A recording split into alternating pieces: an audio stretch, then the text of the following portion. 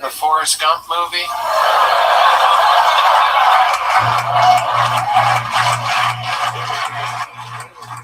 I get a feel like that.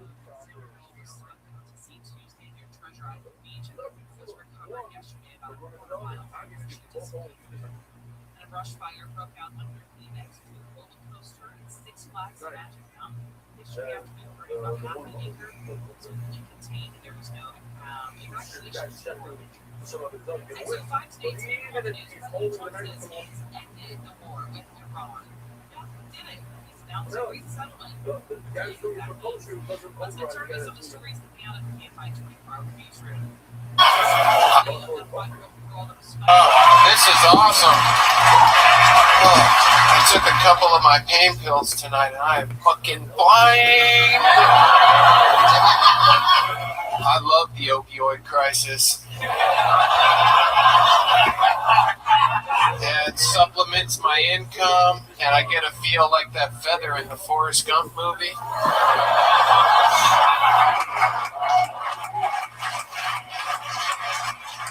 Rather than Lieutenant Dan in the Forrest Gump movie. The only time it's a crisis is when I run out of opioids.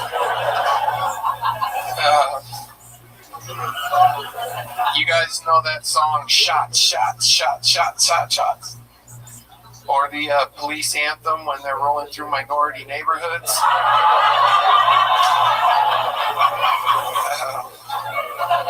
I wasn't expecting to get up here. There we go. Thank you. Tyler Bentley. Hell yeah. Fuck yeah. Welcome. You've been on the show before, right? Yeah, this is the second time. Second time. What, the first time was here? Yep. In the main room? Yep. Were you in a wheelchair then? Yeah. It's like 2 months ago or so. No, this is a recent development. Yeah. It is? No. Okay. Yeah, 2 months ago about. 2 months ago. Yeah. Wow. That was fucking awesome, man. That was very funny, man. Very, very funny. Very great. That was great. How'd your set 2 months ago go? Not.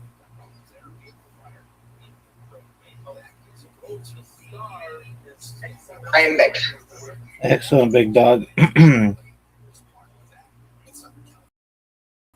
So you're gonna go on?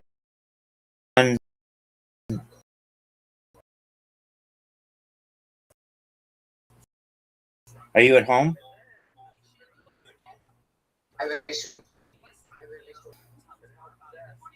No homie for Tony, no. No home for Tony. Okay. And then you're gonna try to get somebody on your podcast today? I am lucky because I have like 6 episodes. I have like pre-record. Oh, okay. So you're gonna publish some? Yeah, I will publish it every single day. Excellent. So you're gonna publish those.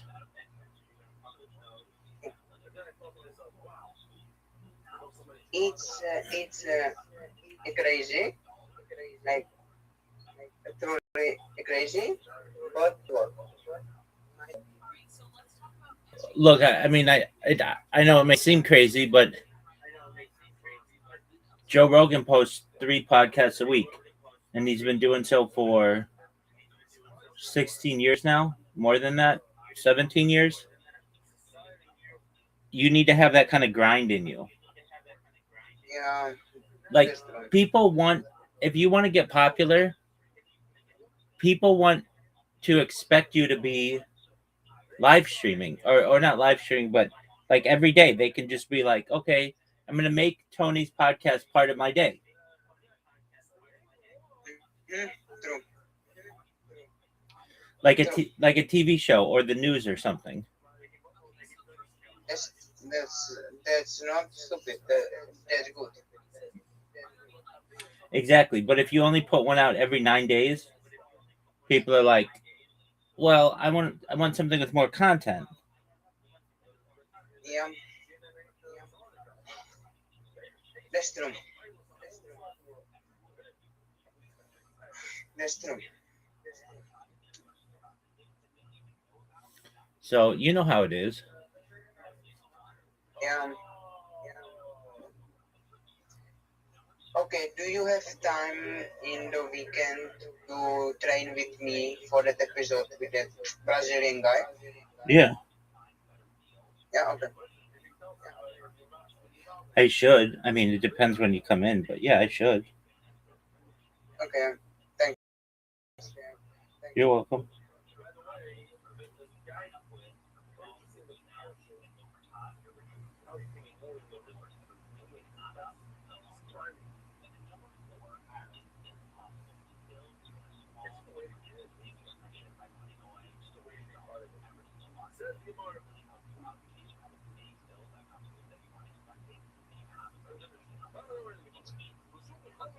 Topics just a little bit. Anthropic CEO says AI needs to guardrails and all agrees. What specific concerns are prompting that call, and is Washington moving fast enough to keep up?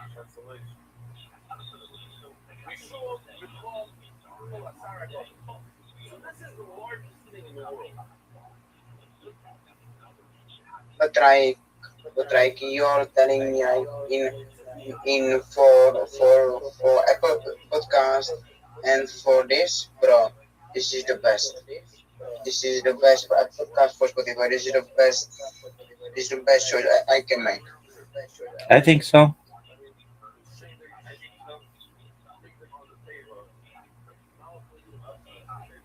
Just tell me when you're going to have that episode online, like for me, and I will going to post it on Twitter or on TikTok. Oh, thank you. I think he said it would be 2 weeks. No, my episode with you. Oh, okay. Yeah, I didn't get a chance to upload that today, but I'll do what I can. I'm gonna try it today. But like definitely I'm going to upload your episode, and like if you want, do you think with me that more that episode was something different, something more thematic, or same? No, I think it was different than the first one.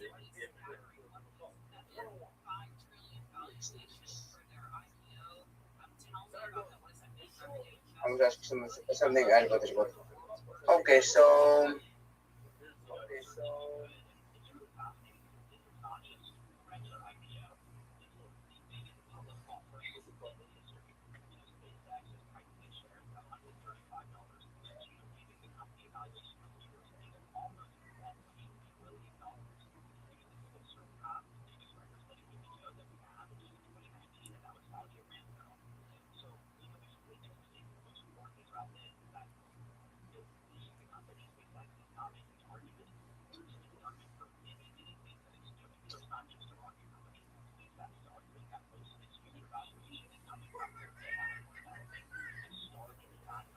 today I will going to record my episode for Resting podcast, so this can be good too. Okay. What's your resting podcast? My new band Mike. Okay, what is that? My Mike I don't know what you're saying. What is that? is like this my podcast about wrestling, about WWE is the name. Oh, wrestling. Yeah, Oh, okay. I didn't hear you before. Okay. Okay, that's cool.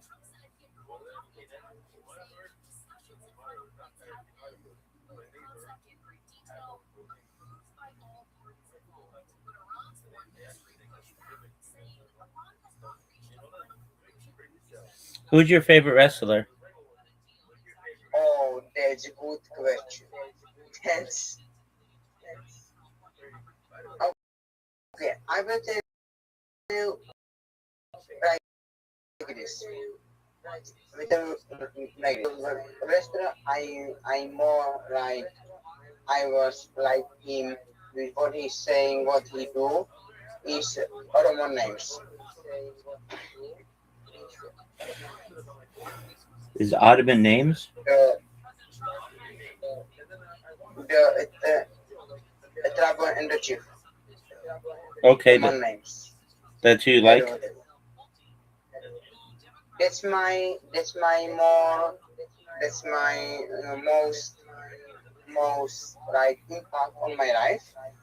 But the best was is John Cena Okay. because John Cena taught me never give up. Most important lesson in life. Okay.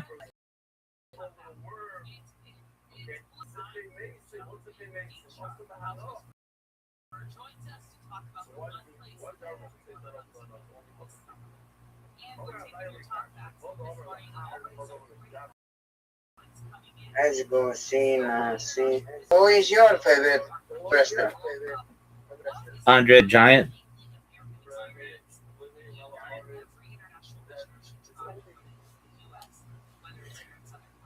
Yeah, but his life is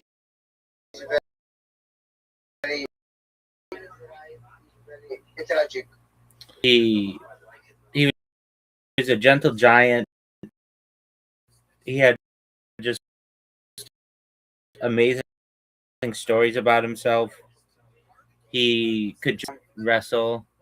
He could lift like 10 girls at once on his shoulders, and um everybody was scared of him, and I think I was scared of him as a child because he just was so kind of ugly looking to me.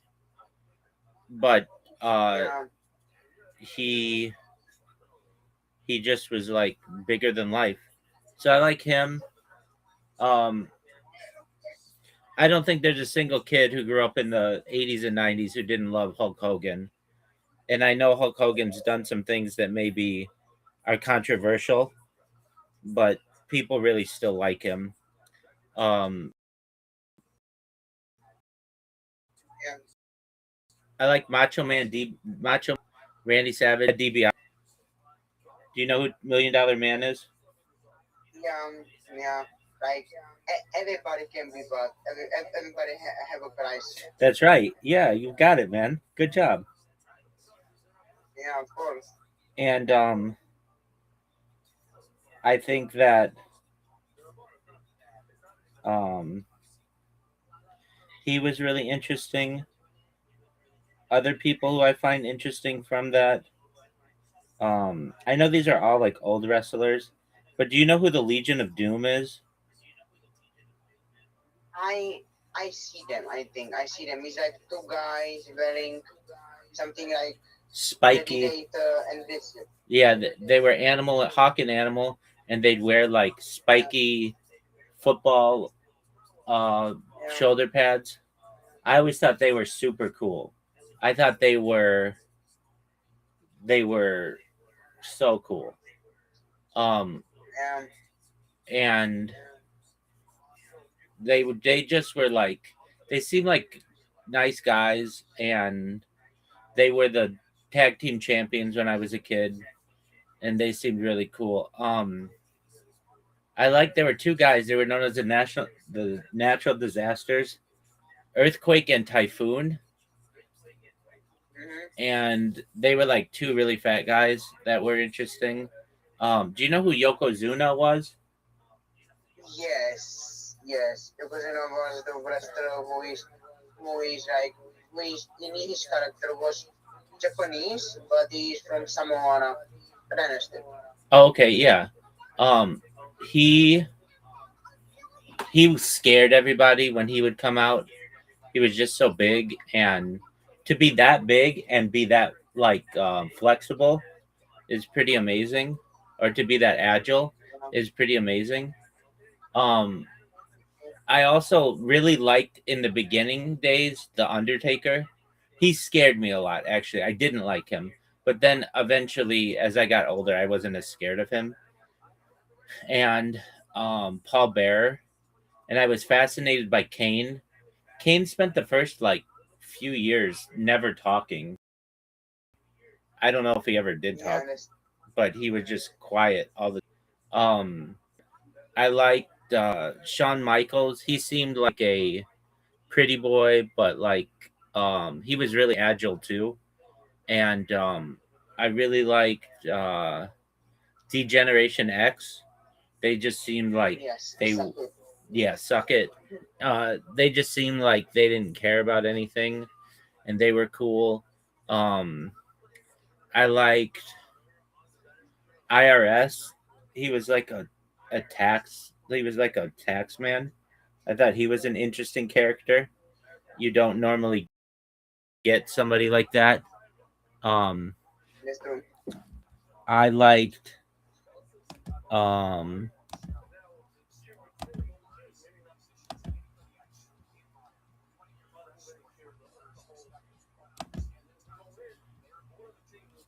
I would say What that is your okay? Sorry, stop. Sorry. sure. I would say that I liked um probably up until like everybody likes Stone Cold Steve Austin, Yeah, and um I was kind of, because everybody liked him, I was kind of like, not that I thought he was a bad guy or anything. It's just like everybody, and so if everybody likes somebody, I almost like want to not like them. That's just how I am. Um, who else did I find to be interesting? Like I like their gimmicks almost more than their wrestling. Doink the Clown. yeah, Did you ever hear about Doink the Clown? yes. Yeah, he was very interesting to me, and I liked him. He's going to be a clown, and he's going to wrestle. And the more of a getup a guy has, the more I like him. Like the more that he sticks to things.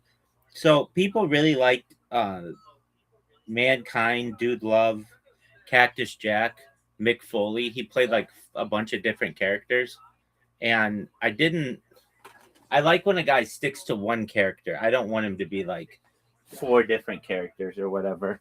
But he would absolutely get obliterated in the ring to the point where he would like really get injured. And there was, I don't know if it was, I think it was Hell in a Cell, where he got thrown through the Yeah, to Hell in a Cell. he got thrown through the cage. Yeah. And like Undertaker was just staring at him from above, and that was a very scary moment. People like Bret the Hitman Hart. Gotta say, I wasn't a huge fan of his, but at times he was better than some guys. There's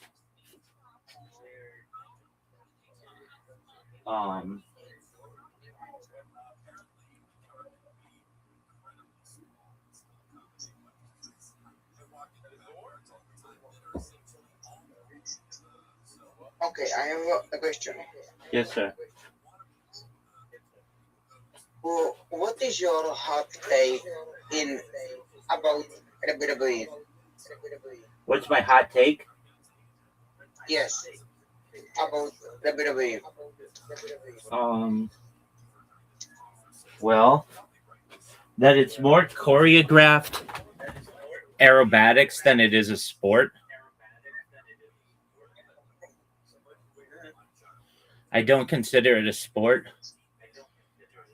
I consider it to be choreographed acrobatics, and I consider the people, the entertainers, to be extremely agile and athletic. And I'm not saying that it's that they don't take bumps, but I find it to be somewhat how do I want to say, like, disconcerting, or um just sad that it's not real, and they play it off like it's real. So they like literally are like lying to children generally who think it's real, and that is, to me, like, that ruins. I don't know. I don't. I get that they're playing it off, but and I get that it's entertainment, but that to me it's just sad. The fact that the guys are all on steroids, basically 99%, if not 100%, of everyone in wrestling is on steroids, and it gives children an unreal um belief that, like, if they take their vitamins and say their prayers, that they're gonna all be that big someday, when that's just not realistic. And then they end up maybe using substances that um could cause them major long-term issues. um Yes. it's just kind of one of those things where um you don't necessarily know how dangerous that kind of stuff can be. But like, even like, when a little boy or a little girl thinks, what is someone who's in shape, what do they look like, they think of a wrestler, and that's not really true. um Another thing that I find interesting, I don't know if this is a hot take, but basically no wrestler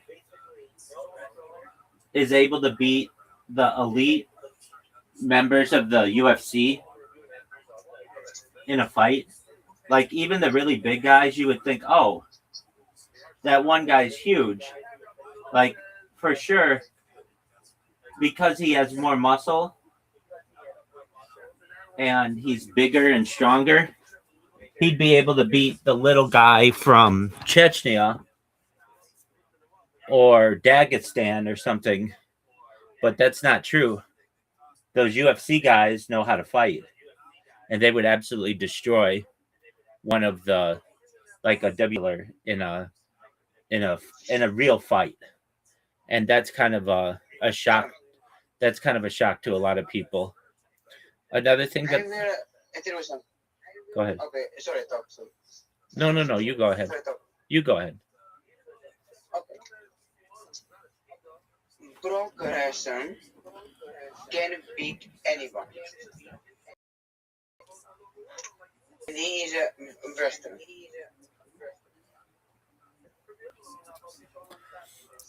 Who? Brock. Oh, Brock Lesnar. The Okay. Beast. Not necessarily. He lost in the UFC.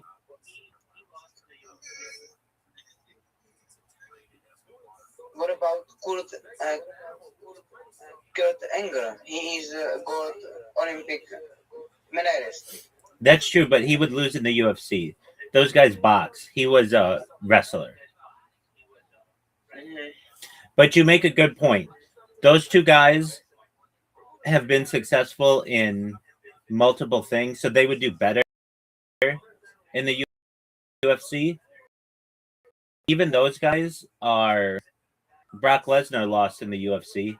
He's not considered the greatest UFC fighter of all time, and Of course not. he is, in my opinion, like, he's very, he has a lot of steroids going through him, and Yeah. like, at a certain point it becomes less who's the best fighter and who's the better test taker. I think they have all through. They are saying Brock Lesnar is the alpha male of our species. That's true. That's true. From a women's standpoint, little girls who watch wrestling, even little boys, unrealistic expectations of a female body.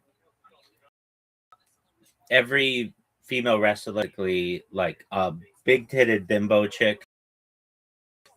Not that they're not athletic and are not beautiful, and not that they're not what they do doesn't have value, but it just at a very early age makes children think that, oh, all women are supposed to look like this, and they don't. Do you know how hot is Charlotte Flair? Or like this? Or like Nikki Bella? Okay. Nikki Bella is hot. Okay. Yeah, they're beautiful women. Yeah. So give me your Mount Rushmore. Oh, I don't WWE. I don't know them that well. Oh, for female wrestlers. Oh, but pro wrestlers, Yes. probably Hulk Hogan is the biggest. Mm-hmm. Second biggest is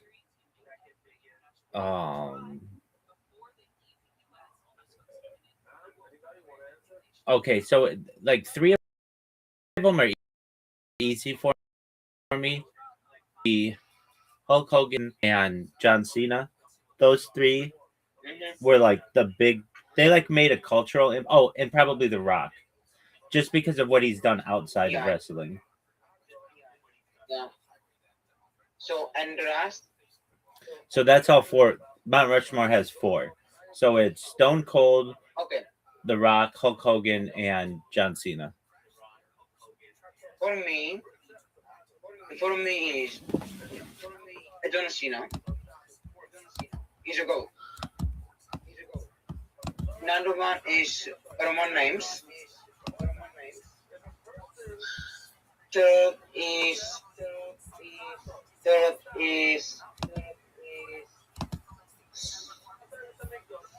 I am going to say Bray Wyatt. Rest in peace.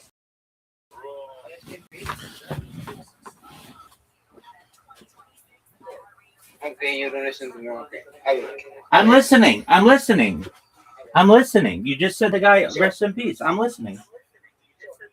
Yeah, the Bray Wyatt, because he was a genius. He was like really genius, like truly. And the 5 and the 4 is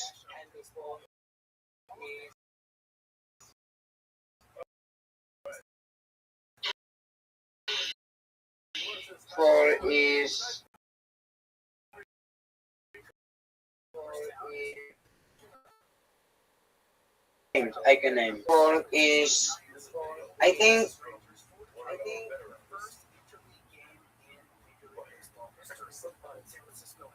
oh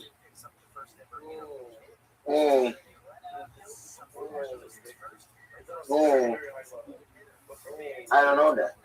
So that's hard. 4 is that I am picking between Undertaker and Stone Cold and Shawn Michaels and The Rock.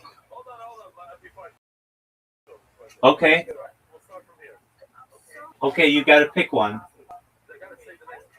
I know.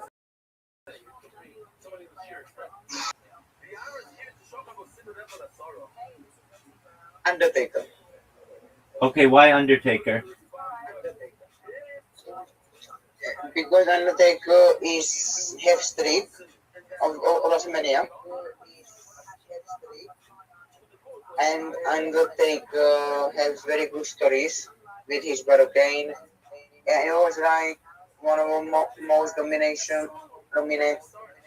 WrestleManias in all time. That's true.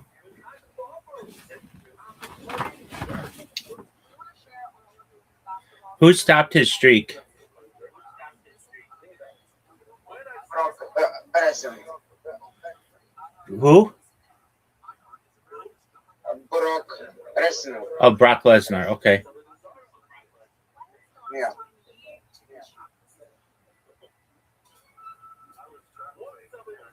Okay. That works. They used to seemingly like. Do you know the Attitude Era? Yes. They were a lot more raw then. They'd have blood. They would use steel chairs. They would like destroy cars and stuff. The women would show like basically their breasts on cable television. Um, Yeah.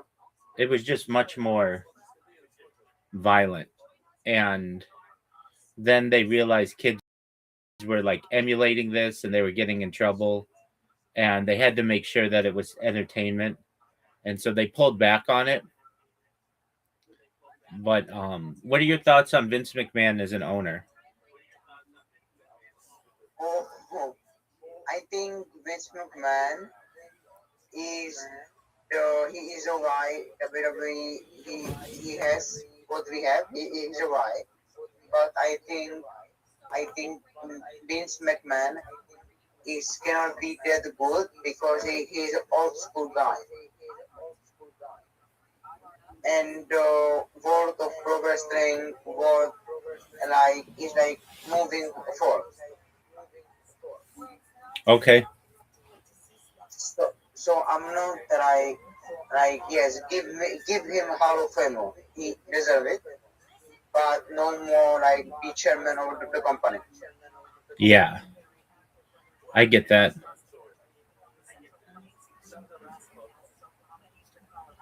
That makes sense to me.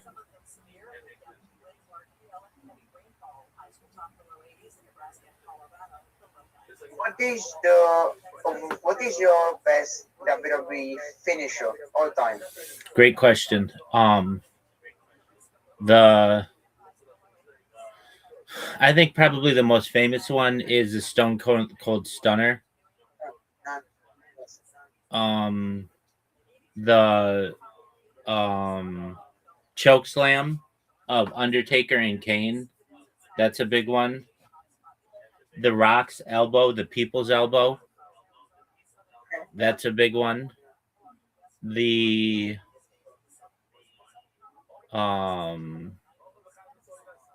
Sweet Chin Music of Shawn Michaels. That's a big one.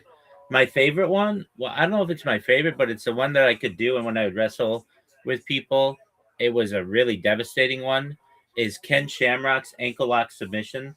Ken Shamrock's one of those guys, too, we could have included in who could fight in the UFC, because he did fight in the UFC. And an ankle lock submission is devastating. Ankle,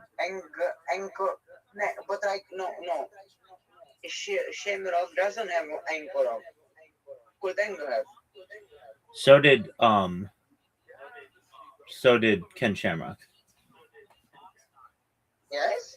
Yeah, I'm gonna look this up, but No, ankle lock have no. He have something else. He have with your arms. Ankle lock is with your ankle. okay. Well, maybe I just learned it from him. I'm looking. Ken Shamrock. He popularized the ankle lock submission as his primary finishing move in both professional wrestling and mixed martial arts. So he's the one who made it popular. Okay, you win. Chris Jericho's Lion Tamer. That was an interesting one. I think Big Show did some kind of choke slam as well. That was big. Let me think of all of them. Bret Hart did something where he sharpshooter. Yeah. Where Okay. I have another question.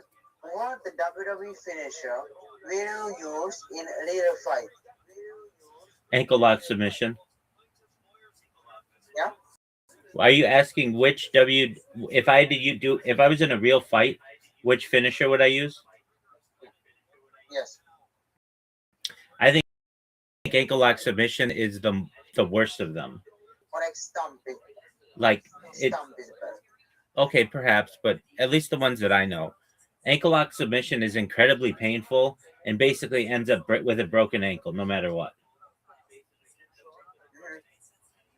Even like the Stone Cold Stunner, you can survive that.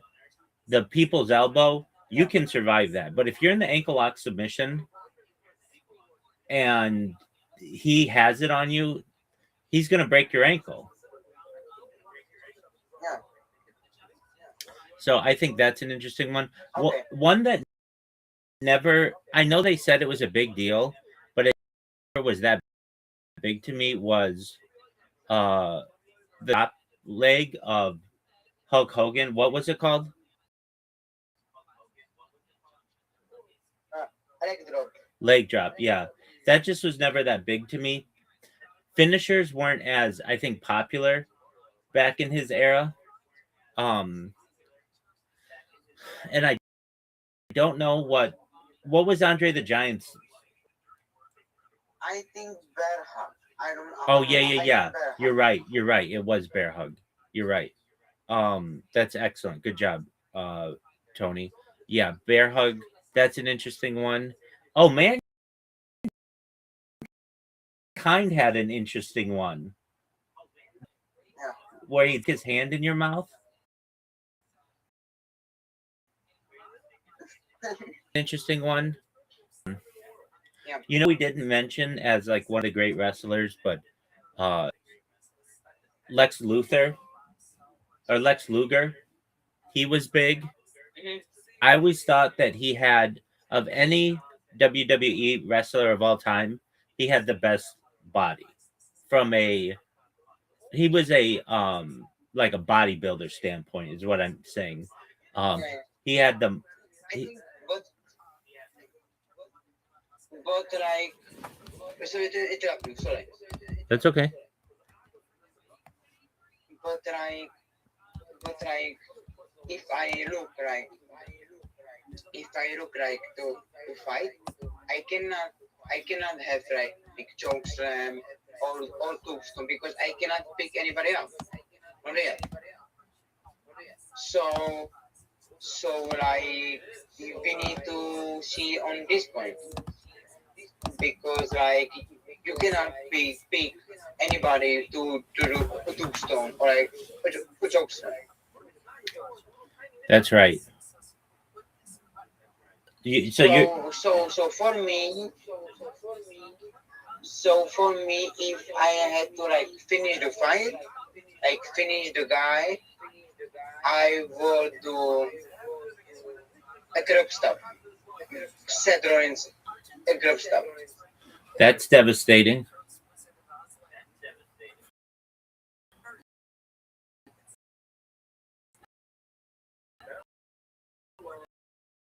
You can kill somebody with his. Yes, you can. Yeah, make a good point that many of the guys' moves, unless you're really, really big and really, really strong, you can't really do them. So curb stomp is something that's realistic that you could do. Or like spear. Yeah, Goldberg's spear was a big one. Yeah, Goldberg spear. If I hit you with a Goldberg spear, you are out. Yeah, You are out. that was a big Or one. like RKO.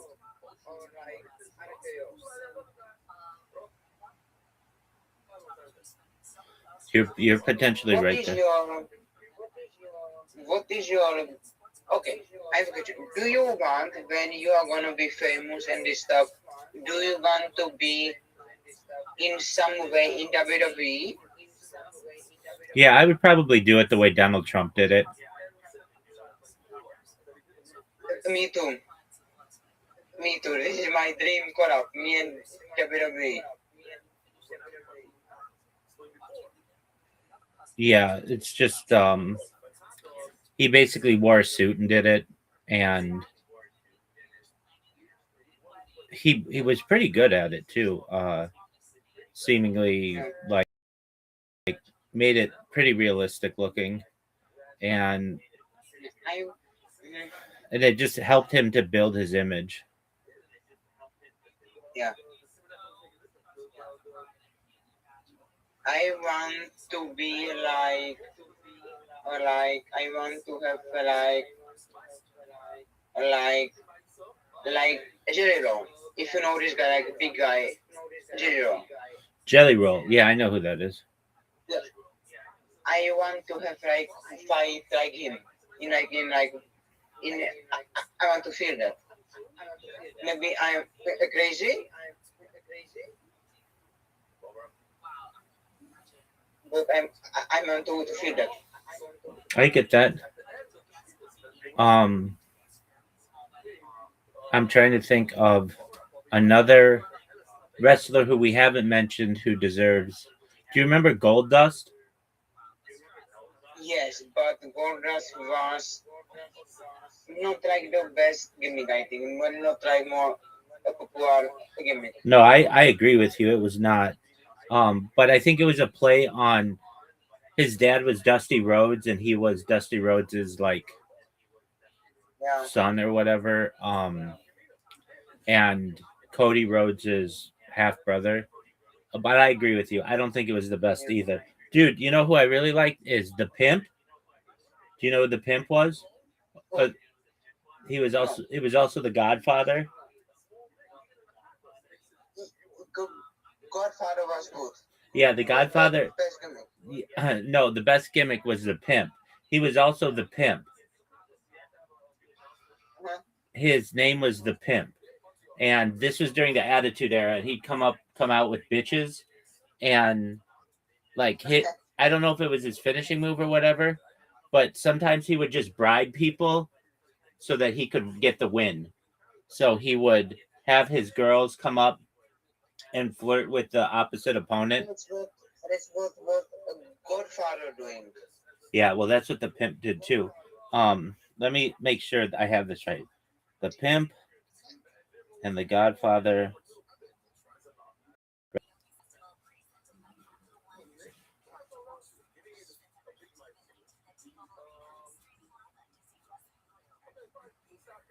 Oh no! He was just the Godfather. He was not the Pimp. So that was Godfather. Yeah, his catchphrase was "Pimpin' ain't easy." That's what it was. He was big time, and I really liked him. I liked his gimmick a lot. And like okay, if we talking about most influential person in WWE history is it's Rhodes' father. Dusty Rhodes. Yeah, There's an argument to be made for that. Because he working with talents with everybody basically. So like at this point, Dusty Rhodes is the most like the most important man. Most like yeah. He is a very big deal. There's an argument to be made that maybe Vince McMahon Sr. because Vince McMahon Sr. bought all of the smaller wrestling companies and made it like a national and international business. He got rid of most of the competition. Or like you can say Paul Heyman, ECW. Yeah, I would say in his own way. Do you know who Ted Turner was? No. So Ted Turner started WCW and gave. Do you know what WCW is? Yes. And yes. so he basically created a competition for WWF or WWE. And at some times, WCW for short periods was bigger than WWF. Yeah. It was Paul Heyman era. potentially. But this was all done. This was all done with Ted Turner's money. Yeah, true. There were small times during the 1990s where WCW was more exciting than WWF. It's like when NWO came out and Goldberg and Diamond Dallas Page, the talent from WWF, including like Razor Ramon or was Scott Hall and X Pac and Diesel and Kevin Nash and Maybe. certainly Hulk Hogan. When basically people were going wherever Hulk Hogan was going. Yeah, that's true. Like, maybe we think different companies because you think Eric Bischoff and I think Paul Heyman. I don't think Eric Bischoff. Eric Bischoff was big, but I think Ted Turner. Yes, but Victor Turner was Eric Bischoff Yes, and this stuff. yes. I am thinking Paul Heyman and his company ECW. Yeah, just ECW never was as big as WCW in my opinion.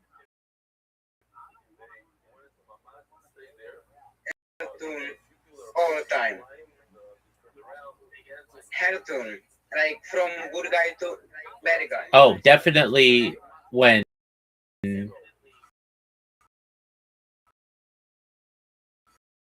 Hulk Hogan went to the W.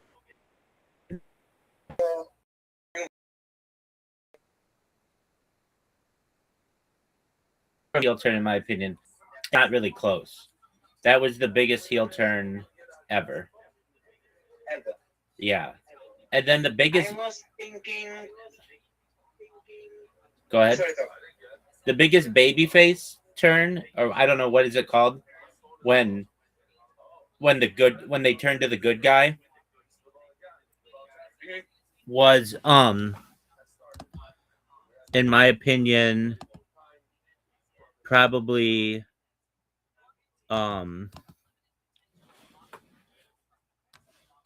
and I could be wrong with this. One of the biggest at least was Undertaker. Undertaker used to be like seen as a very scary guy who everybody feared, and then eventually became kind of a hero. Wouldn't you agree?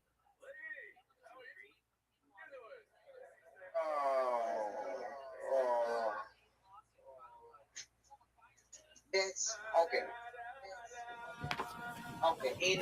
In my health room, I will say Hogan is big, but what about Stone Cold Steve Austin turn here and area and be the devil, Mr. McMahon.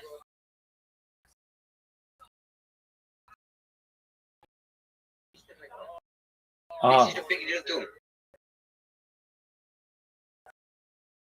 Yeah, but people like that because Man, he turned and beat the Money McMahon.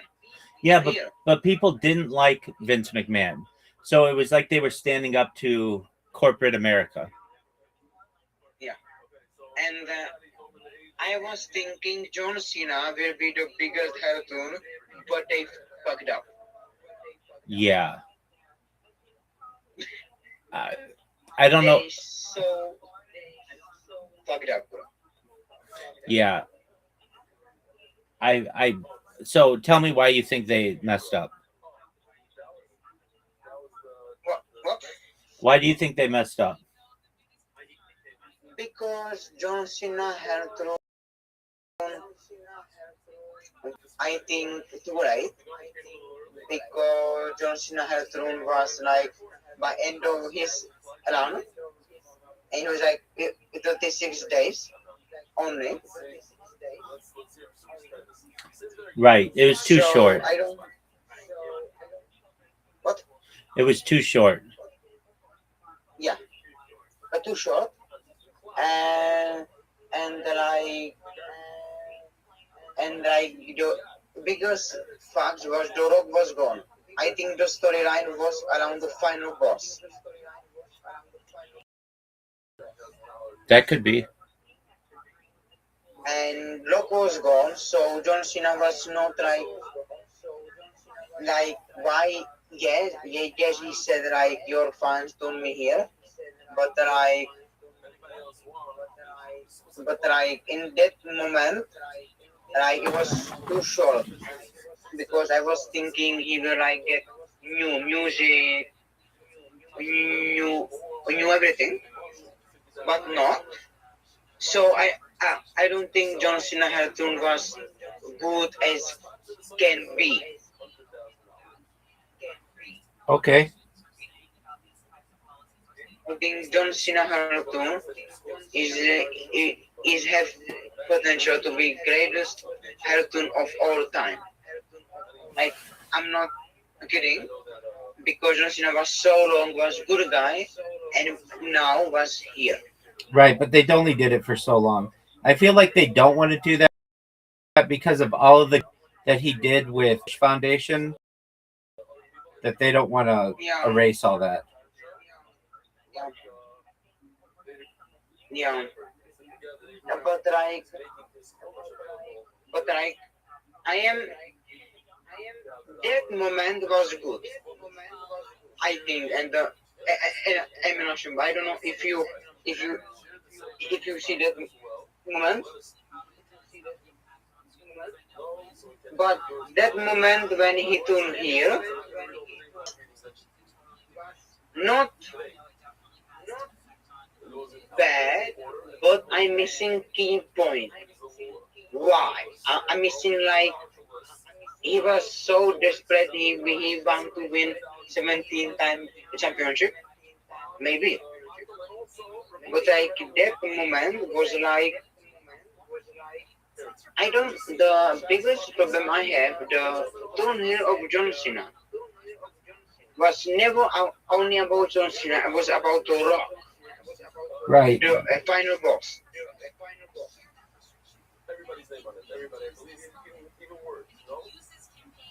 That's what I thinking, and that's why the turn of John Cena is never going to be that big. It should be because basically it's not turn here John Cena. It's the Rock brand. Everybody is going to say final boss did it. Did it.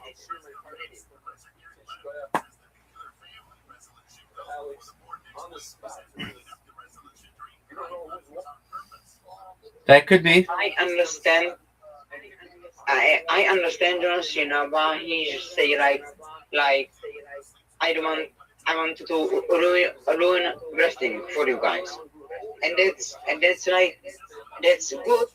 That's like hell motive, but for me and for fans, I think you need to build up. You need to have like more like before that happen. You need to have more like some moments. I know in Eminent Chamber, I know he had some hair moments. I know he said the best of the business is when I enter Eminent Chamber without any matches. It was here too. But one problem with John, we like him so much. So when he said I don't need to do this, we said yes. You don't need to. That could be.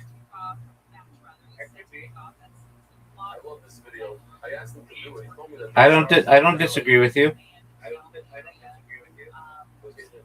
What is your opinion about John Cena Hamilton?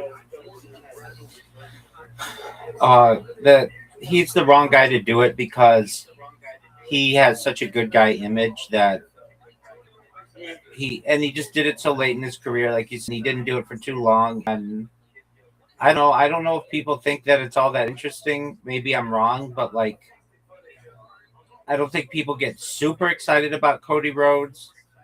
The Undertaker's retired. No, The Rock does movies. It's kind of a lull. It's not. It's certainly not what it was in the golden era, and it was not what it is in the Attitude era, and it's not what it is in the post Attitude era. So they need something. should They need something more. should John Cena tap out of his last match? Did you see his last match? No, I don't watch it. No? Yeah. I mean, it kind of goes against his never give up attitude. Yeah, that's true. I understand that when you have a last match, you need to like bring new superstar. Like I understand that, but why not just beat him? Why he need to tap out? Why is so important to John Cena tap out for Gunter? I get what you're saying. I don't know. This I don't understand why. You can just beat him. You can do. But that's like the biggest. That's I don't know, bro. Like, for me, he should retire like never. He should not win. I am like very negative about this, but give up. Yeah. I'm overall pretty disappointed with Triple H and Stephanie McMahon and how they run the company. It's much more corporate now and doesn't to me have the same kind of flamboyance like it once did. Like to me, what they're missing is characters with props and like they had a clown, they had a gold guy, they had the Godfather, they had they had like a witch doctor, they had like the All American, they had the Giant, they had the Undertaker, they had the Undertaker's brother, they had like a gang with the G Generation X, they had like high flying guys. They had Rey Mysterio Jr. Like a bunch of they had a millionaire. They had like a tag team, like different tag teams. They all had like a thing, like to get people's attention. And today it's just like really athletic guys, and that's it. But they don't have like a thing. Like Cody Rhodes, what's his thing? He's the son of a WWE legend. That's it. And he walks around like wearing like an outfit, but he's not like a king. Like they even had a king back in the day, Jerry the King Lawler. Like, you know what I mean? They had something. They had the boss. They had the big boss man who was a police officer. They had like something, whatever the career choice was that a kid could be. They had that, but for a wrestler, and they've lost that. And to me, that loses a lot of the uniqueness that is wrestling. I understand your point, but a problem is not the page. A problem is TKO. Why is TKO the problem? Because TKO own WWE. Yeah, I agree with you. But I don't understand.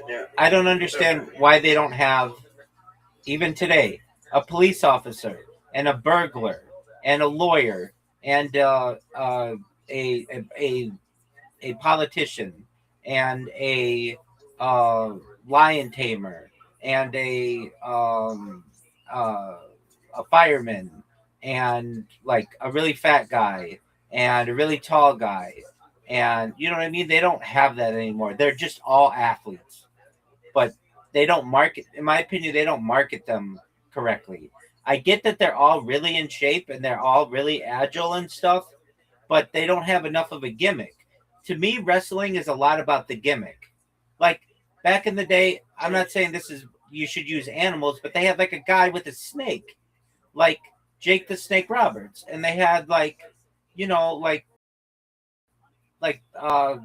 Macho Man Randy Savage with the really like flamboyant outfit and stuff. And they don't have that.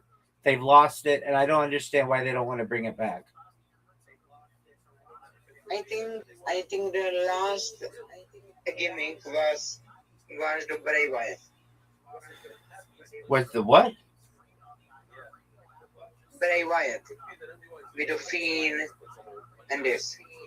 Okay. So they don't even do it anymore. No, they have like Finn Balor Demon for Finn Balor Demon, but they are not right now. And the Undertaker was think the Undertaker was a gimmick Yeah. too, and perhaps one of the best gimmicks of all time. yeah.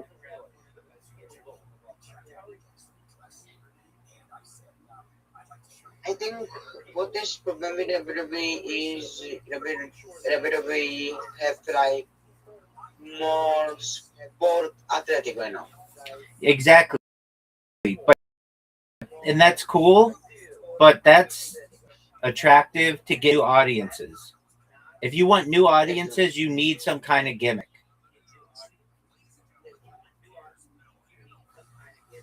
Like if they made Cody Rhodes into he thinks he's a king, his like ego inflates to the point where he calls himself like King Rhodes or something like that. And then you know, like the female wrestlers, they make themselves into thinking that they're like a princess, or like they're really, really confident and everything, or like maybe one of them thinks that she's like a tiger or a cat or something. And so that they're like superheroes basically. Like that's what they should do instead.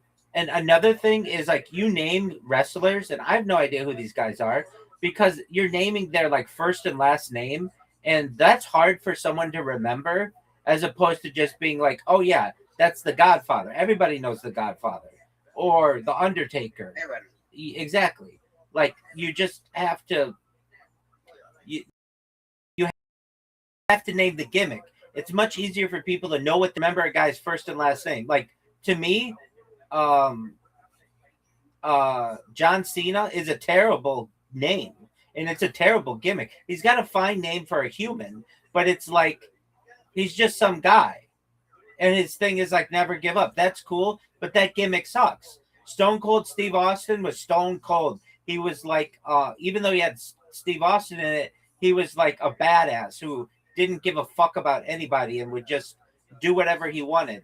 That was his thing. It's just like even The Rock had like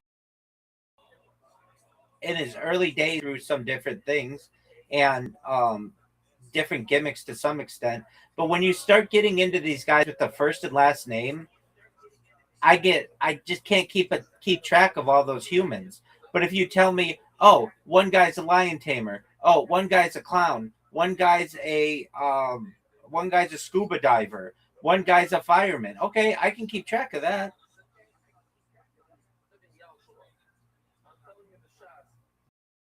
For me, yeah, like I understand, but in this era, the anime, you cannot protect your gimmick anymore. Yeah, social media and everything. What Undertaker did so good is so good, protective. Is that man a character?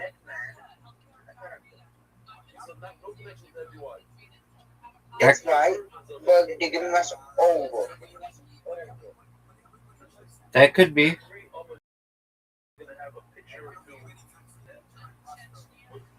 And another thing is, like,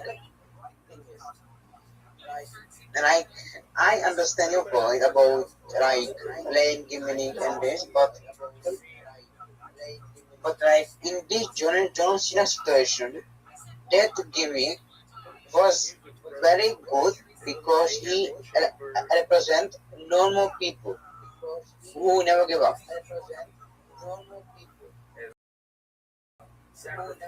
I get that. Then give him a nickname. Then give him the nickname Never Give Up Cena or something like that. Yeah. Like if that's what he's known for. True. True. When you okay, it's like in this world, I mean, it's so hard to make secret gimmick like Undertaker.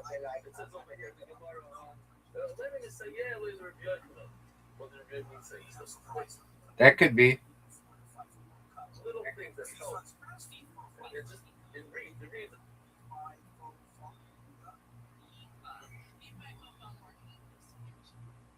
Do you think should somebody break John Cena 17 times world champion?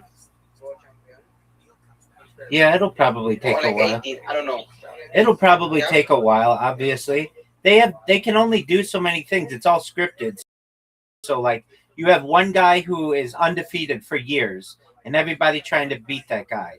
Then you have a guy like John Cena who wins and loses a lot, but then becomes like world champion a bunch of times. Then you have a period of time where you rotate the title. And you basically go through that cycle, and that's the wrestling world. Yeah. So like, what do you think will be the next phase of WWE? I don't know, and I'm not the right person to ask that question because I don't really follow it that closely now. So, and they don't run it the way that I think they should. That Yeah. I don't know. Okay. Give me goals in different areas. So give me goals of 90s. Uh, well, it's hard to do. It's basically 80s and 90s is Hulk Hogan. Late 90s to early 2000s is Stone Cold Steve Austin. Mid 2000s to 2015 is The Rock, and 2015 to now is John Cena. Some people say Cody Rhodes. John Cena is bigger than Cody Rhodes. Mhm. Cody Rhodes might be the next one. Yeah. Okay. What do you think about? Okay. Okay. Wrestling we are done for now. Okay. UFC. What about it? What do you think about that card of the Oh. White House? I think it'll be interesting. There are 7 matches, none of which is like overly super attractive, but I'll watch it. I want to see what's going on. I was hoping John Jones will fight or Same, Conor same here. McGregor. Same here, but they didn't want to pay them. This Same here what they're worth.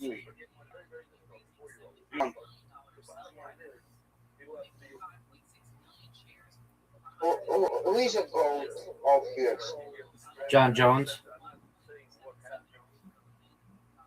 And if Alex Pereira win that belt, it will be first time ever who win 3 belts in different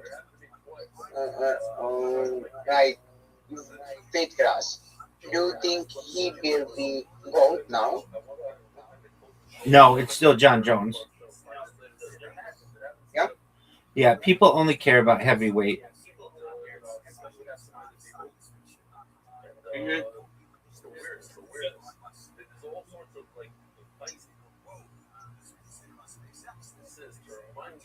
Okay, okay. Who In is the the goat on football? Best all time. Tom Brady. I think Europe, Europe football. Oh, soccer. Um, Probably. The football. Okay, whatever. Um, Probably Pele. Pele, interesting. I think Pele is more like a grandfather of football. Okay, And I think the best all time that's Messi or Ronaldo. I don't know. they're just the best of their generation.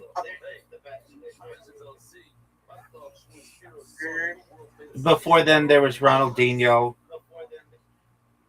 and Ronaldo, the great Brazilian players.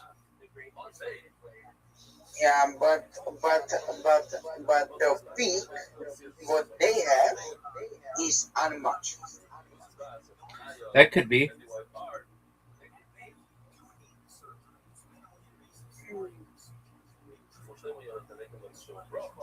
Jesus Christ, Okay, well, go do what you need to do and go get some people on your pod, okay? okay. All right, big dog. You take care, Tony. Yeah, it was nice talk. Nice talking to you as well. Tell me how your podcast goes, okay? Yeah, okay. Thank you, sir. Okay, and tomorrow or even today, we were going to try that AI. Okay. Absolutely. It's not AI, it's just Google Translate. Okay, it's not, yeah. So I will going to text you and talk to you soon. You're Bye. not gonna text me. You're just gonna come in here. Okay, come here and say hello and yeah. Okay. Excellent. So see you soon. Bye. Bye.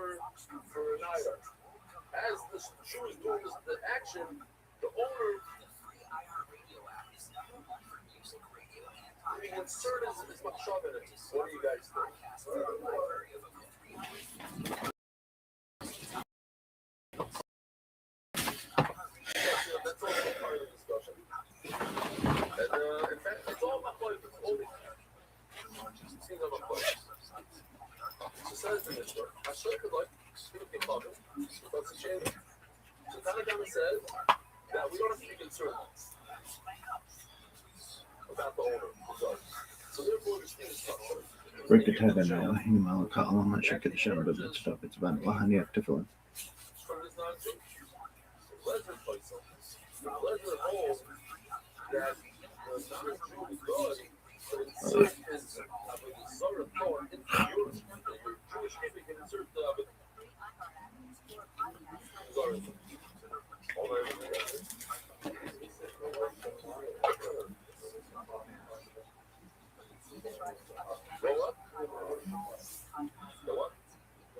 Rikatagana, Himalaka, Alama, Shakishan, but let's stop. It's about Alama, Spotify.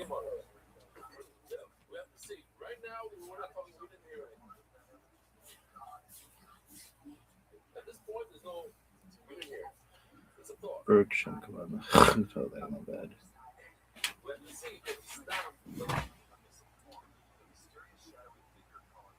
Shema Israel, Adonai, Elohim, Adonai, Berkshire, so that's not bad.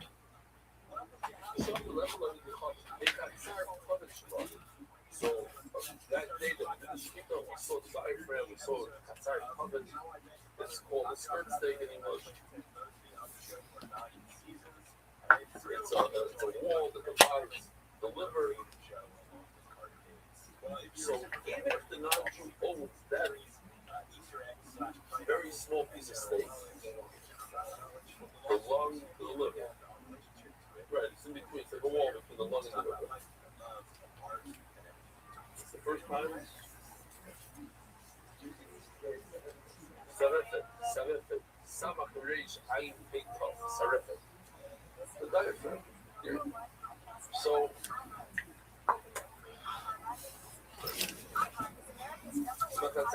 even if he owns that little diaphragm, Sula, he's a owner. He has a partnership with this animal, a small partnership. He has the ability to ruin it. Why? Just stop. Hashem said it's coming like a bizarre because the norm of a guy of some of the Ireland is always having this art.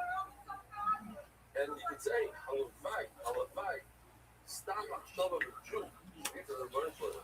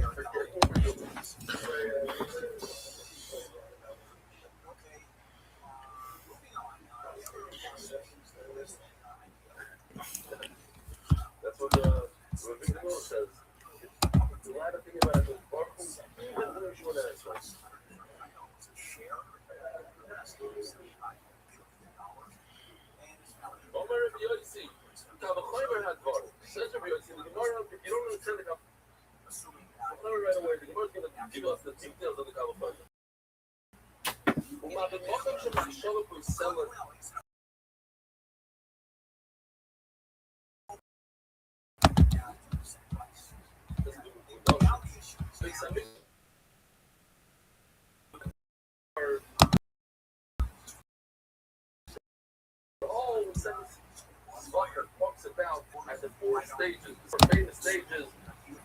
Yeah, I'll just throw it on the screen for the movie. Shkita, forget the bottom one, the first part of the Shkita, Kabbalah, Relachah, and Shrika. During those 4 processes of shechting and receiving the blood and bringing it into the Mizbech, and then doing the Shrika, throwing the blood on the Mizbech, which is the most important one. So federal funding for lockstock has been suspended. Throughout the whole process, you can think thoughts that destroy the carbon. literally that if you in the carburetor, you get yeast. So that. False statements. So story thinking with your thought of applies. They not called toilet alcohol. Only the clear has the right to have a thought. Not the owner. The owner has no right. Welcome to Russia. We sell those. To prevent conflicts of interest.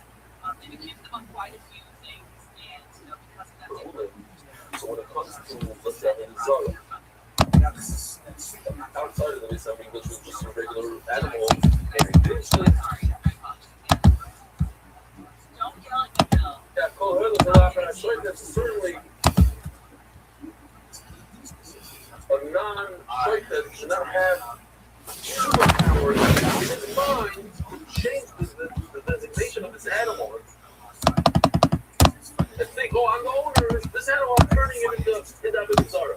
In the Miss English, you can't do that if you're the owner. And in the Miss English, that's where the whole thing originated, the whole idea of ruining the cargo is in the Miss English owner. You don't have any power with the animal. So certainly, yeah, the Miss English should go and tax or to make it inside of the sun. Let's think about this. I didn't know it. Let me just show you the show. Let me come here. Small video.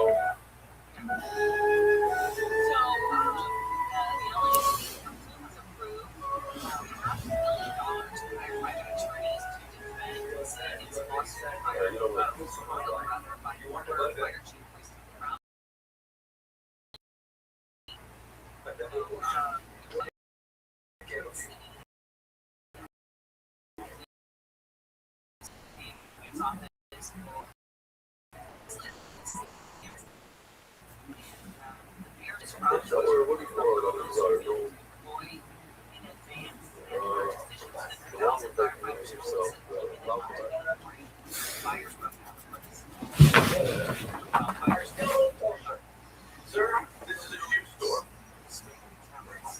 Excuse me. I have a column. Oh, you're in luck. I'm a certified showman. Already on it.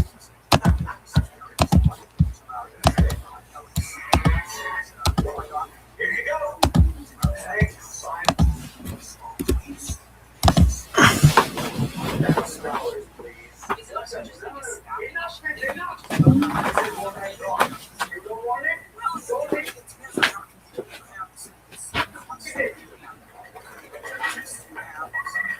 What am I supposed to do with all this meat? Is it even kosher? Yes, but it's not outside Chelsea. And is the $100,000 a container? Like, is that you have to pay for?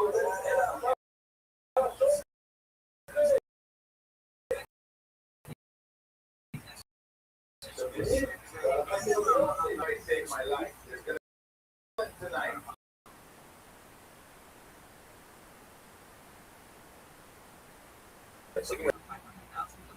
All thanks to you.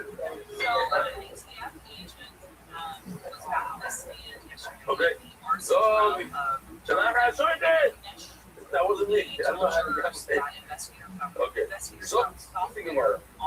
So, I think I know it. The right in the Mishnah, the Kama, the Lezer, it's called the Eliezer Reviews. What's my point?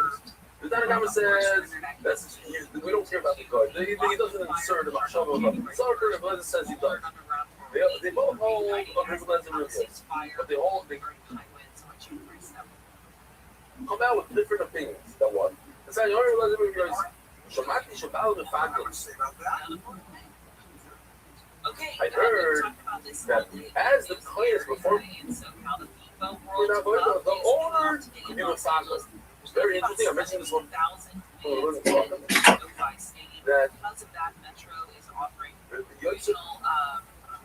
transit options for you. Engel, he had a very, very strong passion. He said, how's it possible that the owner of the taco, that it comes out that there's no halacha of Slicha. A Slicha will never blow up. Why? She has to bring a mincha. So as she's bringing the mincha, so she, in her mind, she's going to think that she's going to eat the mincha. That, you know, it's going to be, they're going to choose, they're going to be macking the mincha in 3 days.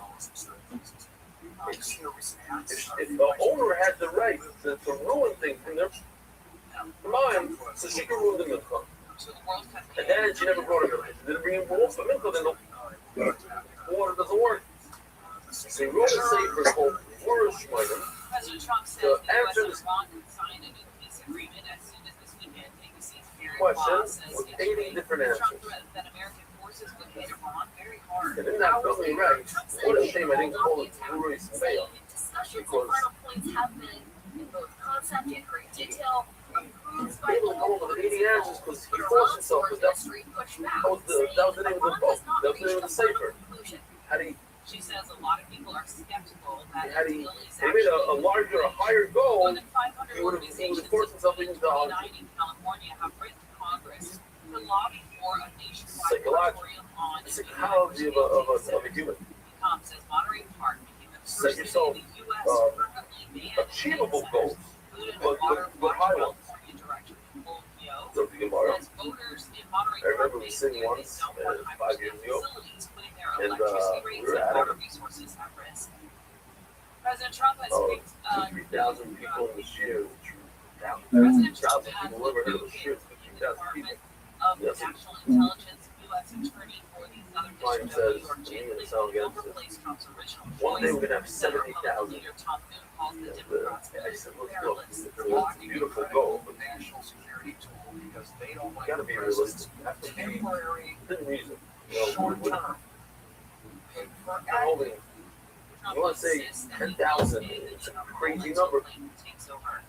Metro officials say a team will be deployed throughout LA County during the It's World realistic. Cup. 70,000. What are you talking? 70,000. Their regular And, office now assignments we're during the tournament to supplement bus operators. very close. We're very close. Take a trip by Personnel hopefully by and the other finish line. So frontline staff. The workers will be Yeah, we're like at 50 now. Unbelievable. Unbelievable. What? Fan zones, We're at 60 though. Metro also plans Based to on deploy Yeah, specially trained operators Yeah, we assigned had to crazy, enhance so bus crazy service enough. That is very SoFi Stadium with more than 15 stations and hard to. locations in LA and Sorry. Orange County. Denver Mark, 60. KOIU. We are going to You check know? on the five. But 37 plus 20 is 50. Oh, what are they about, Oh, 57. Wow. Huh? Yeah, no, that's not it. That was 170. Where no, it's 48. That would have to go. I said 400,000. If everybody brings 2 people, and the next people we use 1,000. Okay, something is. I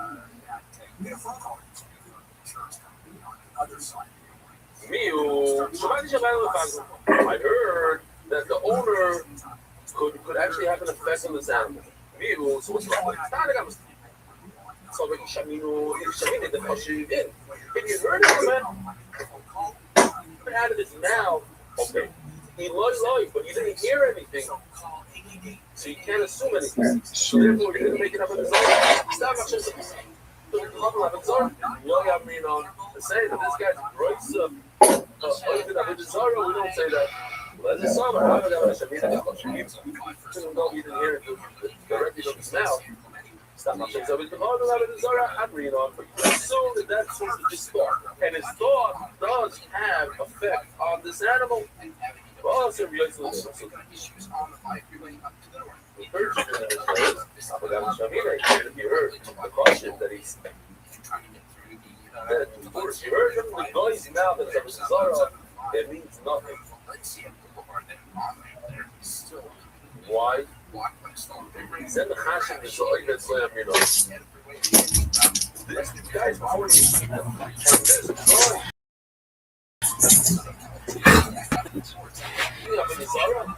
No fucking way. How you living, pimp?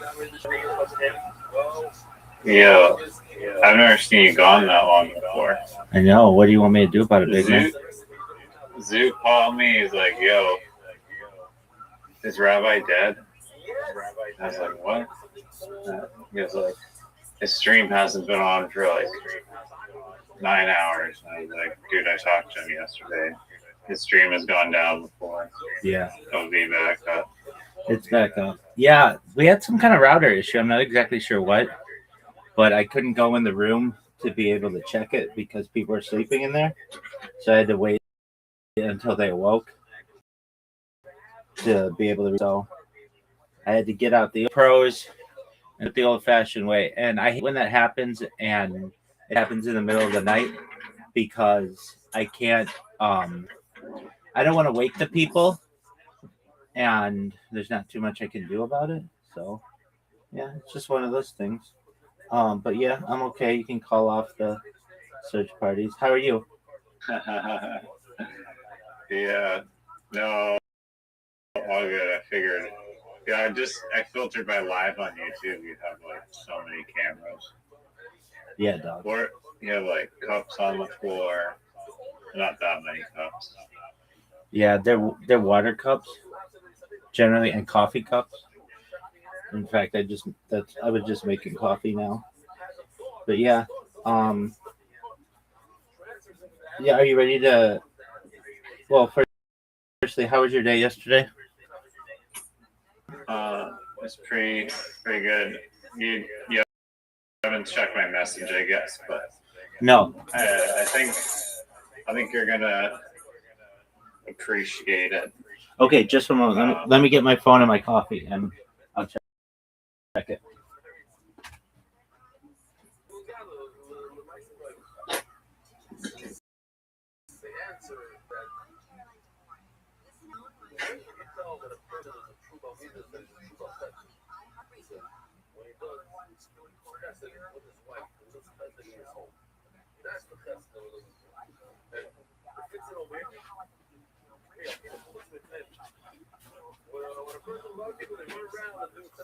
All right, I'm going to look up your.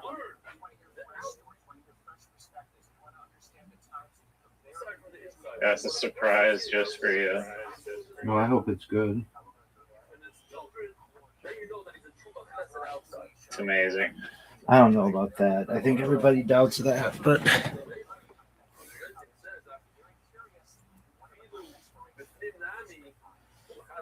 It's one of the greatest gifts I've ever gifted someone, even though it's a mutual gift.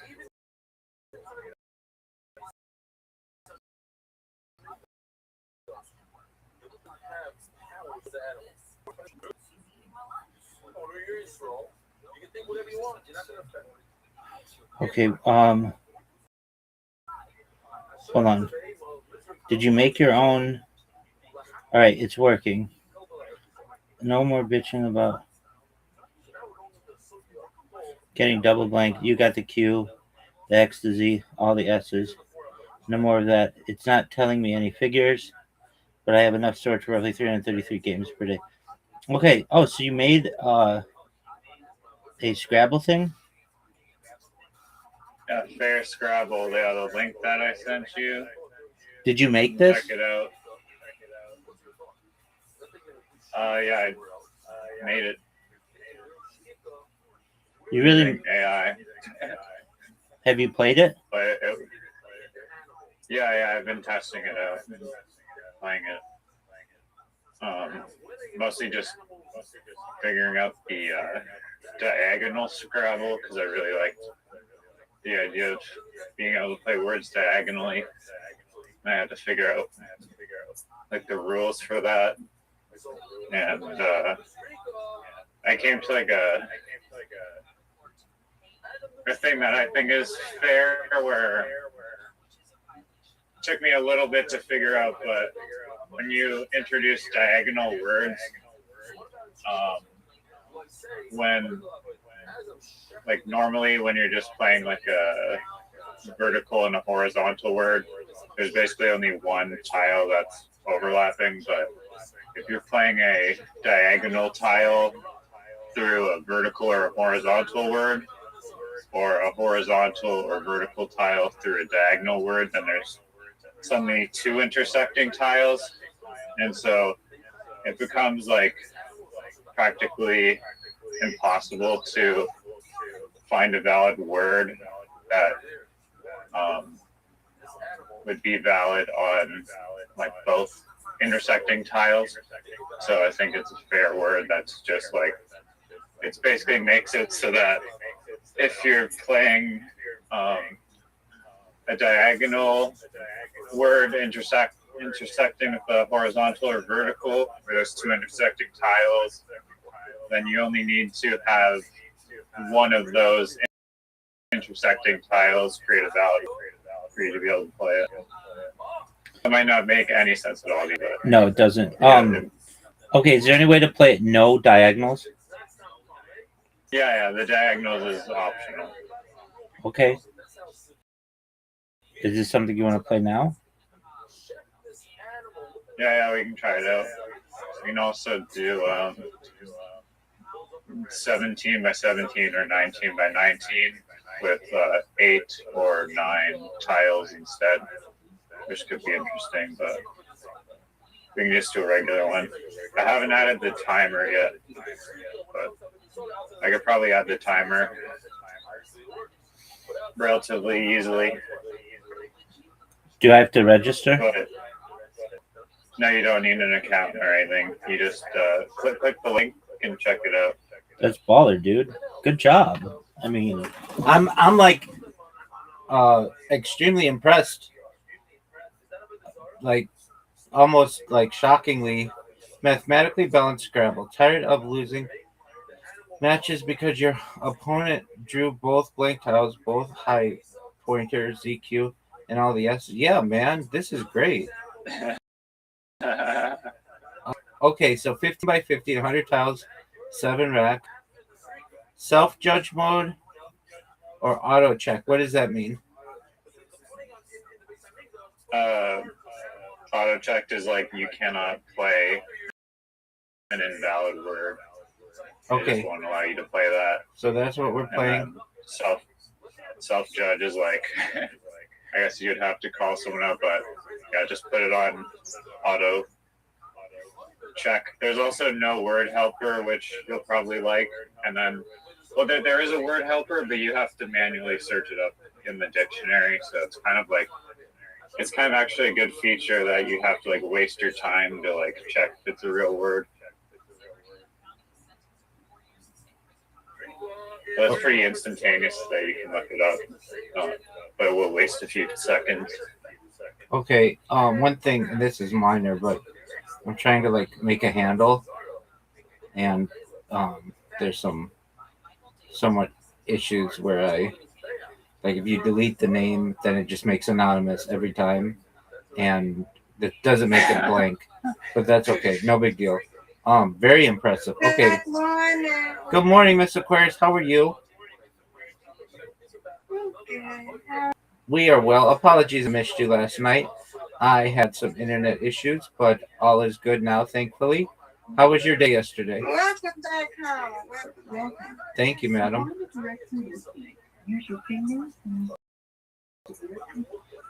So, Riser, how do I send you It an... was lonely here without you. Oh, I imagine. Just give me a minute. I'm headed inside. Good morning, Mrs. Aquarius. Good morning, Riser. Mr. Aquarius, what's on your agenda for today? I'm cleaning up. I'm finna call Cash App because I got a message, but I don't know if it was a spam or not.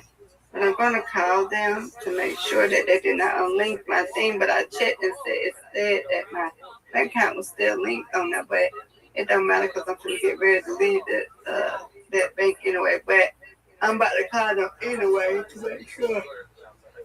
That was some false text messages I got last night. Okay.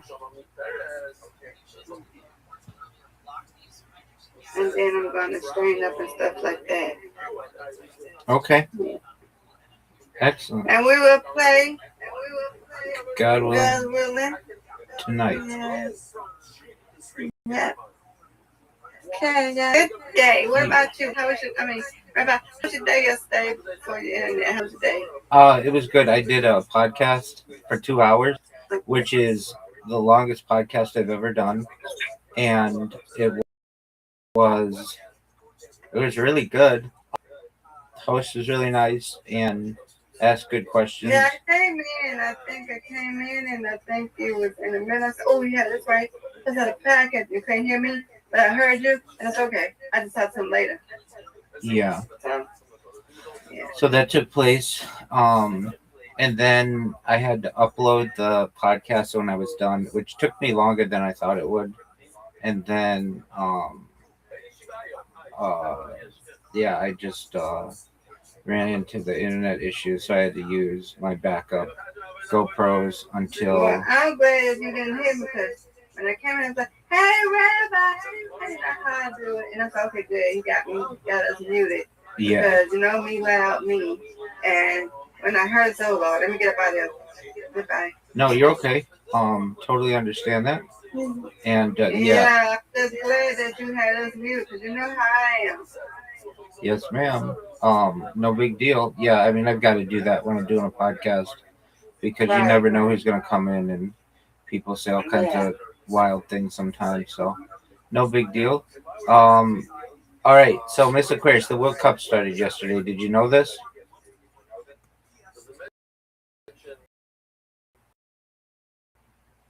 You told me that, but I thought you said. Started yesterday, but America plays today. I said the word, it was a free game. It said the World Cup was next week. I don't know what the word, I don't know. You're telling me the truth though, because you know about it. You are into the sports and all. So it's what was yesterday? Yeah, so 4 teams played yesterday. Mexico beat South Africa 2-0. And South Korea beat Czech Republic 2-1, I believe. And then today, the U.S. plays at, I think, 6 my time, 9 your time, something like that. And 6 p.m., I should say. And so, your time, right? I should say 6 p.m. my time, 9 p.m. your time, I think. And yeah, they play Paraguay. So that'll be interesting to see how they do. Who? They play what? Paraguay. Paraguay? Paraguay. It's a country in South America. Oh, Paraguay. No, Paraguay. Paraguay. Paraguay. Oh, I'm messing it up. I'm sorry. That's okay. So then the World Cup has started, and it will go for the next month or so. And it's a big deal. It only happens once every 4 years, and it's in North America for the first time since like 1992 or something like that. And then on top of that, there's UFC 250 at the White House on Sunday, which is the biggest mixed martial arts event ever. So that'll be a big deal too. So there's a lot of sports this weekend. Man, you keep me updated and look at all this stuff, but you keep me updated because if Grandpa was here, I would turn it on for him. So Absolutely. You just keep me updated and just watch the World Cup and stuff and pretend to watch the football and everything for Papa for me, okay? You gotta go. Yes, it is for Papa now. I know we're doing it for you too, but I'm just saying. I know you. I know. No worries at all. Yeah, and I don't watch all the games because I kind of find soccer to be boring, but especially in the early rounds. But then as it gets more and more, I'll watch them or I'll do my best to. The thing that got me really into the World Cup was the Women's World Cup. I got really into the Women's World Cup 4 years ago. And it was in the middle of the night and nobody watched it because it was in like Australia and New Zealand. And I don't like women's soccer, and I don't particularly find the athletes to be extremely they're pretty ladies, but they're not they're not like all made up or anything. But I just got really into it. I don't know why. It was just like I felt like nobody was watching it, so I was just and my hours were reversed at the time. So it was like on when I was awake, and I got really into it. I watched. Can you do me a favor? Yeah, what's up? Can you go to Down Detector and see if there? Wait a minute, it might not be.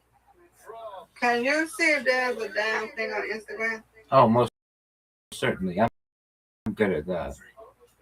I'm trying to do the thing, and this is acting stupid. You keep saying sending. Yeah, Instagram does look like they have something. But one moment, and I'll confirm that for you.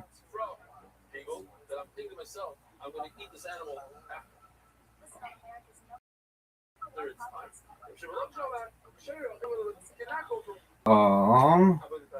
Weird. Down Detector's not even showing. It shows it on the front page like something's wrong, but then when I click it, it says page not found. I don't know why it's saying that.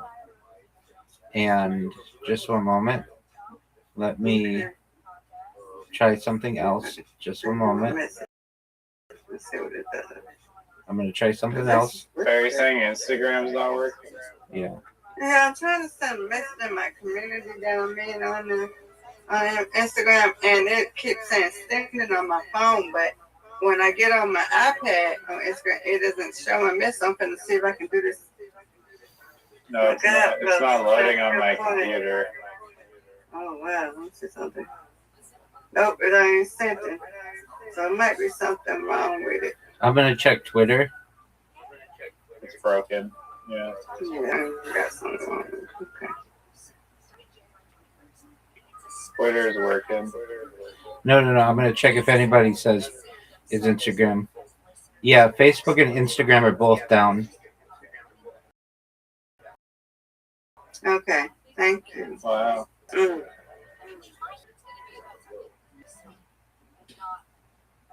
That's cool. I wonder what. That's not cool. That is not cool. I mean, it's cool as like an event that's happening, not if you have to 10 people message urgently. Oh yeah, I be trying to send a message every morning. I say good morning. I be like the person say good morning to everybody, and they love it because it makes their day and stuff like that. I've never seen Instagram or Facebook go down.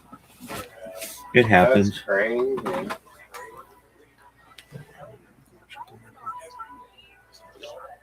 I mean, it's kind of a good thing that people take a break from social media for like one day. Yeah, but that is It'd be weird. cool if they're just like, yeah, we're shutting it down. It's forever closed. No more Instagram. Yeah. So, Rabbi, you said that the woman's World Cup. Go back to the story. Okay. Yeah. Catch up. Well, so because Women's World Cup. like 4 years ago, my hours were reversed for like that whole summer, and I was up during the night, and the Women's World Cup was being played in Australia and New Zealand, and so it was on, and I felt like, well, I'm going to really get into this because it's an event, and I'm like archiving the world's history, and so this will be a cool thing. And I got really into it. I watched a lot of Women's World Soccer. I got really behind Sweden, even though I have no real connection to Sweden. And so then this year, with the Men's World Cup, I was like, okay, I'm gonna do my best to follow it. Maybe I can't watch all the games because they're kind of boring, but I'm at least gonna follow who does what and the results. So yesterday, Mexico beat South Africa 2-0, and South Korea beat Czech Republic 2-1. And then the United States plays today, and Canada's in it, and Australia's in it, and that's interesting. Okay, Riser, how do I send you a link to this game? Just setting up the timer right now, but it'll be ready in a minute. You literally just create a code, and I can just join from the code. All right, you lovely people. Y'all have a wonderful day. I got to handle my business, and I will be back later. Yes, ma'am. Okay, Have a sounds good good. day. Excellent. All right, Riser. Bye. Bye-bye. Bye. Riser, I'm going to get some water. And then I'm going to tell you about how my podcast went yesterday. So it's a simple trick. Let's say it goes both ways. I only spoke about the schmuck. Das ist eine bisschen anecdote. But he covered the other admits over there is the other man somewhat. That you learn, you go from sorry, you learn the schmuck from people. Alcohol, and learn their sugar market. Well, when it comes down to the Zara, maybe the bit too sluggish, that's not a problem.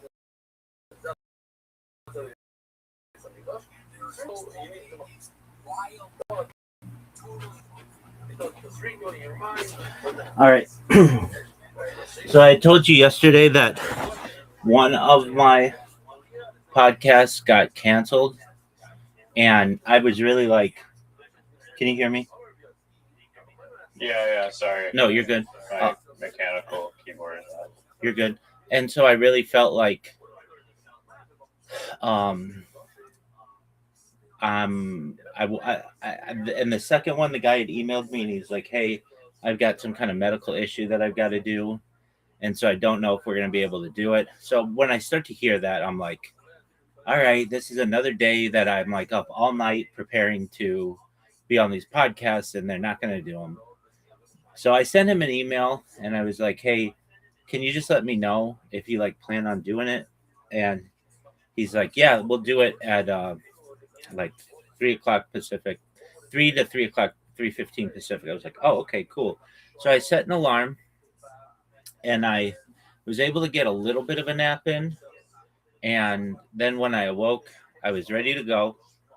And I was able to meet the guy, and he's really nice.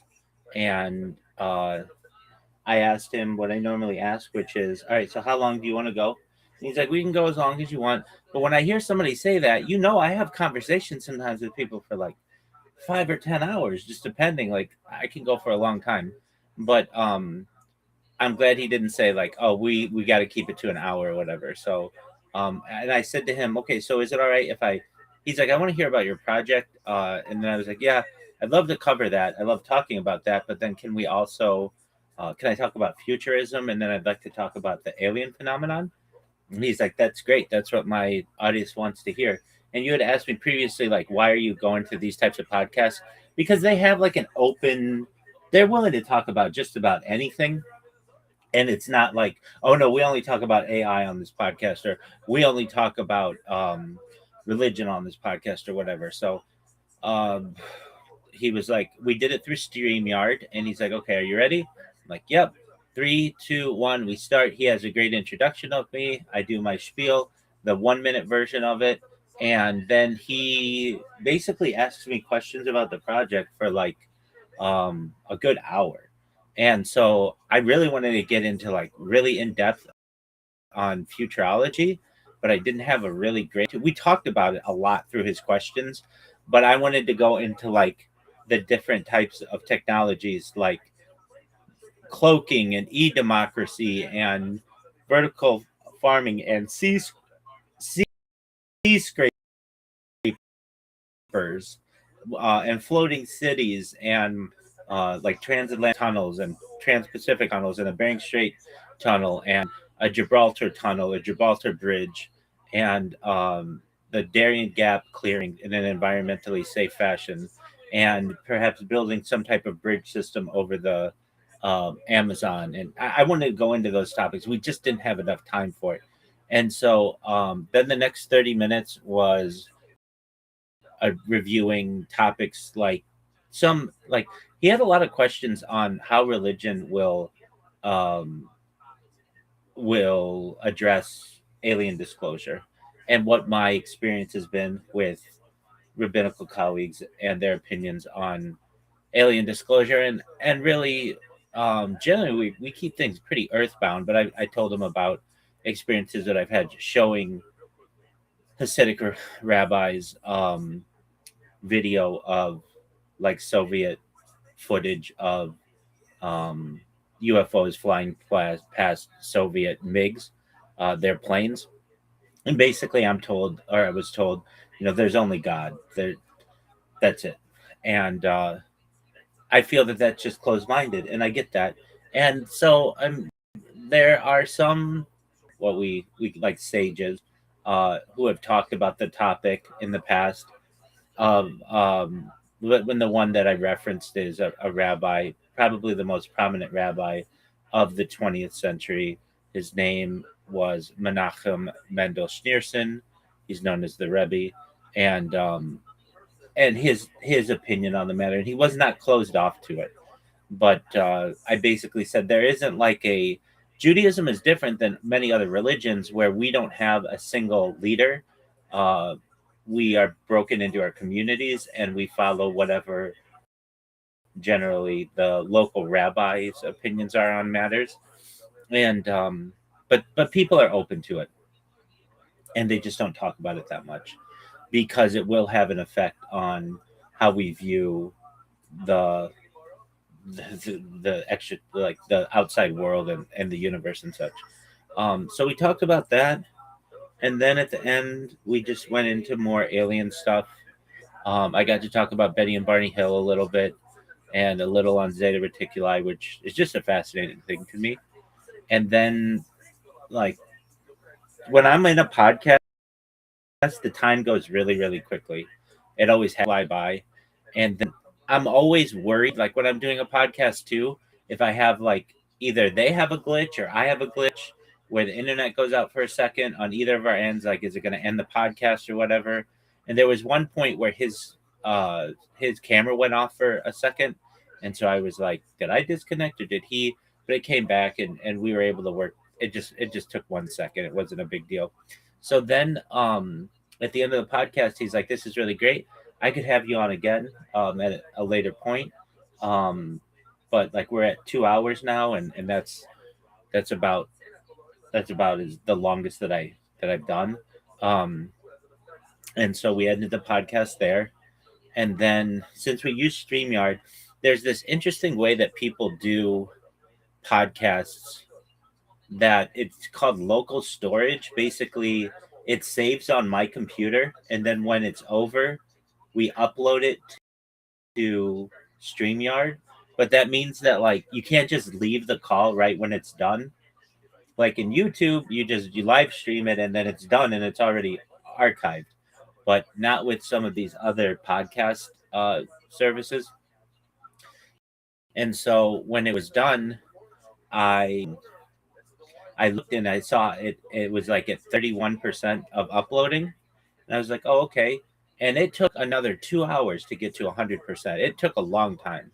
And I wasn't sure if that was just like my upload speed or whatever, but because I'm streaming from so many different places that I basically strangle my ISP. Most ISPs are used to people downloading too much information. Mine's very unique where I upload too much information. It's like the opposite of what you would expect.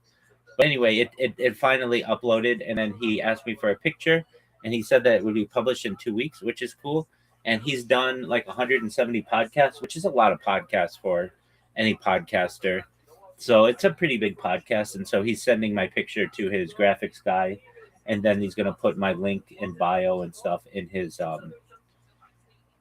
in the bio and stuff. So it was really good. I'm glad that I got to do it, and I'm glad I got to meet him. And yeah, thank you for letting me tell you about how it went. So, yeah, I'm glad your podcast went well. Good job. Thank you. I was listening today of the Sauce's podcast, and he was talking about something I thought was interesting of like they have like these like brain scans that they can do with like a MRI or like a EEG machine, and so basically well, like the use case that they're saying was like for like homicides or something, and like if they're looking to gather evidence of someone like trying to convict someone, they would show them like the footage of the crime, and then using this like brain scan, they'd be able to detect whether or not the person like had seen or had like recognized that footage before, or like recognized like being there. And it's called like a P300 scan or something. And there was a guy who was convicted of the murder. He found out about like this P300 scan, and he was like, let me do it, I want to do it, because I didn't do the crime. And so the guy went and did the scan, and they reviewed the evidence, and his brain scan showed that he was not like his mind did not like automatically just recognize the memory image, and so he got released because of that. That's amazing. And the witness like recanted their statement or whatever. But it opens up like a whole can of worms as to like where do you draw the line of like what you're able to scan in someone's mind. Like they're saying that you could like reconstruct people's dreams as well using this technology, and yeah, they're just crazy. Like, and it's still like it's in its infancy still, quite a bit. So like these brain scans will get more, I guess, just like improve over time. And yeah, I find it pretty interesting. Have you looked into this at all? Brain scanning stuff and the use cases for it? Yeah, we talked about it in the podcast yesterday a little bit. Just alternatives to brain-computer interfaces, basically measuring people's brain transmissions and waves. And I'm up for it if it helps to prove guilty people as innocent, or reverse findings and such. I'm not as big of it in cases where, like, okay, I think it. Let's say, I don't know, but like, let's say you watch one of those documentaries on Netflix that's on like Jeffrey Dahmer killer, and they show you like the crime scene and stuff. Well, then if you take one of those brain exams or whatever, P300 test or whatever, those pictures aren't going to look necessarily foreign to you, right?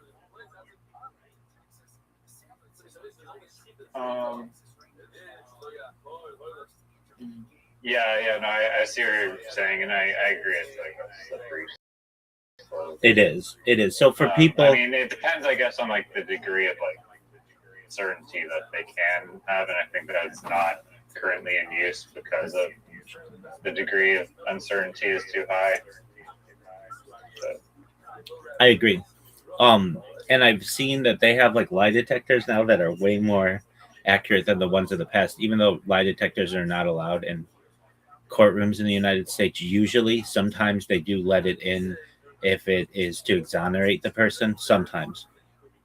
But now, especially when you're like becoming a police officer or something, I think they give you a lie detector and it's like 99%. It's very, very accurate. And it basically just like, you have to like sit on a pad and it measures your heart. School ones were very, I think, like subjective, but these newer ones, they just basically set up like a computer and they're like, we can tell within 99%. And I learned this from, I think it was Nathan For You, with I could be wrong, but I think it was one of the episodes where he had that wolf guy, that guy from Boston who was like a dick to everybody, who drove around that Ford Excursion and was just like would sit in front of The people. detective, Yeah, exactly. Who was or investigator. yeah, that private investigator. I thought he was an interesting character and definitely deserved his own show. But I think it was in that episode, or maybe another episode where they, or it was maybe just around the time I was watching those, where I saw them use this type of technology, and it was like, oh, that's really interesting. And that's been something that people have wanted since antiquity, basically truth serums. So I'm cool with that. But again, I don't think it should be used to find people guilty. Not yet, at least. Because you could show someone a document. Maybe they have some kind of prior knowledge of it, but they didn't do it. So what do I mean? Let's say somebody was at the murder scene and saw the dead body, but they're not the ones who actually killed him. Well, when they're shown pictures of the murder scene, those are going to look familiar to them, but they are not the ones who did it. So I think this technology is limited. It doesn't actually tell you what happened. It just tells you whether the person has any previous knowledge of the image that they're seeing. So it's still in its infancy. It's still primitive, but it's a development. Yeah.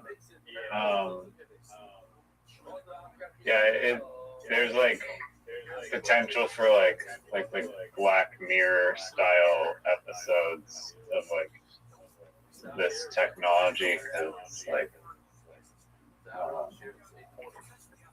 super invasive over people's minds,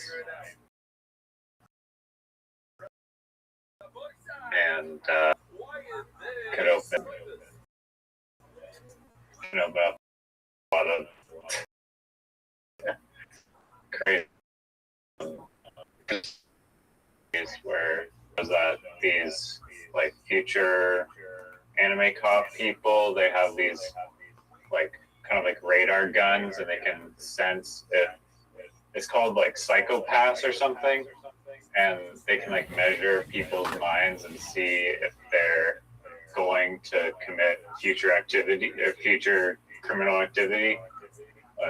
If they're beyond a level of psycho or whatever, and so they like just round up those people and try to catch them.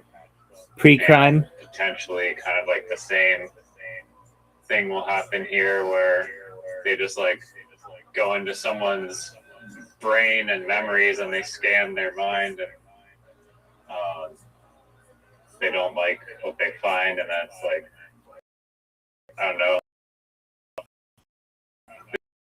this guy is like fantasizing, I don't know, a good contender. And that was an example of like that Vsauce was saying, is that like before he goes to sleep, he like instead of like fantasizes, or I guess dreams, like falls asleep dreaming about like how he would vandalize the Hollywood sign, because he's like been up that path so many times, and he like knows the cameras and like knows like the best route to go, and he knows like the shade of grass, so he would wear like the perfect shade color. And yeah, potentially people would scan his mind and be like, this is a future criminal, and then basically use your dark thoughts against you or something. Yeah, I can see that.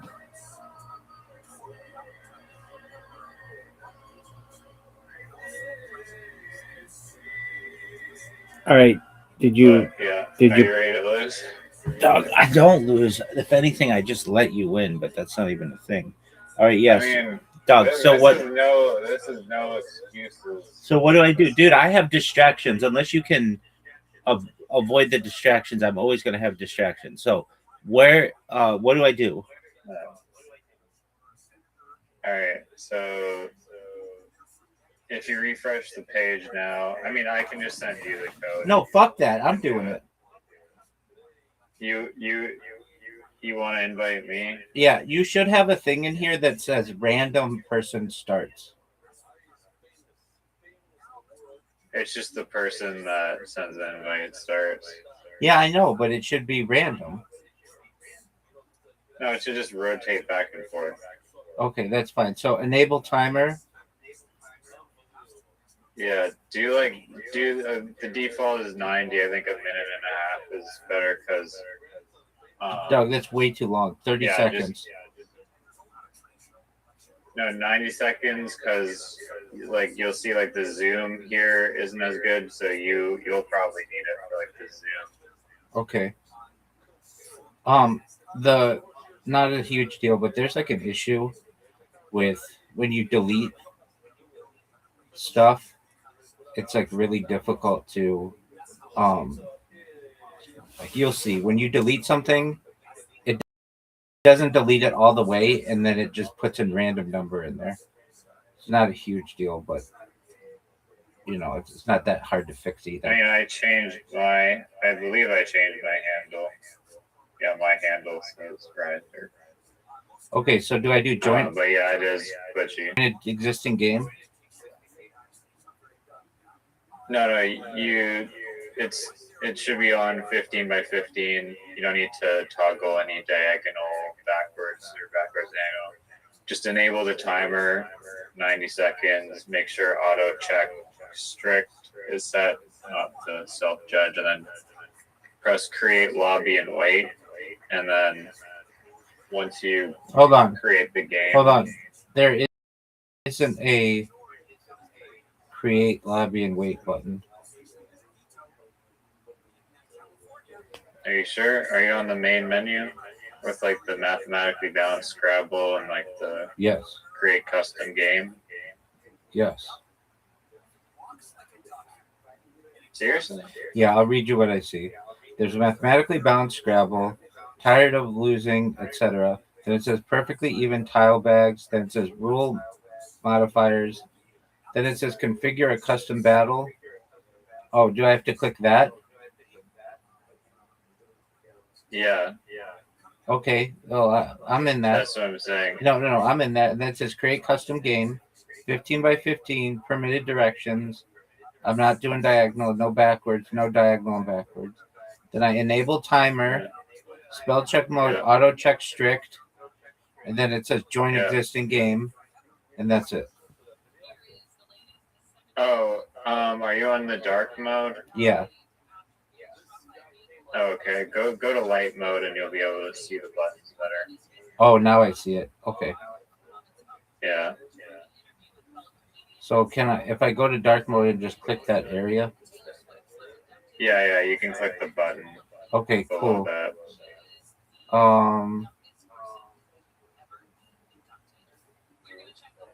Can you make it that whenever anybody plays a word, it tells you the definition of what that word is?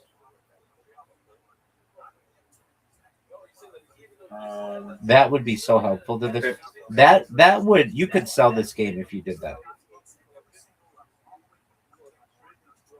Yeah, I'm sure it wouldn't be that hard.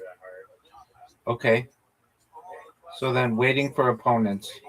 I was looking up Scrabble variants today, and there were not any diagonal Scrabble variants. Okay. Room code is ECLMB.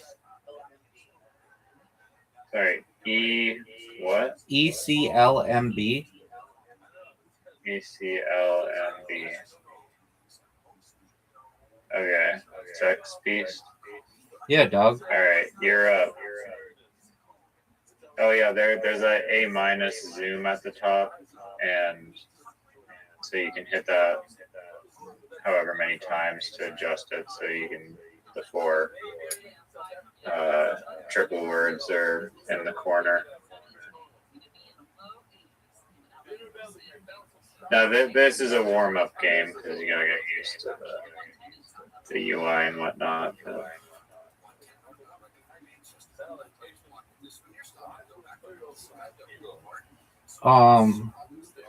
The board is different Oh yeah, than and to put the board is different. The board is different than the standard board. I know it's a Scrabble board instead of Literati, but it'll be fun to split things up. To place tiles, you just have to tap the tile and then tap the square that you want to place it on.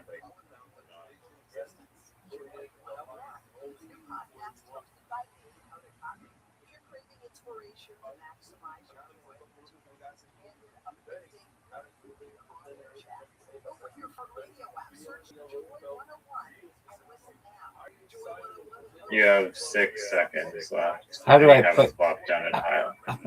How do I play it?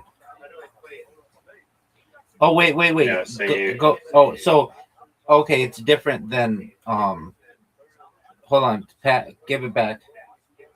I thought you could just leave the tiles down, and it will play them for you. No, you have to press play the word. Okay, give it. Okay, thank you for giving it back.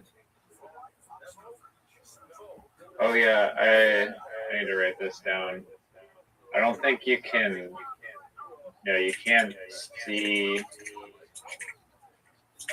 the other person placing down the tiles.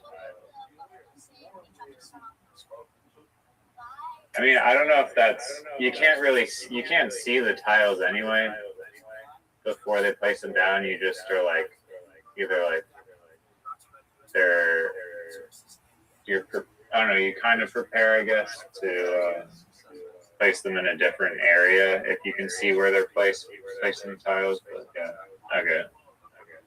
You play the liner. Nice.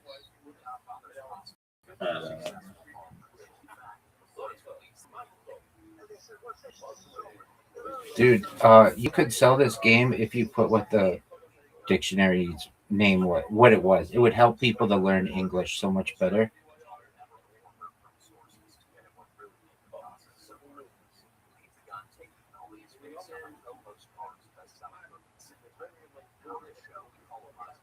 Gameplay log, that's brilliant.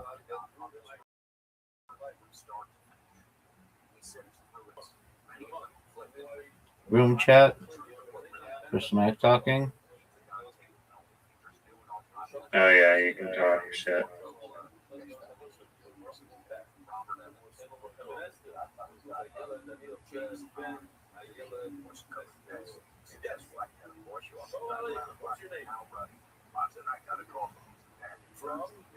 You're up.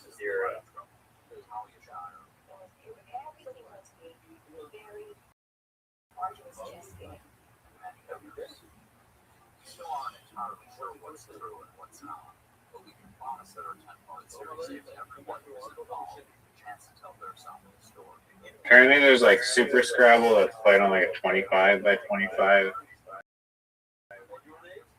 grid.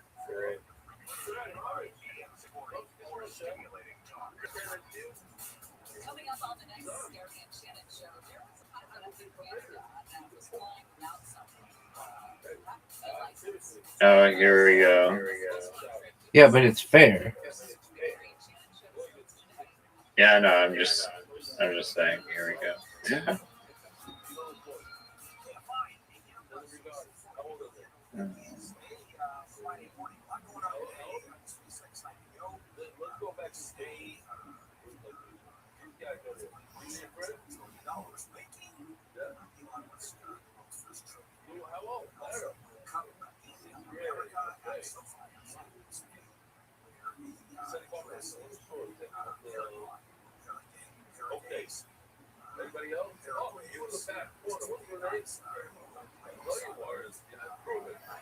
Can I give you just ideas that I think would be good for it? Yeah. When it's your turn, the screen could turn green. So you know it's like you're up.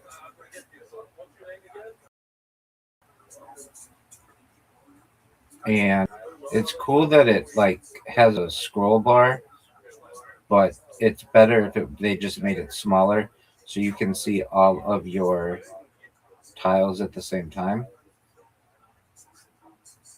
Yeah, no, I agree. I mean, I can see all my tiles at the same time. They're just like slightly cut off, but it's like, no need.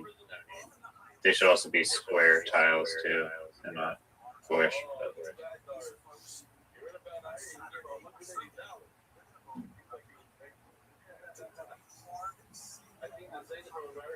Words formed is really cool though. I mean, this is phenomenal. I've just got to tell you, you did a really good job on it. When do you get? So like, do you get a blank tile and I get a blank tile? Yeah. And when do we get the blank tiles? It's random. Okay.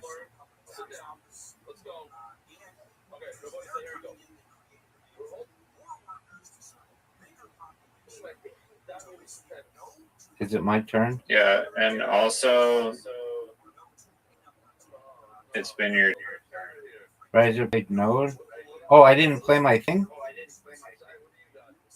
No. There's like a glitch at the. Can you see the board? Like the board above the board, it says like Sex Beast turn, and then with the timer, and now it says your turn. Can you give it back? That's talking to me. Can you give it back? I thought I kept hitting the button. But can you see how it says like your turn with like the timer that's counting down the second? Yeah, here's the other thing. There's no ambiguous like bar. It's just like tells you the amount of seconds. Yeah, now I see it.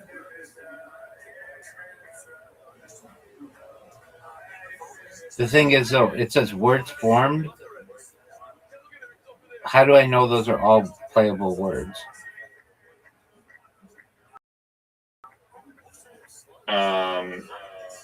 Well, if you hit play word and it won't play it down, then one of them isn't a real word. You can also search in the dictionary and see if it's a real word if you're doubting it, and just type it in and press verify.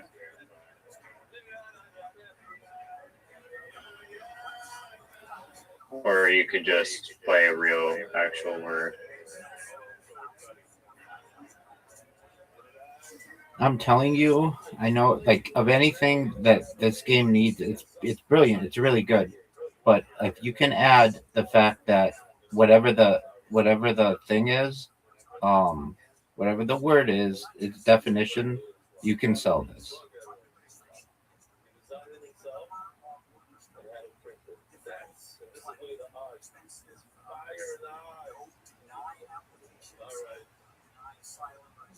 Yeah, I mean, I guess.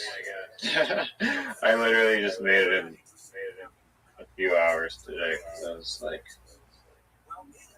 no more excuses. No, sick of these excuses.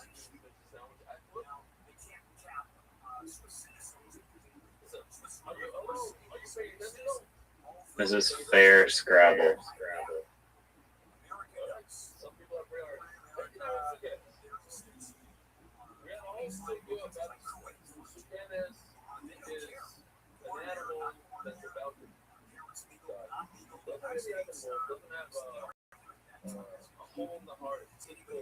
I don't know if this is. Oh, it's my turn. Oh no, I don't know if this is true or not, but like you get like each person gets like a Z or a Q, but I don't know if they exchange the tiles, if that Z and a Q goes to the public bag or still remains with them. Great question.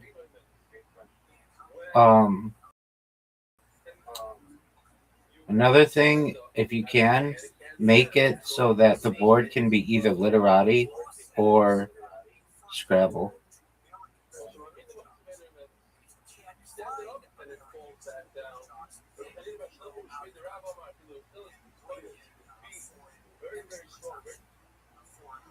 Yeah, I'm sure that won't be that hard. I like to switch up with the Scrabble board. with the diagonal Scrabble, it's super interesting because you can literally just hit like the double word diagonal and just like get like crazy points. And same with like the triple and double letters too. Anyone can do it. You just have to put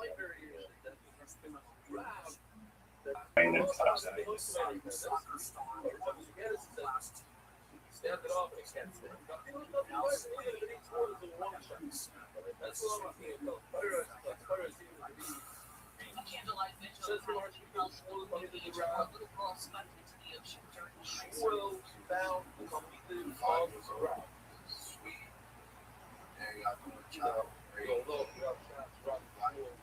Can you make a word helper? I thought you said you didn't like word helper. You should be able to have one on and off, like a switcher, a toggle.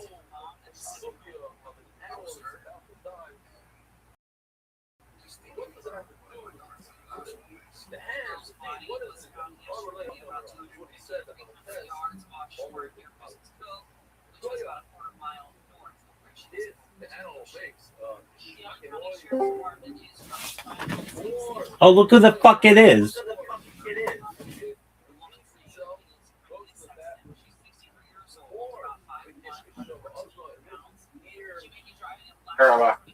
Hey, Riser, can you make it 3 players? Yeah, I don't see why not. Oh, dude, Zoot, Riser made a game that is amazing. He made a Scrabble game that's really, really good.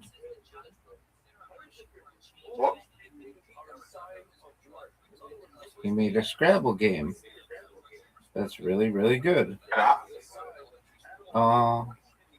What is this? A word? It's a website.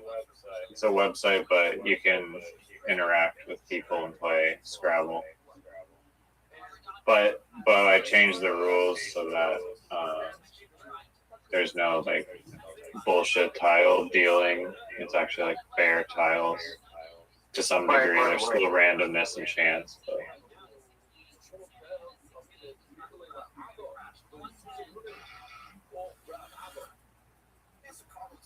Wait.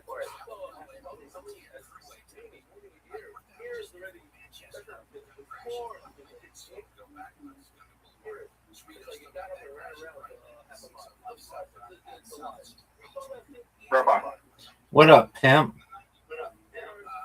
why were you offline for like 18 hours?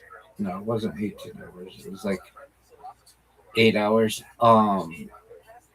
The router had some kind of issue. It had to be reset, and I couldn't get in the room that was where the router is because there are 2 people who live in that room. So I had to wait till they awoke. So I had to use my GoPros.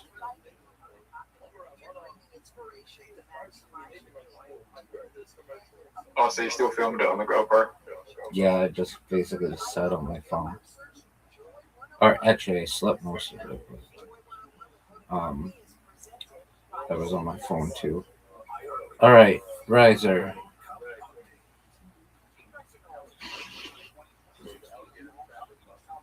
If I exchange tiles, can you get them? I guess you don't know the answer to that yet. Yeah, I don't know if you change the good tiles if they're going public bag or not. I can ask them.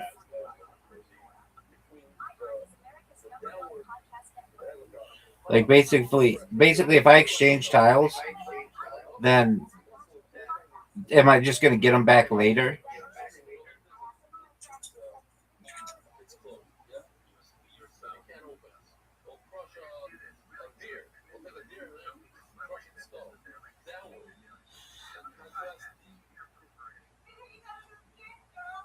Is what I'm saying making sense?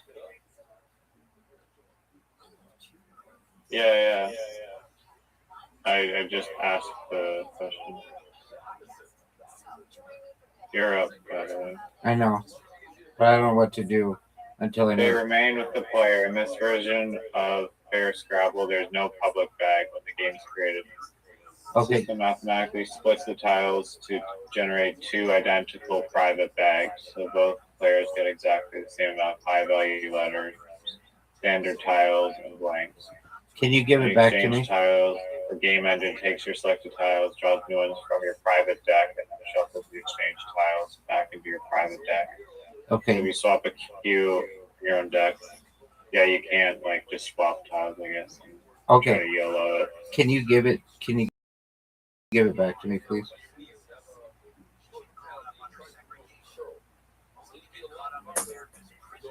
And then I have a question. Like I have 3 U's right now.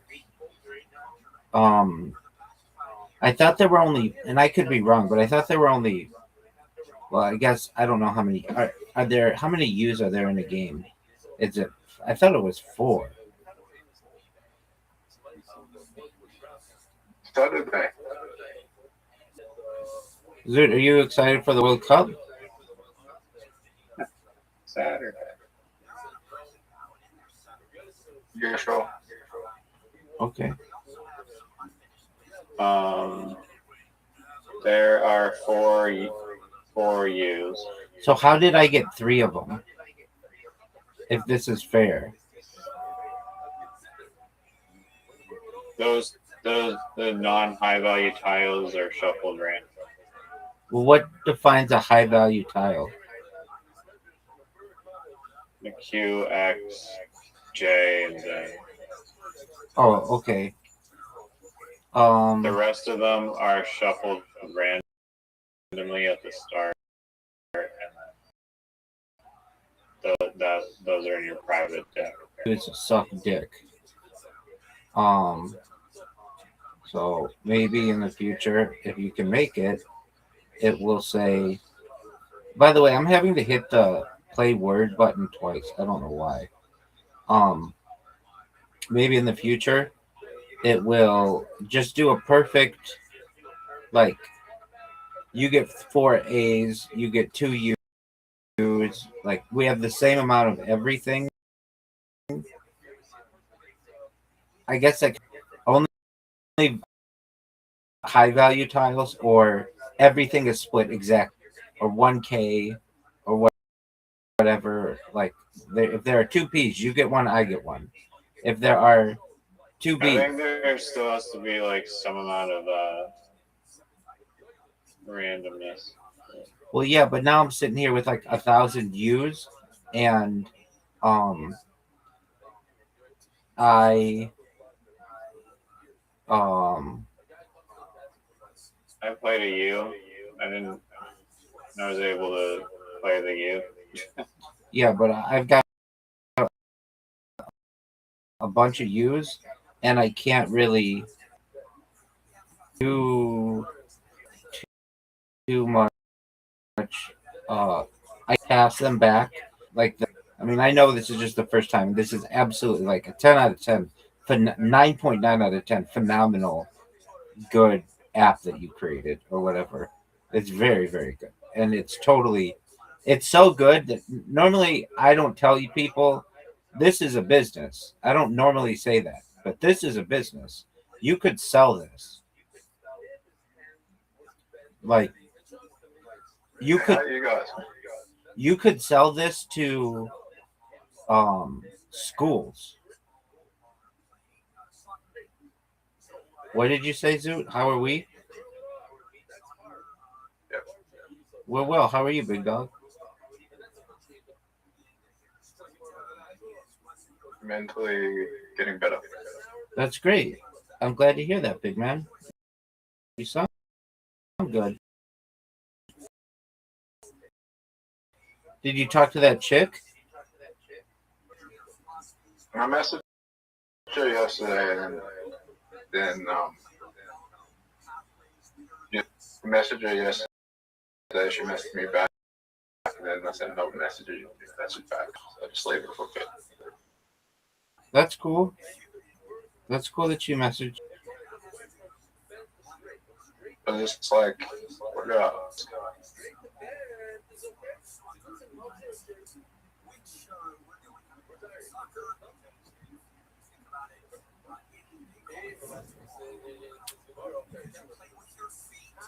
Did you have a good night after you left? And she said, yes, I did. Tell her good night.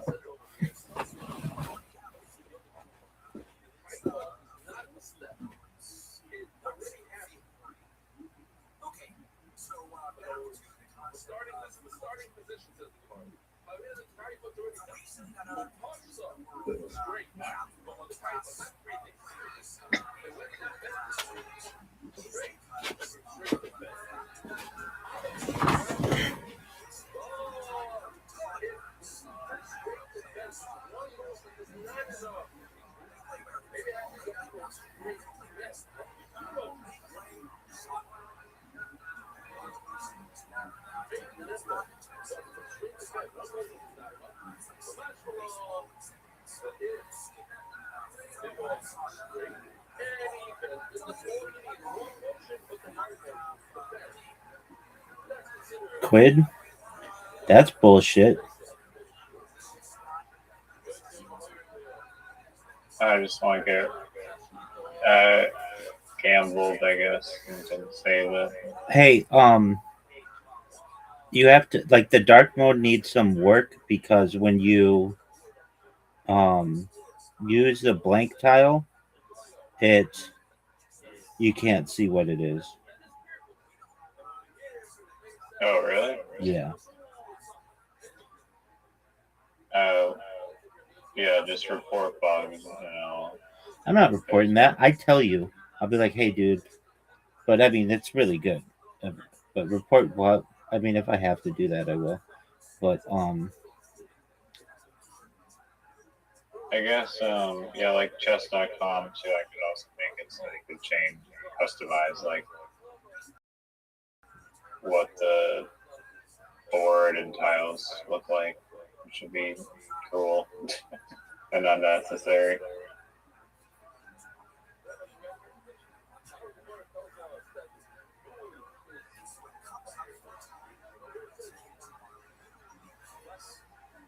so Riser, or so Zoot, when are you gonna do stand up again?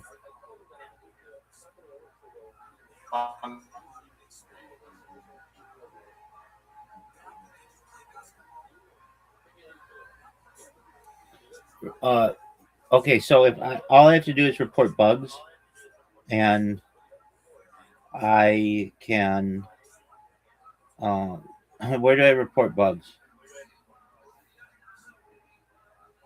To me. Oh, okay. Oh! I thought there was a button that said report bugs. There's too much. There's apologies.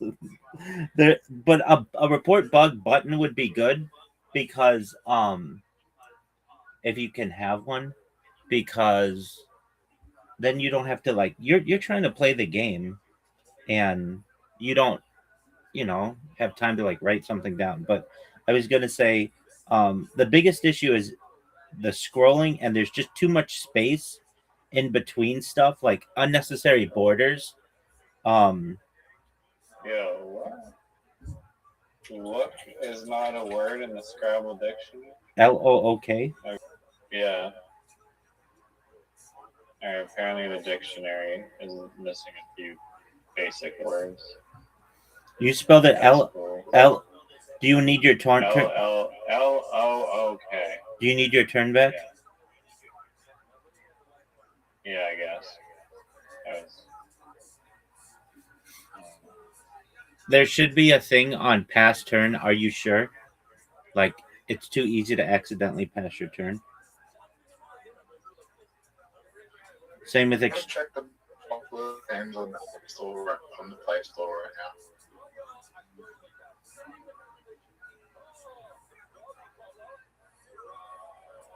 now. What did you say, Luke? I'm gonna check my top left hand for free games on the Play Store right now. Okay, that's a cool story, Doug. Your mic is rugging. I cannot understand. Try again. The most popular games on the App Store right now. Oh, okay. Multiplayer. Dude, Free multiplayer. you gotta make this 3 players, and then we will play. How do you play? Or 4 players. How do you find multiplayer games in the App Store? Riser, I have a question. Hold on a second. Well, to your question, Zoot, I just would probably type in multiplayer. Riser, I've gotten a Z in this game, and I have a Q now. You have another Z? No, Oh, do we both get a Z and we both get a Q?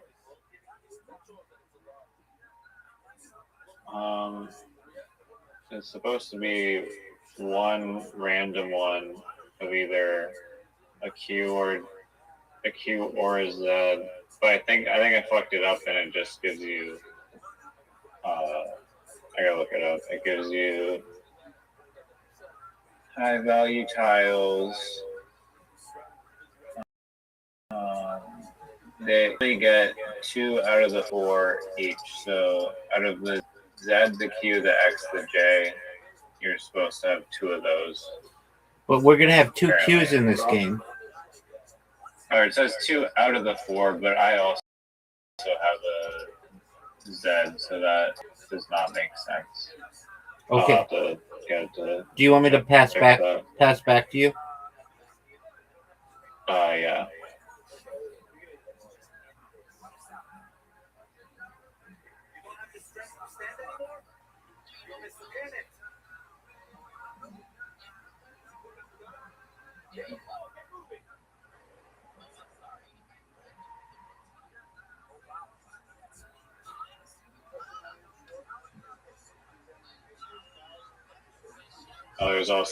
There is a remaining tiles. Interesting. And so if you get to the bottom of your tile bag first, I guess you just win. I don't think that.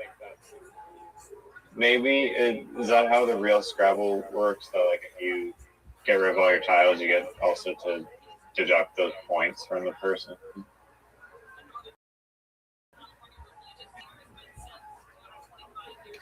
That doesn't really make sense in a bag that isn't split.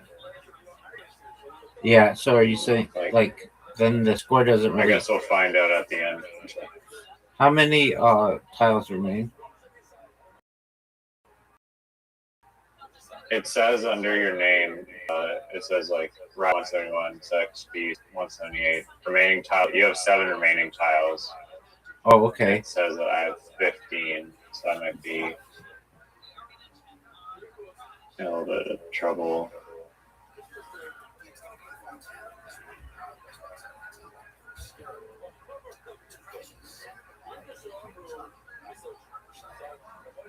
And it doesn't seem like there's a, Play Among Us? I don't know how to play that. It doesn't seem like there's an X or a J. You don't know how to play Among Us? No, Zoot, how do you play Among Us, dog?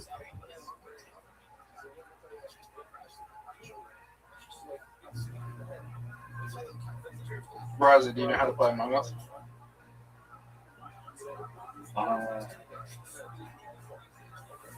No, I've heard of that game, I think. It's that one, right? How do you play? Is it, or what's it about?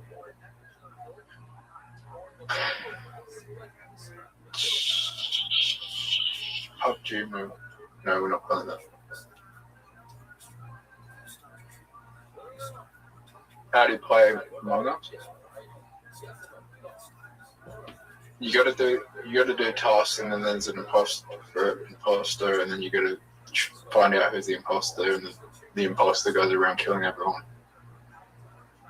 And then you vote on who the imposter is. It literally sounds like the shittiest game of all time. But I'm sure it's amazing. It was the most popular game. It was the most popular game during COVID. Okay. Well, the world was in a frenzy, so I don't really trust it. Trainwreck TV built his career. Trainwreck TV did what? He built his career off Among Us. Okay. Before the gambling extremes. You know who Trainwreck's TV is? I spam that guy all the time. That was a Trainwreck TV before he made Kick. Yeah. Riser, the word QIS is normally allowed, isn't it?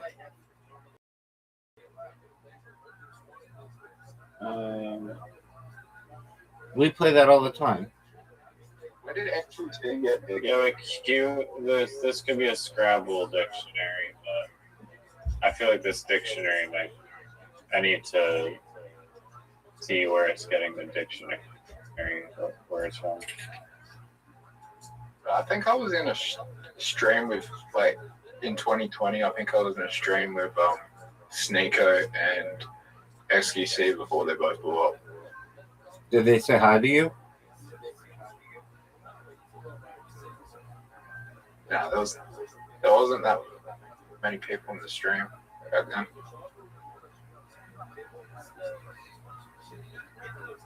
It was still a big stream. It just wasn't as big as they get now. Would have been like 1,000 to 3,000 people in there. Riser, but now they get like 50,000. Riser, can you give me that back, please? Yeah.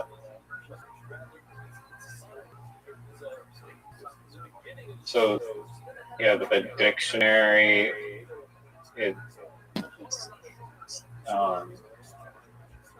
sends a request to free dictionary API, and then it returns. Do you want to play Clash Royale? Dude, we're gonna play mini golf in a second, Zoot, so just calm down.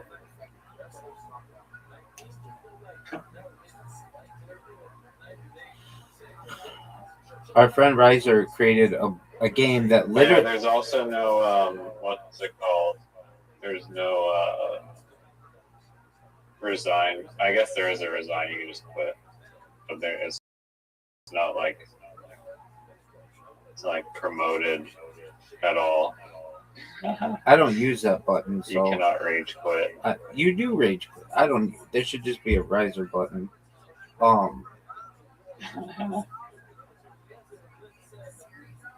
Oh, you have 2 tiles left? Wait, what? Oh, 2 tiles in the bag, I guess. You still have a full rack.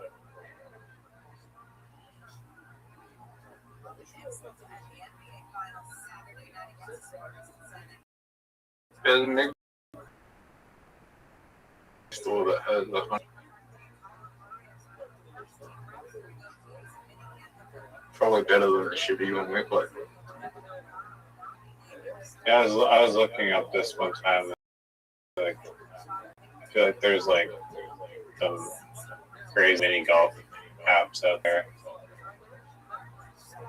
Maybe we should try the putt one on Discord is like entertaining.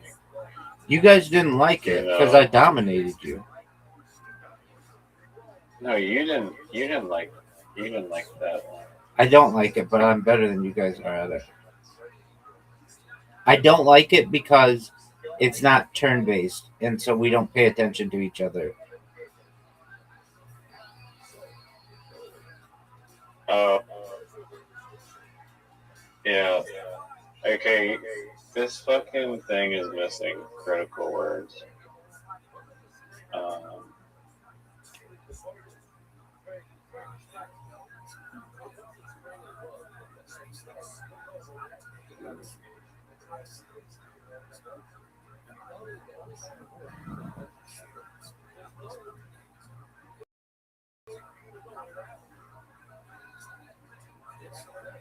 Here we go.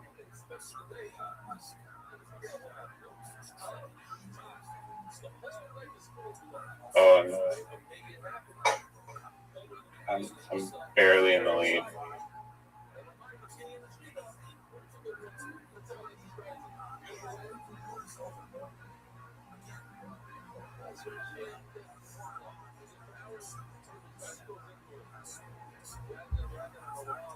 Yes, I mean, I'm a cook. I like. What the fuck are you saying, Zoot? I'm a cook. Okay. Whatever makes you happy, dog. There's April.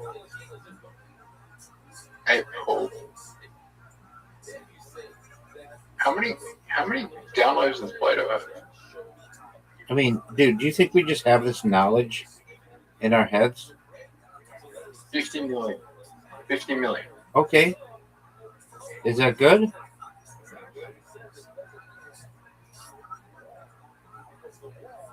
The average app has like, considering the average app has like 200, yeah.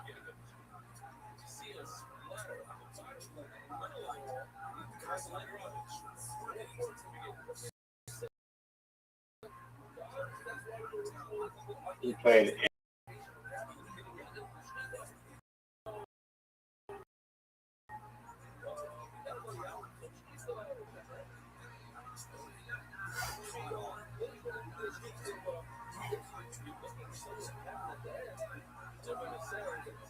Guess who I saw tonight? James McCann. No.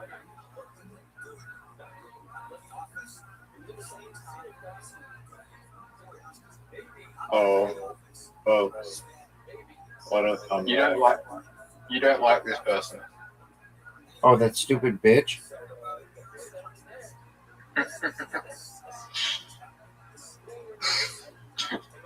Right, I wouldn't consider it a comeback if I can't play my tiles. So you should just calm down on She that. used to be your favorite person, now you hate her.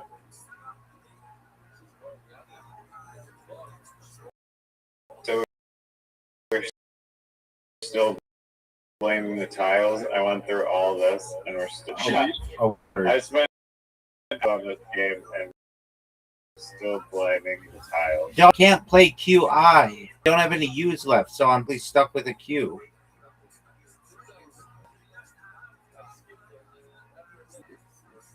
And I can't. You had how many U's and you wasted them? Well, I didn't think that I was. That's why I got rid of my Q. I'm like, Hold on. Or I could just play it now. The way that you made it sound like was I get a Z or a Q, and since I had a Z, then I know I'm not getting a Q as I thought, and then I have a Q, and it was like, oh well, I could have used all those U's, but I had already played a Z, so I thought I'm not going to get a Q. And it doesn't seem like there aren't any J's, there aren't any X's. No, there are J's. I've tested this game many times. There are J's and there are X's. At least in this game. But yeah. What did you say? At least in this game. Yeah. It also. Oh no, I had a Q and a Z too, and you had a Q and a Z too. Do you need your the turn? next game we could have. What? Oh, did you play something? Was it my turn and I didn't play anything? I don't know. Let's look at the thing. Yeah, pass. Okay. I will send it back.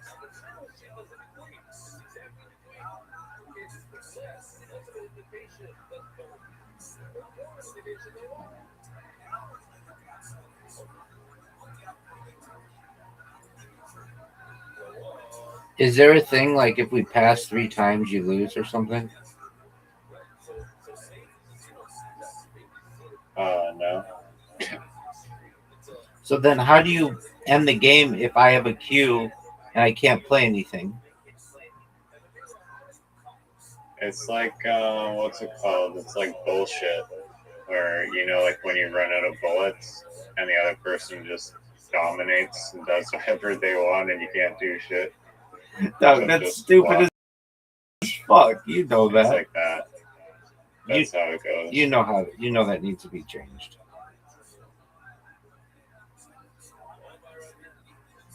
I mean, isn't that helping you in this circumstance? Because in literati, it's happened where I get tiles and I'm like, I literally can't.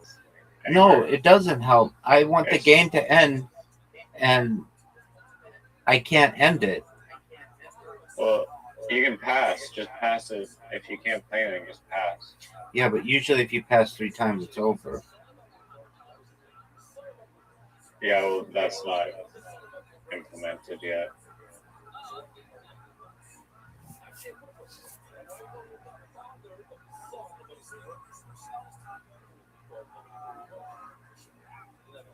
I think it's helping you in this particular. It's absolutely not. I can't play QI. It's as simple as that. If I played QI, I'd have 1,000 points by now. All right, we'll just pass.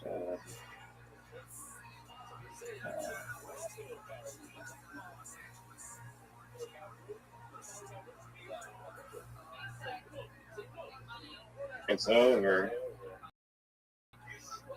It's over. Yeah, I wouldn't brag about this. You designed it, and also it allows words that aren't in the one dictionary. So I have to learn a new dictionary. I'm not saying that that's a huge deal, but like, I'll just. And it is over. I would have won though like 1,000 times, so I don't consider this at all in any way a loss. I mean, it was just a warm-up game. It's not a warm-up game. It doesn't even count as a game. There are glitches in this. Now I have it's still phenomenal though. I don't want to. Beta testing. Yeah. It's beta testing. Okay, so these games don't even count. But they're not even games. This is testing. But it's phenomenal. My question is this: what if you have a queue at the end and I have a queue at the end, and we can't play it? Then the game doesn't end.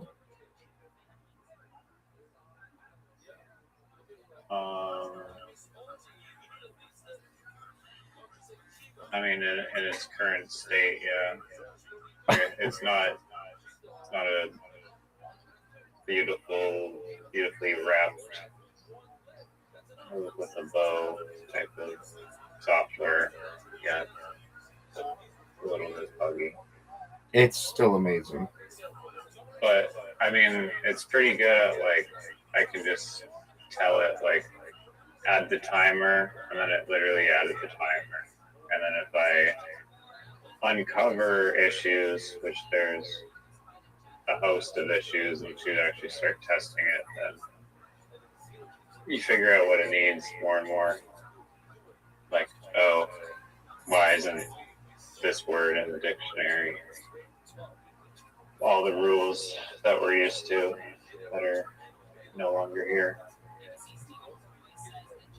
Is Zoot here, or did he? Zoot's here. Oh, he bounced. Oh, fuck. What the fuck?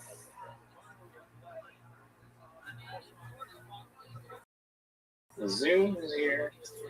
Zoot is here. No, Zoot is not here. Yeah, I should make it three player.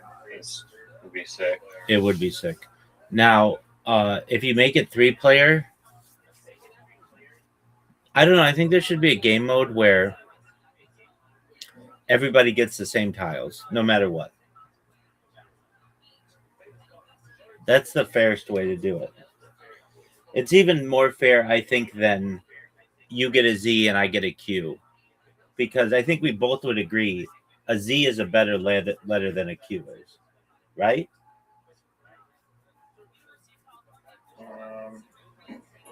Easily. I'll take a Z before a Q all day long. Yeah. I mean, you should make what if the Q is worth like more points? Like if it's worth like I don't know. You could do that too. 12. You could do that too. I'm not saying that would be bad, but then the QI is like devastating. QI on a triple for 12? And if you can do 2 QI, that's like an 80-point play. That's kind of no, there should just the game should be all the players get the exact same letters.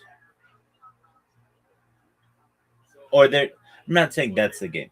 A version of the game. The players get the exact same letters. And that's a fair way to do it. So if Zoot gets 3 S's, I get 3 S's, you get 3 S's.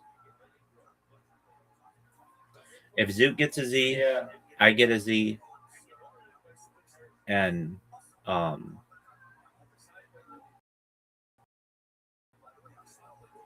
But I think that might be the problem because like we're built off of each other. I don't know. It might disrupt the flow of the tiles. I don't think so. And but what do you think ChatGPT would say if you asked like how to make Scrabble as even as possible? it would probably say that the distribution of the tiles has to be exactly the same. It's a random draw as to who goes first.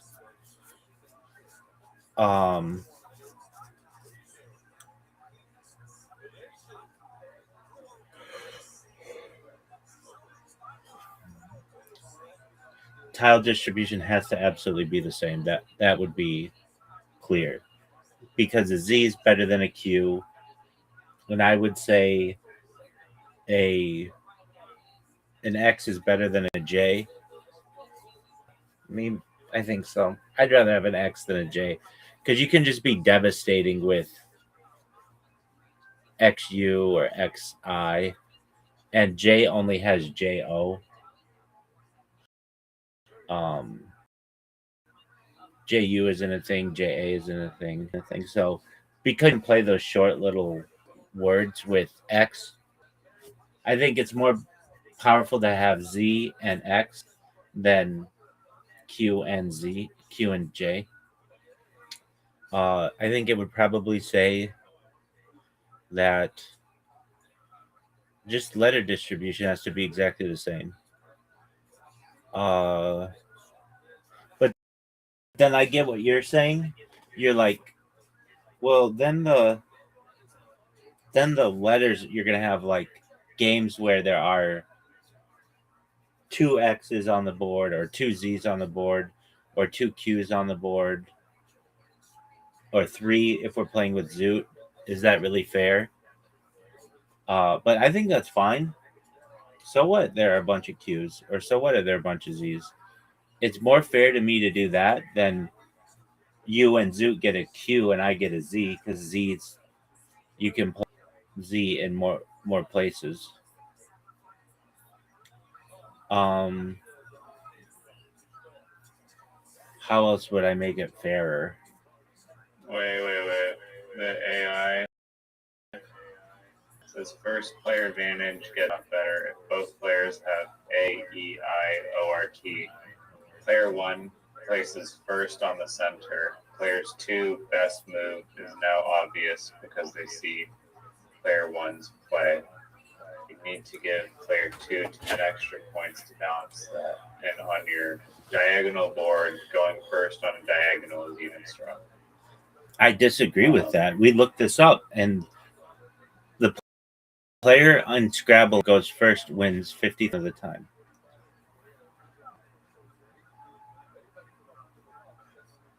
$10 points seems like a big advantage. Really, really big. Way too big. I disagree with AI on that. 10 points? No, if first, what's the amount of points that the first player normally wins by? Player 2 should get that amount of points. I would say if player 1 is supposed to win 53% of the time, and there are 100 tiles, then player 2 should get 3 tiles.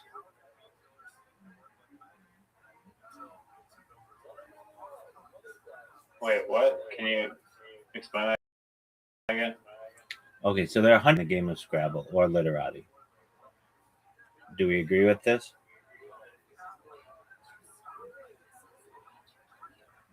Yeah. Okay. And if player 1 goes first 53% of the time, or if player 1 wins 53% of the time, it seems like there's a 3% advantage that player 1 has on player 2. So to make that up, I would give player 2 3 points to start.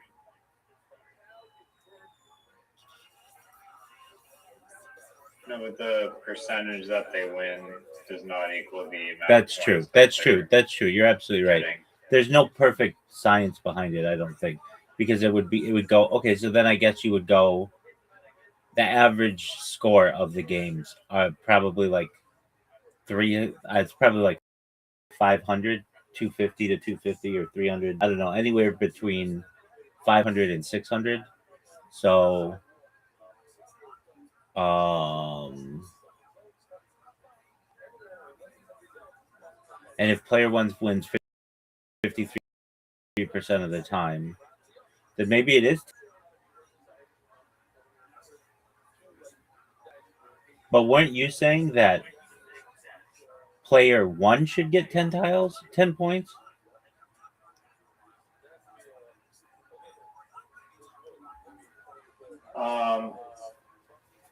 Yeah, oh, I said like find the average amount of points that player 1 has an edge on, and then give them that amount.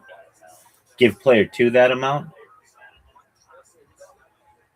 Yeah, but then I don't know. It seems like it'll always be swayed one way or another. No, there's got to be a middle point. So I'm going to look this up. I'm not quitting the game, but I'm just not going to touch it. It's amazing though. I really mean it, like 99 out of 100. Probably if I had to give you a score, it would be like a 95 out of 100. It's really good. Okay. Thanks, dog. Yo, dog. I've seen statistics that 53% of Scrabble games are won by player 1.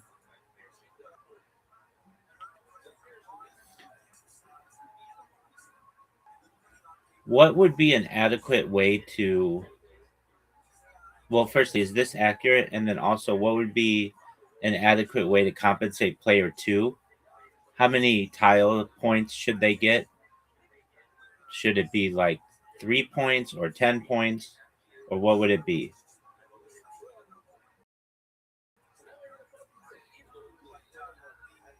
Yeah, 53% is actually pretty close to what tournament data shows. Looking across several large Scrabble tournament data sets, the first player typically wins about 53 to 57% of games, with most major events clustering around 53.5 to 54.5. What's interesting is the tournament statistics don't just show a win rate advantage, they also show a score advantage. In strong player divisions, the first player tends to score about 10 to 13 points more on average than the second player. For example, North American Championship in 2025, there was a 10.2 point average for player 1 to 13 points. Okay. Your goal is to make the game as 50 as possible. The data suggests 3 points is too small. 10 points is very close to data-driven compensation. So you're right. 12 points is probably the fair single number handicap, and 15 points may slightly overcompensate. I'll tell you what, I would rather take 12 points and go second all day long. All day long. That's a huge advantage. I think. They say, my guess is that plus 10 to plus 12 points is the sweet spot if you want a one-game handicap.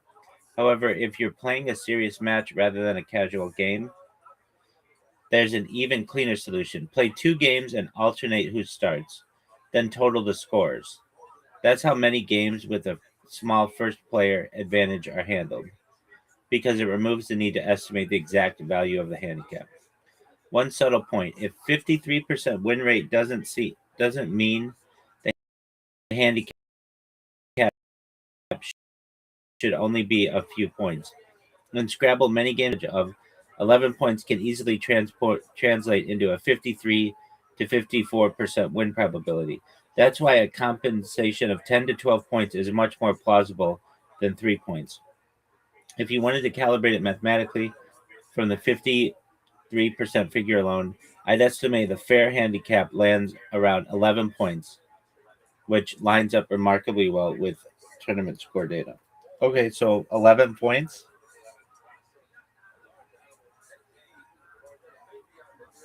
That to me is, well, firstly, I did not realize that going first is such a huge advantage in that. Because you can build off what that first person does, but the first person does have the opportunity, if they get a double word score right off the bat. Well, you know what, Riser? We're doing this based on Scrabble, and we don't play Scrabble. We play Literati. And I think that the first player going first, the person who goes first, has less of an advantage in Literati, because the double word score, you have to have a 5-letter word in Literati versus a 4-letter word. Is what I'm saying making sense? Isn't the Scrabble board let me look at it. I thought it was like only a triple letter, and it's not a double word. Yeah, it's a double letter, so it's not a word. Oh, okay. In Scrabble, so you're at you have less opportunity to score big on the first one in Scrabble. Okay, then I just don't play enough Scrabble versus Literati.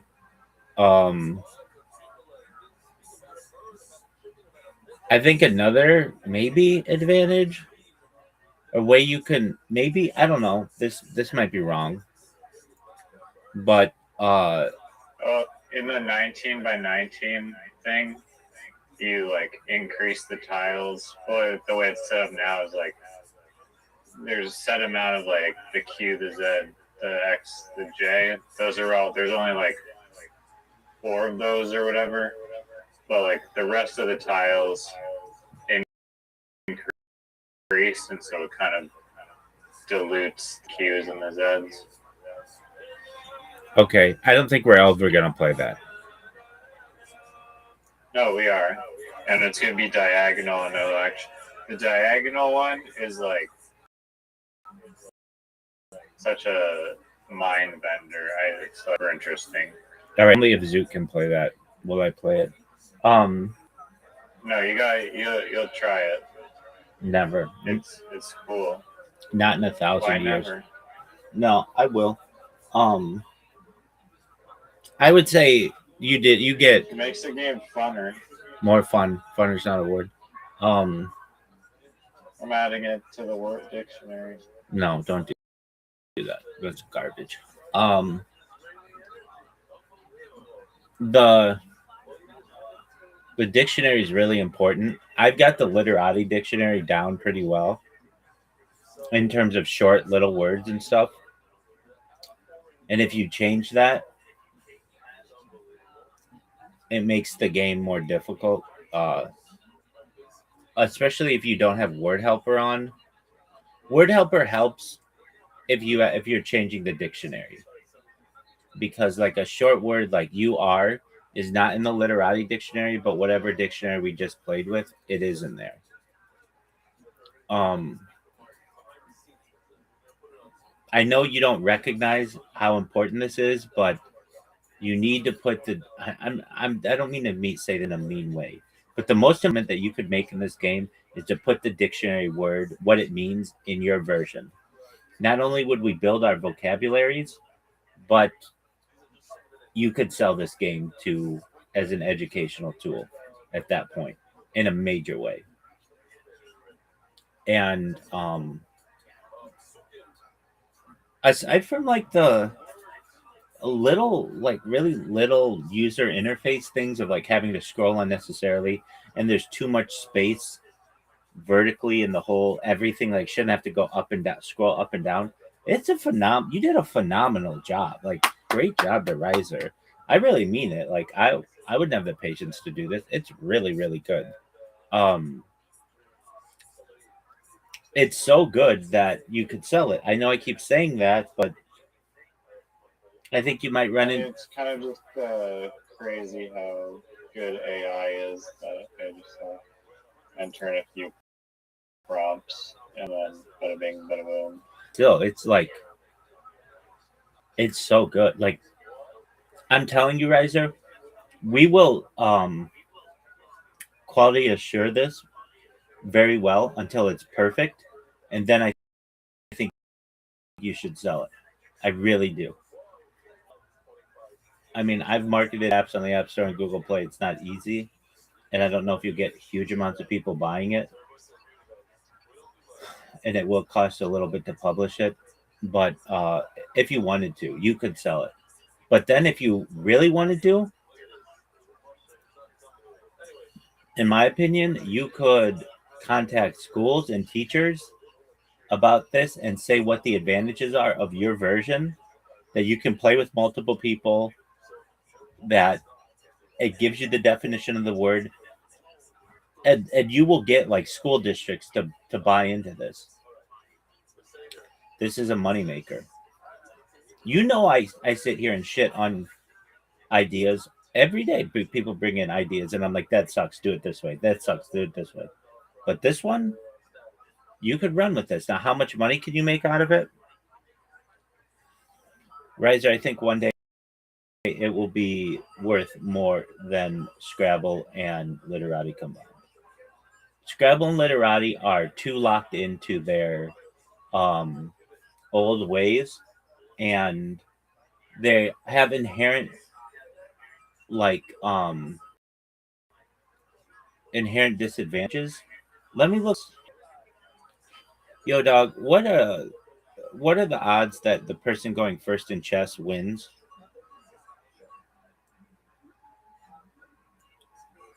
It's again like a slight advantage, like 54 to 55%. And that's when we would play each other, that's exactly what I mean.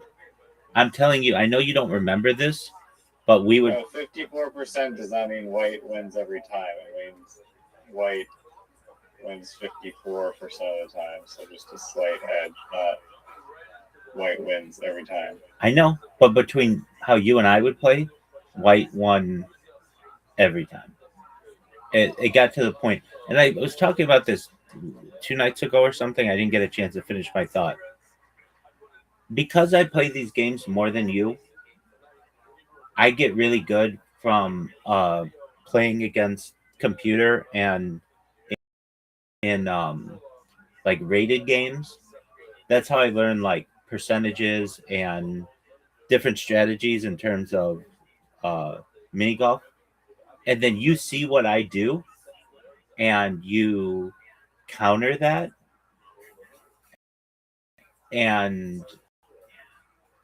but plateau, because you learn my strategies and I learn how you're adapting to my strategies, and we don't have like a person who comes in who's better than both of us to learn from. Like we kind of just plateau in these games. Not that that's bad, it's just that's how it is. I know when I got, I don't know why, but like for like 2 weeks, I was like, I'm gonna try to get really good at mini golf and see how good the really good players are. And the best I've ever gotten was in the top 1,000 of mini golf players on Play-Doh. And how do you know that? It tells you your ranking. It tells you your ranking, yeah. Wait, do you have to play ranked games? Yeah, you play ranked games and it tells you what your overall ranking is on the platform. And there is a ranked one. I play ranked all the time. I play ranked multiple times a day. It's 3 holes, and Mini golf is really interesting It's because only 2 players, 3 holes. yeah, but that's all you want it to be. You don't want it to be 4 players because when you play with 4 players, everybody quits after that they can't win. Also, don't want it to be more than holes. Someone sabotages you very easily That can happen too. for whatever reason. One up and in ranked, there's sabotage issues, but then it's not like you versus me. It's like somebody else can fuck up your ranking because they just got in your way or whatever. And but yeah, I play ranked at least a few times a day, usually when I'm bored. And so anyway, there was this time when I was like, I'm gonna see how good I can get at this, and I got in the top 1,000, barely. Just I was never in like the top 100 or the top 500, but I think I remember it was like 999 or something like that. I was like, oh, that was my goal, to be in the top 1,000. And when you play with those players, they know all the percentages. That's where I learned a lot of trick. Like, I don't want to say, but like, you know, that one that has a huge amount of tar in the upper left, and we bounce it off the back wall, off the bottom wall. We hit it backward. Yeah. Like, you learn tricks like that.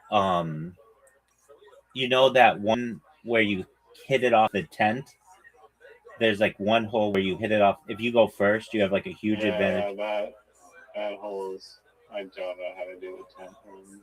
But like, that's where I learned that kind of stuff. I don't learn those kind of tricks from people who I play at like the. So the way the ranking works is everybody starts at 1,200 points, and if you lose a lot, you'll get down to like 1,100, and if you win a lot, you'll get up to like 1,300, and then if you win a lot more, you'll get up to 1,400, and then the best people in the world are like 1,500 or 1,600 or something. And I think at that point they're just botting themselves. They just have every percentage down. They've come up with different scripts basically. But anyway, I only learned some of those tricks really, really good people. And then you learn them, and now you know them. But basically, unless one of us plays with somebody like that who teaches us something new, we run into a. And not that that's bad. I enjoy it. I enjoy playing all the games that we play, except chess takes a lot out of me. And I know you think I'm just like avoiding you, even though I won the last time we played. It causes me a lot of like overthinking. Like, I'll think about chess all day, and I'll really get into it, and I just don't have time. I'm not saying that I wouldn't like to really get into chess someday. I would, but I don't want to focus my life on chess. And chess almost becomes obsessive to me.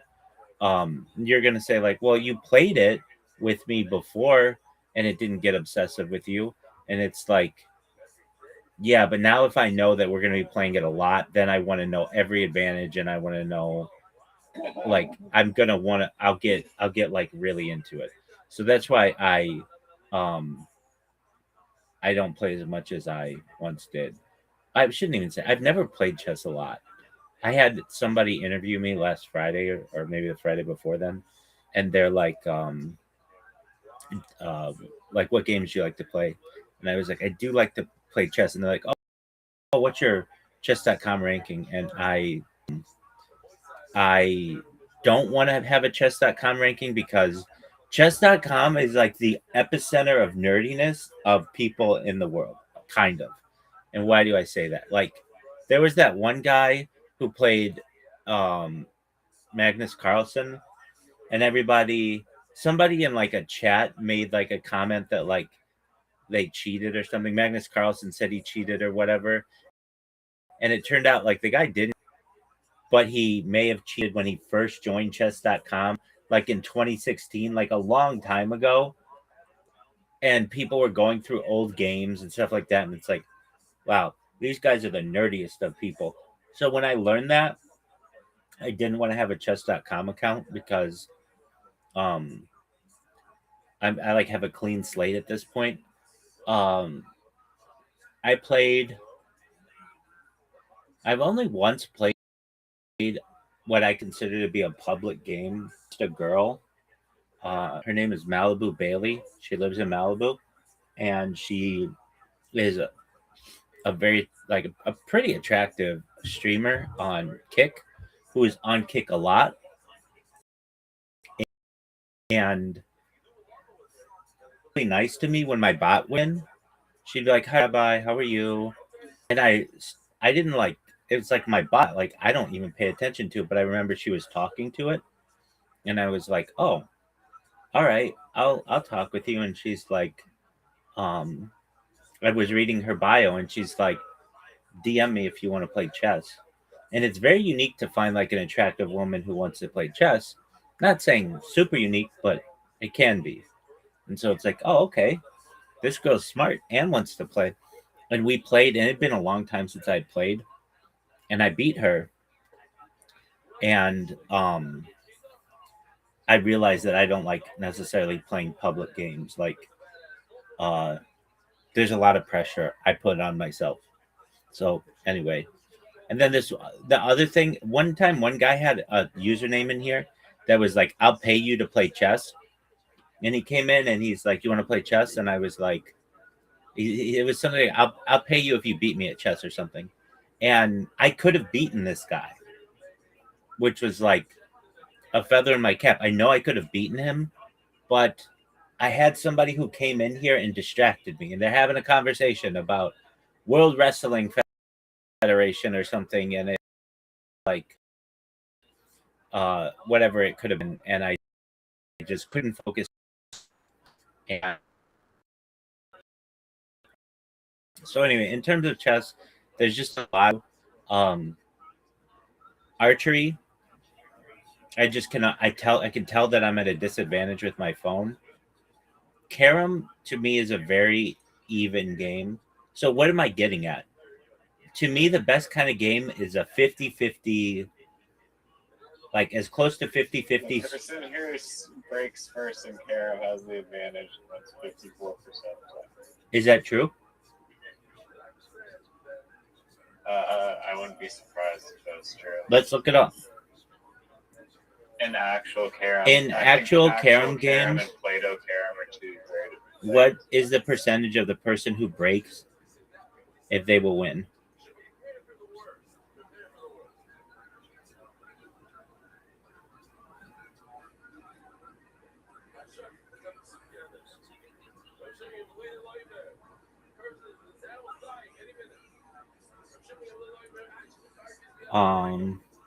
There doesn't seem to be a widely accepted statistic like chess's white wins 54% of the time, or Scrabble's player one wins 53% of the time.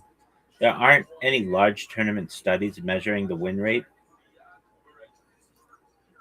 However, some sources claim that if a player pockets a coin on the break, they go on to win nearly 70% of the time. But I think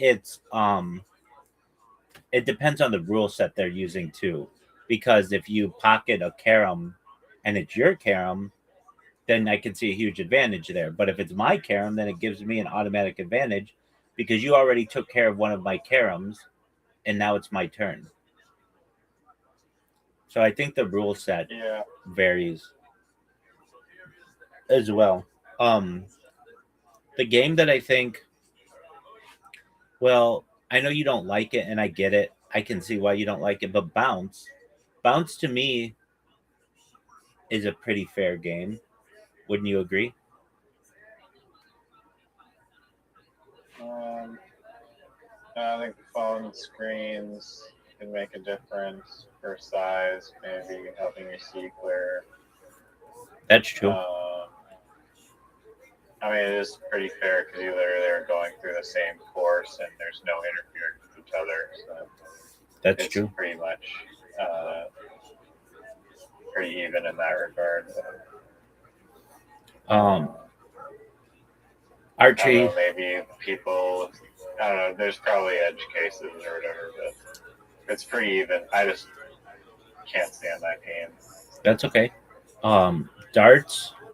Well, I think just if you have a bigger screen, everything's going to be easier, including Carom. Not necessarily Scrabble, though. Scrabble or Literati. That one has more to do with the rules and just the what tiles you're going to get. What else is there? Reversey, we've never played together, or maybe just once or twice or whatever. First person then Go has an advantage. Yeah, I could see that. Yeah. Do you know what the percentage is? No, I don't. I just know they have an advantage. Okay, I'm gonna look it up. Give me a list of the top 100 board games like Go and Scrabble and chess and checkers, and tell me the advantage or disadvantage of going first. We just memorize all these statistics and start playing people and make sure we go first. Unless, okay, so Go, first player is massively favored, 60%, without Comey. Oh, but with standard Comey, do you know what Comey is? No. Okay, so Go is actually really interesting. Go recognizes that there's an inherent advantage for the person going first. So then they give you something called Comey if you go second, which is like what we were talking about in Scrabble, where you give the person 10 points or whatever, and you Right, yeah. you get an advantage there, which makes it close to 50%. Scrabble's 53 to 54%. Checkers, small first player, edge, many draws. Backgammon, 52 to 54%. Connect Four. Connect Four is the first player has a theoretical forced win. I don't know how that works, but oh, maybe I do. If you just kept playing to fuck up the other player, maybe there's. I want to know more about that. No, that's not how it works. It's like there's just a certain pattern that there's just a way that you react to every tile dropped. That's just the optimal move. Tic-tac-toe, first player cannot force a win but has an advantage. I've always thought with tic-tac-toe, there's a way not to lose. I think there is a way. Yeah. You can't always win if you go first, but you can always not lose. Reversey, Othello, small first player advantage, Gomoku, large first player advantage, Hex, Renju, Nine Men's Morris, Mancala. Often significant player first edge, varies by version. Carom, likely moderate advantage, no strong data. Monopoly, small advantage to moving first. I think I disagree with that. I think there's a big advantage of going first, like to just be able to buy. Oh yeah. Risk. I mean, it depends on how lucky you are getting around the board with the rules. I agree. Risk is negligible to small advantage. Catan depends heavily on seating order, not well quantified.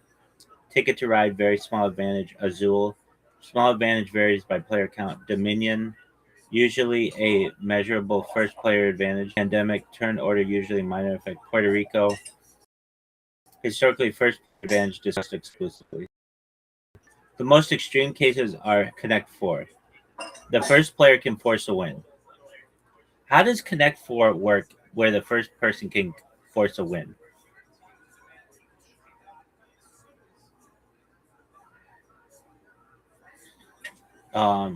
The result was proven in 1988 by Victor Alice. Using computer analysis, he showed that with perfect play, the first player red has a forced win.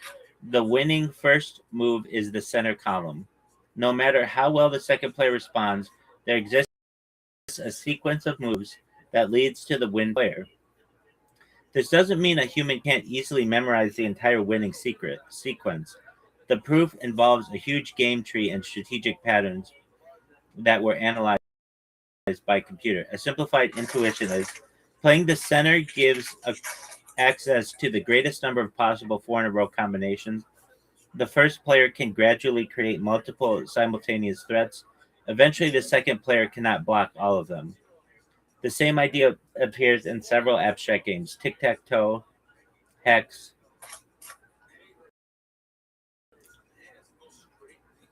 So I think that you connect 4 and not lose. You're saying you can't, but according to mathematics, there's some way that you can't lose. No, so you can force a win, right? Yeah, Yeah, that's what I was saying. I agree.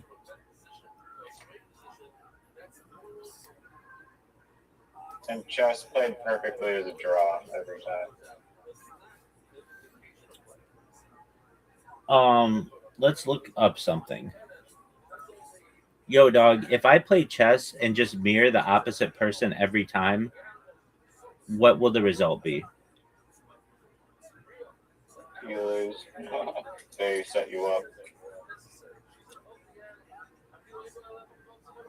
You're basically trying to play a symmetrical position. The funny thing is, if you're black, mirroring often works reasonably well for a while because you're naturally making legal moves. If you're white, you can't, because nobody has moved yet.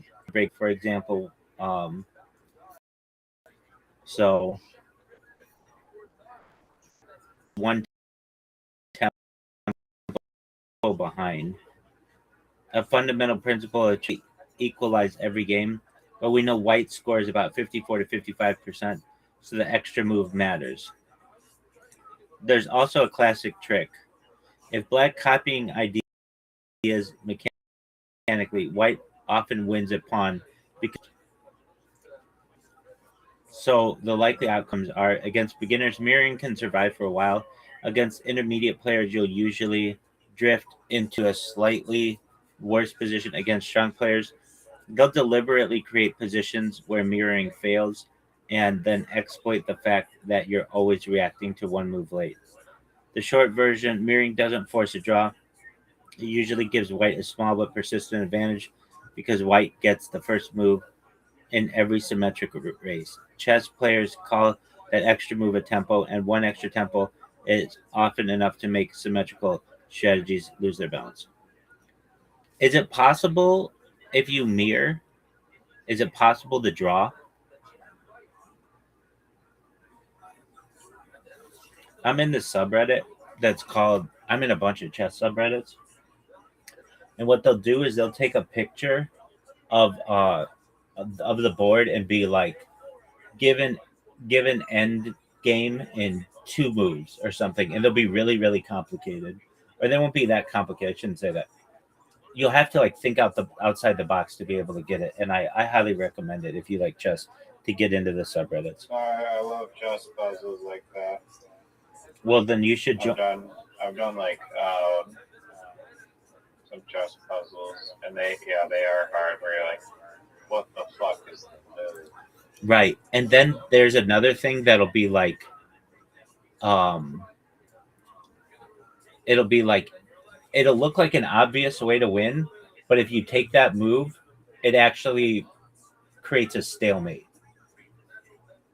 Like, I forget, there was one that I saw that was like, I was shocked, and I had to read through the comments, and I'm like, how isn't this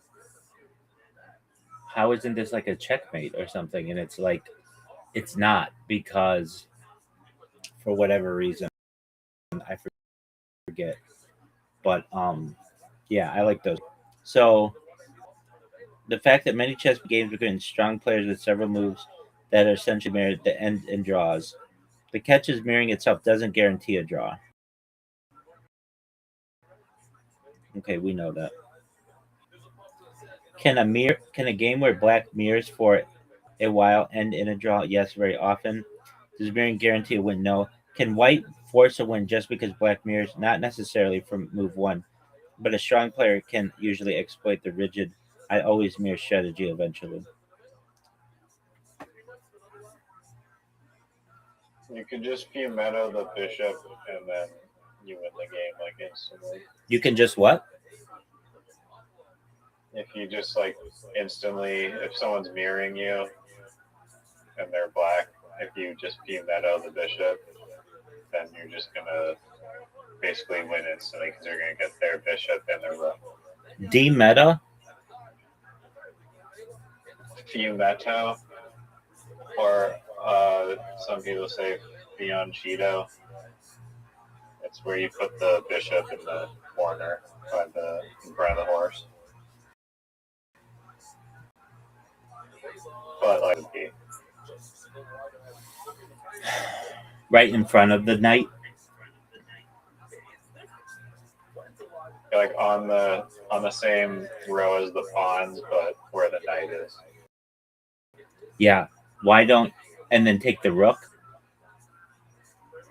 Well, if they're mirroring you, you play like that pawn that is where you put the bishop. You play that pawn first.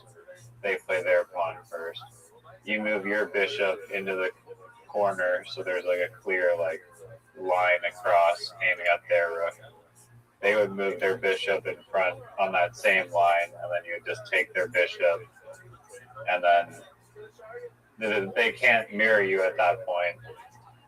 All they could do is move their horse or something, but if you did it on the side without the queen, then they're not going to be able to take the rook.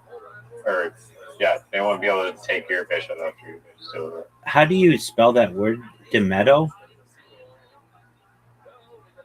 Yeah, Fiumetto, like Fumeto.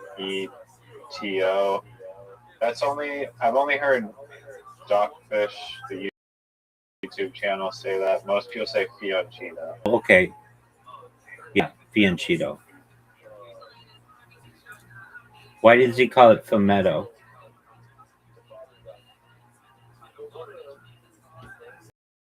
I'm not sure if it's a legitimate saying or not. I feel like it probably is. So you play a lot of chess. I never... Again, it just... Chess overwhelms me with... I really want to get into it. I want to learn everything about it. And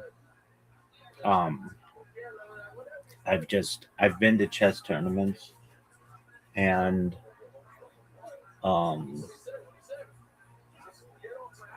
but I've never... I'm like... I don't want to say I'm self-taught because I'm not. But I don't study the game like I should if I really wanted to get good at it. And I kind of agree with Reverend Andrew in a lot of ways. Like he said, unless you're playing it to be like a world champion, it's a waste of time. And I kind of agree with him in that to some extent. It's fun, but Can you say like unless you're getting like a PhD at education is like a waste of time? even that can be considered a waste of time. Yeah, but I mean, I don't think that you have to be the best in the world to for it to not be a waste of time. It provides enjoyment, and so that's not a waste of time. But I get what he's saying from a standpoint of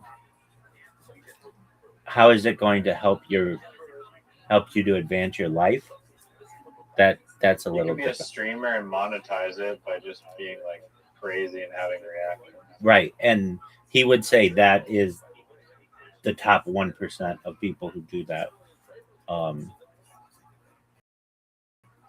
And he would agree that if you're able to do that and monetize it, then that's different.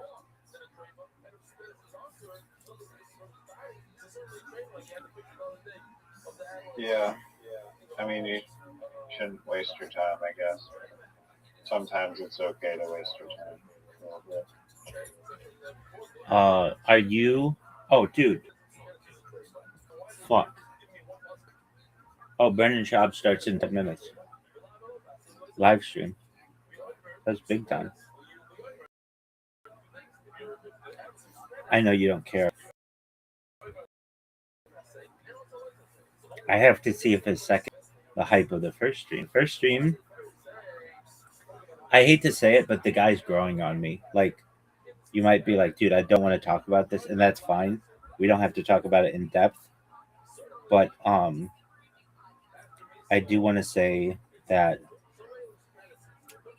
it is like, if I've named all the shitty stuff that he's done, that's in comparison to a lot of people, that's not the worst. It's not Brian Callen. It's not even Louis C.K. Anyway, I don't want to talk about him, but what was I going to say about him? I do want to see if a second stream lives up to the first one. Oh, I know why I was thinking about this, though. UFC, let's get the time down on Sunday.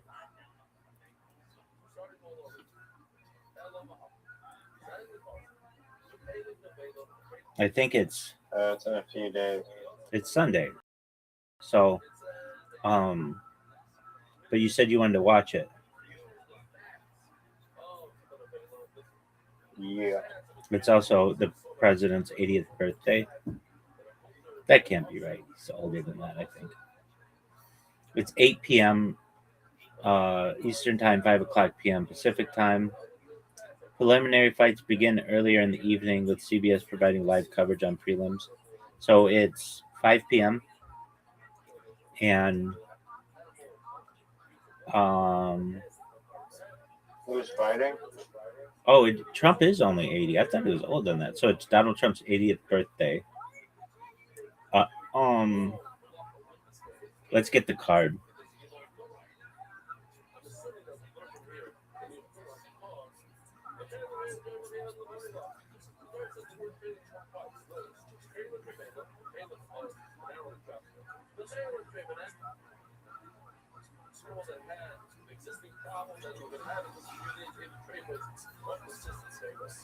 All right. The main event is Ilia Topuria versus Justin Gaethje for the UFC Lightweight Championship. The co-main event is Alex Pereira versus Cyril Gane for the interim UFC Heavyweight Championship. Another thing with that, it'll be if Alex Pereira wins, he'll be the first 3-time champion in UFC history. And some people are saying that that would make him the greatest fighter ever. There's Sean O'Malley, Arman Zahabi. I could be wrong, but I know Sean O'Malley. He's like one of the few people I could like pick out of a lineup. He has like a big blonde afro and he wears pink and stuff, or he has dreads. But he was the bantamweight champion for a little while, and I would say he helped to elevate UFC a little bit. He'd be on like ESPN Sports Center and stuff. There's Josh Hockett versus Derek Lewis. That's a heavyweight, and Derek Lewis is absolutely hilarious. He's Donald Trump's like one of his favorite fighters. He's one of my favorite fighters too. The reason why he's one of my favorite fighters is before I followed any UFC, I saw Joe Rogan do an interview with him, and it was after the fight, after he had won. Joe was like, all right, so how do you feel, champ? Derek Lewis is like, my balls is hot. And Joe didn't know what to do with that. And he's like, well, I guess his balls are hot. But I just thought that was always a funny answer. CO Ruffy versus. I hear since I watched so much Brendan Schaub and that garbage, I hear these names so much, but I don't follow. And all I do is talk about it. I feel like if I see them fight, then I know. But then there's Bo Nickel versus Kyle Dacus in the middleweight, and Diego Lopez versus Steve Garcia. There will be no preliminary card. The entire event consists of the main card, which is interesting because AI keeps saying that there is a preliminary card, but there isn't one. And seating capacity for the venue is 4,000. attendees due to security concerns, while an additional 85,000 people can attend the free public viewing experience at the Ellipse. So be here at 5 o'clock on Friday, or on Sunday, I should say. I've got a podcast to do that morning at 9, something like that. Let me check that time, which I think will be over well before. On Sunday is, it's at 7 in the morning. So yeah, then UFC 250. And do you know when Canada plays in World Cup?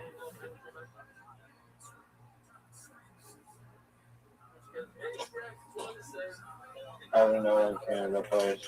I'm going to tell you right now. They play today at noon. They play in like 3 hours. They play Bosnia and Herzegovina. And then the U.S. plays tonight at 6 versus Paraguay. I'm going to get so Who do you into... think is going to do better, Canada or U.S.? Oh, that's a good Probably question. US. Probably not, actually. Maybe just slightly.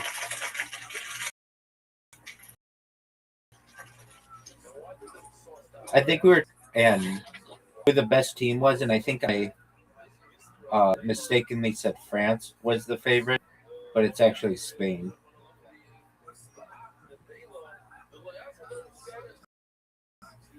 It's expanded this year, the World Cup, I think, to 48 teams. It's definitely bigger than in years past.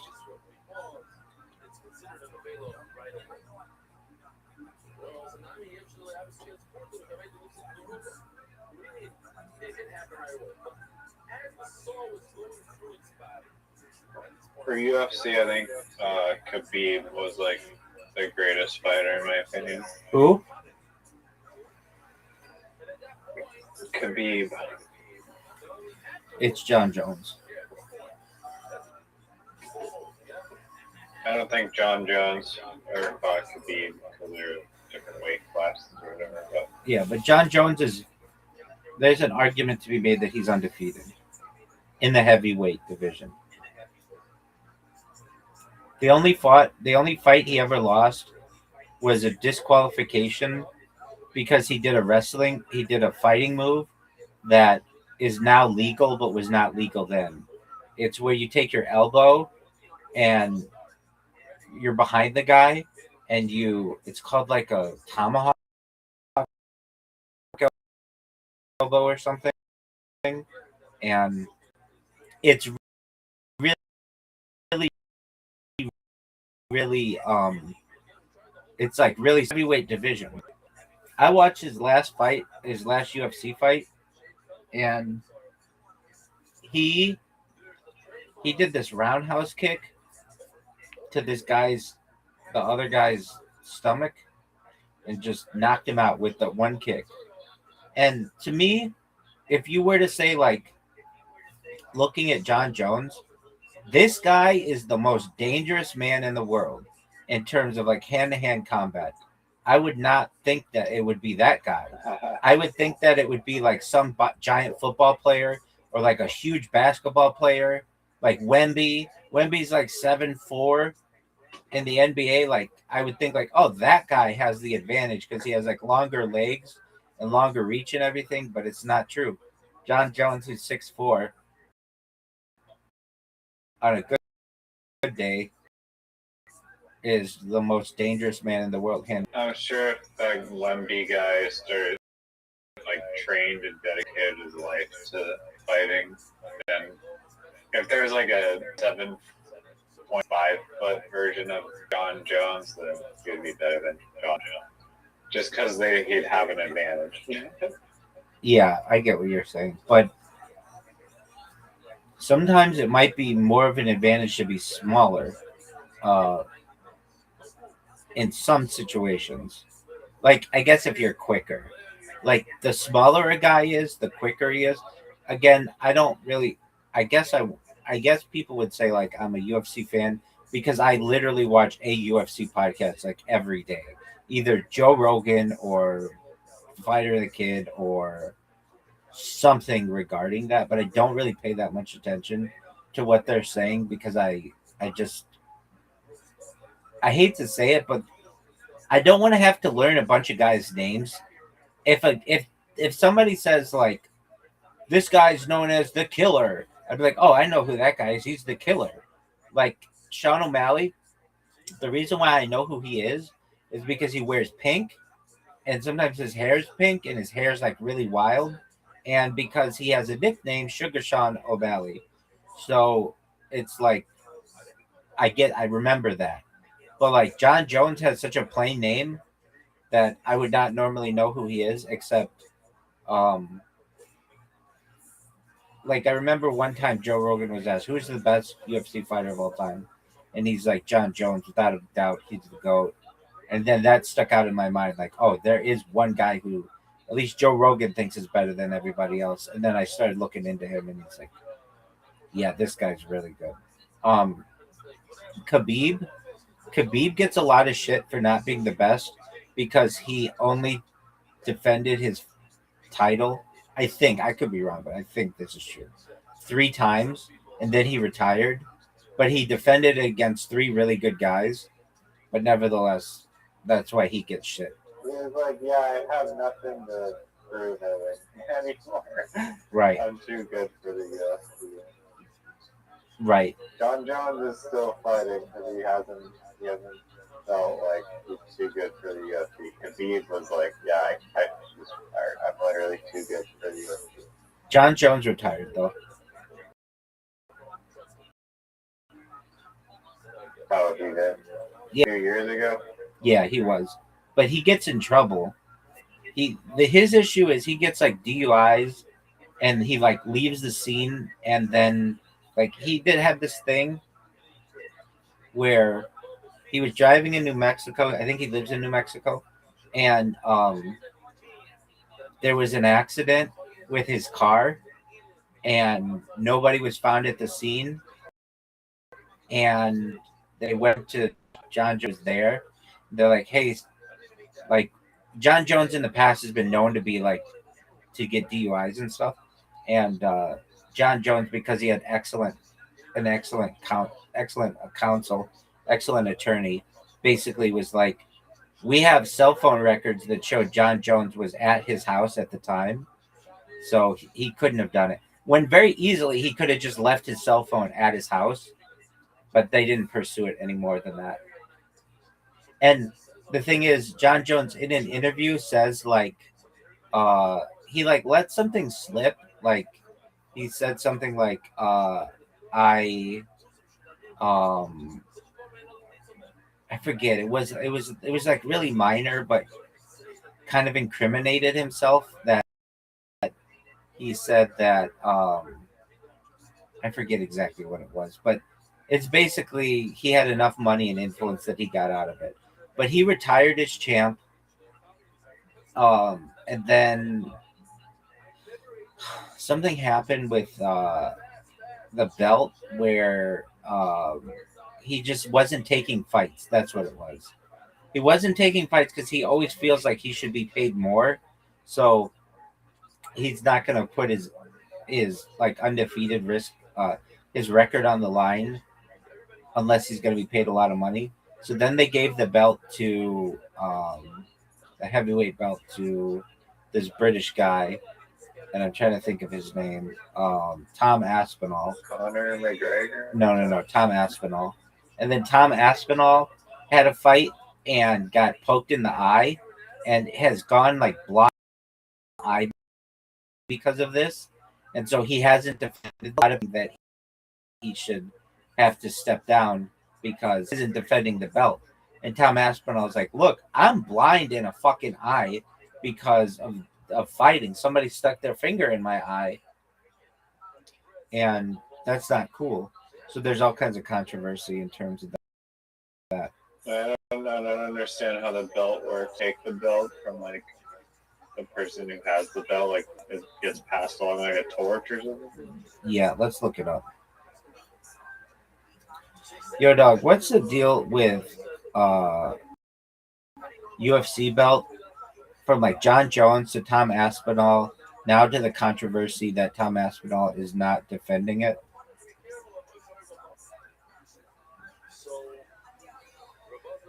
It is John Jones officially retired, ending a 7-month standoff, which resulted in Tom Aspinall being upgraded to the UFC heavyweight champion rather than just the interim title. Controversy stems from Jones's refusal to unify the belts, despite Aspinall holding the interim title for over 18 months and successfully defending it.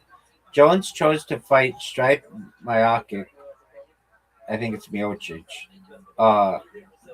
instead, leading fans and fighters to accuse him of ducking Aspinall and holding the division hostage for leverage or legacy protection. Aspinall is not currently defending the belt against a different opponent due to a recent controversy at UFC 321. His scheduled first defense against Cyril Gane ended in the first round after Gane accidentally poked both of Aspinall's eyes. UFC President Dana White confirmed the fight was a total pain, but hinted at the immediate rematch once Aspinall's eyes healed. Aspinall has stated he is not looking to fight Jones anymore, preferring to keep the division active with a new undisputed champion. That doesn't really answer my question. The question though, yo dog, what was the deal though between John Jones and Tom Aspinall? Why? What does it mean to unify the belts? Isn't there only one belt per division?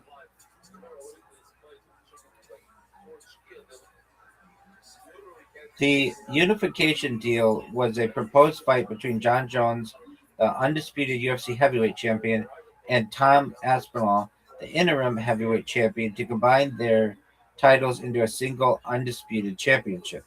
Why two belts? Interim titles. The UFC crowns an interim champion when the reigning champion is injured or unavailable for a set period. Aspinall won the belt in November 2023 after Jones tore his pectoral muscle and missed the scheduled title kick.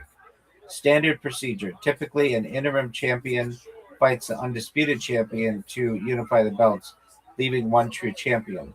The stalemate. Jones refused to fight Aspinall, preferring to fight against Miocic for legacy reasons and demanding a massive payday. Aspinall campaigned for the unification for over a year, but negotiations failed. The resolution. In June 2025, John Jones retired from the UFC. This vacated his title, automatically promoting Tom Aspinall from interim champion to undisputed UFC heavyweight champion, ending the need for a unification fight. Does that answer all of your questions?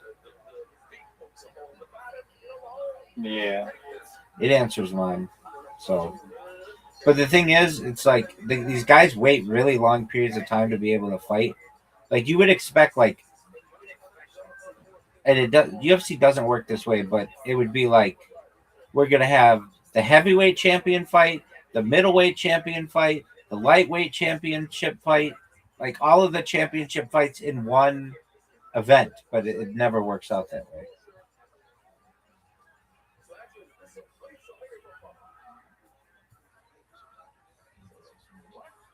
Was John? What the hell is a division? Does that just mean like weight class? Yeah. So heavyweight division, heavyweight weight class, lightweight, bantamweight, featherweight.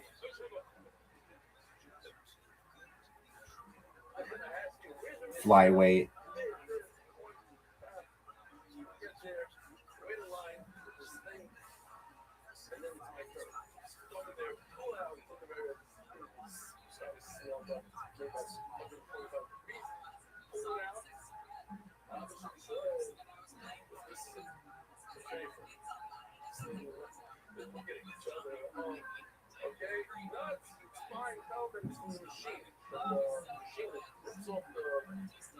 What other UFC questions do you have?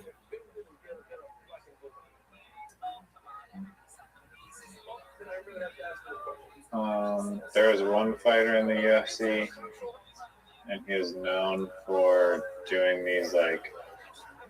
Oh, one of his moves, he got kicked out of the UFC because he would put these guys in like these ankle lock things where you'd like twist their ankle around. Ankle and lock they'd be, submission. like, screaming in agony.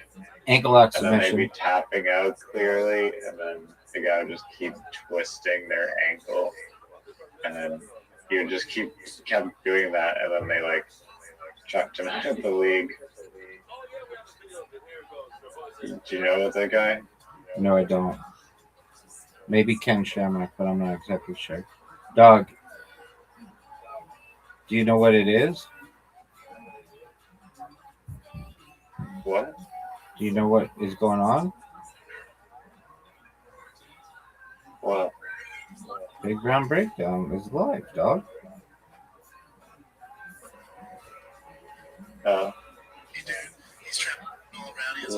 Yeah. Let's watch it. I'm gonna go to sleep. All right, big dog. You go to bed, and I will see you tonight, God willing. Great job with that game, dude. Very, very good job. Did you prefer playing that over Literati? No, I didn't, but it's close. It's getting there. It just had some little user interface things that we'll be able to improve, and then once it's there, and it has the same user interface as Literati, and the dictionaries are correct, and the like a big thing why I didn't like playing that is I'm stuck with a queue, and I don't even know what, but like nobody could end the game. Little things like that, which I totally understand. You're not going to foresee all of the different end games, but once you work those into it, and if you could make it 3 players, dude, we'll play that all the time, and I like it more than Literati, like a lot more, especially if you have different game modes and you put a dictionary or whatever the definition is on there, because then we can learn from it. I will love it. I will ask you to give me to make a version where you can just play against a computer, and like with different levels. I'm telling you, you could sell this game, and you could sell it to schools and just people who want it, and teaching English and learning English as a foreign language, or what do they call it? ESL, English as a second language. It would help people so much. You have a winning idea here. I don't normally tell you that. Normally I say I don't know if this is great or that idea sucks, but this one is fire.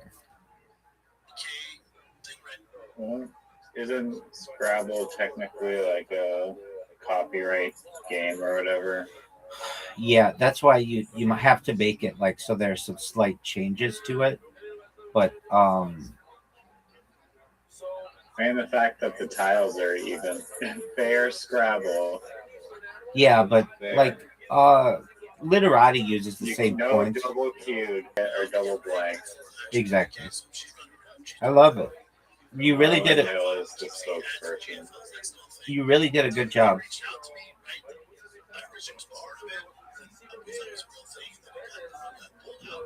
Yeah, I just need to keep ironing out the kinks. Absolutely, big dog. All right, my friend. Sweet dreams to you, and we'll see you tonight, God willing.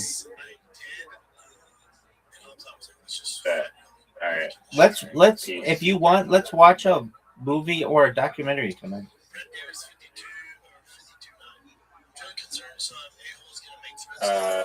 Yeah. Possibly, yeah, we'll see. Okie doke, big dog. It's really good.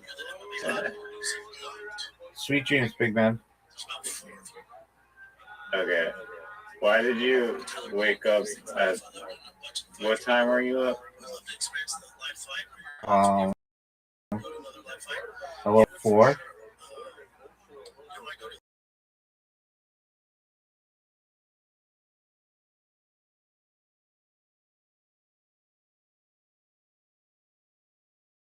the fuck did you get to 4 or 5 a.m. waking up?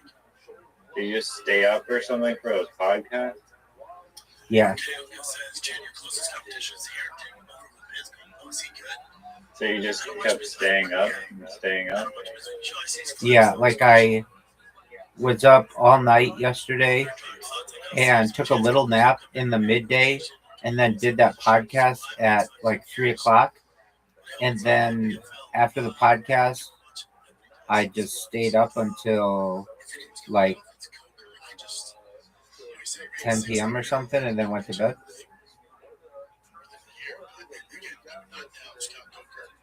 Does that not just staying up not make you feel like terrible? Oh, it makes me feel awful.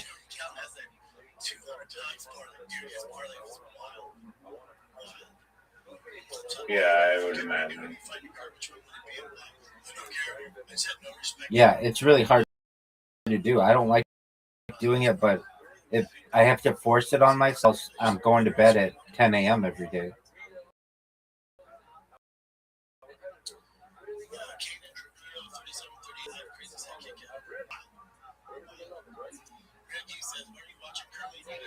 Yeah.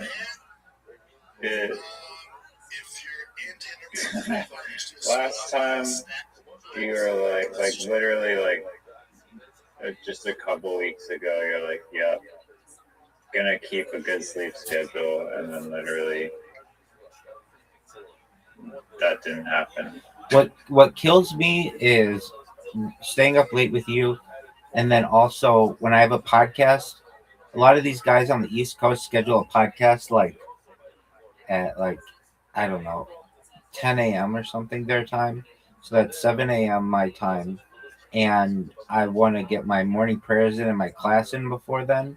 And so that means I've got to get that done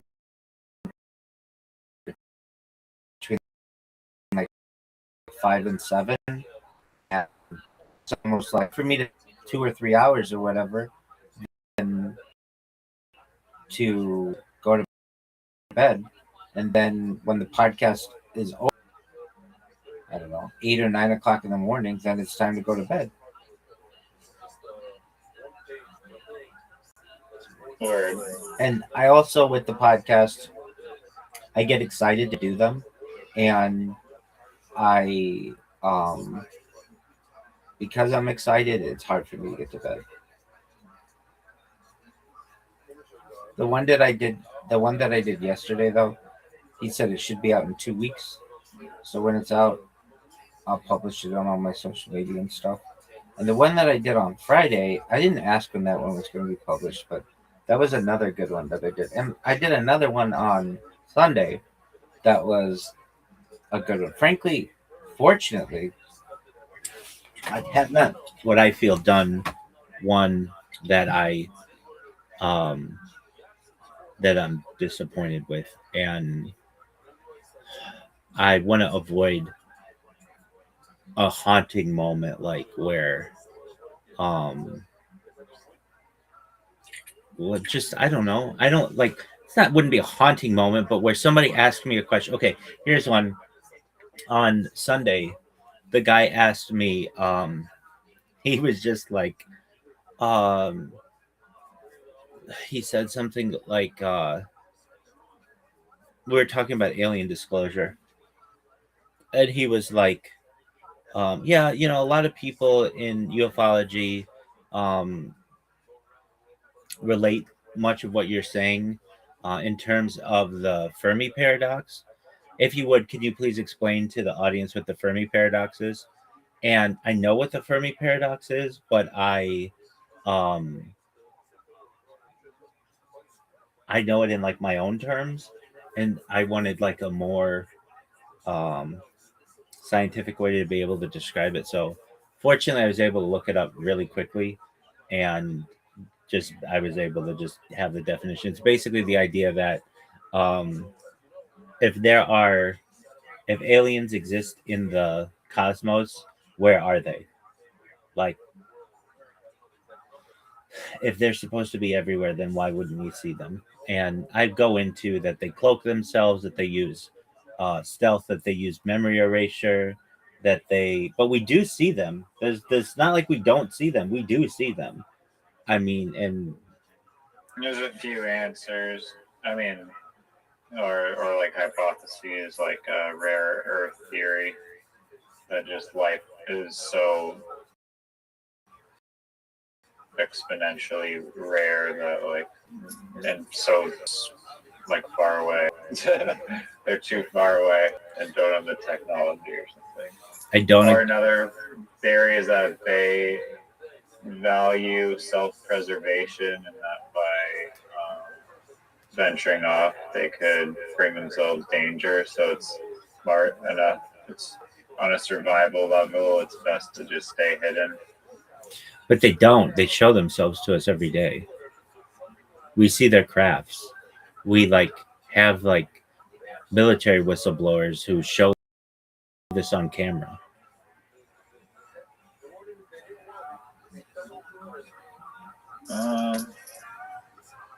Well, maybe we need more confirmations. I want to be at like those spacecraft should be public. Everybody feels that way. Yeah. There's a paradox. Or at least one. There's a paradox as well. Any sufficiently good picture of a UFO is sometimes discredited, or somebody says it's Photoshop or whatever. So like the better and better the picture gets, the more and more, the higher and higher chance that it's computer generated or something.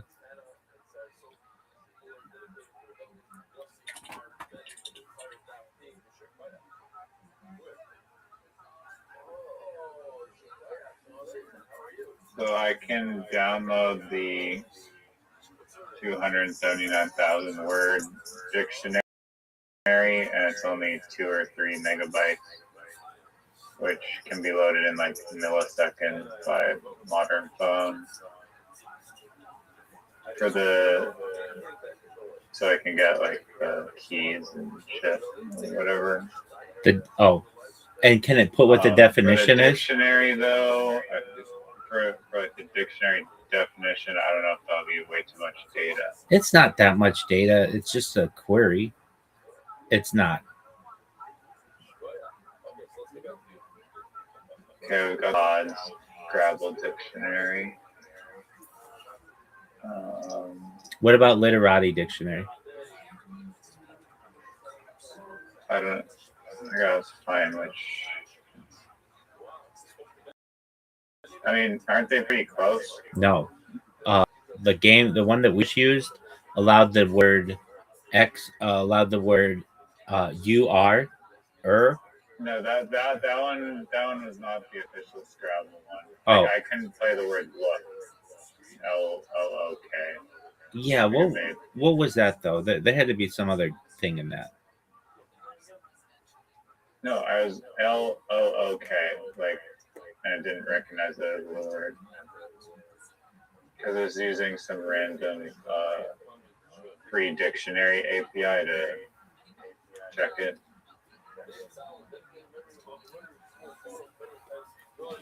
I'm not sure, but it was really What's good. the rule at the end? If you forfeit or pass 3 times, you like the game just ends. It should be passing 3 times without the other person being able to play anything. It should be passing if the 2 players pass back and forth 6 times without either player being able to play anything, the game ends and the person who had the higher score wins.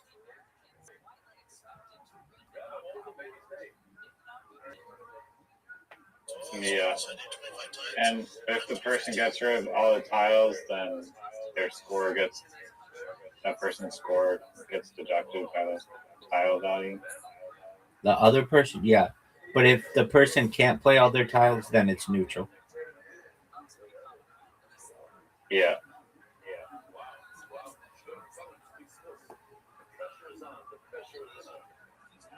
And there should be a setting that if you go second, then you get an automatic 11 points.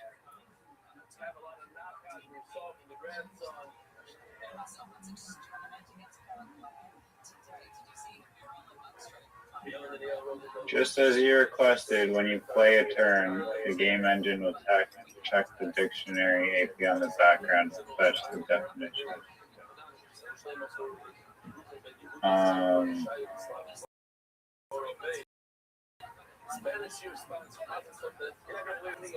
Because they were actually like days away from fighting, getting hurt. All right. I mean, press conference unique, and that was just watered down interviews. That was, yeah, it's this weird, like, cupcake shit. All right, I'll talk. Peace out, Girl Scout. Thanks.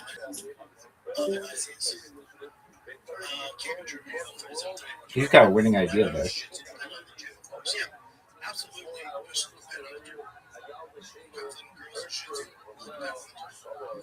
North Pole Racing used to have your Ferrari. Now I sold 3 Ferraris. I sold all 3. Made money on I sold my 1100 horsepower CTSV, dude. Those are sick. Picked up 2014 80 M3 and 11. What's your favorite car you've ever owned? Oh man, my GT2 RS by far. That's the one that's my Eleanor that I'll never get back because it's like 800 grand now. Casablanca. Last one for me, Chin, you the man. Tom Catman, my big fan of the show, my guy. My question is, do your sons and your friends relate to our top level UFC fighter? How about the baseball dads? I'm sure they'd be a little starstruck. Yeah, the kids ask about all the time. The dads, no, for the most part.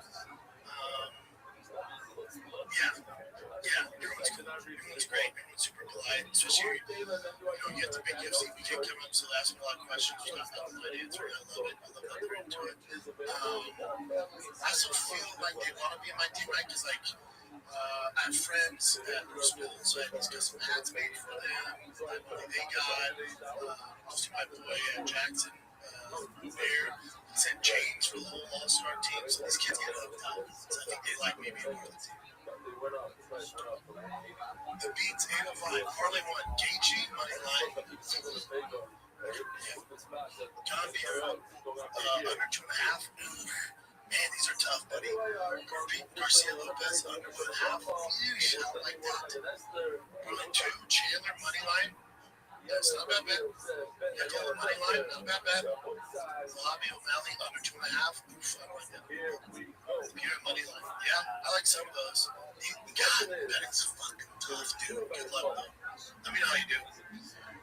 Trey G-Man 15 from Pennsylvania, playing on 10 in UFC 330 in Philly. Outside his own Gary, who do you think could be on the card? Over for Jan Rod 2. Piper in the low. I'm here. Joe Piper in the low. That'd be fun. Can you imagine if Islam Gary, Jan Marab 2, and Piper in the low? Like all on the same card. Long Island Shot Talk, when's the commercial shot come out? Dude, they told me mid-June, so I'm going to get paid till I get a couple thousand hopefully soon. They told me mid-June, I think I got to get a contract, man. I know it was around like June 15th, so hopefully soon. Hopefully. Again, I'll shoot my part, and then see what happens. You know, I can't control that. And should be going low. I'm also not looking to be character in it, but I'm your boys in it. El Murdoch, now that you have a deep love for baseball because our boys do wish you maybe played more yourself growing up. I played all the way to 8th grade. Yeah, I wish I stuck with it. I played lacrosse. I love lacrosse. Lacrosse is actually big out here. But yeah, I do wish I played baseball. It's such a mystery. El Torito, 94. What happens if Justin Gage wins 3? Like kids, so we're all with you. We're sleep on like kids. The only thing there is, I'm sure, his team is aware of the like kids, especially done any research on Gaethje. That was his thing, especially after all series of fighting. He won fights with like kids, so I'd assume they have a pretty nasty counter for him. Because remember, when you're kicking, you're on one leg, it's hard to get out of the way. So, yeah, you can do it.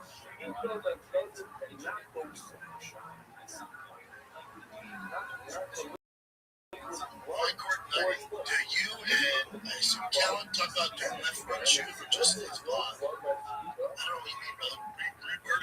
said a question yet. He's relevant. Run the very last one before the green board. I think the fight between Carlos Wilberg and that's a great fight. Not my favorite Proton event. Drew Kelbat, Casablanca 30. How many nicks can you take in the octagon rivals? How many can you kick or down free gas out? Love you, challenge. I'll see you at injuries. You're in your prime. I'm not really injuries now, man. My knees don't want to keep them alright. God, Nick Simmons. I'll say 10 of them. Those first 5 are getting freaking flatlined, but after that, D9HF, part of me is scared Botan gets clipped with a 250-pound hammer. I agree. I think Izzy doesn't hit very hard. He's been taking like heavyweight punches well since. Yeah, I'm gonna assume him coming at 253. Hope he gets a little under that. Him coming at 253, his chin's gonna be a little better. Not that it's bad now, but to your point, he did get clipped by Izzy. I just don't see Gon sitting there throwing exchanges. You know, I think he's be on his bike and moving and trying to win my decision. And Austin 07, can you tell us your craziest locker room story from football? We had, when I was in junior at the University of Colorado, we had a homeless guy come in and he looked like a zombie. Straight up looked like a zombie, had like blood all over him. And he came in the locker room and straight up trying to bite people like a zombie, dude. He's trying to bite people, and I was the only white dude. And these boys are from 5th Ward in Houston. They get on Louisiana. Like these black dudes did not play. They all jumped him. And then one was like, dude, what if we have AIDS? And they were so freaked out. But they stomped this fucking zombie so bad. He was like trying to fight him and bite him, so Army man, GX791, Abraham, big fan, will you help me again? Yeah, I love it. I just don't do a ton of gas, I just do this, man. It's just easier with my scheduling, it's just easy. Dave Chevrolet, Dave Wiggins in the UK just sat down for a team of the kids before we go to cricket training in the UK, sick. My 11-year-old son is being watched by entire county. There's no better feeling about it. I can't imagine. Keep me posted. Shout out to your son, man.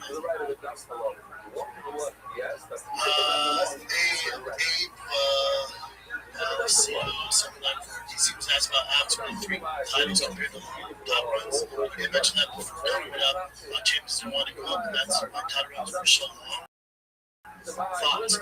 Yeah, I'm with DC on this. I think the hardest thing to do isn't moving up. I think the hardest thing to do is what John Jones did, what Izzy did for a long time, what Anderson did for a long time, is defending your title because the word's out. There's no secrets on how you're fighting. Guys have to blueprint on how to be. So it's constantly defending your title for new contenders. It's by far the hardest thing to do in sports. It's impressive, Alex jumping all over the place, but I think it's more impressive, guys. Like Mighty Best going these long runs is way harder, I think. Andres Figueroa, 93-74. Shirts will be nice. I know, let's figure it out. Yeah, let's do it together. Let's figure it out. Do it together. Jockey, Jetchman, merch back. One of the things I had in the white purple jersey with the bench. I used to have it for sure, but I can't find the story. Yeah, your boy slacking. I can only do so much, but yeah, we'll figure something out. If you guys want it, we'll figure it out. I promise. I don't have any good artists, so if you guys know anybody, if you have any recommendations, let's do it. And AI shit doesn't work on merch. It just doesn't. Reggie, I was watching the Journalistic Thought this morning. It's on Netflix. It's a story. Shot a serial killer by a crazy lady. I get down with crazy ladies. Did you watch the chimp one? That shit was wild.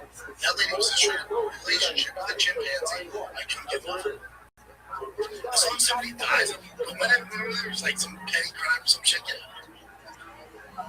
Oh, did you think I got a notice on my phone? So, I got a notice on my phone that Nancy Cuthbert, they think they found her mom is buried on the border of Mexico. Breaking news.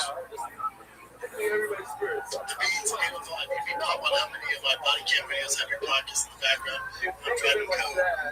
Code 3, much love, brother. What up, dude? Got a cop on our hands. Nothing better. Keeping the Lord's work with it. See, this is why I don't know how this live show works. So it says Logan Durham for 409 received a gift membership. Yes, she's a little band. Yeah, it's just a member that straight up gave 5 people free memberships. Yeah, that's cool. It's just a cool video. So shout out to Shiz. That's cool. Keep going. Yeah, I don't know how it works.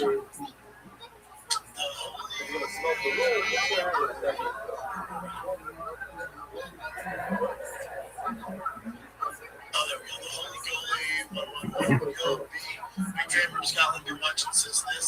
TVK since the start. Can't wait. We got Scotland at the World Cup Saturday 2 a.m. Then Sunday White House. Dude, what a nice weekend for them. What a nice little weekend for them. Yeah, man, with the World Cup, I get these guys doing construction on my house, and they're all Mexican, and yesterday they just left. I'm like, where the fuck are you going? Like, oh, Mexico. And like, zero compromise. They're like, nah, man, it ain't happening. I get it. Do your thing, man. America plays, man. Suckers, now they think you're like, when you done World Cup. Shout out to Shizlo man for gifted memberships. That's dope. I don't know how that works. You guys just give memberships or you just give them to people? The Holy Goalie will also be up here while you're looking for a show to watch. Sexy Beast series to set in the night in London. Kind of like Mobland, trust me. Mobland sales. Andrew Raya 2564. Would you ever mess with him? Required of a manual. 370Z myself. Yeah, me and my brother, especially my brother, loved GTs on GTRs. I would love Godzilla. My kid loved him. I would love Godzilla.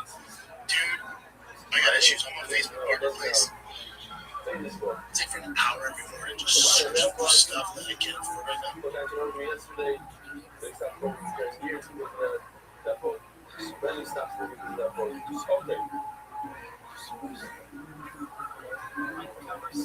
Eleanor Jock, why haven't they announced Bailey versus Turner? It was clear Bailey was for Flyers versus Valentino, so what's that? I think. Also, Turner even touched that belt. Really probably not. I'm glad she's the champ, which is a great champ. Probably not. I don't know why they're not announcing that. Maybe we're not getting her news on her. There's no women on the White House. There's no women on the White House card. I don't think that was any on purpose. I just don't think things lined up. They were trying to do the Kayla Harrison fight in Minute Nunes. Some people are like, oh, Trump and Dana didn't want women on the cards. Like, hey, dumbass. Kayla Harrison was supposed to be on there, but she had surgery. Patrick Martinez, 2451 idea for brownies drop. Use a brown trout for a graphic. I know you could take this just to make brown trout. Just a thick brown trout.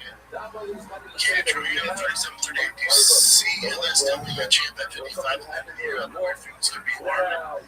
That's by far his toughest test. By far. Always some new ones here. Dash Cold, 8812. Welcome to the club, big dog. Ammo F5193. What up, man? Keep going, big dog. Yeah, no. That one I would almost just kick him out. It's the same one Homegirl was talking about. Big Ben 14, how's Chin doing? Good, thank you. He's been hooking up his Cybertruck. Things are looking pretty dope for Cybertruck.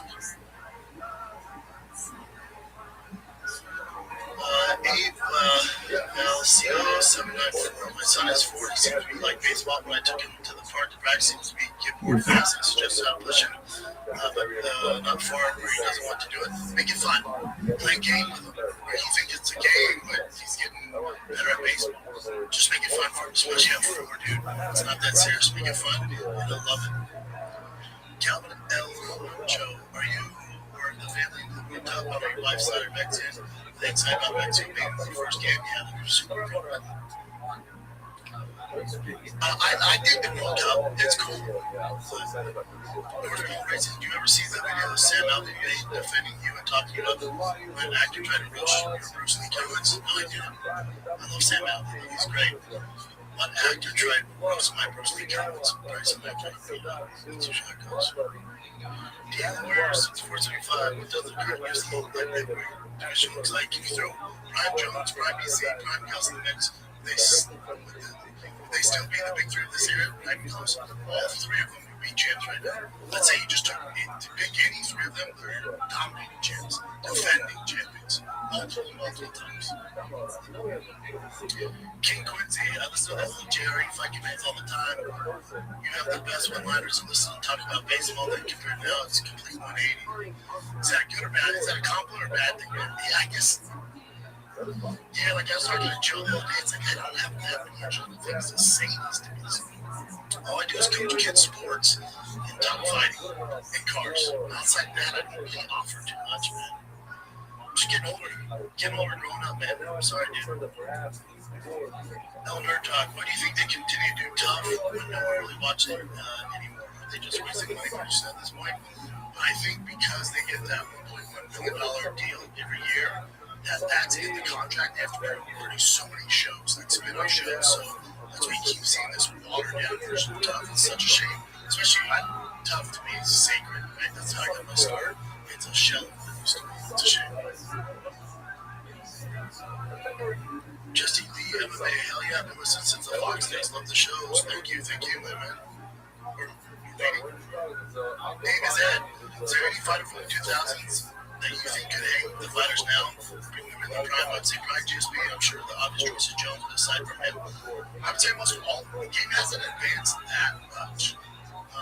Especially back then, guys were more specialists, so I think they would have a lot of success.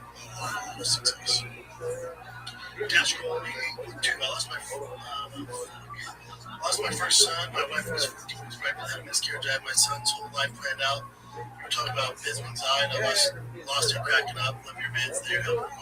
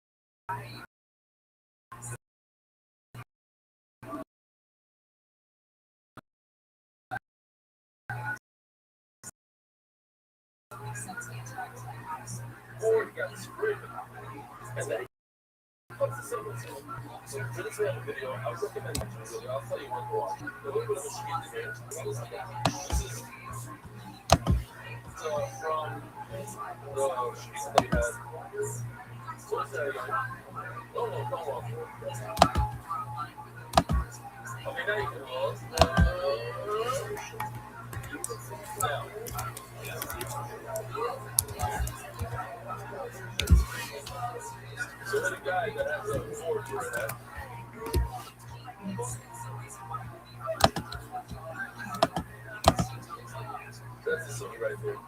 It's a little bit of blood. I think the guy before. I had my here that used to say here that the medicine is called process. Who is that called process? I'm assuming it's some sort of medicine.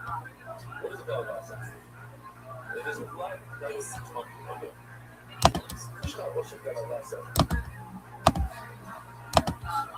You never heard this puzzle?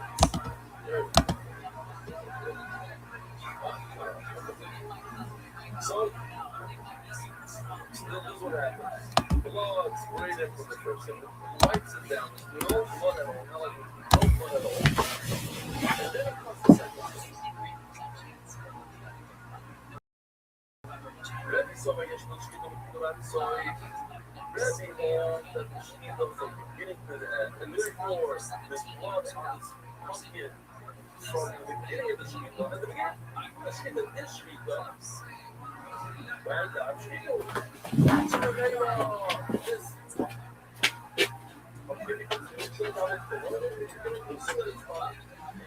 This. Yes, so.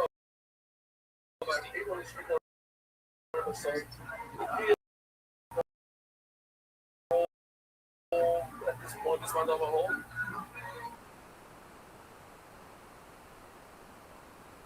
What is that? The initial blood that comes out of the funnel doesn't count. What we did out of the blood of the blood of the womb was wiped away. Here comes the tremendous. That blood that was wiped away had to not wiped it away. It would actually turn into blood. He thought once the sheep is over, it was active. It was there. Only it was there. And now she did. Here's a way to do the sun right now. The right toilet, what does he say you should wait around? Not for the sheep. What about the other people should wait and see if the blood is there. Yes, or not. If the blood is on of the sheep. At the end of each one, fracture, then it turns out there's the sheep only at the end. So the blood marker is not a marker anymore. Blood marker is actually part of the sheep. And it has the ability to be marked. But there's a tremendous difference. Remove it. There's no retroactive about it. You can't say, oh, at the time that it is, there was a board, it was a bullshit.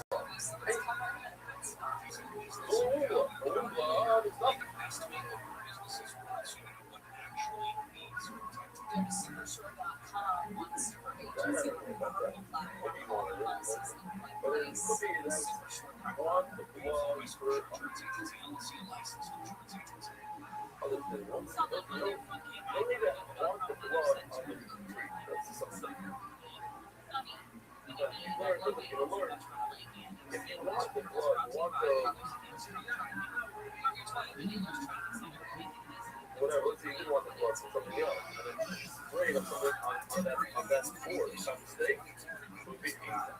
It doesn't have to be on every single street. If I wanted to have it, the guy goes into the grabbing a muscle by the people with hands that can grab the fruit or whatever it was. You have certain situations where you want the water from something else. Your fruit, it's too late. That's it. That's good water. Once you want the water, then the water. Yeah, but one season, I have recently, you haven't seen each other. Okay. I know, so it's a tough one. I just want to point this out.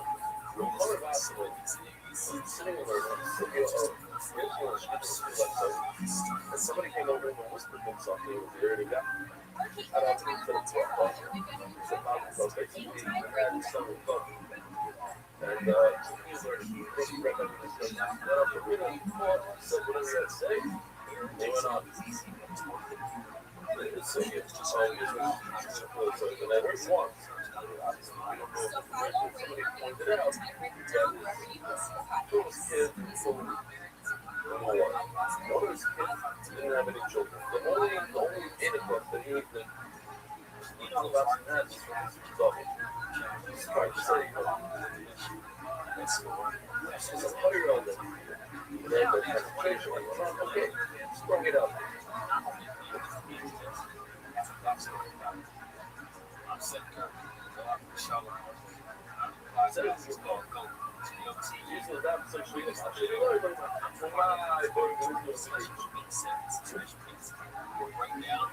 What does it mean? Okay, so according to the Europeans, it is not so complicated. At the end of the day, my boy is going to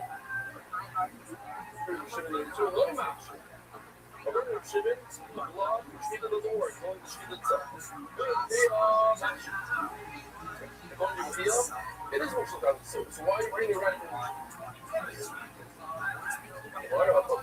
Then we actually look at if you wipe it down, you don't have that initial blood.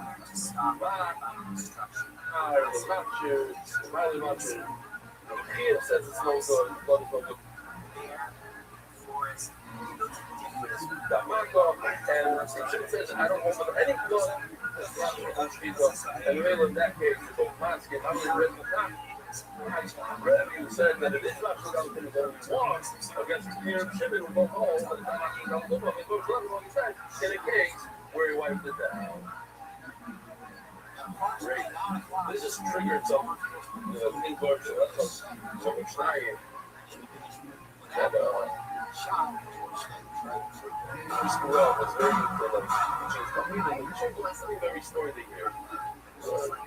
Essential license, you know. I say that all my stories are based on ISIS. That could happen. Or almost happened. But they all could happen. So he's one saying of ISIS about a woman. Live environment. This is the street. This is exactly. And the red, and she comes back. Gave her up stuff. She had a kid. Then he wants to see what's coming. That is psychological. This, that. All nice. He looks at the dialogue and says, it's such an aggressive environment. It's such a street environment. That's what I mean. When you see the very story of this, first, even that is such a street.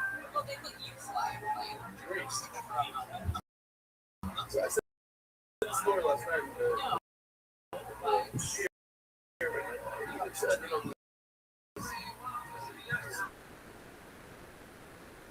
back to the I was there, when I was in Morocco, and the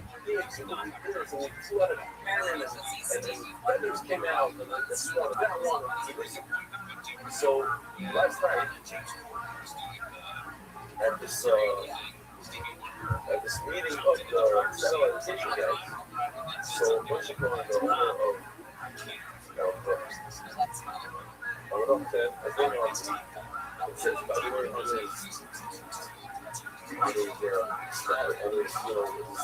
email signature says owner of our Pay. I was working on Pay, but it's free to FCY. It says so you know, so he gives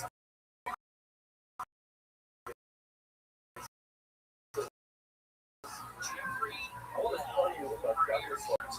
Listen, I left my hat. That's 50 yards. Very good, right? I left my hat and I pulled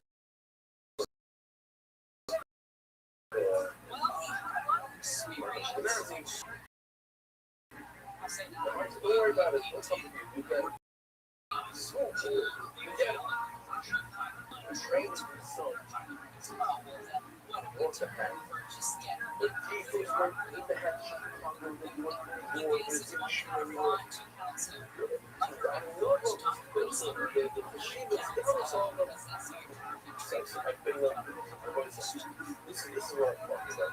is when these stories start. Let me tell you the real story. I come to my room at night and I put my cat in the sleep and beside it. I stole most of Sarah's hat. So what do I do after I steal a hat? I gotta give it back to him. You guys have Malvinas. He's a Ghana. They went from being a Ghana to Malvinas to the double door. What? It's a beautiful thing. Listen, you know his end of a story out of nothing.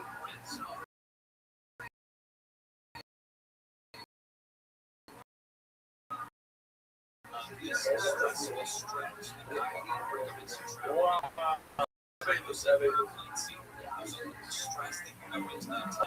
go back there. We've actually got my logo. We're actually already looking at 40 state partners. Let's just wait a minute. I'll put that in the street. Let's see if there's a picture of the street. Here's the guy in the street because I hold the people that happens all the way at the tail end. And then they go, oh, yeah. Remember this. Jake Gillis. Insert anybody. Jesse KG. What's the name of that cousin that's doing pictures again of now? I am fine as shit, Dallas. For the workers that have been zippered, I can remember I have to.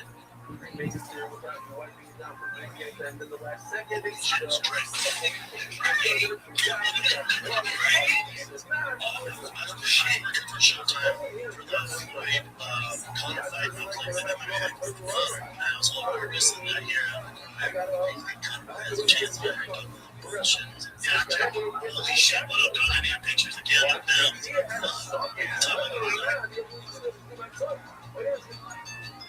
You're also there for us. I didn't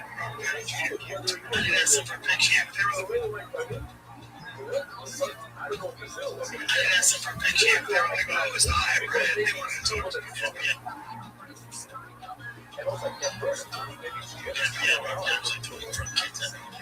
That you need that, like when you need somebody like each of you guys. That's how you get for it. You want that party $2 phones to an Oscar party. You can't see us, so people know there's no cell phones. I've been at parties. Smith asked me if I did private training. Smith was like, hey, next year, where's my face? I didn't train for the reason why Chris won. No, I didn't train well. I didn't train anything. I was like a different vibe. Just kind of... No, it's weird. I promise you, I said, I don't know that because I was a current music family caught. Come on, put me in fucking. Whatever the fucking mileage 3, I don't know. You get there, yeah, he looks a lot like, yeah, that's what I thought it was him. You're right. Oh, they're all very similar. It's like the lead, all the YouTube, yeah, Nick, when your mic looks so fast,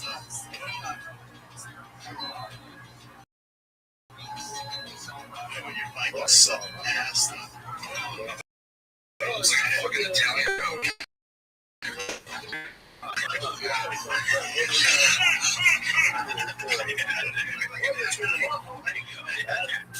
They also studied the way gay and straight people talk.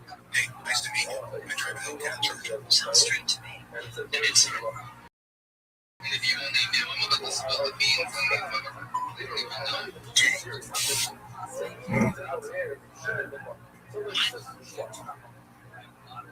Something that says racial baseline. She says, oh, look at the effects. Over there has all the things you need to describe. Look at this side. There's a loser. It's just pathetic. It's actually, I thought about it. And I gave up. If you look at it, it's basically it's one of those four things that sometimes Rich Monica said, so you didn't really want to pick Rich Monica.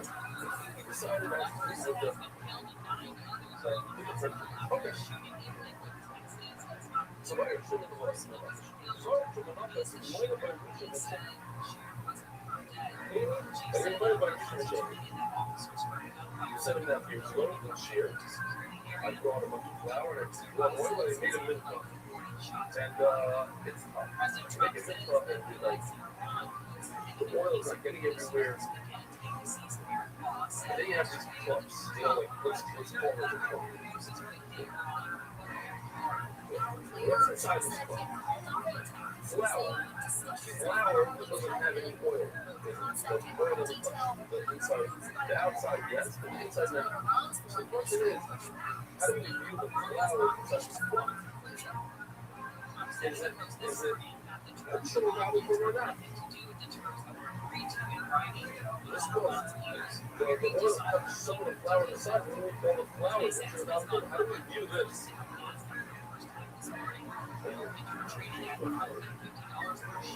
So what do you do? So let's have the ability to get off to something else. Or is it so? Keep in mind that he was like such a Swiss show. Where is this? But now what we start, I was like, the law, I just everybody's going to have protection. And then gives it more ability. So there's a piece right over here, this clump of flour. This clump of flour just has a special love. You touch it, so maybe that love stops at a certain place. In itself, it makes it possible. Then we're going to view this as common. The win of a recent change, but the ability to impart building something else. There's an evolution of grass, well, it has the ability to go back to. As the only thing to describe later. This is their rice, so this is their rice, so their rice. How much will it be? One word of the ball. So let's drop the ball. Very hard to understand that this wasn't a time very big. Recall the label I show you almost every food that can be this over of Italian food chart. The only way to make something emotionally valuable food on things with water or emotion. In a level 9 emotion, every story says black and white. Since this dark flour inside this lump that doesn't have water that touches. That's not what I was doing. That's not what water is not what I was doing. I'm shooting luggage. Let's say it's like on my one. It's in a chocolate boiler. I understand what it was. Nevertheless, it's one better question. Is that very strong? But remind them God, the lump of the tightness, give it a zip. The lump is in water comes. What's not very good about my book, but most of my connection possible. Because it's not about the big city. It says that you put water. I'm not going to show you this video. I'm going to show you the first frame. So you remember, right? There's the video of and he even said, Utah, this is funny, Utah's mighty of good of the Utah. It says,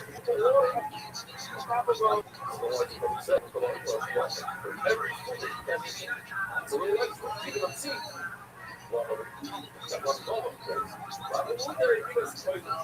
It's going to explode this lump of flour. And the inside is not about it. Says more close. Oh, yeah, it's awesome. It's not about it. More low, you have to my space, you have to my shoulders. Yeah, you have an extra pulse. You're actually just pulls up really quick to that. Well, it's really my shirts. But sometimes you have to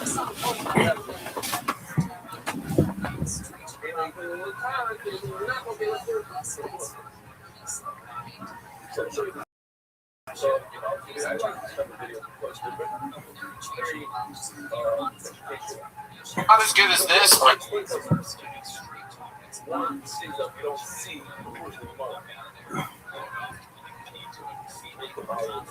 not as good as this, but it went well. That's great, man. Yeah, I'm considering it.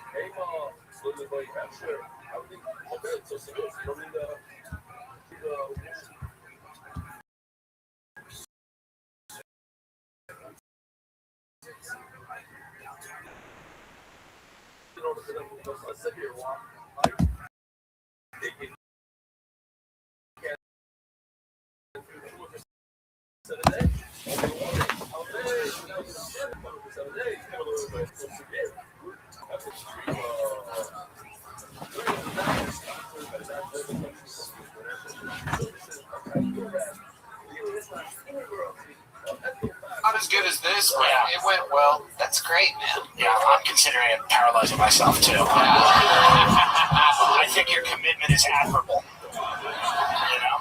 Remind us of what has you in the wheelchair. Well, I told you guys last time that my girlfriend was a bodybuilder, and I was going down on her,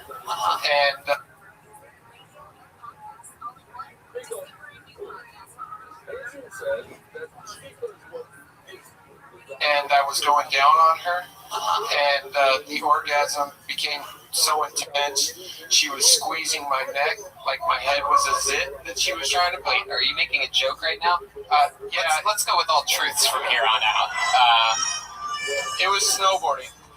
Wait, what? It was snowboarding. Snowboarding. Yeah, Steve Ranazizi and Andrew, or Santino. Santino, yeah. Yeah, that's the episode you were on. Yeah. You just answered two different questions at the same Alright, time. whatever. I love it, Kyler. So, how long ago was the snowboarding accident? 13 years. 13 years ago. And how long have you been doing stand-up? 4 months. Well, I mean, don't say that. You've been doing stand-up for 4 months? Stand up, really, Tony? Yeah, I got you, Joel. I got you. For 4 months, that's fucking amazing. That's unbelievable. Yeah, really amazing. Yeah. April 10th was my first time on stage. Wow. That's great. That's mind-boggling. You're really good at this. And you're talking about all the right shit. Opioids and the feather and the Forrest Gump joke was just incredible. Yeah, I love it. I thought of that at an open mic last Thursday. Fuck yeah. So we're like, yeah, this bit has legs. Oh, yeah. So do you have a job? You don't probably... No, SSI disability. Yeah, exactly. What happened snowboarding that happened? Went off a jump way too fast, landed on my back, snapped my neck forward, broke. Yeah, that'll do it. That's no joke at all. It was fun until I hit the ground. Yeah. All right. By the way, that is the best way to look at that. You should be a motivational speaker. That is amazing. I did a crazy trick that lost me my job, my home, and my family, but I laid it on my feet. Hey, look at that. Don't shake your head at me. So Kyler, what's it like out there for a Kyler Bentley? Like, what's your living situation? You live here in LA? You from here? No, I live in the Inland Empire. I just moved in February to it's like a senior living facility, but I qualify under the disability, so I live with a lot of old people. Right. Right. I have my own apartment, and all my neighbors are old. It's like I have a bunch of surrogate grandmas. It's awesome. That's so great. Heck yeah. You play games with them and stuff, or? No, I tell them my little jokes, and they're like, "You're so funny." Right. And then they die. They do die. How long have you lived in this place? Since February. Yeah, go ahead. No, it's just cool that you like they're old and they're precious, and then they disappear. Yeah. Well, 4 months in the comedy, you can say that you're killed. What do you do? They make food for you there at the place? No, I have it's called IHSS, and somebody gets paid to help me clean and cook and all that type of stuff. Very fucking cool, man. Can you take like chicks back to the old person home? I can take whoever I want. It's not like there's a check-in or orderlies coming around making sure I'm still breathing. Yeah, right. Yeah, I don't know how it works. So yeah, it's just a regular apartment, but you gotta either be old or disabled to live there. Oh, I see. Very cool. Is there good internet? Yeah, what's your Wi-Fi password? Yeah. You have a good data plan. What's your rollover I like? can't afford internet. I bum it off the old guy that lives upstairs. Oh, very cool. Yeah, bum it off the old guy The oldest homeless selfie during the middle of an interview. This guy's just begging for. Anyways. So Kyler, man, that is so fucking interesting. You do a lot of open mics. You're able to get around.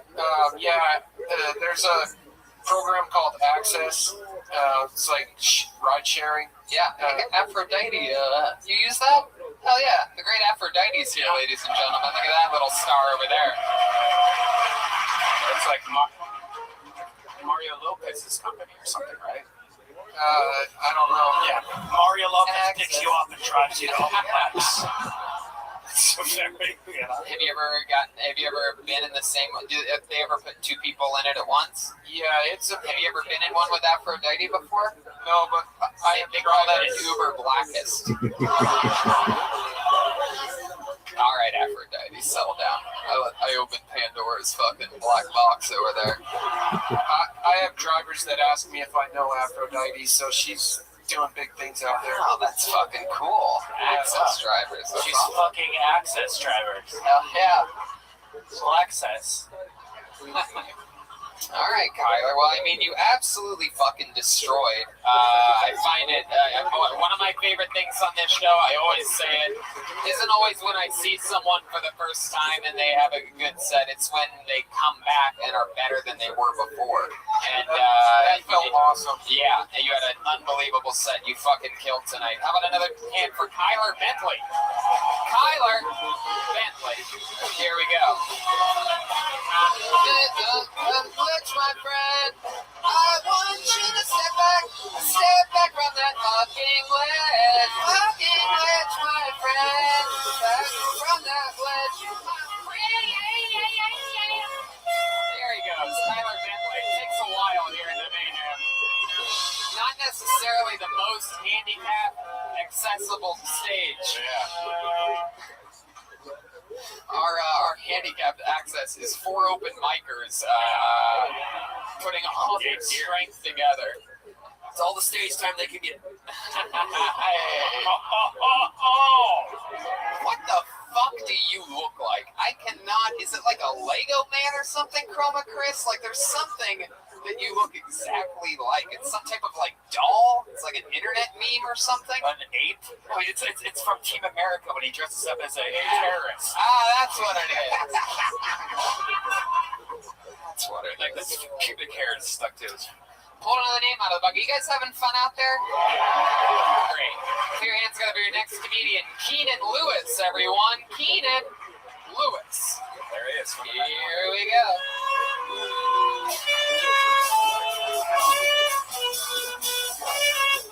One more time for Keenan Lewis, everybody. Yeah! And keep it going for Kill Tony. Keep it going for yourselves. Keep it going for crippling depression. Am I right? Woo! Okay. I'm the only one in the room that looks at suicide like that dream vacation they'll never afford. Just me? Cool. All right. Healthcare in this country is crazy, right? Seriously, you can only buy one bullet at the gun and ammo shop. They make you buy like a case of bullets there. A whole case of bullets. That's 24 bullets. What am I going to do with 24 bullets? I don't even go to high school anymore. What am I going to do?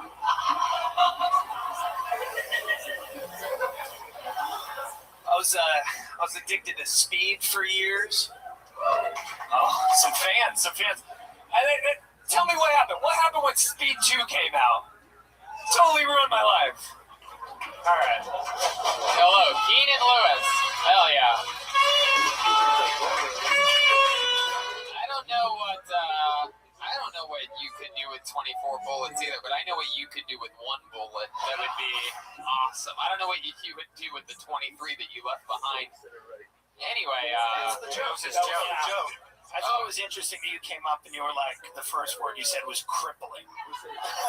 Yeah, that was like this is. I was like, depression is not crippling. Snowboarding is crippling. Yeah, right. I love it. What can I say? Almost the start of a true Joelberg chant there. I like that. Keenan, you've been on this show before, right? I have. I remember you because you look like a guy that I know. Is Keenan a white guy name too? I guess it is. It's a white guy last name. Interesting. Yeah, very interesting. Do you ever hang out with anyone named Kel? No. This is the worst joke, and I get it all the time. No, it's not the worst joke. Your name is fucking Keenan, bro.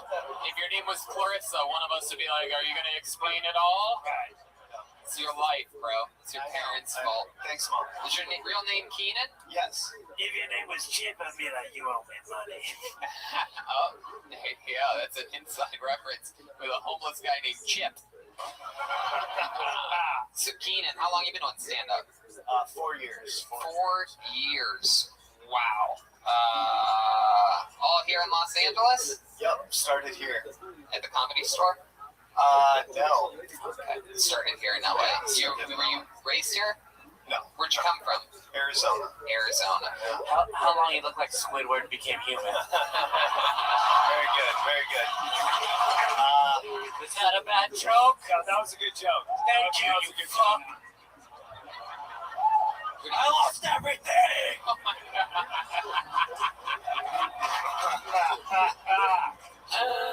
What do you do for, what's your day job? I work at studios. I'm a lighting technician. Okay. Phil, do you think, you remind me of another character that we've had on this show. Phil, do you think there's any chance that you might have used to go by the name of something that sounds like Phil Billingsley, but might have been Bill Billingsley? The way you screamed that you fucked up and you lost everything, it reminds me of to the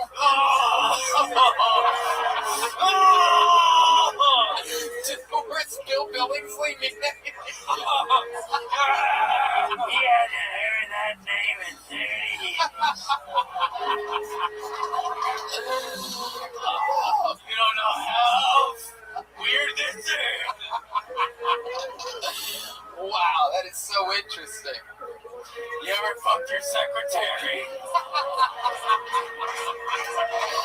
You used to be, I love this. This is almost like a Tarantino universe type of thing happening here.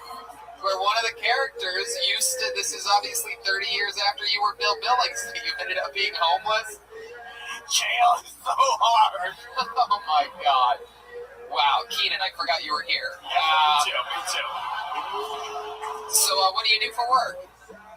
I'm a set lighting technician, so I work lights and Oh, stuff. yeah. Is your head ever an issue on set? Yeah, it's too reflective. Yes. That was the joke. Yeah. I heard it. Wow. So Keenan, you have a lot of fun doing stand-up? Yeah, usually. What's your favorite wad? Like if you were to buy a bulb at a store, what would you grab? Love a 1K. 1K? Yeah. Those? Yes. Wow. I just heard 85 people stop watching the stream around the world. You are welcome. There were too many listeners. Are you really depressed, or is that just? I have battled with depression. Okay. Yeah. I'm actually pretty happy right now. When you say that you battled with it, like you make it sound like you came out on top, Game of Thrones style, or something like that. I left my house today. Yeah, that's how I battled it. Could you explain to me how you have battled with depression? I left my house with all the food and stuff in it. Where do you live? Right outside of your living room. So what the school shooting joke is good. That one was good. That's a fun. We have a mass shooting every week. It'll always be topical. I wish I could afford a gun now. What do you do for fun, Keenan? What are you into? Some hobbies or fun facts about Keenan we should know? I am a 33-year-old skateboarder and skateboard. Well, if you want to get better at stand-up, let me suggest snowboarding. I really am. Dylan is here. Oh my god. Wow. How about other than skateboarding? What else? Photography, film, that fun stuff. Wow. Yeah. And your life is so depressed. So you have an iPhone. I lead a nice life. You have a girlfriend? I do. How long you been? Oh, you have a girlfriend too. That's nice. 2 years. 2 years. 2 years. Oh, long-term relationship. Oh, okay. What does she do? School psych. Oh, she's got a job too. School what? School psychologist. School psychologist. Don't judge me. Does she work on you a lot? Like is like half the relationship her trying to help you out? It's me trying to get free psychology from her. You know, she doesn't budge. Do you have any special maneuvers in the bedroom that you think you do, or a specialty of yours? Like you ever just like nerd out on a pussy or something like that? I'm really good at holding hands. Yeah. I'm super good at holding hands. You ever spit in someone's mouth? Answer me! I asked you a question! Yes! I have! Phil Billingsley's out of control back there. Wow. Come on, Keenan. There must be something. I get the vibe, like, what's a normal sexual... Honestly, without trying to be funny, I noticed you keep trying to be, like, very silly, and it keeps going terribly wrong during the interview part. So just be honest with me. I'm curious, like, what's this... Special sexual abilities? No. Or let me put it to you this way. What's an average sexual experience with you and your girlfriend like? Is there a normal, like, routine that you guys have? Or I spread my cheeks. I don't know, like morning sex, usually I'll rub up against her, and Wow. Hell yeah. This sounds awful. No, it doesn't. I hope she doesn't listen to this. No, she won't. So you rub up against her, so like what, you're in your underwear? Yeah, both in our underwear. Underwear only? You seem like you'd wear like a t-shirt to bed too or something like that. I don't. Right. Do you try to ever be funny to initiate sex? I don't think that would work. I agree with you. I agree with you wholeheartedly. So you just normally like rub up against her, and she sort of like wakes up and like pushes back a little bit. Yeah, wait for a little like response. You have your you sleep with your glasses on? No, I don't. You seem like What serial killer sleep with their glasses on? I want my vision as soon as I open my eyes. I wish I had glasses to sleep in. You have bad eyesight, Phil? Must be nice. You say. last 30 years. Yeah, okay. Well, Keenan, fun times. We'll see you again soon. Thank you very much. Oh, yeah. Thank you. Keenan Lewis. He's on social media at Keenan Lewis. And Kyler Bentley is all one word. Kyler Bentley Comedy. That's KYLERBENCLEY Comedy. All one word. How many of you out there like it when comedians do good on this show with their 60 seconds? How many of you out there like to watch people bomb on this stage? Wow. Wow. This is a real Kill Tony crowd here tonight. This is strong. These people like to see people. They want carnage. Yeah. All right, let's keep moving along. Make some noise for Brian Matthews, everyone. Brian Matthews. Wow, you got a big clap from the comedians. They are excited about this. Here he is. Brian Matthews, everyone. Hey guys. Well, Tom, I understand I look like the first lesbian in a Latino gang. You see it too. I'm actually Native American though, so I just look like I'd be like the lead singer for band Trail of Tears for Fears. Out, let it all out. These are the things that I cry about. Now come on! Oh man, awesome. You guys, being Native American, I have trust issues. I can never, ever sleep in the night at someone's house because, like, growing up, my mom just told me, like, you know, Brian, as a Native American, we just can't trust the blankets people give us anymore, right? You guys, a lot of people had to die for that joke. I'm gonna need some more. Hell yeah, Brian Matthews. Funny stuff. Hell yeah. Welcome. It's so good to see Lena Dunham here on Kill Tony for the first time. What do you think about that, Tim? Any initial thoughts? I don't feel bad we took your land.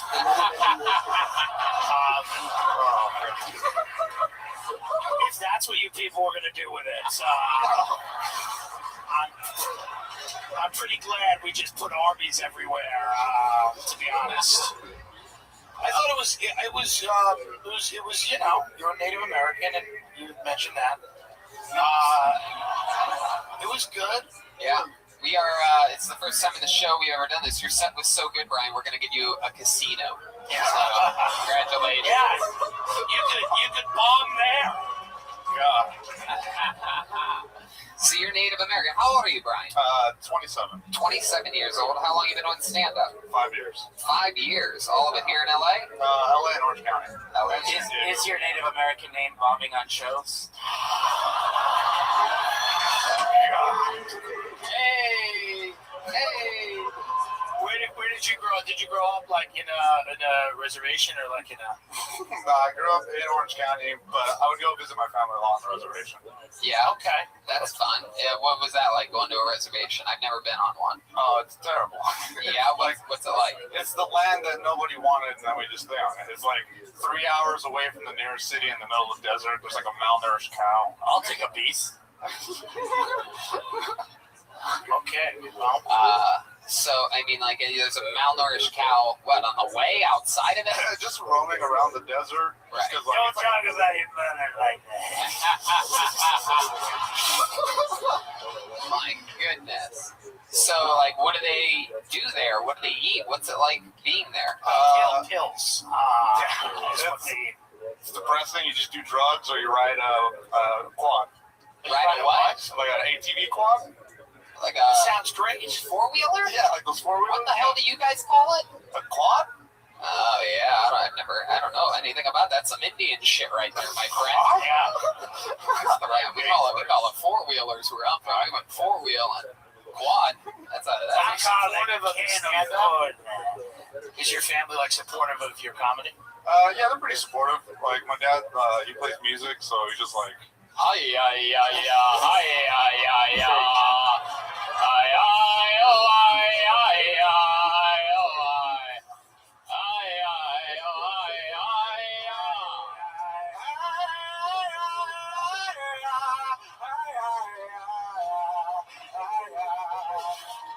Guys, it's raining outside.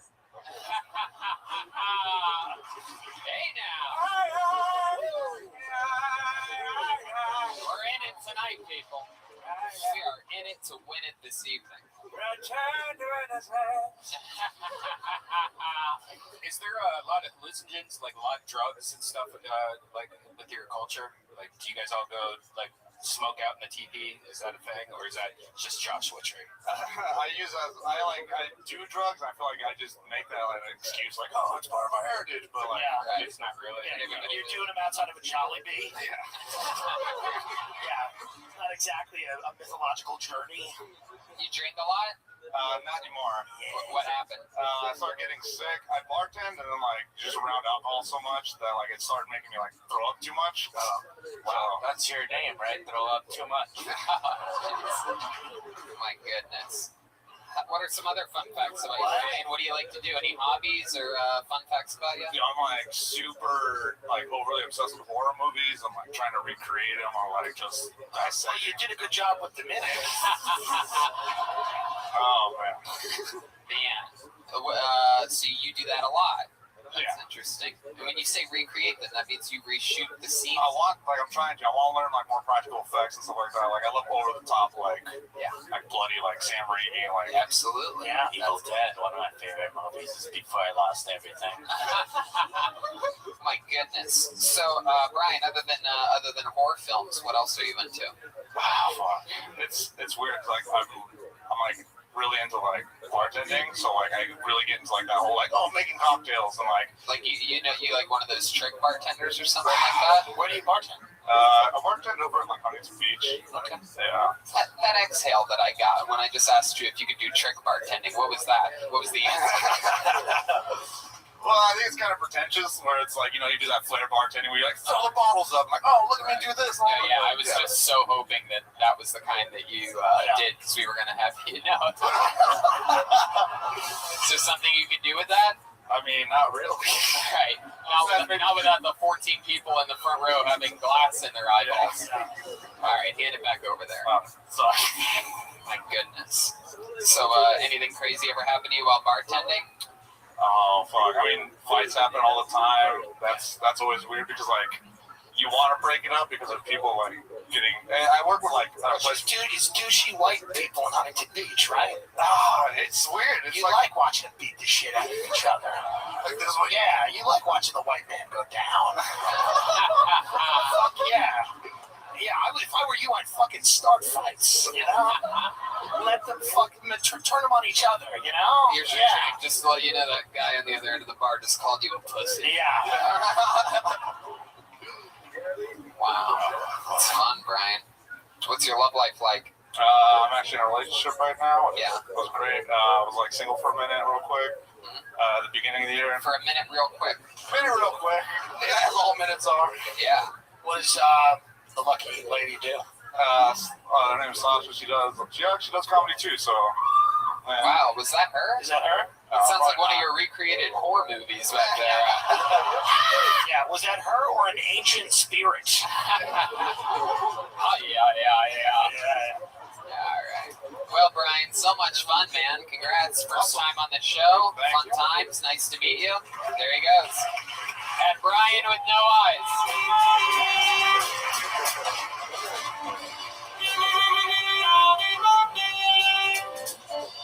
Could have spent more time with him, but we need that land back. You know what I'm saying? Yeah. You got to return him to the Council of Elders. He actually got emotional, man. He left a trail of tears the entire way back to his seat. Be careful, he might sue.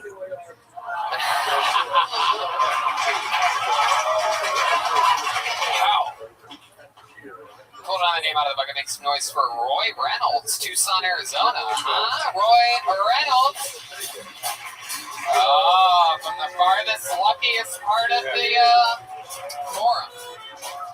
Well, I know I'm gonna be the man who goes along with you. Hey, can I go up? Hey, well, I know I'm gonna be the man who steps back from that ledge. Oh, wait, no Roy Reynolds. Oh, that guy just had to go to the bathroom right when I said a name. That's the worst. It was so bizarre. Okay, let's go with David Paulus. Hey. I know I'm going to be the man who goes along with you. Walk 500 miles, and I would walk 500. Come on, people, make some noise for David Paulus.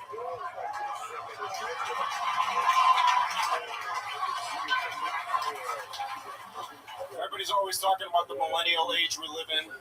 Nobody talks about the Cialis age. These guys in their 50s and beyond in the dating scene, always with Asian women. After the thoroughbreds stop giving them attention, Asian women are white man's fallback plan for relationships because Asian women will fuck a trash can. They don't care. I don't understand guys that were into docile. I don't understand guys that are into docile, fragile women. I like strong women. I like women with dicks. Not real dicks, but I mean, you know, if a bitch can throw me through the fucking drywall, I'm in. These CrossFit women, I want them all. There's nothing wrong with a little HGH, testosterone, okay? A little dick clip, it's fine. You just move it out of the way. It's still a pussy. That's enough out of me. Fuck yeah. Nailing it. Exactly a minute. Rolling right through it. Hell yeah. David, this is your first time on the show? It's my second time. Second time? He was here July 1st. Wow. Yeah, he's the guy who made the movie. Oh my God, and look at that. This is another one of those situations where you're back again from a couple months ago and much better set than last time, right? Yeah. There you go. Yeah. How exciting is that? David Paulus. I'm working at it, man. Yeah, it's very good. It shows. You're right. Asian women will fuck a guy in their 50s and they will fuck a trash can because Red Man is both of those things. True. And he has a little Asian girlfriend. I've been preaching this for years. Yeah. You're a trash can in your 50s. Tell him how right he was. You're right. I look like I'm in the 50s. I'm only 45, and I am a trash can. You made a choice, though. That's different. You know, there's nothing wrong with Asian women. I'm just saying at some point. So you're right. Trash can.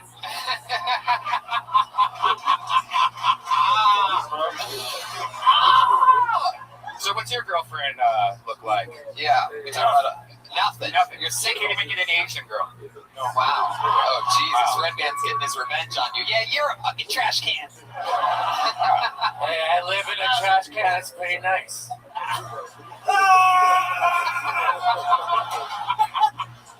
How about the first comic that came out? That might work. Yeah. Yeah. You want an aggressive woman? Yeah. No, not that aggressive. What? Okay. Let's see. Wow. You have a flaky penis? Yeah. Oh, mine doesn't get used enough to be flaky. Wow. When's the last time? Mine looks like a bowl of cornflakes. Okay, all right. When's the last time you used your penis? 12 hours ago, but with a woman, 3 months ago, 4 months ago. 3 months ago. 3 months ago. I'm 40. I'm just not as after it as I used to be. You jerk off right when you wake up in the morning? You said 12 hours ago. That's 9:19 a.m. I was up at 6. You were up at 6? Yeah, I was already at the gym. He was in the office. He just whipped it out in front of somebody and went out. One of his co-workers' office. You went to the gym? What time did you go to the gym? 6:30. 6:30. My God. Yeah.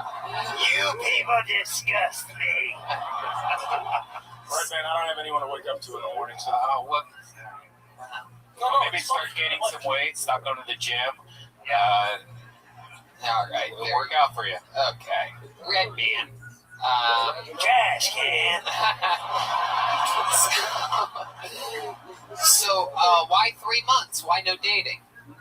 Yeah, I did really well. Actually, it was a part of my set last time I was here. I did well up to a certain age, and then when I made the movie, couldn't really afford to go out, and I just kind of have decided to not settle, per se. I mean, I still do once in a great while, but... It's important to not settle. I think you live around the corner from me. So, Absolutely. That's it. Not really a rush. Not desperate. So, for those of you that weren't here on his last time, you made a movie and you spent all your money on it. What was it called again? Best Thanksgiving ever. Best Thanksgiving ever. And it was about like a wacky story, and it didn't do good. No. It's a good movie. It won several Oscars. Just nobody. The most popular person in it is Eric Roberts from 80s action star. Yep. And Hollywood Jesus is in it. I forgot to mention. We love Hollywood God rest his soul. So Yep, Kevin Lee Light. he was the best. But no, we made a movie that was based on making a good movie instead of just putting a bunch of stars in it and having a shit plot. Like why nobody goes to the fucking. What happened to the good movie part? Right. It's funny. But you spent all your money on it. Now you're broke, right? I spent my money to make sure it got done. I mean, I raised money from investors to spend on it. So yeah, it was like $500,000. Right. So now what? These are all the investors that It's out there. actually the film. You did give me $1 when it came up on stage. Last time I was here, you guys mentioned it, and Best Thanksgiving ever got a little run. So Hey now, the Kill Tony bump. I noticed it's NC-17. What's the? That's wrong. It's rated R. It's not NC-17. Why does it say that? I have no idea. That just means it's 17 people saw it. Prime and iTunes. That's all that means. Amazon Prime and iTunes is rated R. IMDb it's rated R. So. Interesting. So now what do you do? Well, I've been a restaurant maitre d' for 15 years between New York and LA to pay the bills, and then I get acting work here and there. But for the most part, that's been how I pay the bills. That's cool. Do you have any cool acting gigs that we may have seen you? You ever in like the background on Friends or something like that? I had a small role in a Tyler Perry movie years back, and then you got casted in a Tyler Perry movie? How cool is that? Oh, he wrote the role for a white guy named Miller, and instead he let me play an Arab guy named Miller. And it was just a quick scene, but some dialogue, got a little run off that, and then done a little bit of TV. And then I did a movie with 50 Cent where he was a cancer patient, and it was a football movie called Things Fall Apart. I was the assistant coach in that movie. I went to Grand Rapids, Michigan, 50 miles south of where I went to college, on a field that I played football on in college. Wow, Grand Valley State, and we shot a movie there, so it was kind of weird how it came full circle. Yeah. 65 pounds ago. Did that movie come out? Yeah. Did that movie come out? It came out, and I think Best Thanksgiving Ever has gotten more run than that. But fun fact about making a movie with 50 Cent, it gets shot 17 times. Yeah.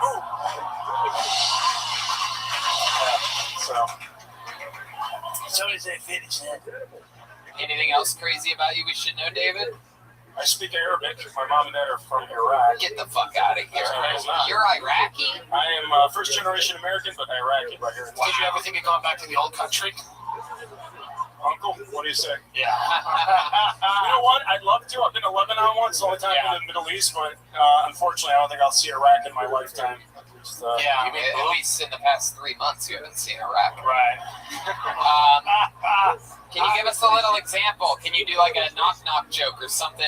Something with comedic beats, like a knock-knock joke perhaps, but completely in Arabic. Can you do that real quick? Can you bomb in Arabic? Yeah.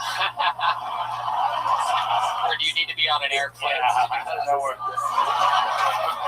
والله انا كنت بال 9/11 صوت الطياره وبعدين جاويز قتلوا كده الله اكبر.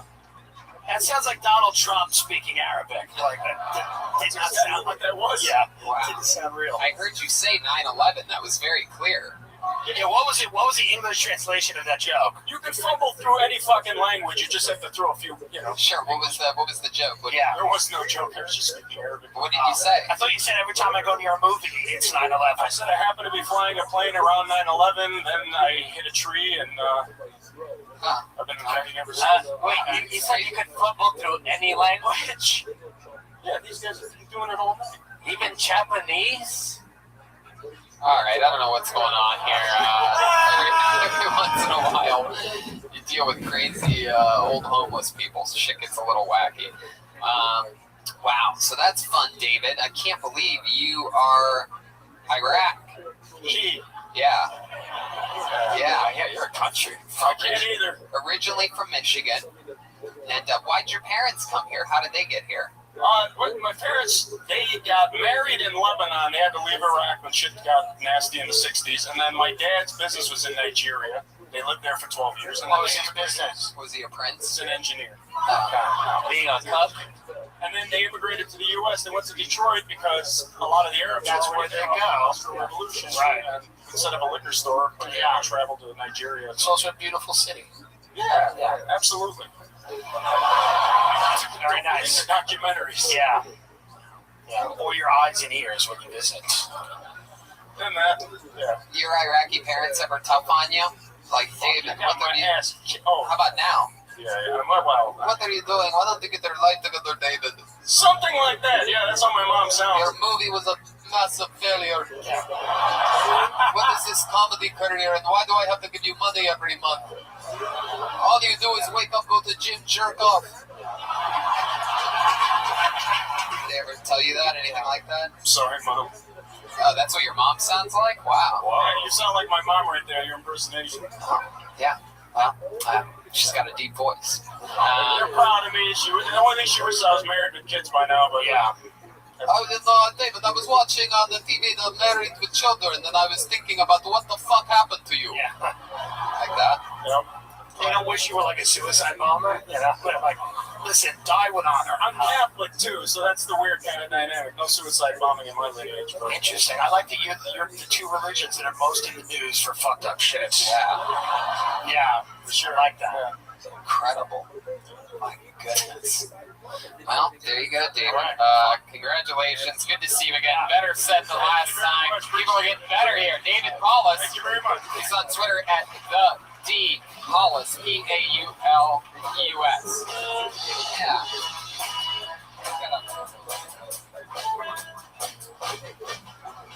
Back to the bucket we go. Let's get another one up here. How about a hand for Michael Silver, everybody? Michael Silver. Michael Silver. Nuts in the street. Michael Silver? Oh my goodness. How about Jonathan Dean Price? Jonathan Dean Price. Looks like the same handwriting. That's an interesting one. Okay, how about Crystal Chats? Crystal Chats. Oh, there's a big pop. Someone's coming. The comics like this one. Here she comes. I wish you would step back from that ledge, my friend. I wish you would step back from that ledge, my friend. Hey, how about one more time? Good luck for Crystal Chats.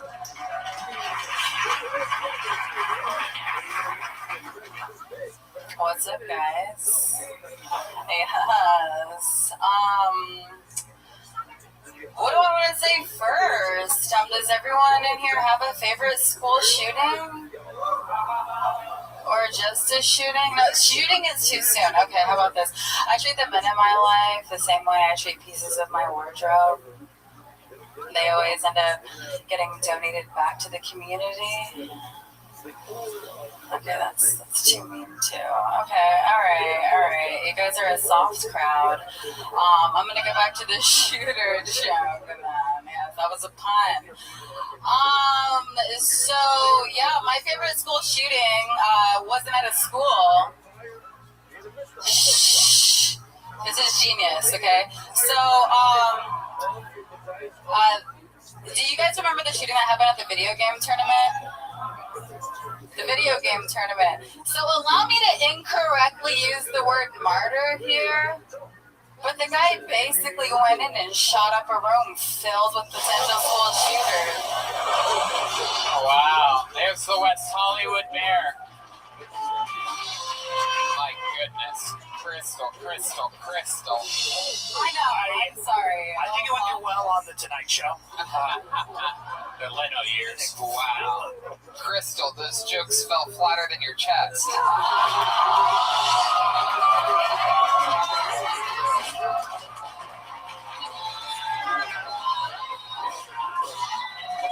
Jesus! She's laughing about it. It's okay. She's laughing about it. Got a standing ovation from the black guy. There we go. I mean, how is that shirt even staying on? Look at that thing. Yeah, it's like a rope snake. Look at that.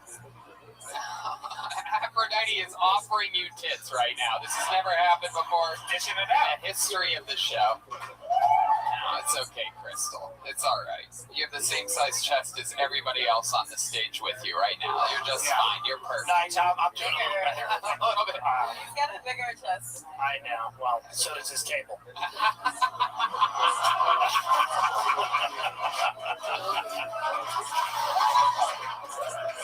Wow. Crystal, welcome to the show. This is your first time on this show, correct? It is. It is. Heck yeah. Welcome, welcome. How long have you been doing stand-up? Like 3 months. 3 months? Yeah. Very cool. Did you do anything, or school shooting is just kind of the act? Just keep teasing that school shooting joke that's coming any second. I got nervous. It was not even a school shooting joke. It's just a shooting joke. I liked when you called yourself a genius. What? It's always a ballsy move when you. Oh my god! Like honestly, like I think I started stuttering because I wanted to open with the homeless show. It's all good. That happens. Tell the homeless joke. Can I tell it? Sure. It was all I was gonna say was I don't understand why people in LA need to have recycling bins when there's just all the homeless people to come collect it out for them. There you go. Yes. You just. Oh, look at this. He's giving her. Tasty Eddie is offering you his only dollar that he has to his name to never tell that joke again. Yeah. Oh, she's going to smell it, and it just went all the way down into your vagina. Right. I've never seen it. Can you give her $3 million other dollars? Her flat chest just accepted that bill like a parking machine. Just like sucked it right in. We're getting tips. Okay, okie dokie. Now that's all good. There you go. Never again. There you go. So welcome to the show, Crystal. You've been doing stand-up a few months. Tell us more about you. You seem very mellow, like very loosey-goosey right now. Are you a little bit under the influence of something or anything? Or? Absolutely. I was trying to run out to get another drink because, like, obviously. Are you an influencer, like on Instagram or something? Not at all. Are you under the influencer? Only. Let's check in with. Oh, nope. You good? Yeah. Let's check in with Hobo Baggins. I just figured it'd be one of me or the boys would take a shit on the stage first. Okay, welcome to another episode of You Can't Win 'Em All with, Did you just thumbs down me? Did you watch your set? Hobo, get the fuck out of here! Are you fucking kidding me? No, Hobo, relax, Hobo. Crystal, over here. He's a crazy. You've got to be shitting me! Oh my god. I took crystal bath earlier! Oh my god. Hobo, relax, Hobo. It's me! Okay. So mad. There you go. Alright. Crystal, over here. My homeless show crushed. Over here, Crystal. Over here. Your chest? And he's back! Wow.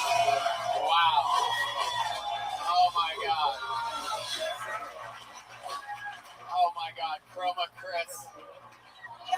Hobo Baggins is out of control. Not the first time I've seen a homeless man on fire in Los Angeles before. Wow. So Crystal chats, let me try to save you from the destruction that's taking place right now. I don't want you to end up in their barrel fire tonight. I'm okay with it. Wow. I mean, like, obviously I would want a push-up bra if I really gave a fuck, am I right? Oh, you're still talking about, My flat chest. yeah. No, The it's problem was the comedy. That's not. It's really not the chest. I'm so sorry. Yeah. God dang. Like, Yeah. it's hard, you know? That it is. That it You know, is. like, You're telling me. it's a hard thing to do. It is difficult. you know, I wasn't that bad. I much like your bra maker, I give you an A. I don't even know. Bra makers aren't a thing. Much like your local bra maker. How often do you do it? Comedy. I'm honestly too embarrassed to admit. Okay. Well, there's no embarrassing answer. We've heard it all here. Yeah. This show's existed for over 6 years. I do it a couple of times a week. Okay. A couple times a week for 3 months. Yeah. How many drinks have you had tonight? What are we talking here? How many? 3 drinks, Yeah. and what antidepressants are we mixing? Yeah, what kind of pills? What's the pill sitch? Seem a little like No antidepressants. nothing. No medicine at all today? No. Just 3 drinks? Well, and no food. Oh, no food. There we go. Did Bill Cosby make these drinks? Join the club. Why not? Just no food the whole day, or? Well, I'm a bud tender, so it's You're a bartender? a bud. Oh, so you get stoned all day. All day. So you're stoned to the gullets right now, and you had 3 drinks, and you haven't eaten today. Exactly. There we go. And the jokes were horrific. Yeah. Oh, yeah. And those are the only problems, the written material and everything else. Wow. So, Crystal, you've been doing it for 3 months. What else about you? What do you do for fun? Tell us something interesting about you. Interesting. Yeah. Like how long have you? How about the set a lower bar? Anything. Yeah. Like you're the vice president of the itty bitty titty committee. So stupid, but I can't help it. I just can't help it. I know it's stupid before I say it.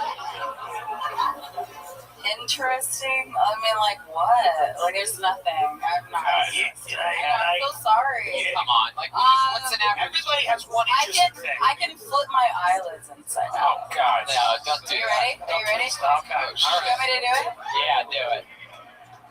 Wait, let me see over here. Oh yeah, that's scary as fuck. Remember that in elementary school. It's very good. You look like Ali Wong when you do that. I feel like you know the answer to how many cholos does it take to screw in a light bulb. How many? I don't get it. She knows the answer. Tell me. What just happened? You ever go to the park and sketch squirrels making love with your human poop? Oh my goodness. You homeless guys are crazy right now. I love your voice. I do love your voice, though. It's like a chill. It's like a hypnotic kind of.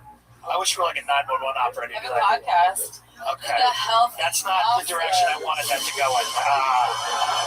It was not an invitation to plug an hour of you. I think a minute was sufficient. What is your podcast like? You're just like, hello, whatever. It's a podcast. Whatever. I didn't even eat today. Like dead kids. That's hilarious. Anyway. Whatever. Oh my God. I'm gonna go to plug Evan Cassidy's gonna be my guest. Yeah, hey. Evan Cassidy just canceled. All right, there she goes. Crystal Chats, everyone. Next time, come back. Let's actually talk to the real human being. You're a little bit fucked up. Yeah. Crystal Chats. Crystal Chats with a K. Come back sober. Welcome to another episode of Come Back Sober here on right. Sometimes marijuana is not for everyone, It's true. I don't even know if it's really marijuana. I'd say 3 drinks, empty stomach on that one. That's what it seemed like. She's a bud tender, so she obviously smokes a lot of pot. But 3 drinks, empty stomach. You don't ever have to worry about that because you never have an empty stomach. Yeah.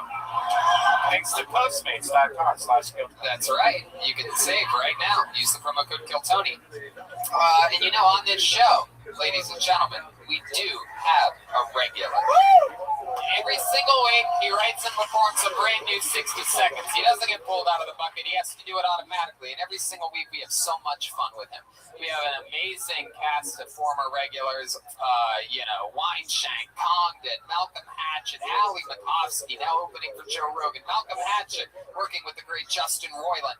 And this guy's potential is just out of this world. He cracks me up every single fucking week with his unorthodox style. I present to you the great and powerful William Montgomery, everybody. Yes, here he comes. Oh my God. Here he is. Come on, make some noise for William, everyone. What's up, y'all? I used to play flip cup before my immune system got compromised. The rumors are true. I have strep throat and AIDS. Let me hear y'all make some noise if you ever go to theme parks. Just look at the kids. So I've been going going to a bunch of theme parks recently. I go because people don't realize I'm looking at the Asian kids unable to get on the roller coaster.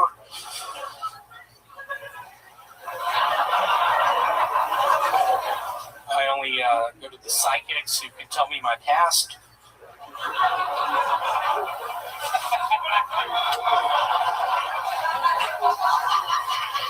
But seriously, I do have strep throat. I think something is also wrong with my adenoids.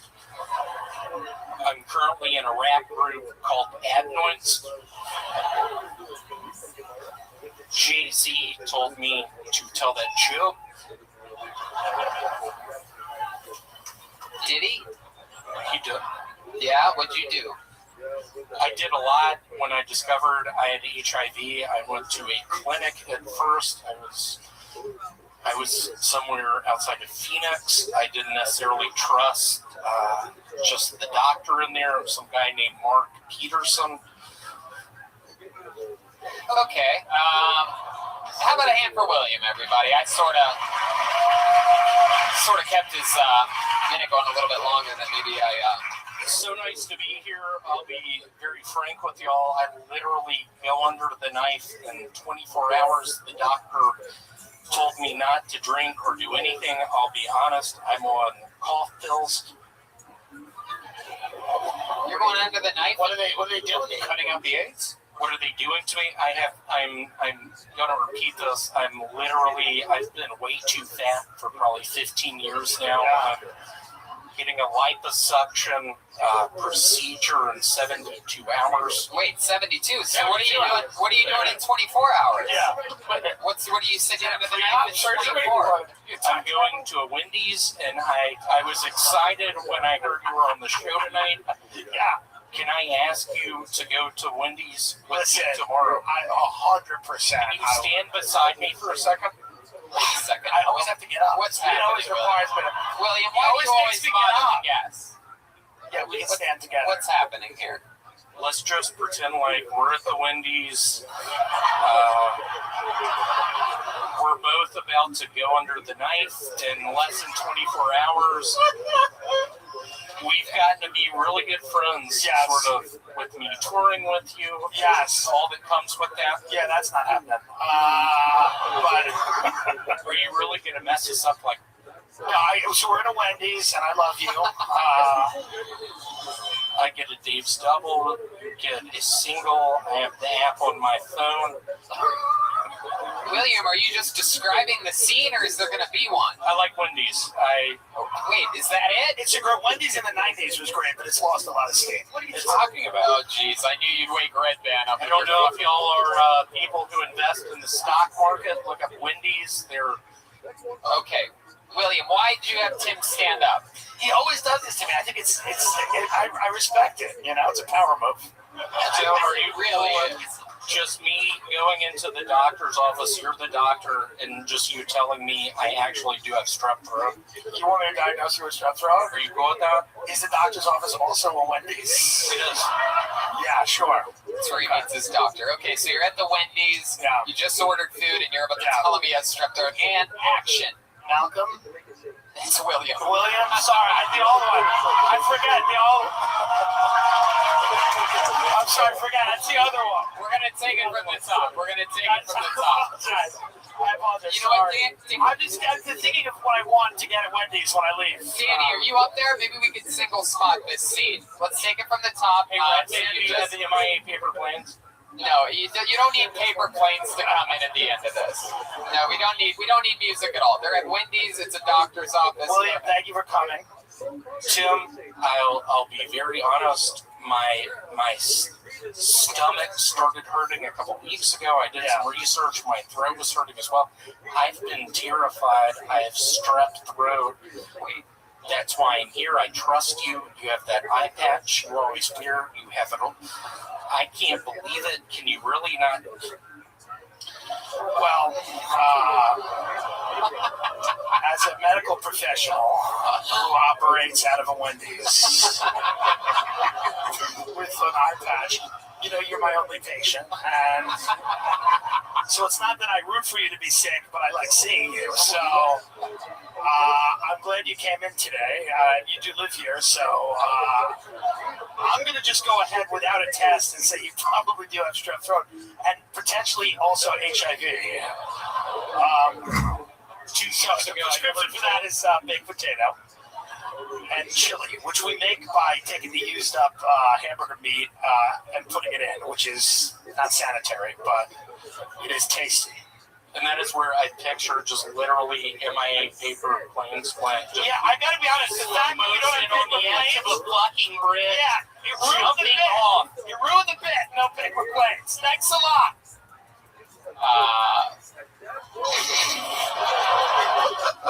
Scoot up for Dave Thomas. How do we look more homeless than the bands? They spent an hour trying to look homeless. We just stood up. Wow. How about a hand for Tim Dillon? That was incredible. Tony, I know it's against the rules. Yeah. I think I've said it all 2 times, just repeating the Squirrel album joke. And I said I feel like Tim likes it. I love the joke. It's my best thing. Family Channel has me just notched in on an episode of Rescue 911 because of it. Are you trying to be? Let me ask you a question. This look here tonight, I'm noticing something. Are you trying to be the first male comedian to do a pregnant special? Yeah. You know, Bert Kreischer already did 2 of those. Hey, Tony, I'm pregnant. Wait, how did you get pregnant, William? Tell me about it. There was a dude in the Philippines I met. Yeah. He seemed really nice. I told him I appear that I'm a male, but I actually have ovaries. Where are the ovaries located? Sort of in my tummy area. I feel like that's why I wore the shirt tonight. I'm literally pregnant. Where did he, if they're in your tummy, where did he put his penis? That was behind a lady's footlocker. No.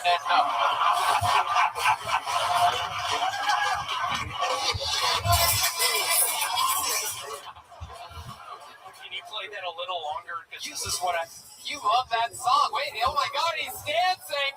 Whoa! We've never seen William dance in any of his appearances. He does some type of like sick robot dance. Wow.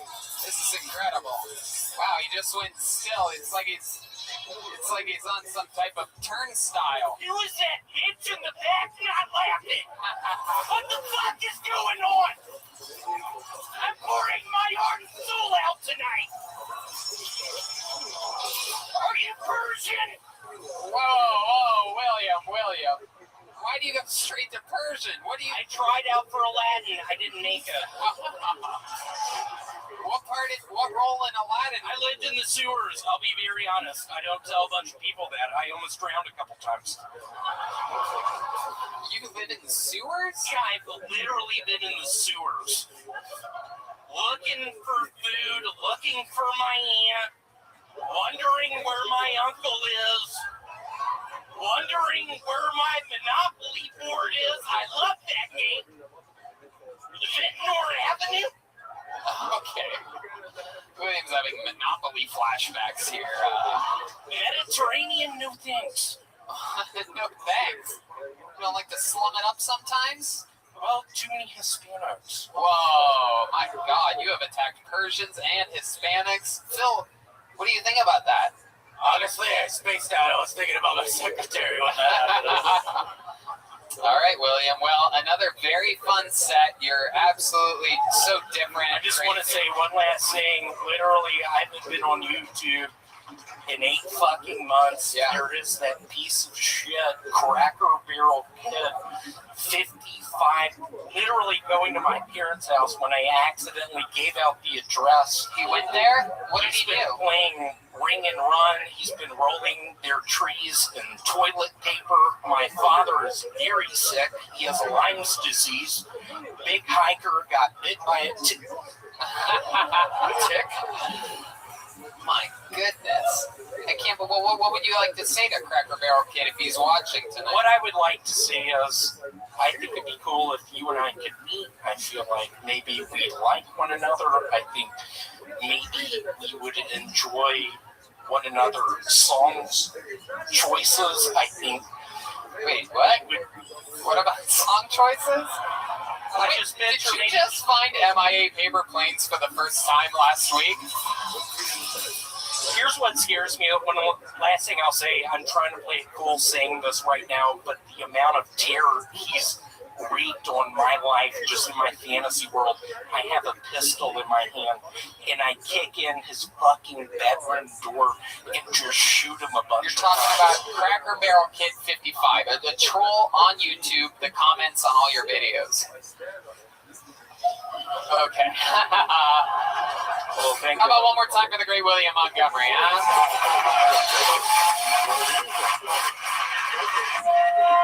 This has been a fun show. What do you guys think? Should we go back to the bucket one more time? Tony. Yeah, let's check in with Phil Billings. This isn't funny, but if you like MIA Paper Planes, listen to the Clash's song, which she sampled, The Clash, Straight to Hell. A sample from that. Just listen to it. Goodbye. I mean, you are right. That is, I actually like that. I like that That's song. a fact from 2 years ago. That's when I had a house last. He just learned. Thanks for bringing it up. All right. You guys are all wacky. You guys having fun out there? All right. Put your hands together for your next comedian, Colin Shoemaker. Colin Shoemaker. Here he is.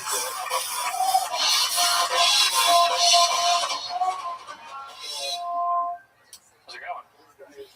All right. Decided to take a sexual assault prevention and response course, and they taught us that if a woman feels ashamed about having sex with me, and that it's rape.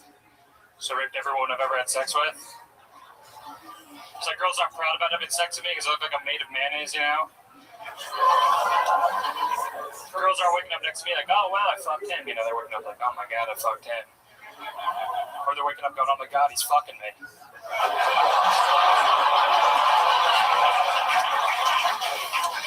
I'm kidding. I actually have a black husband, all right? He always tries to give me a call the forbidden word in the bedroom. You know, he's like, go on, white boy, say it. So I do. I'm like, all right, fine. You're a faggot. I like that joke because, like, normally that word builds tension in a room, doesn't break it, you know? People normally are like, oh, thank God he said faggot. That's all I got. There you go. Exactly a minute. Colin Shoemaker. Welcome to the show. This is your first time here, correct? First time? Yes, sir. Heck yeah. Welcome, welcome. You look like a normal-sized hobbit. Thank you. Has anyone told you that before? You just sort of have like a sloppy head. Dude, you better be a faggot or I'm going to be offended, dude. I am absolutely not. That is just for the joke. You look like I think it makes it better. you have a. He's like, but I am a rapist, so 6'1", you know. Colin, how long you been doing stand-up? 6 weeks. 6 weeks? That's awesome, man. Congratulations. You been going hard at it or just like a little bit? Yeah, every day. How old are you? 23. 23. From Los Angeles? No, sir. Where are you from? Pennsylvania originally. What part? Not the rich one. Mechanicsburg. It's like near Harrisburg. Oh, okay. And how long have you lived in LA? 6 weeks. 6 weeks. So you came here to start stand-up and you started stand-up. Living out of my car, yeah. Fuck yeah. That's Civic, man. Wow, that's crazy because you look like you live out of your bicycle. Yeah. You definitely have car head. Like, wow. Is it rough living in a Civic?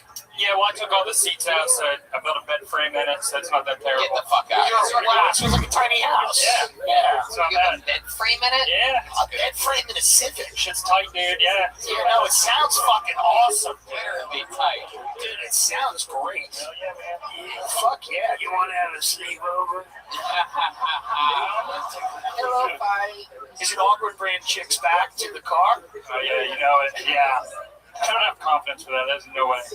Yeah, I don't know who does have confidence for that. By the way, In the car, you know. that's an amazingly confident guy who's like, listen, come back to my room. Let's do our civic duties. Yeah. You ask a girl what her sleep number is, and she looks at your car and says, no. Heck yeah. Come back to my car. Do you Uber or Lyft with the car? What do you do for a living? I actually go to school. I was in the military, so I get the housing allowance. So I just live off of that. Okay. What happened in the military? Did you serve or where'd you go? Yeah. I was in Minot, North Dakota for 4 years working on nuclear Take a missiles. step back and look out at the audience. Okay. Oh, yeah. You were in North Dakota? Yeah. I'm sorry, really awkward. Was there a war there? No. There's nukes there, so I worked on the nuclear missiles. Wow. What did you do with them? I just did the electrical work on them and like. Goodness. You look like you have a high clearance then. Actually, I think it's still top secret for. Yeah. Tell us something top secret that you're not allowed to tell us. Yeah. Come on. Yeah. You look like you spend a lot of time standing right next to the reactor. Yeah, exactly.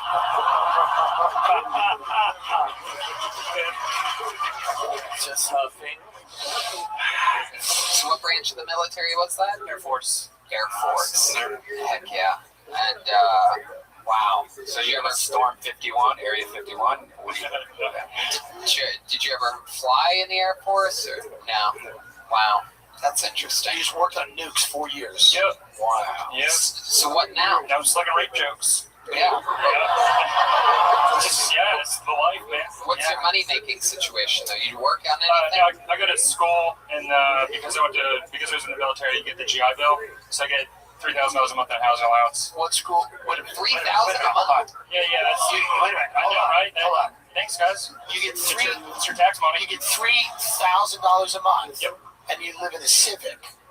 Yeah. You can live in there nice, Yeah, I'm dude. in an apartment. It's all good. Oh, you're dead. Okay. Yeah. He's gonna get in the court soon. Don't worry. $3,000 a month. So you're just saving a lot of money. Good for you. So cool. You ever Postmates or Uber or anything like that? Work from home? No. Yeah. Did that last week, but I like it so much. What do you eat on a daily basis? Usually I go to Whole Foods. I don't know who said that. Doesn't matter, does it? Yeah. Thanks that way, motherfucker. Okay, yeah. Because we're just a collective entity. We don't have individual identities, do we? Yep. Usually just go to Whole Foods. Well, we eat parts of foods. Okay. Wow. Chroma. How long have you been in the car? 6 weeks. So what's your favorite area to park in? Yeah. Normally I park on Blix out by the Haha Cafe. Yep. Why have you ever woken up to like somebody trying to break in or something shady happening? No. Why would you pick that area? Just because you could pick, you could live in Beverly Hills if you want to. No, you can't. Why would you like No, live in? you can't pull a Civic in Beverly Hills. You know what I'm saying? This fucking guy would be shot in the face. What are you, nuts? Yeah, you can pick anywhere you want. Why that area? You know, that's. I can always find parking there. It's pretty easy, and no one gives a shit. Yeah, no one cares. And then it's only like 15 minutes drive to my school, so it's not that bad. The cops ever tap on your window or anything? No, actually, I got a parking ticket there. They should have just knocked on the window, but they didn't. They just gave me a $73 ticket. So fuck. Yeah. Did they see you sleeping and just wrote the ticket? Yeah, I mean, I don't know how they couldn't. Like, I have window shades up and stuff, so like you can clearly see somebody's like living in that shit. Yeah. That's white privilege right there. Living in the car. There you go. Wow. So, Colin, what's your big plan? What do you think? When are you eventually going to get your own place or something? Soon. Yeah. Immediately. You've been shopping around? Yep. You ever thought of just really picky? Is that why you? No, not at all. Okay. Where you look at my keys? I don't know. Just looking around the area. I like how you haven't found anything in 6 weeks. It just hasn't fit your standards. Hasn't met your standards. You're just like, I don't know. These windows are a little small. I don't mind living out the car. Yeah. It looks like that. Did you learn anything cool in the military that you still use in your everyday life?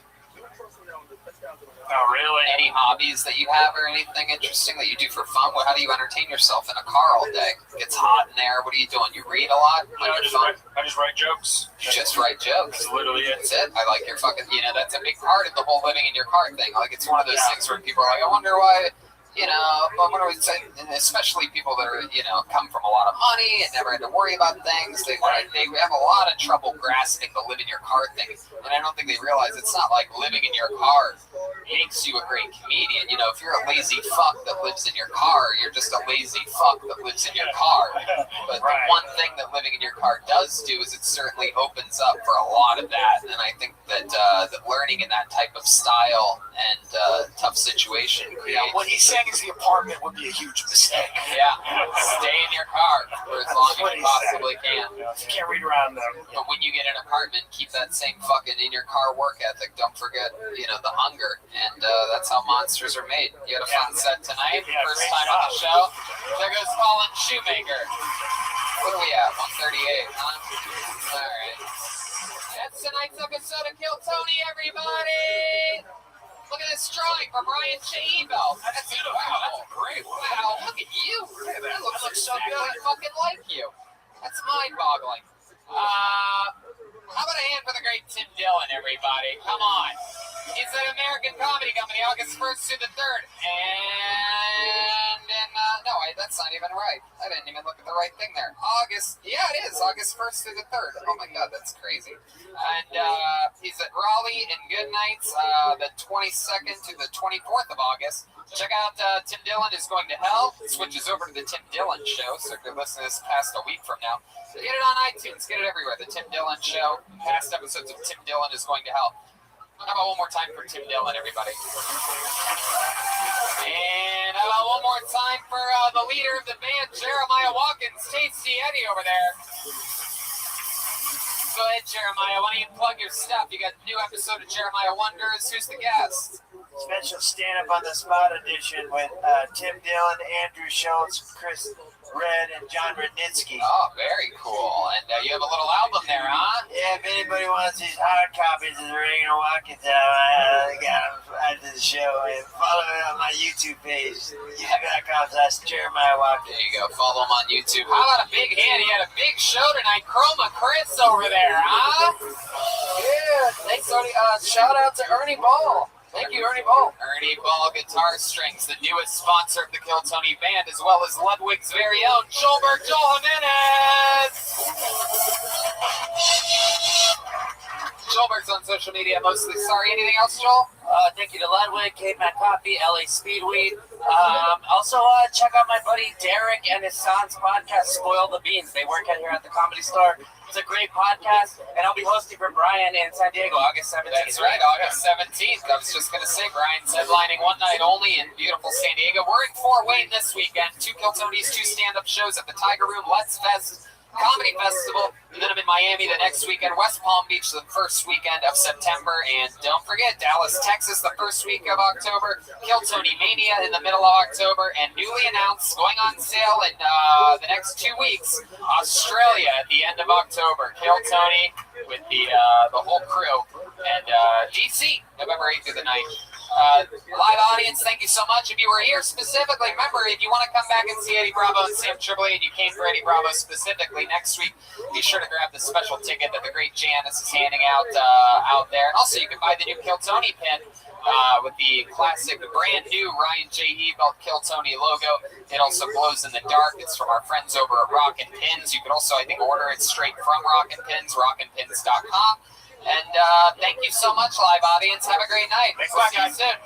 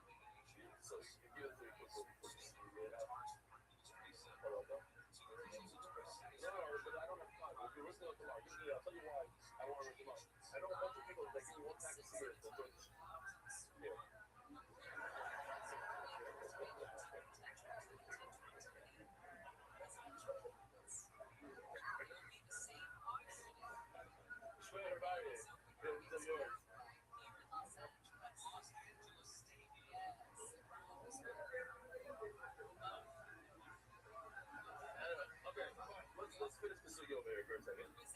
What a day, what a day. Straight up.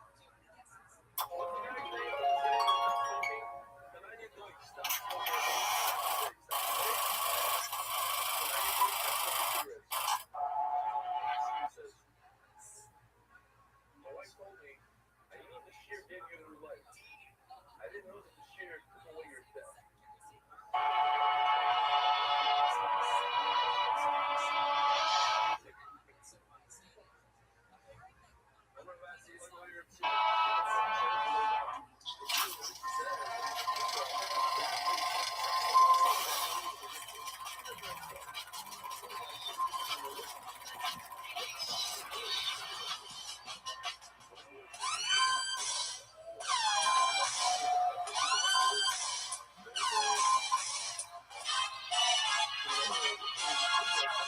Hey, this is Ribbon, coming to you live from the Let's Fest in Fort Wayne, Indiana, for a brand new episode of Kill Tony. Give it up for Tony Hedgeback. Yeah, Fort Wayne, come on, make more noise than that.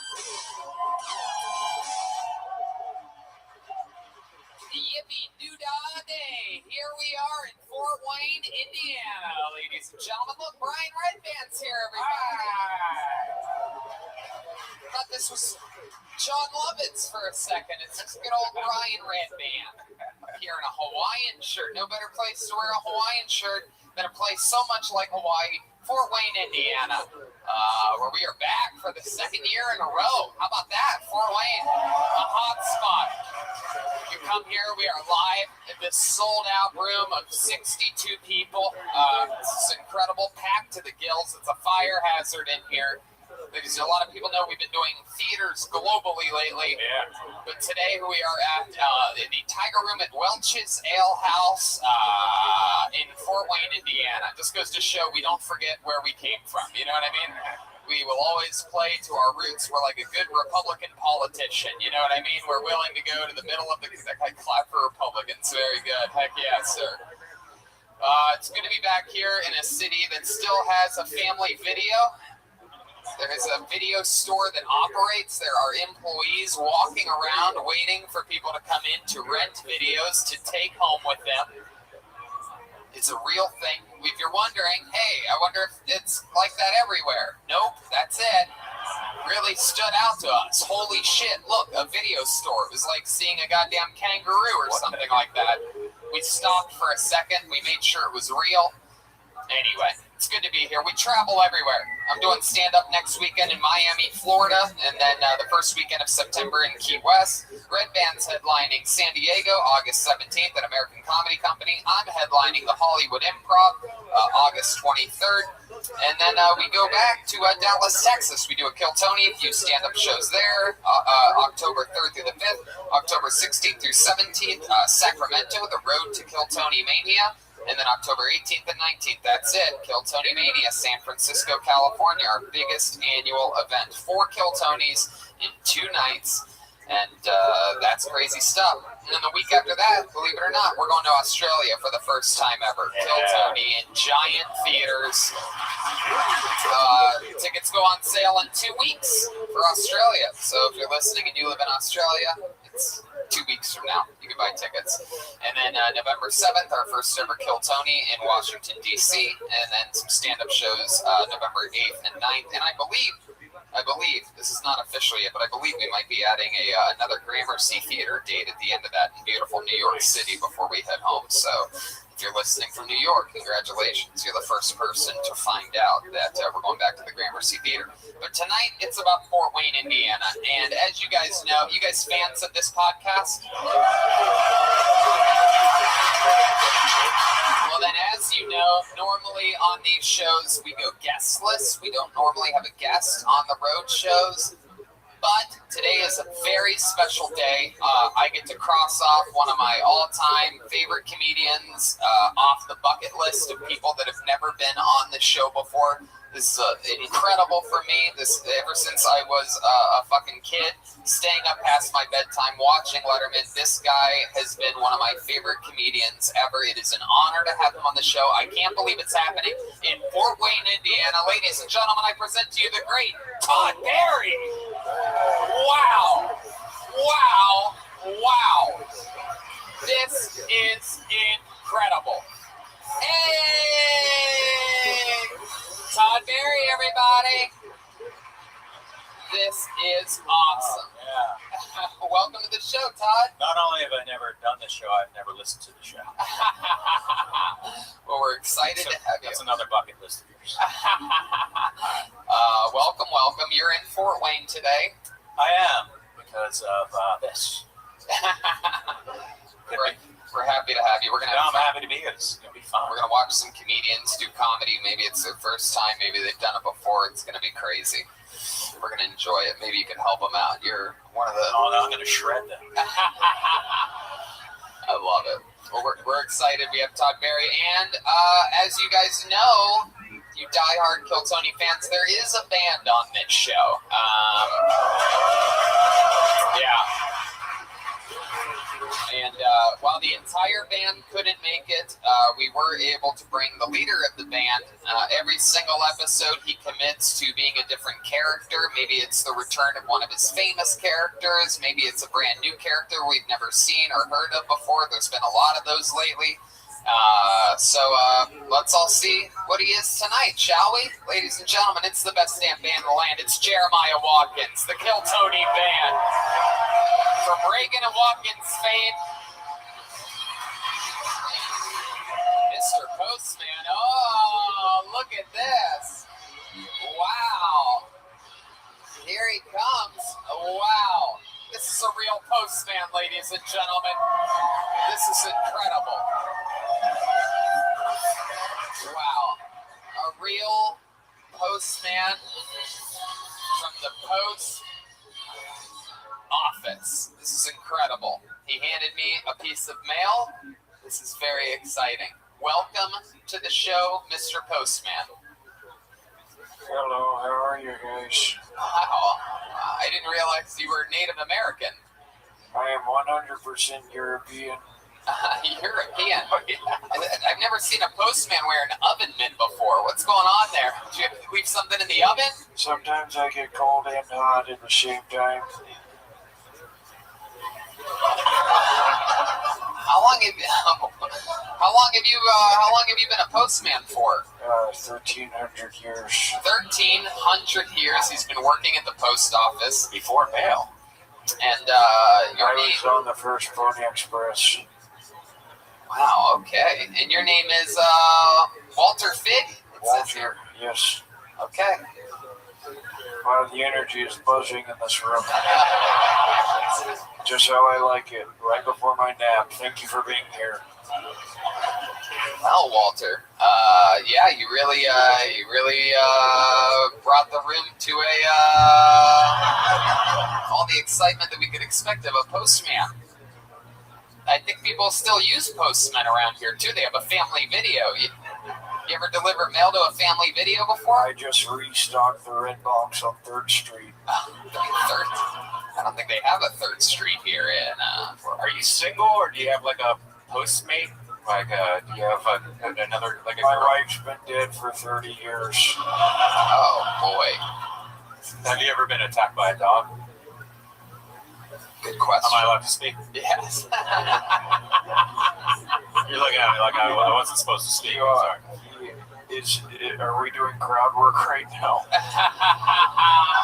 Yes, you're allowed to speak, and yes, I've been attacked by many dogs. A Doberman Pinscher took my Achilles out one time.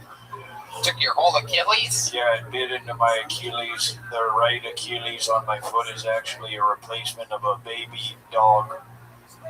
Okie dokie, Walter. I think we're colliding some thoughts there. Jeremiah is one half of the hit band Reagan and Watkins. He'll be selling vinyls and CDs available after the show. They'll sign them for you. Also available after the show is the brand spanking new Ryan J. Ebel designed Rockin' Pins Made Kill Tony pin. Glows in the dark, double reinforced steel. Very exciting. And there's also Tony Hinchcliffe pins. The rare, elusive, with my face on it. And it doesn't have the facial hair, but if you want, I'll take a black Sharpie and I'll make the mustache right on this spot. I'll even leave a little space in the middle, keep it authentic. So those are available after the show. But we have the Postman, we have Todd Barry, we have Red Band, we have everything we need, which brings me to this, ladies and gentlemen. It is the Fort Wayne Bucket of Destiny, where anything can happen. A bunch of people signed up before the show. You should know how it works. If I pull your name out of the bucket, you get 60 seconds on that microphone uninterrupted. You know your 60 seconds is up in here. The sound of a kitten. That means wrap it up then, or else you're going to bring out the angry Babylon Bear. I didn't get the pop I thought it was going to get. Let's try it one more time. Wrap it up then, or else you're going to bring out the angry West Central Bear. Is that a gayer reference than Babylon? Yes, very gay neighborhood around here. I delivered some mail, and it was actually a man in a box. Oh. After that, after your set, we interview you, we talk with you, try to find out more about you, maybe other stuff about your life that's interesting. And that's it. You guys ready to start this show? We're live. This is so exciting. Oh, that's where you want them to enter?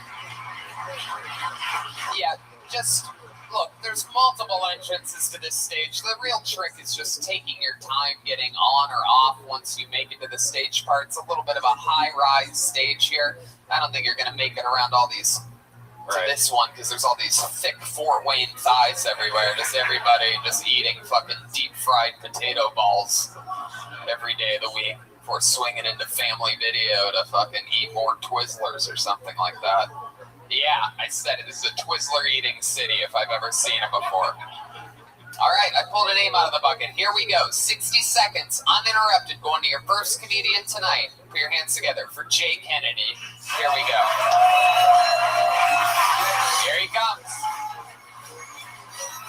Here comes Jay. Wow, that is music. One more time for Jay Kennedy, everybody.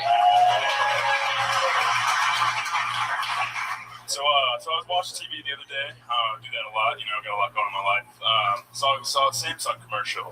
Apparently, the new Samsung phone, and you know, their products have this technology that you can share. You know, if you got different products, you can, you know, if someone's down on battery, you can share your battery. The commercial starts off, you know, two people in a coffee shop, strangers. You know, one guy's got no battery.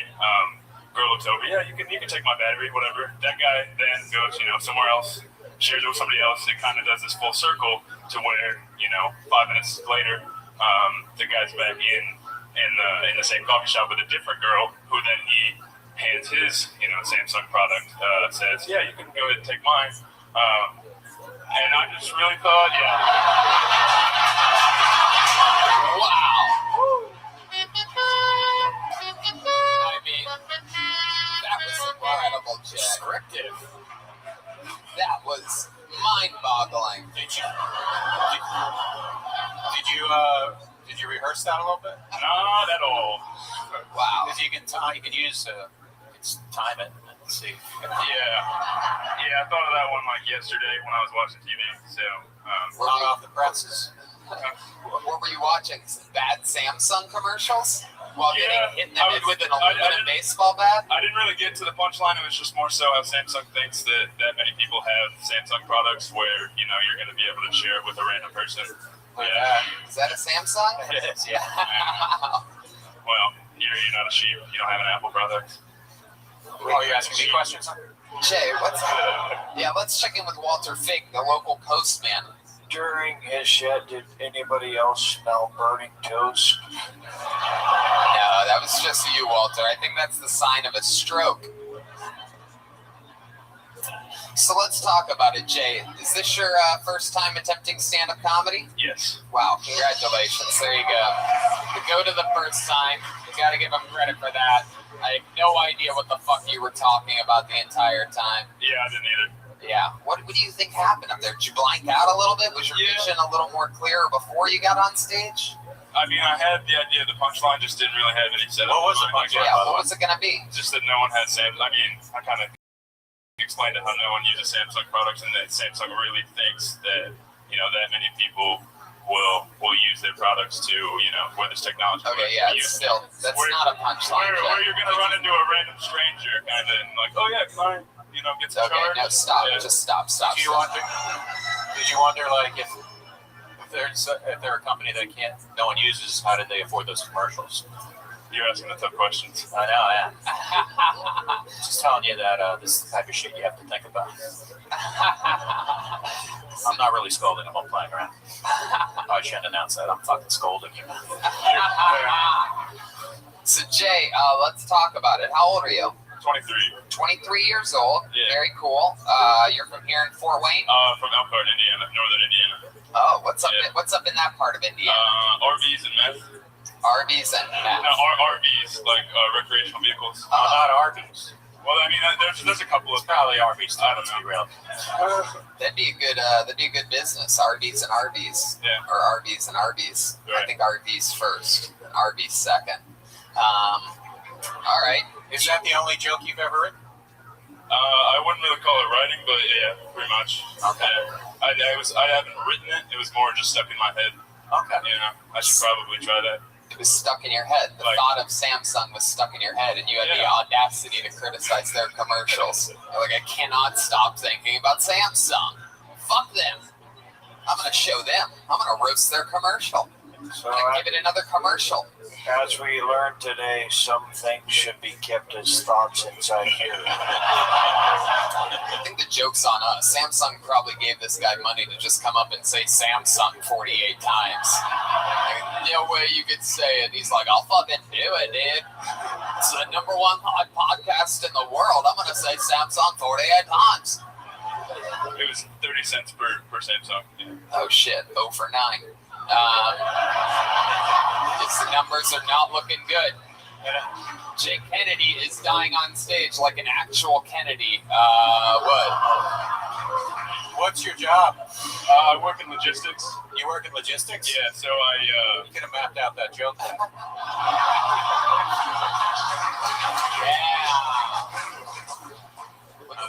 Walter's attempting to clap right now. He doesn't really have it. So, Jay, you work in logistics. Do you love your job? No, not really. I mean, it's exciting, I guess. I've only been doing it for like 3 months. Yeah. What do you do for fun? What is a 23-year-old in northern Indiana? Workout. I mean, I've been trying to teach myself like piano. Not a whole lot to do. Yeah. Why does it look like in high school he went all state in date rape? It's true. He does look like that. For those of you that are just listening, he looks like an all-state date rapist. Have you ever, Jay, have you ever had You didn't deserve that, by the way. Thank you. Yeah, A bad joke doesn't deserve what he just did to you. Have you ever had consensual sex with a woman before? Yeah. Yeah? How recently? 2 weeks ago. 2 weeks ago. Now, who was this? Who was this girl? What do you like? What was her name? No. Kate. No, was it? No, Ryan. There was no reason for that. I don't That is not very nice. You're saying he fucked a pig? My goodness. The Twizzler town. Oh, come on.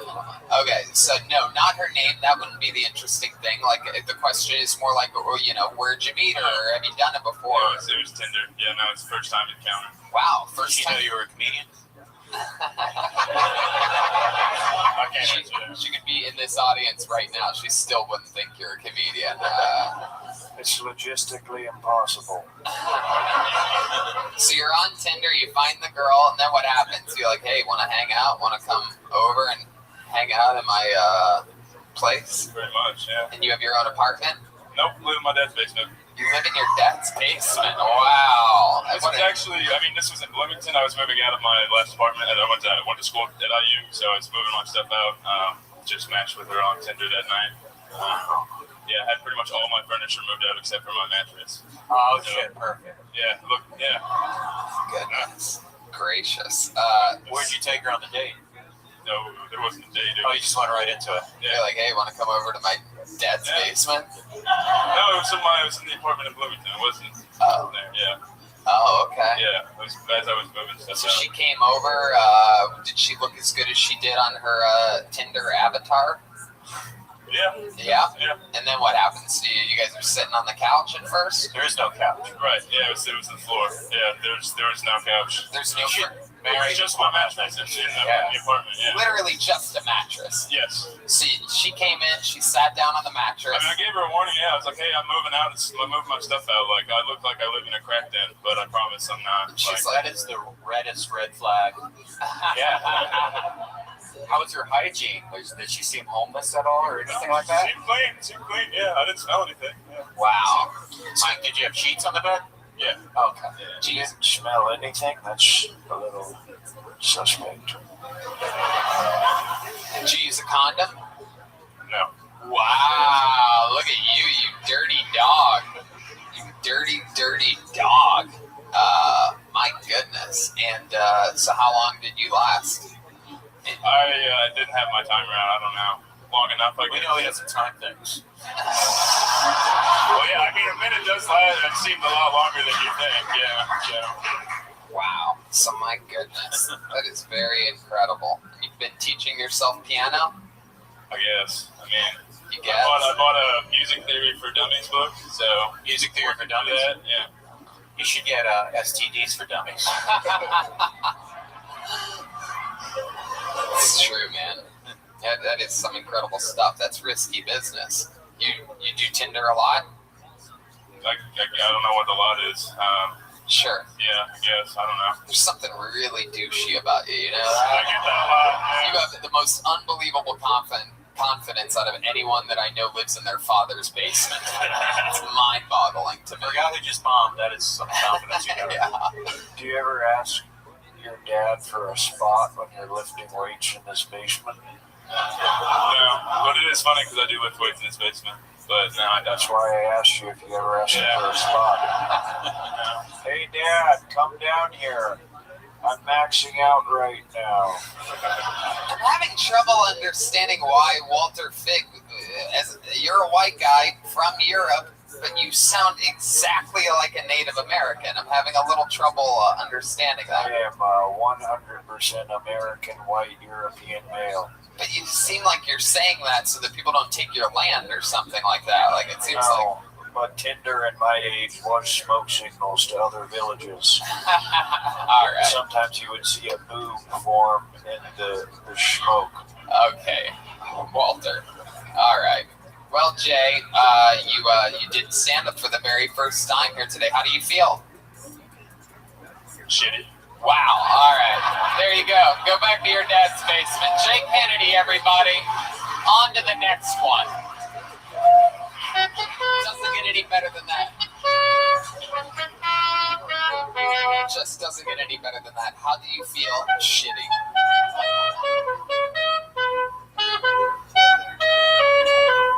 Wow. How about a hand for the band over here? Playing them off. Let's keep it moving along. Pulled another name out of the bucket. Your next comedian goes by the name of Rhett Schimberg. Rhett Schimberg, here he comes. Here comes Rhett. Here he is. Rhett Schimberg, everyone. Okay, so single for the first time in a while, a few months ago. I started getting on the dating app, so Tinder, Bumble, all that stuff. But being a bigger guy with a dad bod, it's pretty tough. It's a big pool of guys out there. Maybe want to kind of just make like a catfish account. Not even just a hot girl. I feel like I can get more matches if I had an actual catfish. Thank you. Say something like I like long swims in the river. I'll nibble on your arm if you stick it in my hole. Sorry, guys, I'm a little nervous. Once I get to know a girl, though, usually goes a little better. Like, I have a gay cousin. He was a big influence on my life, so it makes me, like, just gay enough to get along with girls. Like, I don't like to suck dick, but, like, I know all the words to Mean Girls. Thank you. There you go. Here he is.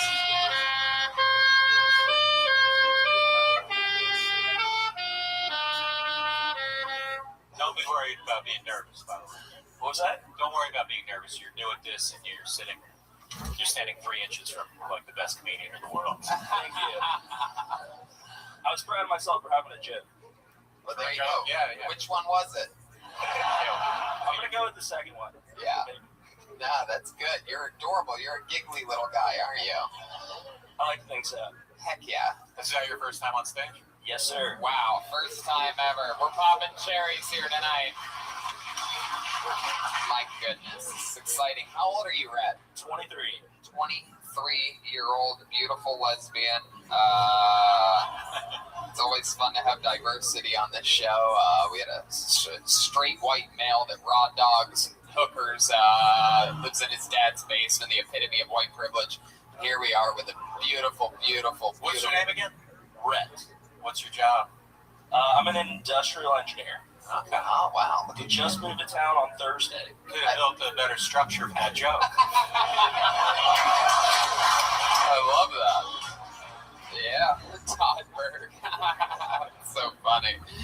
You say your name is Rhett, Yes. like without the B?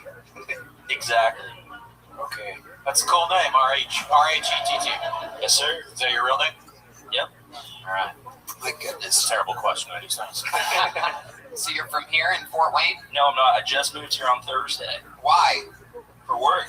For work? I'm originally from Tampa, Florida. Lived in Wichita, Kansas for about 6 months before this. Nice airport in Wichita. And actually, it's not too bad. It is nice. Pretty small, but pretty nice. I didn't need to bring that up, I guess. It's not an airport. For all you Wichita airport fans out there listening. That's entertaining podcasting here. Hell yeah. I love that you put the mic to your side like Anthony Jeselnik after every answer to every question. Thank you. All right. So Rhett, you're 23 years old. You just moved here. Are you excited about your move to Fort Wayne? Have you gone to the family video yet? I haven't, but in Wichita, Kansas, I saw probably 3 or 4 family videos. Wow. Then this is an upgrade for you. Yeah. Have you been to one of the $50 stores they have there? Nope, not yet. Wow. Get a big one. So tell us about you, Rhett. What makes you you? Any fun facts about Rhett that we should know about? You have a weird family, or you do anything fun, hobbies? I mean, I got a pretty big family. Everybody lives back in Tampa. I can tell it's genetic. Not everybody's as big as me, surprisingly. Right. Everyone's back in Tampa. What else? Let's see. Last 2 years in high school, I was on the bowling team. Oh, the bowling team. Were you the ball? What's your high game? My high game, I think it was like a 237 maybe. But enough about your weight. I like your moccasin. Pretty accurate. Heck yeah. Well, now that you're in Fort Wayne, your life is in the gutter, so the bowling experience should come back to. Yeah, that joke was a 7-10 split. Can we have turkey for lunch? Do you have any living in Florida? Do you have any Florida stories that you're ashamed of that you've done, or your family? Yeah. You ever walked in on your father having sex with an alligator or something like that? No, honestly, nothing that crazy. I mean, growing up in Florida, I don't understand all the Florida man stuff because everything just seems normal to me. Right. Coming out to the Midwest, I mean, it's definitely a lot more tame. Do you know I graduated from UF? Yeah, I just graduated from UF. Did you really? Yes, Which sir. dorm did you live in? Beatty. That's where I live. West. Wow. Beatty West. Yeah, that would be too.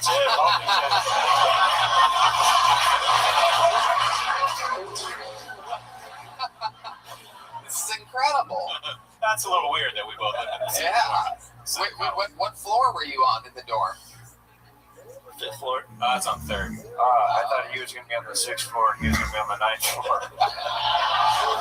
You mean like a 69 joke? That was. I can hear you fired from the post office for that. It's making me uncomfortable. My goodness. So, Red, this is true. You're single and, Not single anymore.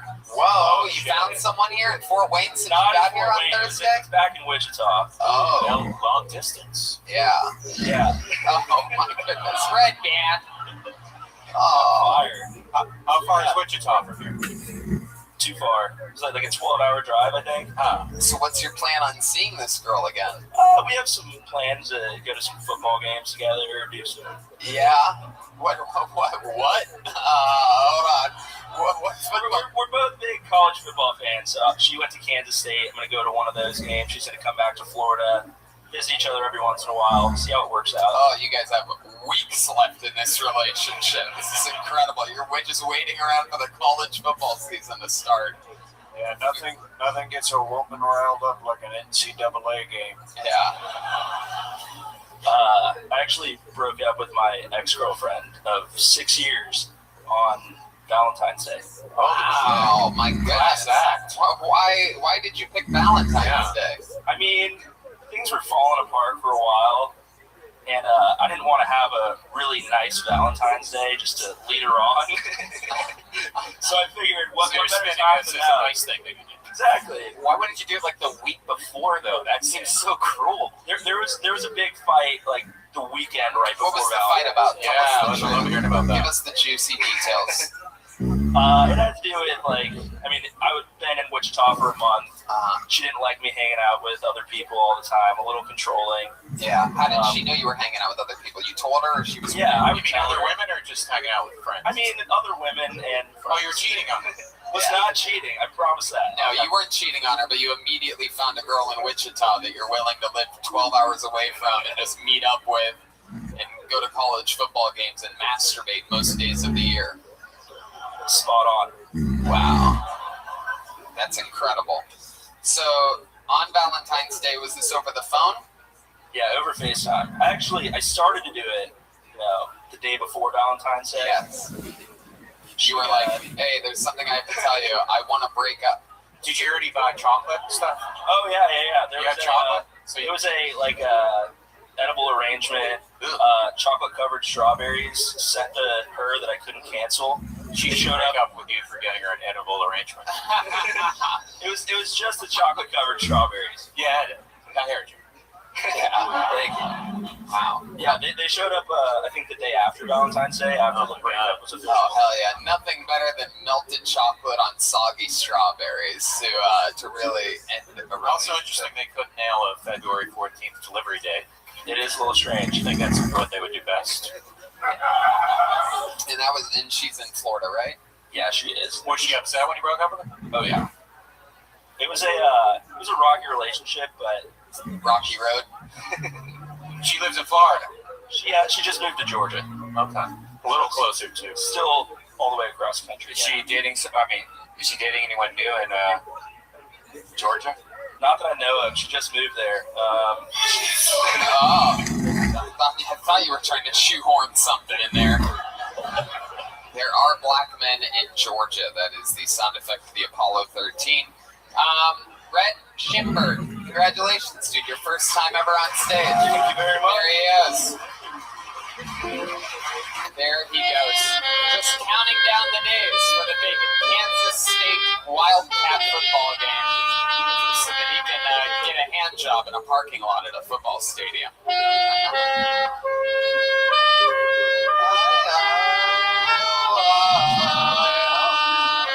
See, that's like a Native American song you just played.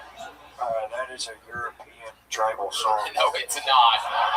No, it's not. That is an Indian, a Native American song. I know it for a fact. I'm telling you. European. Okay. Got another name out of the bucket. Let's see what happens here. Make some noise for Jacob eBay. Jacob eBay. Here he comes. Here comes Jacob, ladies and gentlemen. He's walking to the stage. Here he is. One more time for Jacob, everyone. Hello. So I've always considered myself as a straight guy until the other day. I was having sex and I realized that I had a big pink dildo on my butt. It all started with a slip of a finger. Speaking of being gay, I think pro wrestling kind of gets a bad rep. So it's all, at least they're upfront about everything being staged. But I think other sports are staged as well. Like NASCAR, for instance. They have heroes and villains, and I'm pretty sure it's all intentional. You have Dale Earnhardt, who was a great hero, tragically died in a fire. Then you have Tony Stewart, ran a guy over, kind of took the whole villain thing over the top. Then, okay, so I also want to apologize to the person I was sitting next to. I'm wearing women's deodorant. Just like everything else that's female, it is just there for looks and doesn't really work. Just there for looks, doesn't work. What was that last one? It's just there for looks and it doesn't really work. You're saying that women don't work? Like, it's such a weird thing to say. Is it weird? You know that thing that where women don't work? No, I've never heard that before. Huh, that's weird. That's interesting. But always end with the sexist. Yeah, I know. That was kind of I rehearsed it last night and I thought after the NASCAR thing would be 60 seconds, but I guess I spoke too quick. No, I mean, it was all bad. Yeah. Let's talk about it. So, Walter? Yeah, after hearing your first joke about the dildo in your butt, I would like to rename you a European name. Wrestles with sexuality. Wait, that's clearly a Native American type of name. Very clearly. Like Dances with Wolves. Yeah. Eating with Funyuns. Okay. So you thought you were straight, then you realized you had a pink dildo in your butt. Now you were talking about a finger? No, I had got pegged. You had gotten pegged. So that means that a woman put on a strap on and had sex with you in your butthole. Absolutely. So how did you didn't, wow, okay. So you realized this as it was happening? Well, it all started off with just like a finger, which I was like, oh, you know, that's not gay, you know. When you say it started off with a finger, like, are you guys standing in the kitchen and, like, I mean, you just say that out of nowhere. At the dollar store online? It happened over a period of like a month or so. It just started with the finger, and then we slowly started entire month. She kind of ramped up to the finger for a full month. She's like, these were different experiences. It could be gay to have a finger in your ass too. Like if it's Jeff's finger, it's probably gay, you know? Yeah, if it's Jeff, it'd be gay. So she put the finger in there, and she's like, if you think that's uncomfortable, hang out for a second. I gotta go to the closet. No, I like the finger to start off with, and then we kind of started exploring more and more. Actually, it was a toad. When you to start say off exploring, with. A toad? A toe, okay. Yeah. Toad would have been a better story. She put a toe in your butt? Yeah, we were. Whose toe? Whose toe was it? Her own toe. Was it the big toe? It was. Wow. Yeah. Let's check in with Walter. Yeah, I have learned from my forefathers before me how to read minds, and I'm reading the mind of this audience right now, and they're saying, you're disgusting. Yeah. Old, so like, how do you end up with the toe in your butt? Like, give us the lay of the land there. Like, you're laying in bed, you both naked? Yeah, okay, so we were at a hotel, and we were both naked. We weren't like in the middle of having sex. You were foreplay. Yeah, kind of. Yeah. And we were facing. You were at a hotel? This sounds like the weirdest Holiday Inn Express commercial ever. Toe up my ass. But yeah, we were facing each other, and facing each other? Yeah, because we were just like sitting there. This story is unbelievable. You mean to tell me she put her foot between your legs and then trying to kick you in the balls? No. Wasn't trying to. Right. So, okay, could we show the audience like how did this happen? So like you guys Okay, are so sort of. you're sitting like this. Oh wow, dude, you just love having stuff in your ass. I can tell by the way you're squatting. It's incredible. Oh yeah, you're gay, dude. Yeah. Ew. Oh yeah, you're gay. You don't have to ever wonder again. You're gay. So, you rode her toe? Kinda, yeah. Yeah, Yeah. a little bit. He rode at her toe reverse cowgirl. And that's how you knew you was gay. Actually, regular cowgirl. My goodness. Wow. So then the next time, it was next time I think it was a finger, and then we she went back to the finger. Oh, she started with the toe, but Started with the toe. Now that's interesting because I do believe that a big toe is thicker than any one finger. So are we talking about one finger or maybe two fingers? well, a toe is only She about this. downgraded you. It's weird. Well, her toe is probably about that long. Her finger. Oh, further, but a little bit girthier. Have you had stuff in your butt before she started putting stuff up there? Nope. No. So she broke the old. She popped the old. She popped my anal cherry. Wow. It's called a walnut. How do you know that, Walter? How do you know this type of sexual stuff? I've been here since the beginning of time. My goodness. Okay, so you went from a toe to a finger, and she went all the way in with that. Was the length? Because I don't know what it's like. I know a lot of people would love for me to admit that I know about butt stuff, but it's all very scary to me. It's all very frightening. And so is it harder having something girthy, or is it harder having something longer? Like, what's the more painful? So,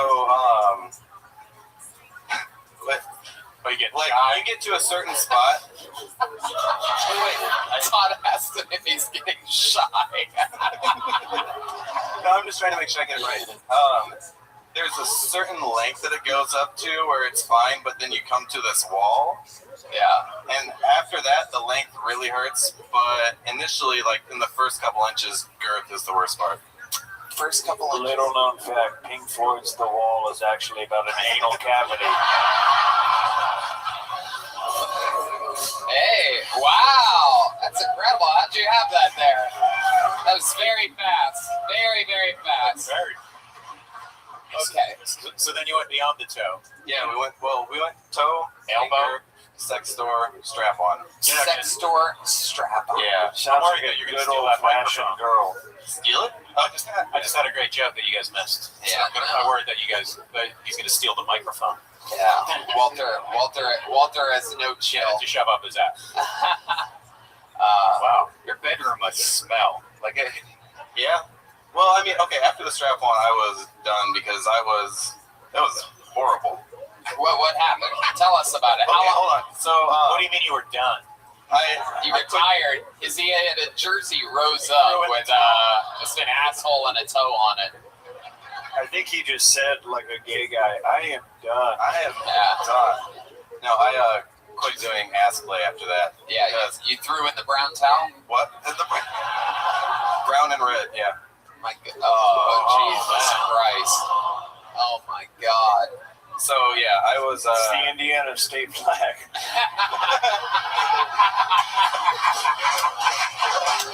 Walter. Okay, so what happened during the pegging that made you retire? Oh, it hurts so bad. And then I'd been with the girl for a while. I mean, it's kind of emasculating a little bit, but I came during it, so that was even worse. So you came out of your wiener while having stuff in your butt. Yeah, I was doing one of these things. Oh, One of yeah. these things, jerking off. Jerking off while Is that what you meant by one of these things? Yeah. One of these while you were doing the jerk offs. Have you thought about mansplaining at its finest? Have you thought about being with a man? No, not really. Yeah, you have. That pause was priceless right there. No. I haven't. Can I ask what the protocol is for cleaning off a dirty toe like that? You say cleaning it? I think then it was hotel sheets. Oh, wow. Oh, my God. So glad I asked that question. Jeez Louise. All right, Jacob. What do you do for a living? Server. You're what? A server. Oh, great. Good to know. These are the people handling our food. I thought something funky was with the Hawaiian burger. Yeah. Yeah. Did it taste a little bit like a shitty toe to you? All right, Jacob. Well, this was your first time doing stand-up? Well, there we go. 3 first-timers so far tonight. You got pegged up here. Jacob eBay. Let's keep it moving along. That was one of the most educational portions of Kill Tony I think we've ever had. Toe in the butt, finger in the butt, moved all the way up. Just getting fucked by some chick that does not respect him at all. You know what I'd really like is I'd like to fuck you in the ass with a bunch of stuff. All right. Pull another name out. Let's see what this guy's had up his ass. Make some noise for Joey Squid, everybody. Here we go. Here he comes. Here's Joey, everyone.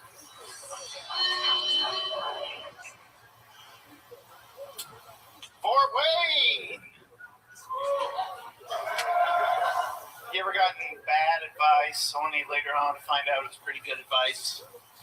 My whole life, my dad gave me, it was more of a catchphrase for anything sexual related. I never really got the sex talk from my dad, so every time I was like, hey Dad, what's masturbation? He would just say, when the little head's red, the big head is dead. I never really knew what that meant. I always thought it was terrible advice. And then my girlfriend, when I was 19, told me she was pregnant. And I said, when the little head's red, the big head's dead. So now that I'm a dad, I think I'm going to pull that mantra to my kids. I'm going to say, son, when you want to go downstairs, put the snake on a rope and tie it to a chair. There you go. Joey Squid. Welcome to the show. How's it going, Joey?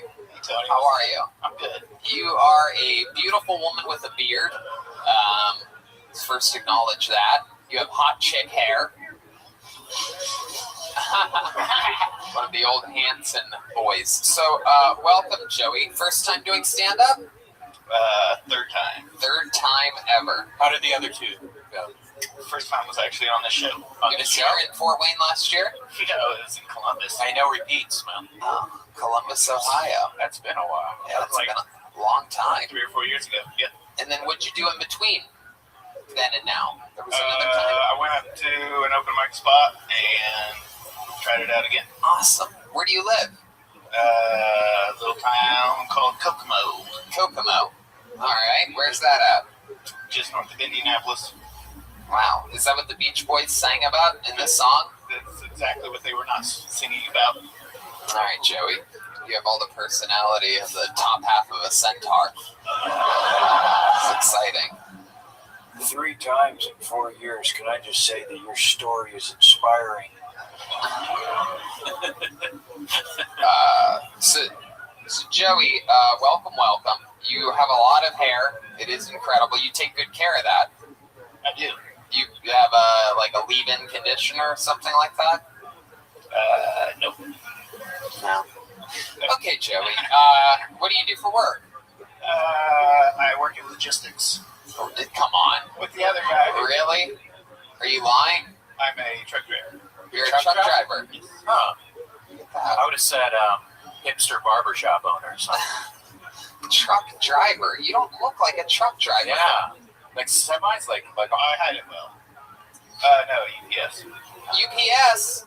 Wow, look at this. You have some competition, Walter. Wow, that's really... It was the last comedian that taught us what Brown can do for us, though. It's a butthole joke again. We all got it. So, can we get the energy lower in this room, please? we get lower energy in the monitors, please? Thank you. I always love it when the band acknowledges the energy in the room. Very good. It always helps, never hurts, doesn't dampen the episode at all. Very good. I mean, Well, we got Joey. Improvisational magical. We got Joey Squid being more interesting than a manila envelope up here. There you go. Trying to inject something in the room. You're a listener of the show. Obviously, you have a bison shirt and you mentioned rope on a snake in your set. But we didn't hear any jokes. Is that correct? That's correct. Yes, that is correct. We are all in the same room right now. So, Joey, tell us something about you that we'd be surprised to know. You're a dad. How old's your kid? I got 3 of them. 3 of them? How old are they? 13, 9, and 8. 13, 9, and 8. They all live in Kokomo, and you work for UPS. And how about the baby mama? What's she up to? She's out here tonight. Wow. There she is somewhere. Where you have a babysitter at home? It's a 13-year-old in charge right now. I hope you didn't get a babysitter just to do this. We did get a babysitter. Yes. You did? Her mother is watching. Oh, her mom's watching.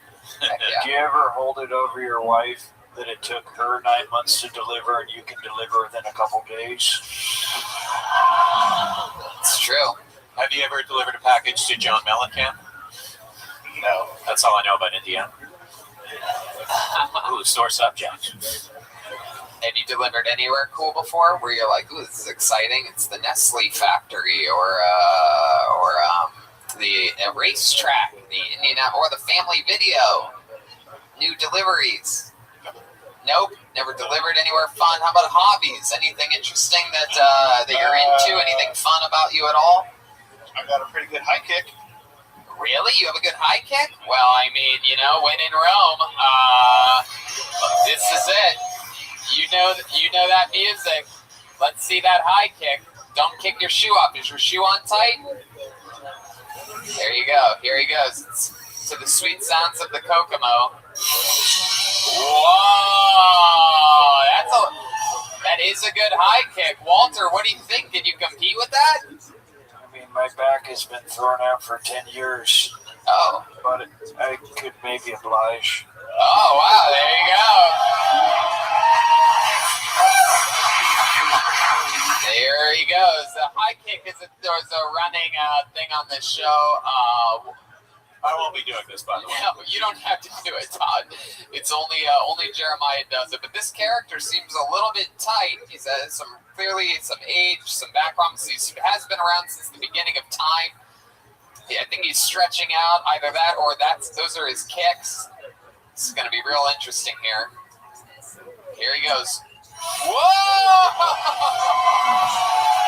Wow! Walter Big. Oh my goodness! That might be real, Tony. Oh wow! That is so exciting! What a great high kick! Incredible, Walter. I need medical assistance. My goodness gracious! Well, Joey, you have a good look for comedy. You have a very you very much. Your personality reminds me of this bottle of water. I don't know. I'd say he doesn't have the comedy for comedy, then. You have the look, but you don't have the comedy for comedy. I love that line. That's incredible. I'm at like 1,000 up there. Yeah, no, you're killing it. Joey, I will give you this compliment. You have one of the best camel toes in all of comedy. You have a male camel toe. He's rocking his bathing suit here today. Not many people wear their bathing suit on stage, but you know what? You went off the deep end today. Some weird swimming pool reference. Insert your own if you're a real fan of the show there. You could say that he drowned on stage, or all right. Well, Joey, there you go. With the hair, what are we thinking? You gonna keep it like that forever? You one of those? I'm gonna donate it. You're gonna donate it? Heck yeah. Wow, look, that got an applause. Everybody here, here in Fort Wayne, cancer is a big deal. Everybody has it. It's just McDonald's and fucking direct sunlight out here. So. Is the donation center open today? Hint, hint. We see Todd walking out with a full.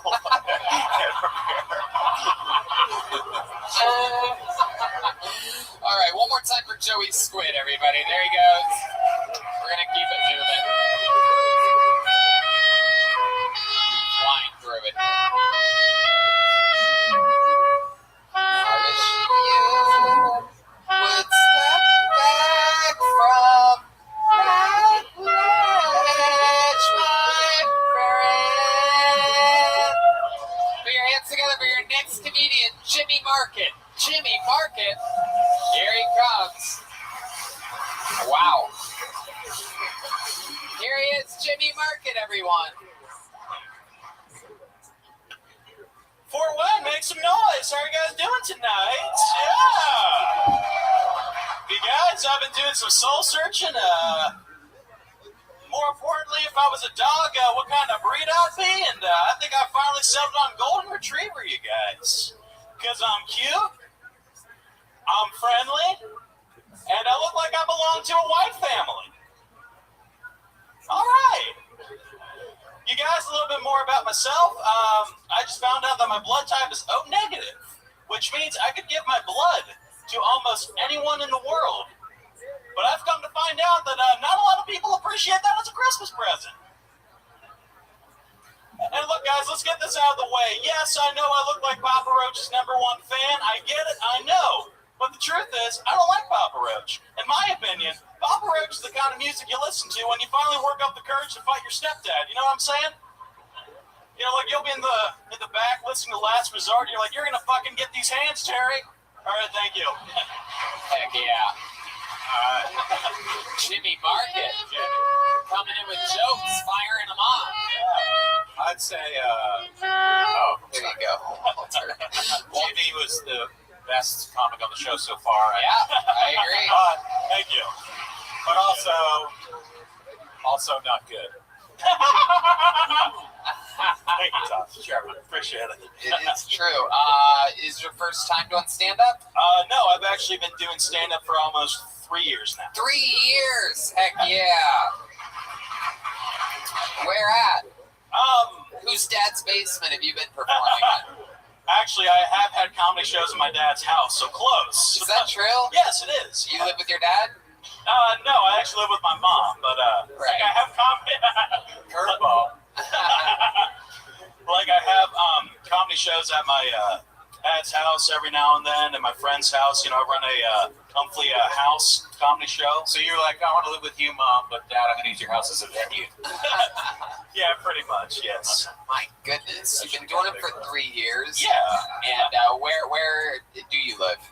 I live in a small town called Sydney, Ohio. Sydney, Ohio. Yes. It's about 40 minutes north of the Dayton area, Dayton, Ohio. Jeez, man. Wow. What do you do for a living? I deliver pizzas. Seriously? Yeah, seriously. Wow. Yeah. For a major chain? Yeah, for the most part. You moonlight? You cheat on this? You cheat on Domino's? Yeah, something like that. Yeah. Donato. This cage. It's Mark. This guy like works for the CIA, but he's a pizza delivery guy. Wow. So, how long have you been delivering pizzas for? Roughly about a year, but I'm trying to find something, a little bit more steady. Like what? What are you looking for? I hope comedy's not on that list.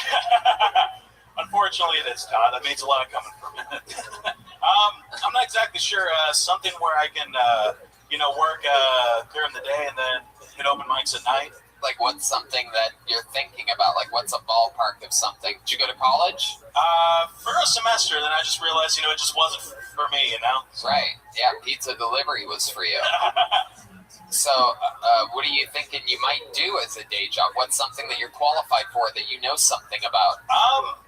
I've worked pretty much in almost anything. I've answered phones for a while. I've worked in factories, food service, communication. I've done a lot of everything. How old are you? 23. Everybody's been 23 so far.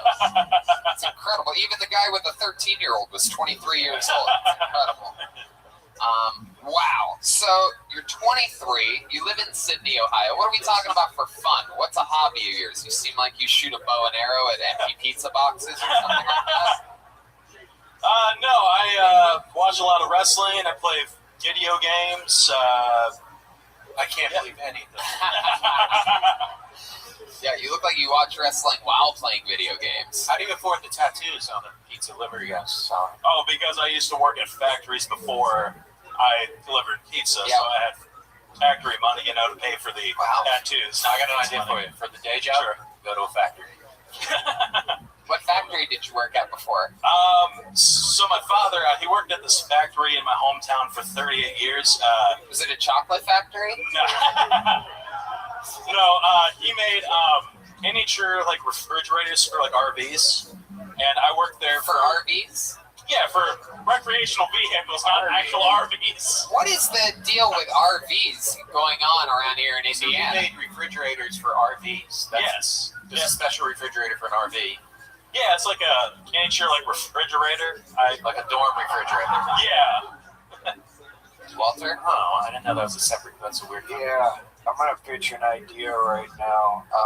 I found that you don't look like a Papa Roach fan at all. So I think that maybe each of us should tell him what he looks like, and then maybe he can use that instead of the Papa Roach thing. Okay, yeah. Why not? Let's do it. I like that idea. Okay, let's talk about it. I think he looks like if Ed Hardy locked himself into a Krispy Kreme for the rest of his life. Something like that. That's a good one. I've also been told once I look like Clark Kent if he never discovered he was Superman and got really fat. Yeah, you're like Clark Kent if he couldn't fit in the phone booth to turn into Superman. How about that? Or you're like Clark Kent if he only shot red stuff out of his eyes when he sees a Dairy Queen. Hey, look, hey, it's a pig, it's a truck. No, it's Jimmy Market. How about that? As far as Superman things. Why the deer tattoo? Are you a hunter or are you just like Rudolph? What is that?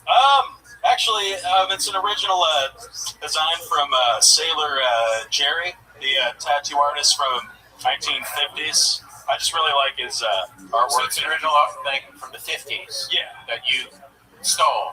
Yeah. And they're still calling it original. I love it. I got this done in the 50s. Walter, did you have anything that you felt like Jimmy Market looked like before Red Band forgot what we were doing? I pitched a segment and then it went to shit real quick. Hey, let me just cut it up. What about that upside down deer tattoo that no one can see except for me and you? That is an ugly tattoo. Then you basically went and got a bunch of. You have it on both sides? No, actually, this one's a mermaid. Oh, wow. Look at that. Heck yeah. Mermaid placement. Yeah. Heck yeah. I like the fake laugh also. My goodness. Yeah. Walter. I mean, you're not Walter. You're Jimmy, right? Yeah. Jimmy. Wow. So anything else that we should know about you, Jimmy, before we keep flying through it? Yeah, why not? I actually... This guy's making the most of his moments. So I've actually had a stutter pretty much all of my life, and then I don't have it as much, but when I first started doing stand-up comedy, it was really bad. Yeah. How'd you get rid of it? I really do not know. Maybe it's just because I kept going on stage and I felt more uncomfortable on stage. It just went away. Sometimes I'll stutter when I get nervous, but hasn't really been happening as much. So I think things have been going pretty good so far. All right. Well, that's good. Wow. So, Look at that. There you go. Give me that one. Yeah. From the stutter to the butter. How about one more time? I just feel bad that I'm not famous enough to trigger that stutter. Honestly, You never heard of me. Okay, I got you. No, I haven't. No. Does it ever come back? Yeah, like I mean, you see a ghost or something like that? I mean, that's kind of hacky, but yeah, it comes. All right, Jimmy. Well, you had for what it's been so far tonight. You've had the set of the night so far. 3 years of experience. Jimmy Martin. Heck yeah.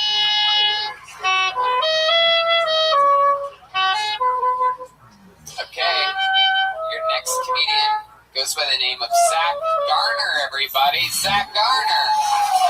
Hey, Zach. Here he comes. He's walking to the stage. Zach Garner. What's up, Tiger Room? I'm 31. I'm single. I'm at the point in my life where I'm not going through the natural progression, but I'm watching other people my age do it. You graduate high school, graduate college, you meet a girl or a guy, you get married, you have 1.5 kids or whatever the national average is, and then you buy a $60,000 truck. At least where I'm from, small town Indiana, and you back it into every parking spot you can find. You say things like, "Hey, you see them tires? Those are stock." And I really love the new front end on this model. And my new favorite, the tailgate folds down into stairs. Why the fuck do you need stairs on your tailgate, right?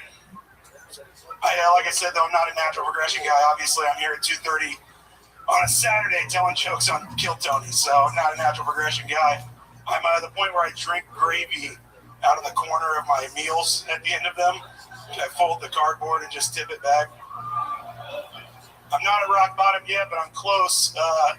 I'll give you an example. If I was a girl, I'd be at the bar on the weekends trying to get pregnant. Because nothing says rock bottom like a bar baby. Am I right? Thank you. That's my time. Wow, there you go. Zach Garner.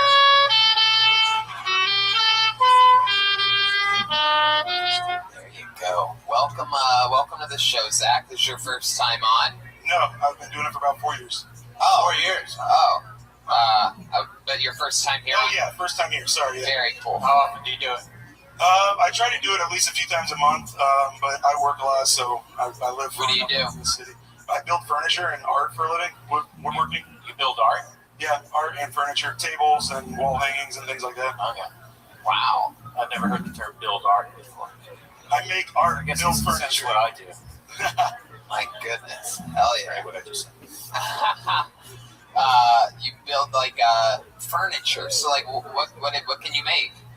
Pretty much anything, man. I've done everything from cabinets to tables to at Temple University. I've got stuff hanging on the wall in the football building. There's metal stuff. So you could build kitchen cabinets, and clearly you can also destroy kitchen cabinets. Yeah. The things inside them and the actual cabinets. Can you put up shelves? I can put up shelves, yeah. Here's what's going to happen. In exchange for one comedy lesson. For you? Yes, for me. Okay. Yeah. He's going to give you a different comedian. I get there and I'm like, wait a second, where's Tom? That's me. You have to fly to New York at your own expense. Okay. And put some shelves in my apartment. All right, great. Sounds good. Make the materials. All right. Like you get 1 to 20 minutes. And if I have any water lying around, I'll give you a glass of it. All right, perfect. Sounds like a good deal. We're on. I like your moccasins. Thank you. I wear these pretty much every day. Anybody that knows me, this is kind of my go-to shoe. Wow. Yeah, let's turn the lights on for those. Good to see my moccasins. I'm worried that people can't see those moccasins. So Zach, you're a big tough guy. You play sports? A long time ago. You're a football player, offensive lineman. How many moons ago?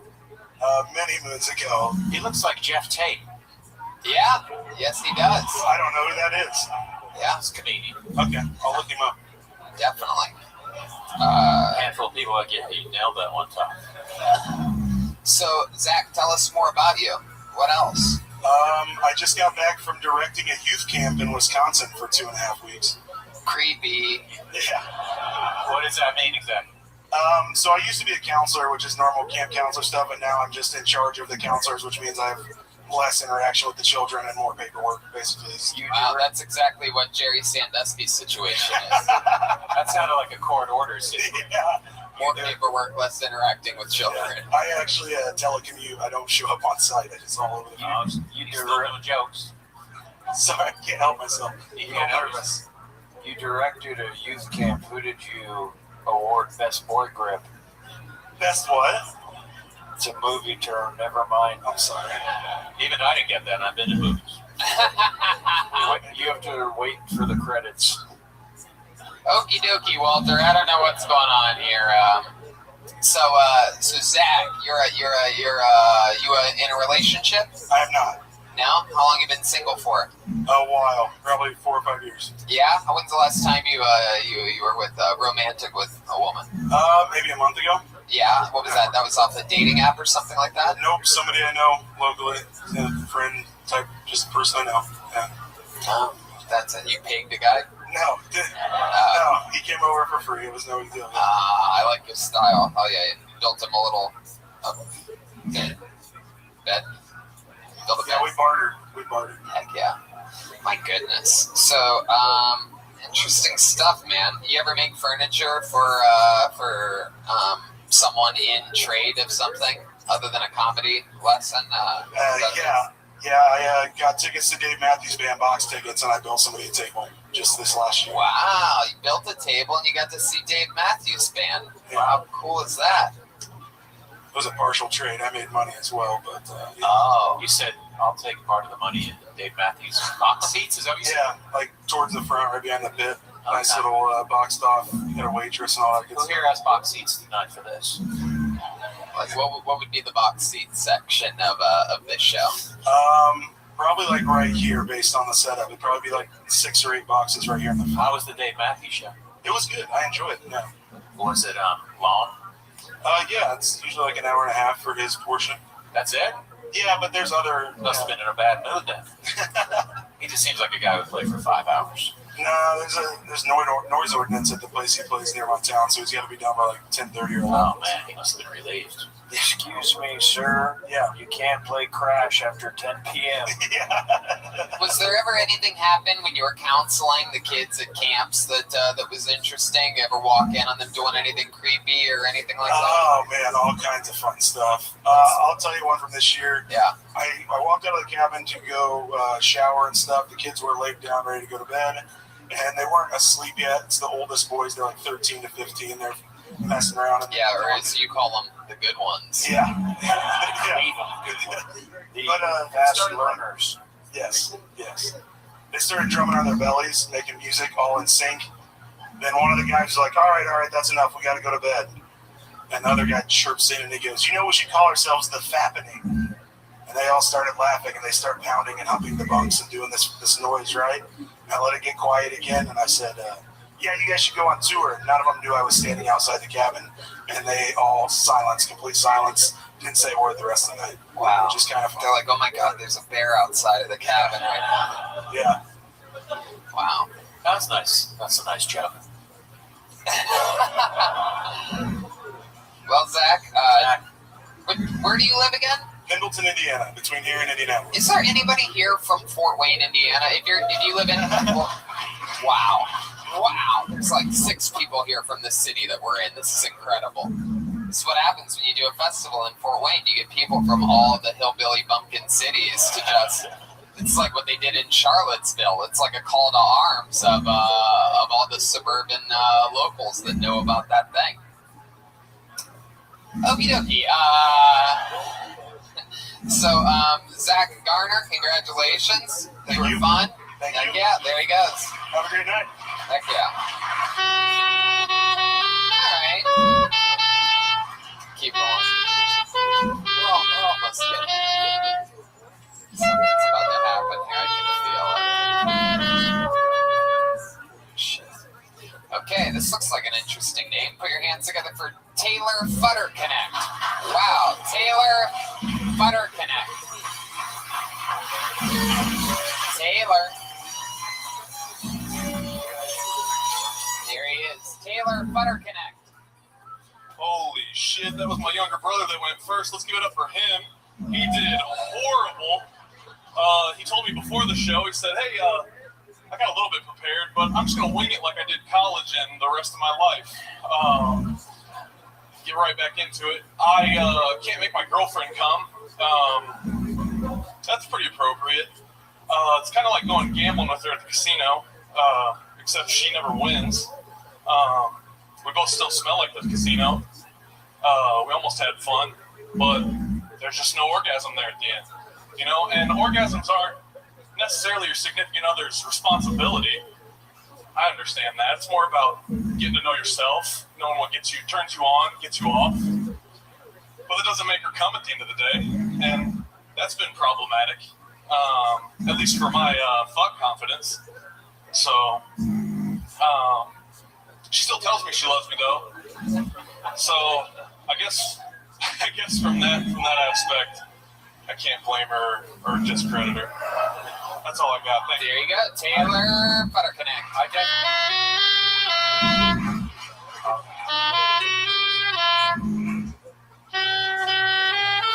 Okay, Walter. My God.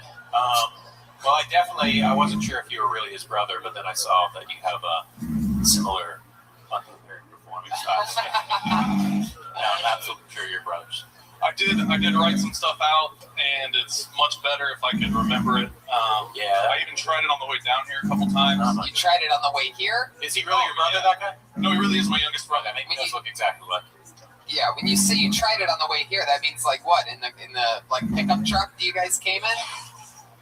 We drove separate, but I do have a pickup truck. So you were by yourself in your pickup truck, rehearsing, going over the jokes that you had prepared? Reading what's actually on my lock screen on my phone, yes. And what you did tonight wasn't what's on the lock screen on your phone, or it sort of is, but you couldn't quite remember the punchline? Is there something you want to look at your phone? You want to reference perhaps something that you missed? A couple things I acknowledged. You said casino so many times that I noticed this European mailman getting very excited for some reason. A lot of my family owns casinos. Well, that's a Native American thing. It's a very European thing. I've never heard of a European You've casino. never been to a European casino? Have you been to Las Vegas? Yes. Well, there you go. We own all of the strip. Wait, no. My people own all of the strip. Europeans? Yes. Okay. Are those Donald Trump Europeans? Is that one of the things from your lock screen? No, it's not. Yeah. Would I be able to read his lock screen and see what we can do? Yeah, you read his lock screen. Here he is. Shit going towards the Bomb Brothers. Yeah. It literally says I 7 times. I can't make my girlfriend come.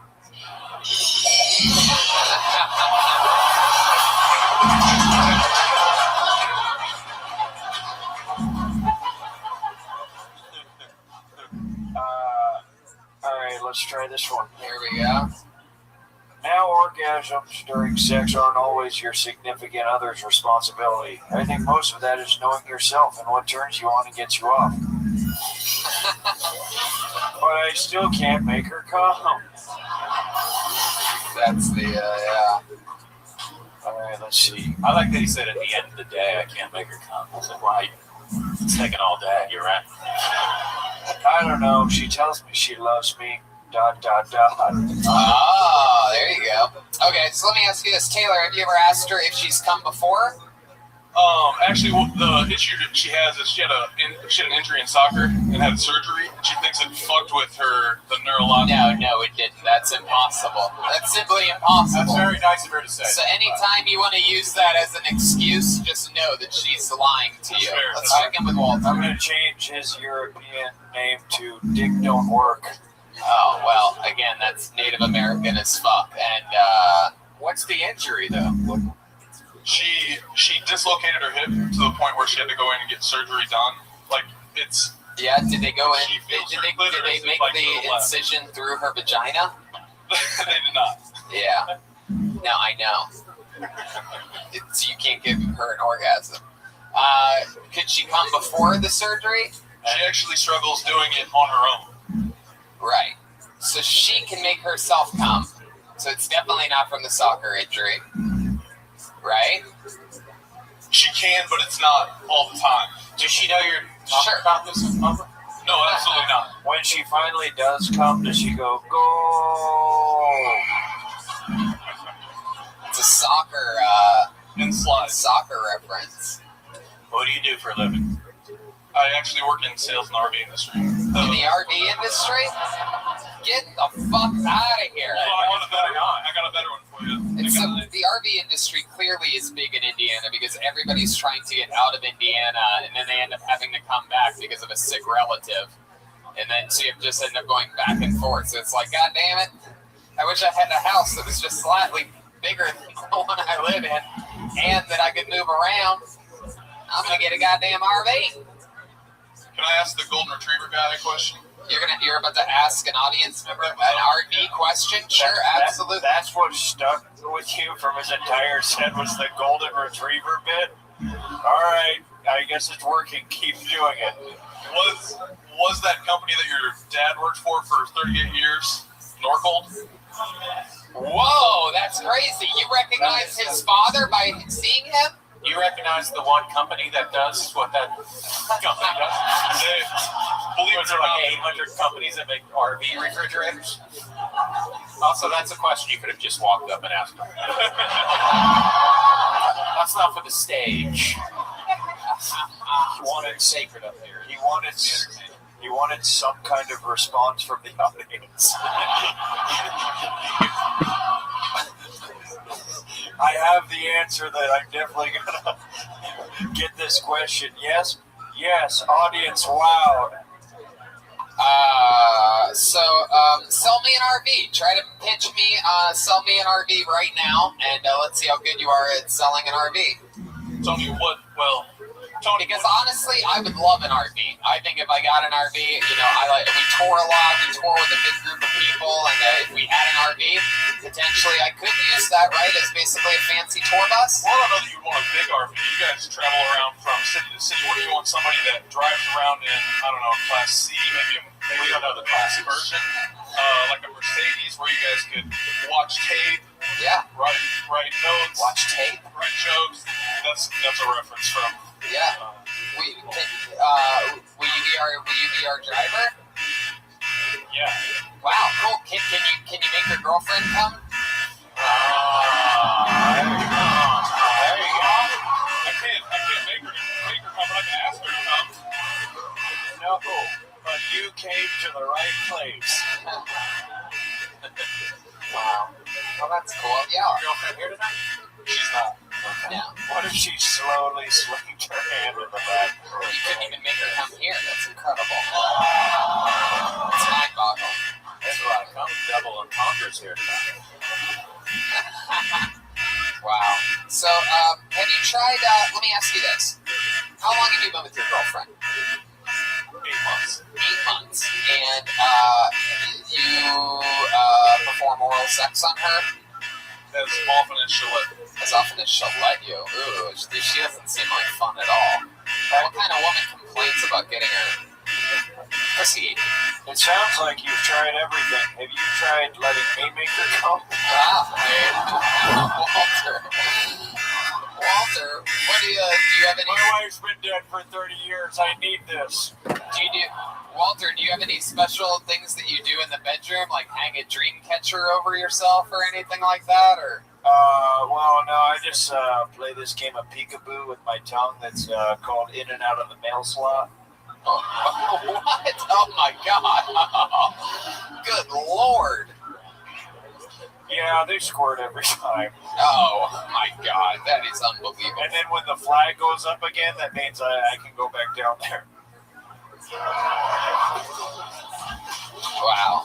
Well, Taylor, you got on stage tonight. You and your brother can both have really bust each other's balls about what happened here. I love that you came out and dissed them right away. I like that you both, just for your own relationship with your brother, you both did equally poorly. Yeah. Be sure to tell your parents how disappointed they should be in both of you. Equally. Good news, folks. Neither of us are big comedians. But Taylor, you take the jokes well, and you have a good sense of humor, and you're a good-looking guy. You're selling RVs. I mean, you look like probably the most successful person on the stage so far tonight. It didn't go successfully, but you look like it did. I can't succeed in the bedroom either currently. So wow, you're still. Let's not end on a sad note. Yeah, you just won't let it die. Even with us, the finish isn't happening. Like, it's just like we just can't bring this thing to a climax with you. Something's wrong with this package. We all have a soccer injury though, so don't worry about it. Hell yeah. There he goes, Taylor Futterneck. Futter Connect. Yeah. What do you guys think? Go to the bucket one more time?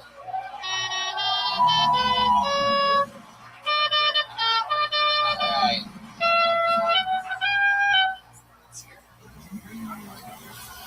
Let's see what happens here. Okay, let's try this. Put your hands together for Brian Porcel, everyone. Brian Porcel. Here we go. Brian Porcel. Here he is. Live in the flesh. Brian Porcel. One more time for Brian, everybody. He's your final comedian of the night. The day. I thought Antifa was a new show on BET. Tonight at 8 o'clock, Antifa. Back up, motherfucker.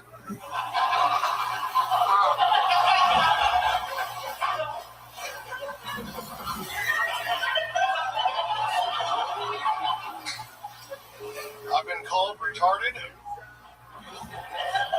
It's just because I drool a lot and like to lick windows.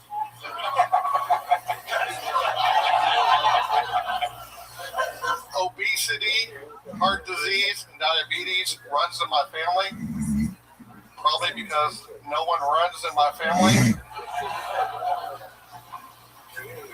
I think pedophiles would be good doormen, because what would be a better bouncer than someone that can spot an underage drinker? I noticed a black man going door to door stealing people's mail, so I took matters into my own hands. That postman outfit wasn't fooling anyone. Hold on, wait, what?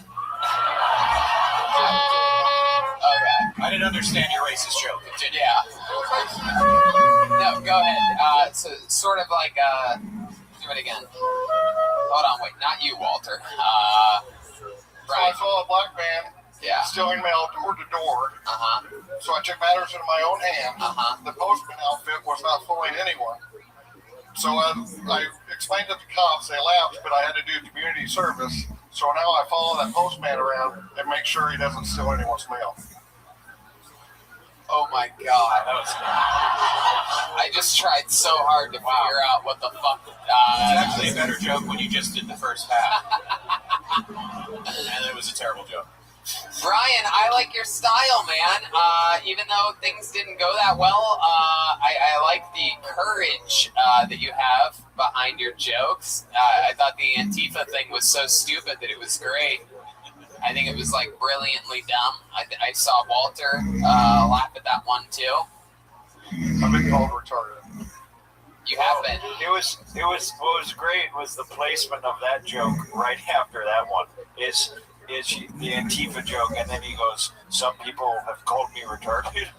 I'm like, that's what I was just thinking. Is that true? Is it true that you drool?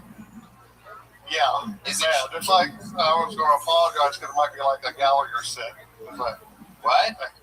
I accidentally like spit on people while I talk. Oh, I see. Wow. I apologize if I get any. Oh, it's okay. You're okay, Brian. Everything's good. Thank you.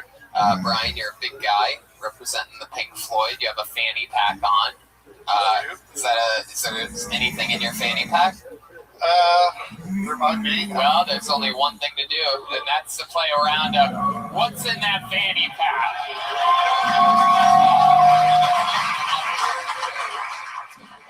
Yeah. As an avid fan of the show, I kind of came prepared, even though I didn't know I was going to get on stage. Of course, yes. No one ever knows how to get on stage. He just has a gun and he shoots all of us. He's taken the fanny pack off completely. Wow, it's very interesting. He's taken the fanny pack off. He's putting on a blonde wig. He's taking something out of plastic and putting it on his stomach. It says baby on board. And what is this? I would like to do an Amy Schumer impersonation for you. Oh my God. Wow, that's incredible. I'd love to see this Amy Amy Schumer impression. I am laying down the gauntlet. I'm trying to. I know this is unorthodox, but I am trying to get a golden ticket from Willy Wonka. So. Oh my God, Brian, it's official. You're retarded. This is incredible. However, I will say this: you do look exactly like Amy Schumer. It's quite incredible. I appreciate that. I'd like to pitch a couple screenplays to you, if I could. Yes. As you know, is this you and Amy Schumer? Yes. Okay, Amy. Okay. I guess I could get into Amy Schumer's voice. I'm sorry. Well, Tony. Okay. I'd like to pitch a couple screenplays to you. Right Welcome now. to another episode of Burning Bridges here on Kill Tony. I know someone that will never be an executive producer of this show. No, I'm just kidding. She never would have been anyway. The first screenplay is about my 50-year-old struggle with my weight. It's totally original. I'm going to call it The Life of Pi. Oh, totally original. You know me, Amy Schumer. Okay. Hey, can you tell the Antifa joke again and get the hell off stage? Also, I have another one. Yeah. It's where I confess that I have stolen people's jokes before. Yeah. Oh. Well, she didn't write them herself. It was Louis C.K. So. Okay. This is hitting. I'm sorry. I didn't stay in character very long, did I? Anyhow, I finally confessed that I've stolen jokes from other comedians to a couple older men, and I'm going to call that screenplay Secondhand Lines. Wow, Brian, it's was there anything else in your fanny pack? There should have been a cigar, but Amazon did not ship it to me. It said your package may be lost. That's why you should always trust U.S. mail. Well, Brian, very, very interesting. I love your risk taking. It's you definitely went for it up here. Look at you, Brian. You guys enforced the 1 minute rule. That's like you got 1 minute, and then you can do a 7 minute encore in character. 7 minute back. I had a three-pronged attack. I had a song that I. Oh, you're not done yet? No, it's okay. I think I'm going to be done. I have to do a show in Indianapolis tonight. Sorry. Brian, we're gonna let you go. Brian Purcell, everybody. We love him. Brian Purcell. You guys think we should get one woman up here to close the show? We haven't had a lady all night.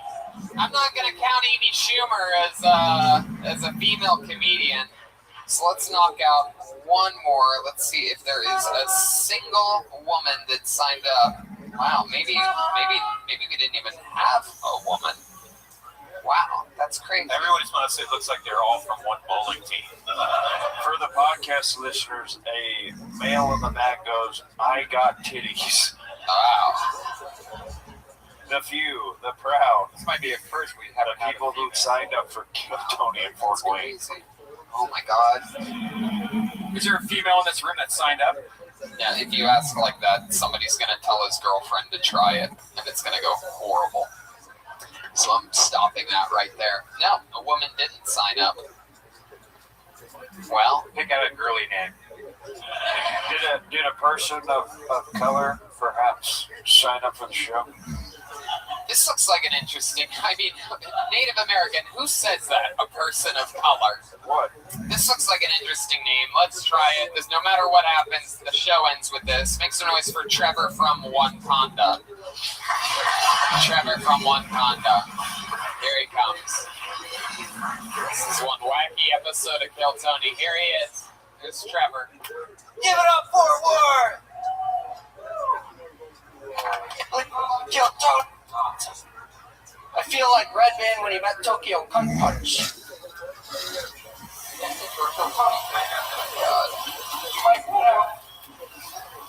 Here, no, here, use that one. I think the mic went out in anticipation of what's about to happen. The mic just killed itself. My bad. So, as he said, I'm from Wakanda, Illinois. And if you don't know where that is, that's cool, because no one does. Anyways, that fucking sucked. Sorry. Where are my dog people at? Yeah, come on, dog people. You know why I love dogs? I love dogs a lot more than I do humans. Because they're softer, they always stay by your side, and they can't report sexual assault. Oh my god. Wow. This has been an episode filled with bad jokes, bad tattoos, and really just everything. Everything was pretty. That was. I mean, look at you. That's the most on the nose outfit. Yeah. Wife beater with camouflage pants. A Budweiser wife beater, camo pants. You're basically a version of everyone that got pulled out of the bucket tonight all at once. Just a big blob of pure white trash. It's like if Fort Wayne threw up a person. Yeah, this is incredible. I'm glad that you made it here. You made the long drive from Pontiac Street to be here tonight. That's a local reference. Are you from the 06? Are you one of the garbage people? Are you one of the bad garbage people here in town? Yeah, I heard you guys have bad garbage people. Is that true? Are you working on the roundabout? Okay. What do you do for work? I work at a welding factory. A what? A welding factory? Welding. Heck yeah. What are you guys welding? RVs? No. I'm not from Indiana. Oh, Wisconsin. No, Illinois. Chicagoland. Just outside of Chicago? That's interesting. Okay. What's your family? What are your parents like? My parents are, really... My parents are about to turn 70. Oh my god, really? So they had you late in life. Twins? No, I'm not from Indiana. Wow, Todd Berry elegantly just called you an incest baby. Wow. Man, it's so interesting. Tell us something interesting about you, Trevor? What is it? Trevor from Wakanda? Yeah. Yes. Tell something interesting about me? Yeah. Anything you've ever accomplished? Maybe you have a trophy of some kind, some type of hot dog eating or jalapeno popper eating competition that you once won. Like, why do you assume I eat jalapeno poppers? Wow, you're actually offended by that? That's the offensive joke. Something interesting about me? Yeah, I don't know. I like to shoot guns. Oh, I'm in the military. You were in the military? Oh yeah, what branch? U.S. Army Reserve. Oh my goodness! Wow, that's very interesting. Would you ever go anywhere or overseas or anything? Kuwait and Iraq in 2016. Wow, you're a goddamn American hero, sir. Now it all makes sense. Heck yeah. Wow. Can we still insult you now that you told us that? Or is it going to seem disrespectful? Wow. This is the whitest episode of this show we've ever had. Have you done stand-up before today? Yeah, this is my 24th time. Really? Let's count it as just 23. You got it. Fucking slam that dude, man. Okay, I'm gonna send you off. Trevor from Wakanda, everybody. There he goes. There he goes. Sorry. Okay. Now, I know I said that was it, but this is truly it. We're going to watch 60 seconds from a guy. One of my good friends back there, Trey, has been pointing at this innocent black man in the back of the room for the last 5 minutes. He signed up earlier, right? But he didn't get pulled out of the bucket. So let's just do it. Just so that things are a little bit different. Just so that we have one person here that isn't like everybody else all night long, that works in RVs and welds RVs or builds RVs or parts of RVs or fucking RV. Put your hands together. 60 seconds from Isaiah Gray. Here we go. And then this is it. This is it.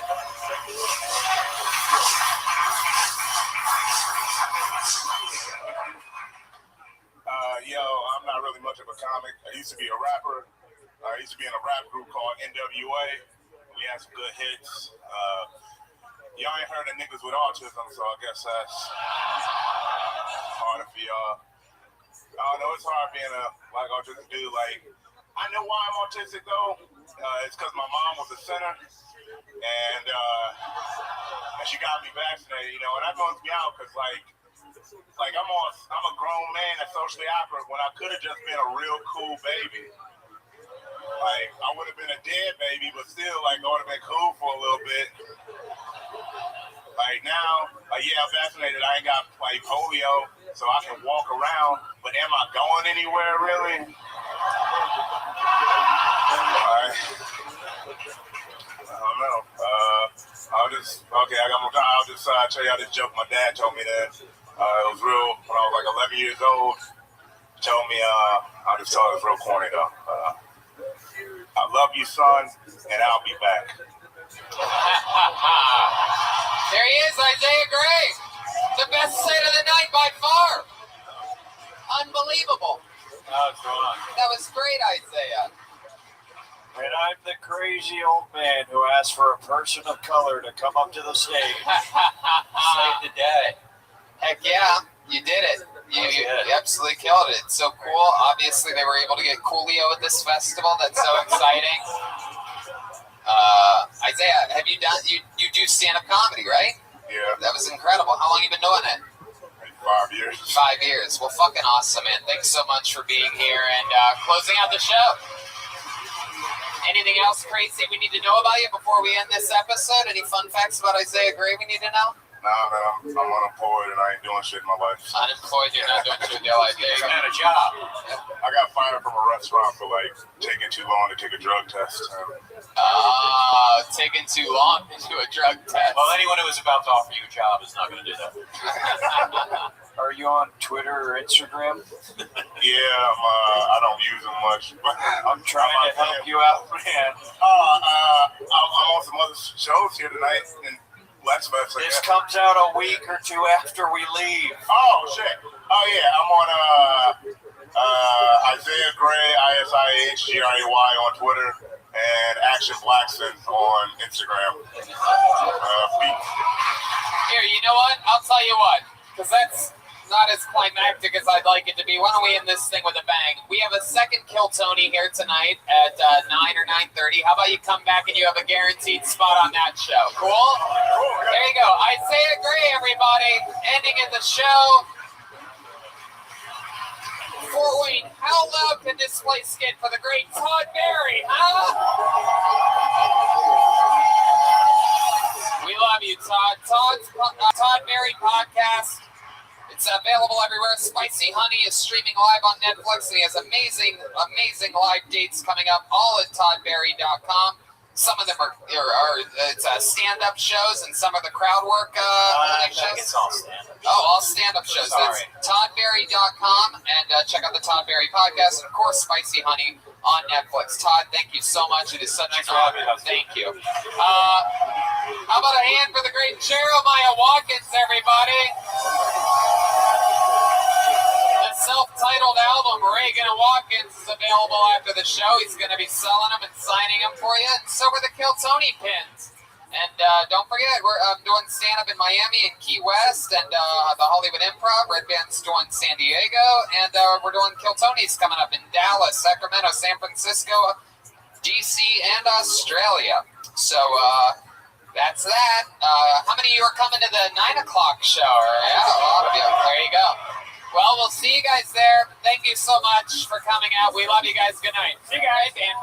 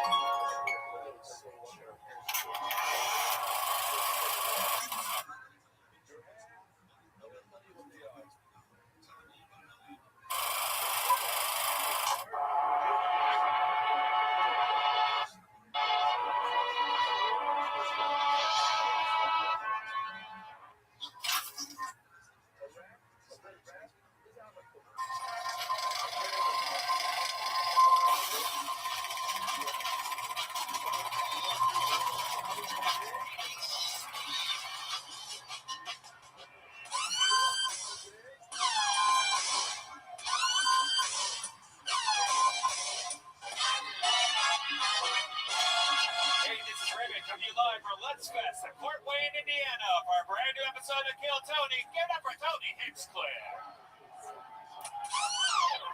Fort Wayne, Indiana. Come on, people are listening to this all around the world. Make some fucking noise. Yippee doo dah fucking day. Hey, look, it's Brian Redband again. Again and again and again and again. How exciting is this? Our second show here in Fort Wayne, Indiana. Listen to the electricity. Yeah. Our first one was at like 1:30 in the afternoon. That's our first time we ever had such an early. We had the great Todd Barry here. How many of you were here for that show? Once you get Tony, you need that sweet, sweet bounty. You're back for more. It's so fun that you're back. We do these shows on the road all the time. It's crazy. And we're also full-time stand-up comedians. Like I'm headlining the Miami Improv all week next week and the first weekend of September. And Red Band headlines the San Diego American Comedy Company August 17th. And I do the Hollywood Improv August 23rd. And then we do a Kill Tony in Dallas, October 3rd through the 5th, with a weekend of stand-up after that, me headlining, and some guests and friends of Kill Tony. We have a lot of friends in Dallas. And the Road to Kill Tony Mania starts October 16th through the 17th in Sacramento, California. And then the next 2 nights, that's it, San Francisco Kill Tony Mania, our biggest annual event. 4 Kill Tonys in 2 days, featuring many, many, many special appearances by all your favorite Kill Tony characters. Past, present, future. Then 11/7 DC and 11/8/9 stand up in Washington DC. Nice. Goes on and on. So that's exciting stuff. We have the new Reagan and Watkins album available for sale after the show for you Reagan and Watkins fans, and we also have the new official Kill Tony pins and also Tony Hinchcliffe pins. You guys like pins? Liars. That was a test to see how honest you were. Nobody goes that crazy for pins. See? Sometimes I gotta check you. We're going guest list on this one, as we do with all of our road shows. You know, just plow right through the machine, get to the real fucking grits, have a real dirty late night raw episode of Kill Tony here in fucking Fort Wayne. So let's do it. However, we do have a band, ladies and gentlemen. They are the best damn band in the land. It's my favorite thing in all of comedy. We have the band leader here tonight. Every single episode, if you don't know, he commits to being a different character. Sometimes it's a brand new character we've never seen before. Sometimes it's the return of one of his famous characters that we've grown to love. This last episode, he was a Native American mailman. Very Native American, slightly mailman. And he's back again. Let's see what he is right now. I present to you the leader of the Kill Tony band, Jeremiah Watkins, everybody. What is this gonna be? What? Is that who I think it is? Oh my God. No fucking way. Whoa!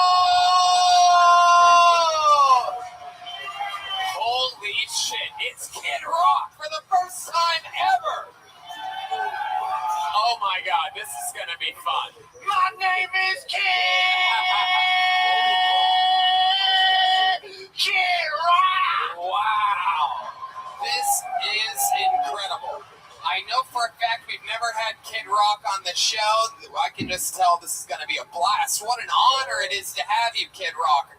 Do you know what show you're at? Yeah, one of my biggest fan bases, Fort Wayne, Indiana. Yeah.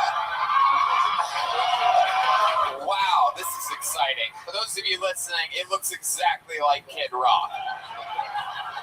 Or Courtney Love being Kid Rock on Halloween or something like that. But no, he looks exactly like Kid Rock or Ichabod, one of our favorite characters. But I love it. I'm excited that you're here, kid. You came down from Detroit for this? You know! Wow. I'm so excited. This is going to be so much fun meeting and seeing comedians with one of the great legends of, what would we call that, rock rap? Rock? Yeah, rock, rap, country, all the genres. Hell yeah.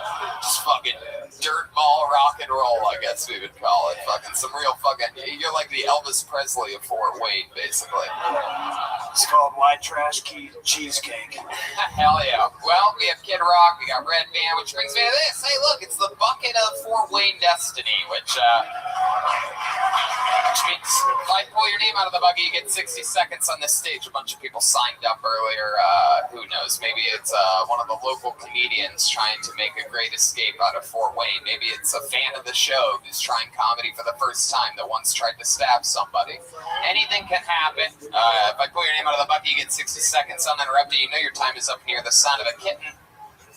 Oh, you can barely hear that little kitten. There you go. It's a different cat altogether. But that's not the one you're going to hear when you hit your time. So remember to listen for that one.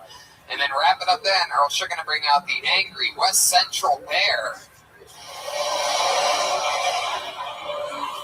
See that? That one didn't work that time. Earl Sugar going to bring out the angry Babylon Bear. That sort of worked. I don't think there's enough gay people in this city. Yeah, I guess not. We send all the gay people to Indianapolis. You know what I'm saying? Go live in the big city. You want to do that gay shit. I don't need that being airborne around me and my family here in Fort Wayne. Yeah, that's how you get it. In the air? Yeah. This guy gets it, man. Fort Wayne resident, born and raised. All right, so you get it. Let's do it, shall we? It's Kill Tony live, Fort Wayne, Indiana. This is an exciting show because this is our last show ever in Fort Wayne, Indiana. Are you excited to be here or what?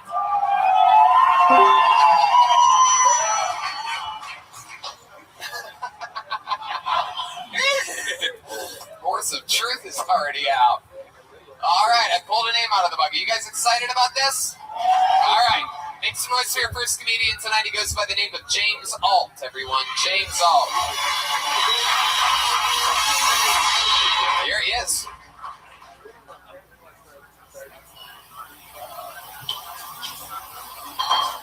All right, what's up, everybody? See, all right, I'm from here, but the last 2.5 years, I've been away going to school, and when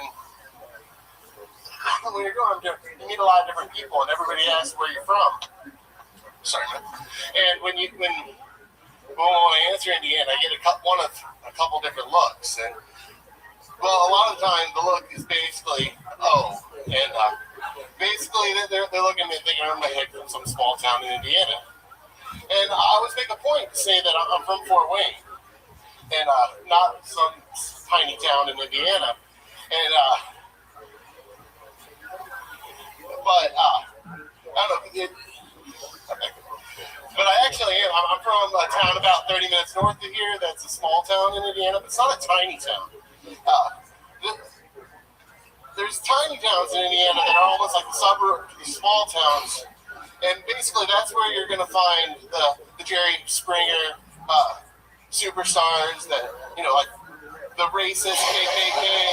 Wow, incredible. You brought out the bear.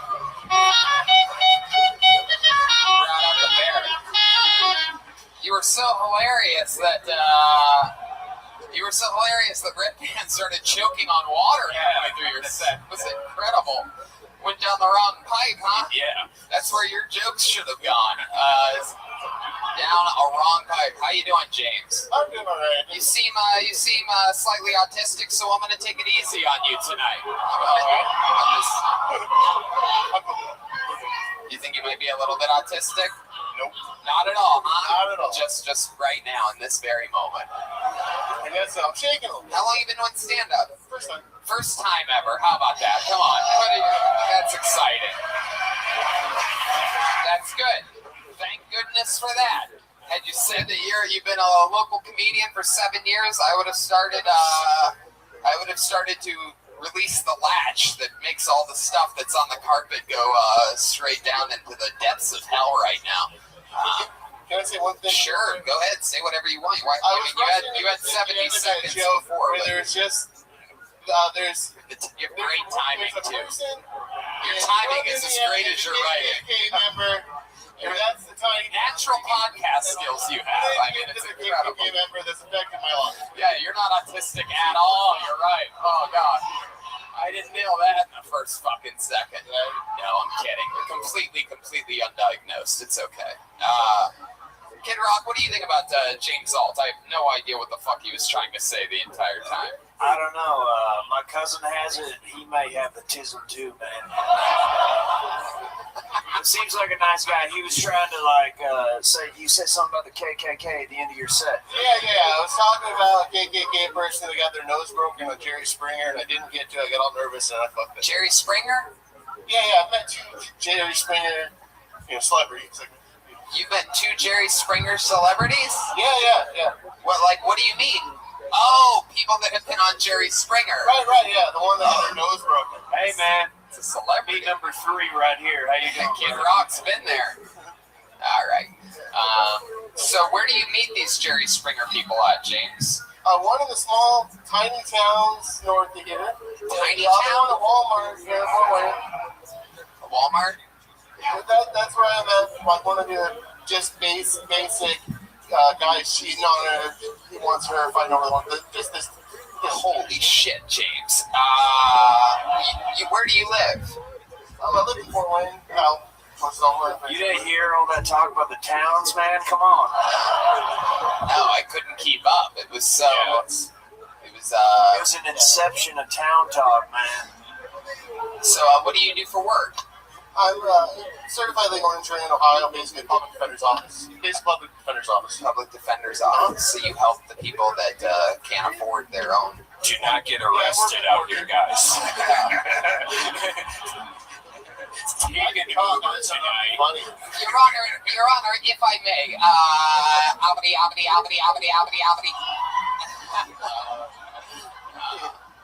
wow. My goodness, I like your style. Kid Rock, you've been in trouble before. What do you think about this guy as your public defender? I trust him, man. Hey, man, you gotta gravitate towards the good people. Kid Rock! Hey, this is just for the venue. I've done, music all over the world, and this is the worst smelling microphone I've ever smelled. Is there a backup microphone? I really don't want to have to smell this the next 90 minutes. And this is not even a joke. It smells like ass. Wow. It smells horrible. I don't know what happened in the 6 hours between the first show that we did. Some guy's sitting up there just laughing. He's pretending like he's not even on duty. He's just sitting there enjoying the show. All right, so I guess we're gonna look into another microphone for you, Kid Rock. It's a ballsy. I don't need to come off like a celebrity or nothing, but right. And it must really be bothering you because I've seen pictures of you before, and your nose is clearly swelling to a great size that it's never reached. Man, it's just hanging over that microphone. So hey, man, I got stung by an Indiana bumblebee earlier today, man. Indiana bumblebee. Speaking of a little Indiana bumblebee, let's get back to you, James. So I want to see something here. You have a lot going on, but I was wondering, if maybe we could get an act out of what you would be like defending Kid Rock. So let's say his tour bus got pulled over for marijuana here in the state of Indiana. He was going to do a show at the Indianapolis Speedway, like he probably does 7 times a year, and I may or may not have a slightly underage girl on my tour bus. Yeah, so he got accused for hanging out with a drunk underage girl, and He had some marijuana. You're in front of the Fort Wayne judge. That's me. And go right ahead. Did you have any opening statements, Kid Rock's attorney?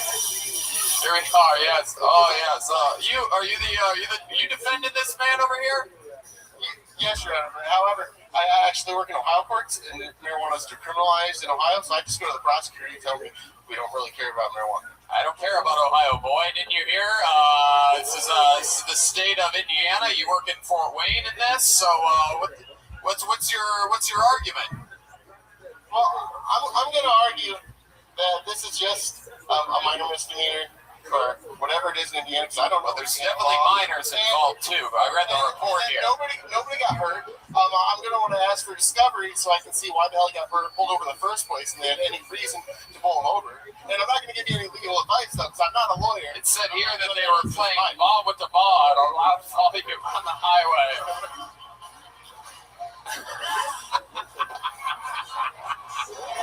A subtle rock and roll hand logo from Kid Rock on that one. That is what he does.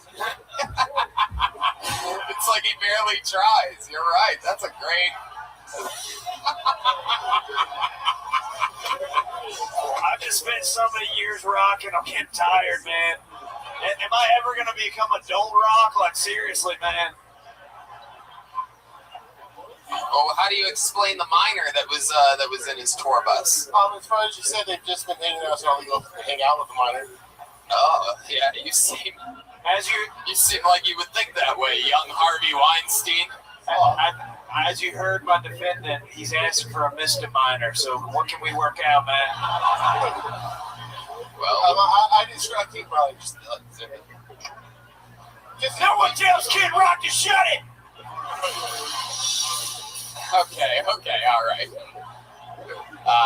Well, James, I find... Hey, American badass! Hell yeah, not guilty. James, very fun. You're a bubbly personality. We got off on the set was horrible, but you're a likable guy. Rough first minute. You did it for your first time. That's how it goes for a lot of people. It fucking is rough, and they forget what they're gonna do. At one point, you shrugged off a joke, but we plow through it. I had fun with you. Did you have fun? Yeah. You sure? Yeah. I wish I would have done that. Do you swear to tell the truth, the whole truth, and nothing but the truth? Kid Rock! That's the only question. Hell yeah. Well, there he goes. There he is. James Alt, everybody.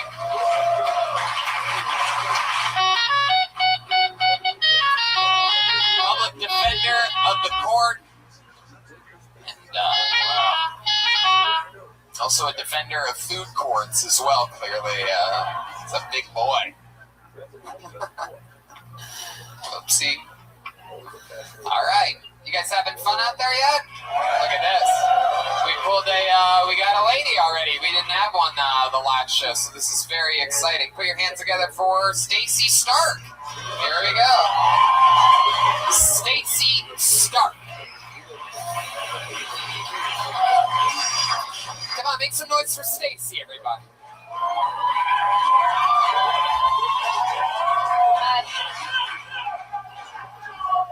I masturbated in the shower today. Thank you.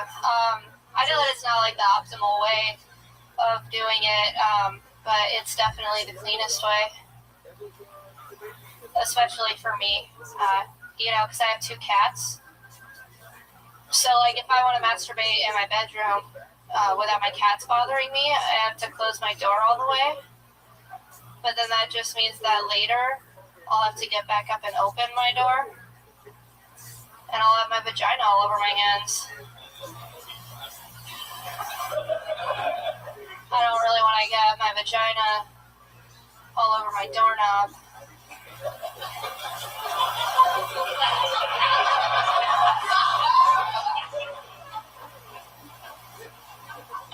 Done. Hell yeah. Stacy Stark.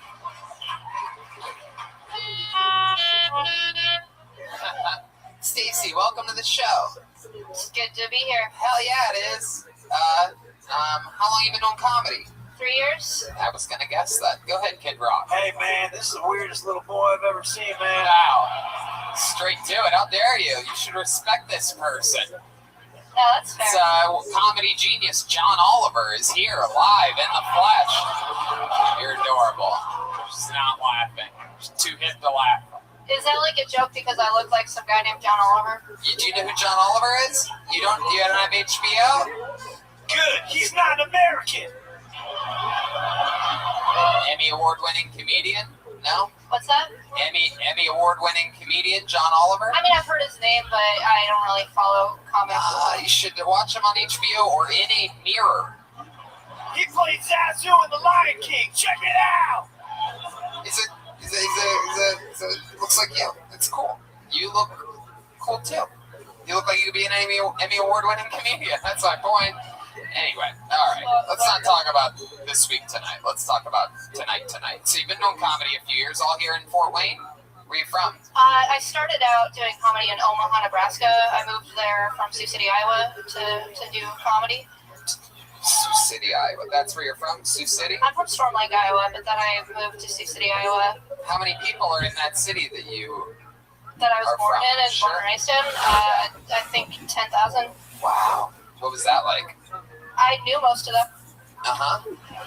How about your parents? What type of lives do they live? Are they still out there?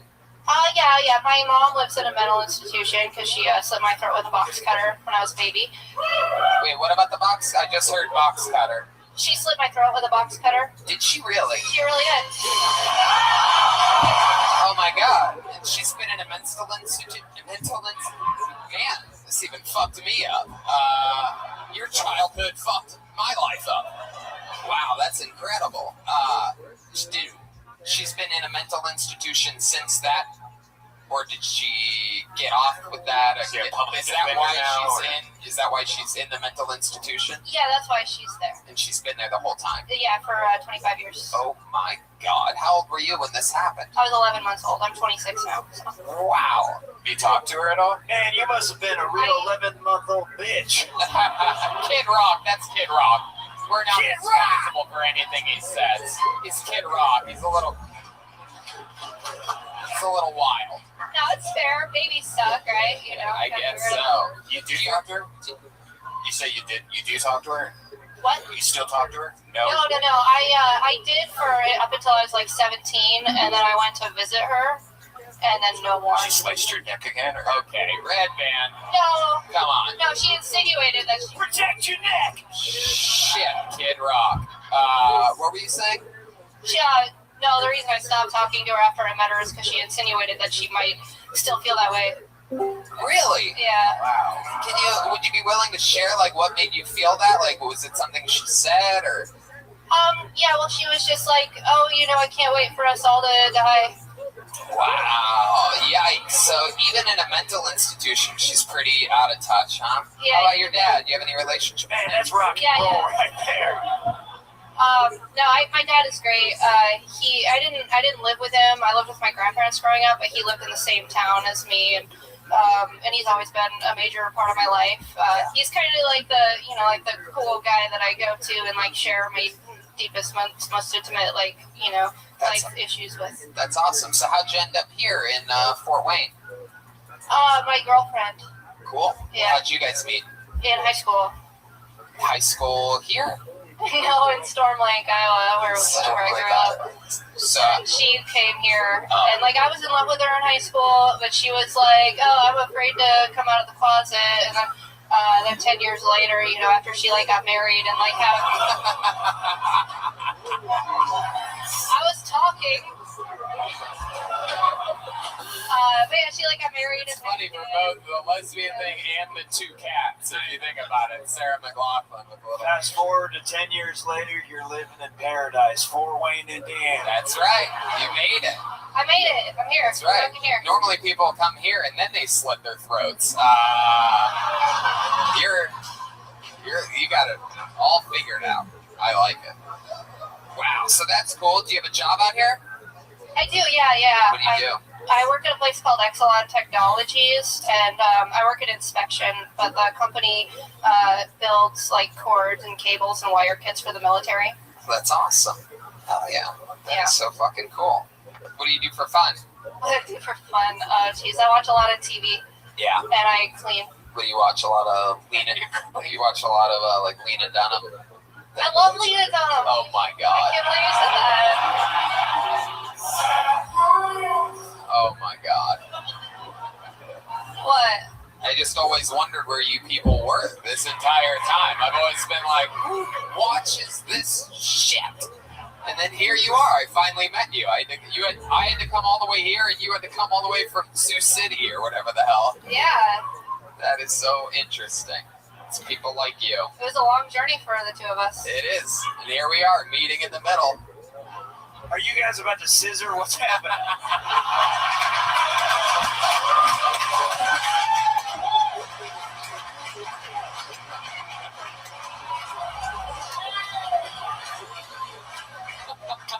Scissoring is not a real thing. Man, I fucking... You son of a bitch, Kid Rock. You got me there, kid. You got me there. No, we're not gonna scissor. We might suck each other's dicks, but we're not gonna scissor. Hey. Wow. So that's fun, Stacy. Let me ask you something. Do you talk about that traumatic experience from your childhood in your act at all? 3 years in? You talk Sometimes I'll just drop the line, my mom slit my throat with a box cutter when I was a baby, and then I'll move on to something else. Yeah. You ever think about developing that out a bit? Because it's such a compelling thing that that only you, I think, in comedy history can probably talk about getting your throat slit by your mother at 11. No, that's a good point. I really should. You could be the next fucking Nanette. You could just talk about that for an entire hour. I'm positive you know what the fuck I'm talking about with Nanette. You can pretend like you don't know John Oliver, but you will never convince me you don't know what the fuck Nanette is. No, she's that lesbian who always tells sob stories, right? Nailed it. Guess who she looks like? John Oliver. The John Oliver thing bothers you, and it shouldn't. Well, no, it's a good-looking guy and a good-looking girl at the same time. I don't feel like I look like her, but I don't remember what she looks like either. No, you're right. You look more like John Oliver. Okay, thank you. I really liked your minute. It was ridiculous. Was there more to that, or you just kind of? There was a tiny other second ending part to it, but I don't necessarily need it, so I didn't do it because I didn't want to go over my time. You are very distinct, I'm sure, especially around here in the fucking middle of the Midwest. I'm surprised that you seem like the type of person that would be on a regular episode in Los Angeles on a Monday at the Comedy Store. Good for you for that. That's fucking awesome. Very fun minute. You have a very hip style. I don't know what coffee shop around here you could develop that at. I've never seen like an alt comic built in a Starbucks in a shopping mall before, but you must have found the right brew. You're a hip little lady. I started out in a bar in Omaha. There you go. Yeah. From box cutter to box puncher, man. Oh, I don't get that. That's incredible. I'm jealous of that joke. For the first time in our history of the show, I'm literally like, how the fuck? Kid Rock, you are a goddamn guru. Kid Rock! All right. Stacy, fun times. Nice to meet you. Stacy Stark, ladies and gentlemen. Thank you. Follow her on social media. Steak Bully. All one word. Hell yeah. Come on, guys. Make some fucking noise for Stacy Stark. It's a fucking compelling-ass story right there. All of that is crazy. Whoever the brat person is, you are on death watch, if you're wondering. I already have people just waiting to murder you, so don't do that anymore. That's the worst thing ever. Put your hands together for your next comedian, Tony Watson. Wow, Tony Watson. Tony Watson.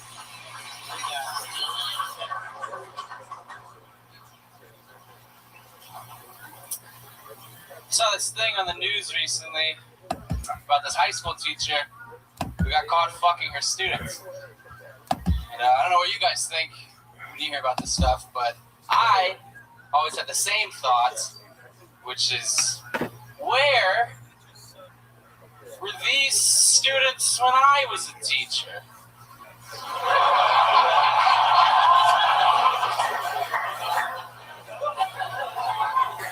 It's not fair.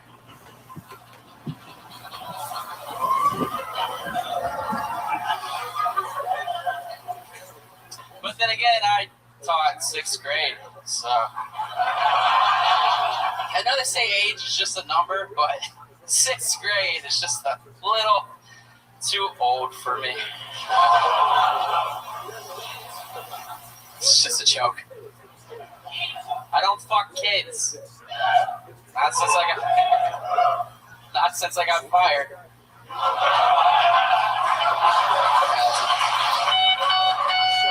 Booyah!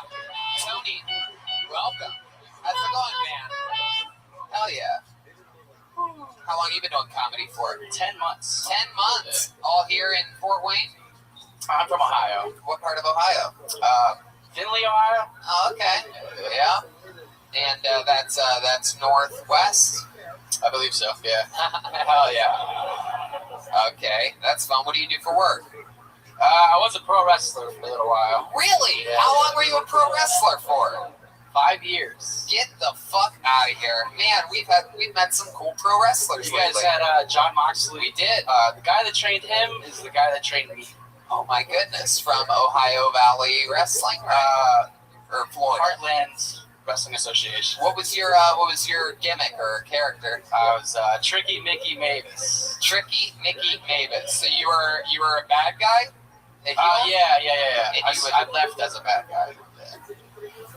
You left as a bad guy. Right? I started out as a good guy. So why would they call you Tricky Nicky? I called myself that. Why would you call? I know that. I know that you decided. But why? What were parts of your character? What made you tricky? I was trying to do like a hip hop thing, like a 90s, 80s type hip hop. Get the fuck out of here. Yeah. I did like battle rap stuff. It didn't work. So you were like a chubby John Cena, so kinda. Yeah. Wow. He was like a never runs DMC, man. I guess so. My goodness. So, can you give us a little example of what a promo from Tricky Mickey Mavis would be like? I think you people would like to see that, right? It's a real fucking wrestling promo coming at you. He's putting his cup of water down. Hell yeah, there's a big difference. Oh, here he is, Tricky Mickey Mavis.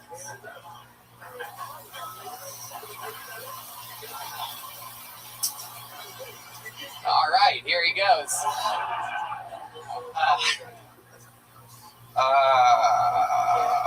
Is this like so let's say that oh, okay, hey, I like your fucking style actually. Let's say you're going up against Kid Rock in a wrestling match and he just called you a pussy or something like that. Go ahead, there you run with it. Tricky Mickey Mavis.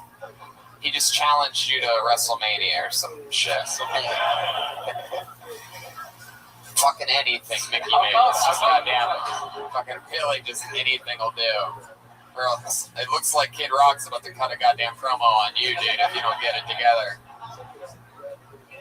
You are nothing! You are complete crap! You are a terrorist, un-American piece of garbage! And guess what? Tonight, I'm gonna pin you like I did every other summer here at SummerSlam 2018, 2017, 2016, because I'm Kid Rock! He really is. If you wrestle anything like you sing, then I ain't fucking scared of you. Whoa. Oh, shit. Are we about to kiss right now?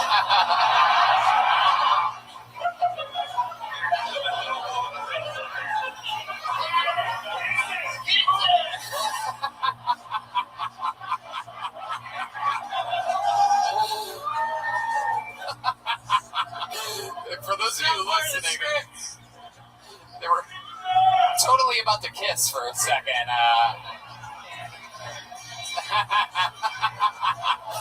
This is the weirdest wrestling match I've ever seen in my life. This is where the tricky part comes in. Wow. All right, Chicken Mickey. So, Tony Watson, you used to be a pro wrestler. What made you stop? It's comedy. Right. Go with that. Comedy. So now what? How do you survive? I work at a car factory. Car factory? Yeah. Heck yeah, you're making fucking Silverados, right? Right. The amazing Chevrolet Silverado made here in Fort Wayne. Is that correct? You making trucks? No, I just sort like transmission parts all day. Well, in that case, let's change gears. Let's talk about your love life for a second. What's that looking like? I got a girlfriend. Yeah? How long you been with her? 2.5 years. Awesome. Did you meet her at the car factory?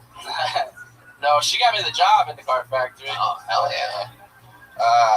I met her at a Goodwill, actually. Oh, my goodness. Hell yeah. She's only still with me because you can't return shit there, so. And she's gently used and then passed around by other guys. Hell yeah. You met at a Goodwill. How does that go down? So you're just like over smelling women's underwear at a Goodwill? I was going through a lot of shit, and she's like, I made a Facebook status, and she just messaged me, and she came to my work, which was a Goodwill at the time. Oh, yeah. Wow. That's a beautiful romance story. You can call that movie Goodwill Hunting. Damn. Kid Rock is on fire tonight. I fucking knew you were gonna be good. I knew you were gonna be good. It's crazy how much cooler you are than the Native American postman I had to deal with earlier. Just denied being Native American the whole time. It was so bizarre. You're so American, and I love American stuff.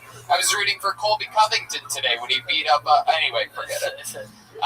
So back to you, Tricky Mickey. So you went on your first date with this chick. Where'd you take her? Where does a couple that meets at a Goodwill go from there? She goes dumpster diving?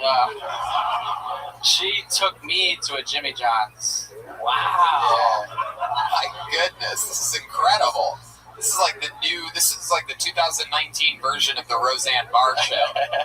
It's just real fucking low class people hanging out, just fucking surviving. Hey, I got some ribs in my fridge from a few days ago. What do you say? All right. Well, Tony, cool fucking stuff, man. You're doing it. You're in the game. 10 months as a stand-up comedian, and you seemed comfortable up there. You seemed in the pocket, so thanks for coming on. Thank you, man. There he goes, Tony Watson. There he goes. He's taking his little cup of water. Hell yeah. Tricky Mickey Mavis over here.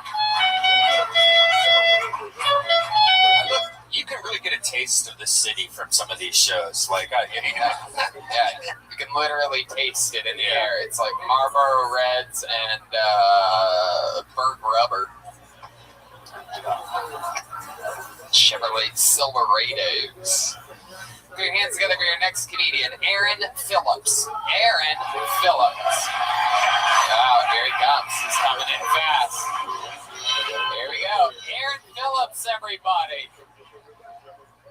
First off, you might have seen me on drugs. You might have seen me on drugs.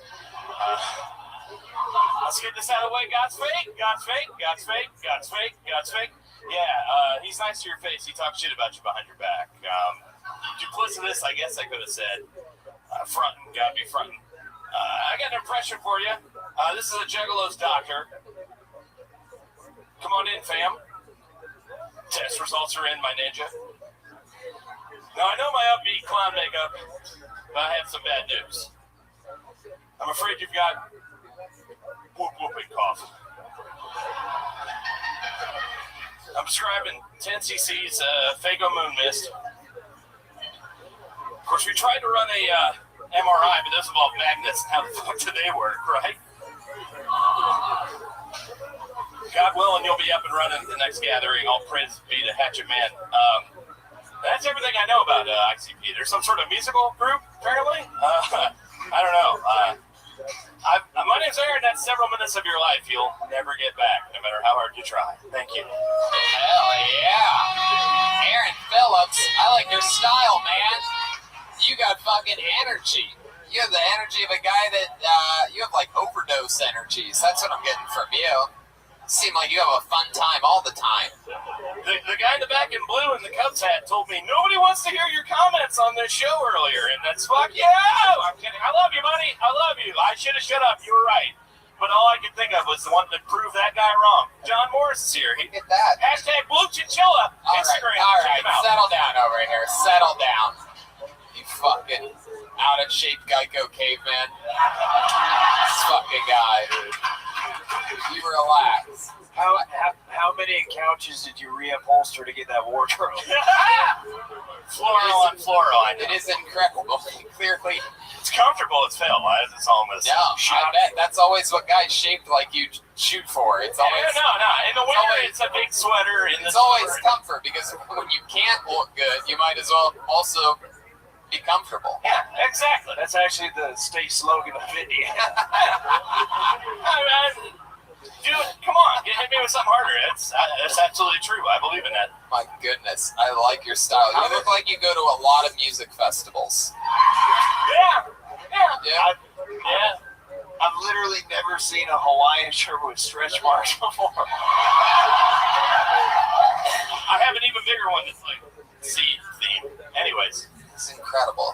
You look like you look like you're dressed for the pool. Did you go swimming ever?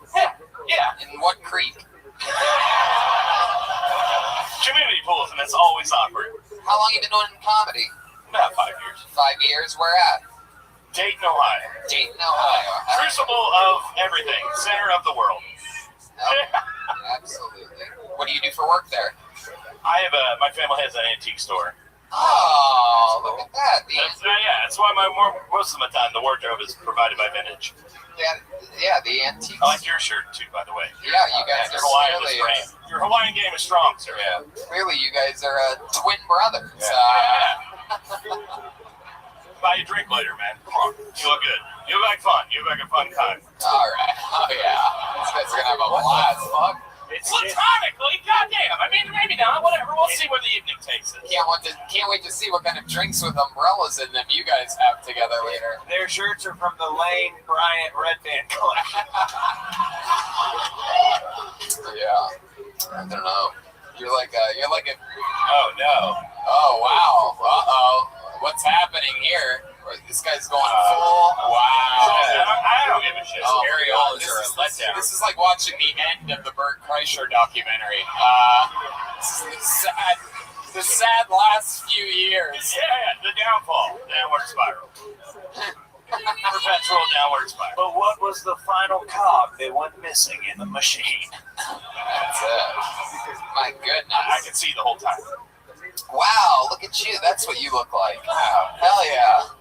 You're the party machine guy. You have sad eyes. I like it more with the sunglasses. You were much more likable until we saw those sad puppy eyes. Hey, look who it is. It's old fun man Aaron Phillips. No, Aaron, I'm not done yet. Go ahead. Kid Rock. Can I just ask you, after you did heroin, did you eat the spoon as well? You have done heroin?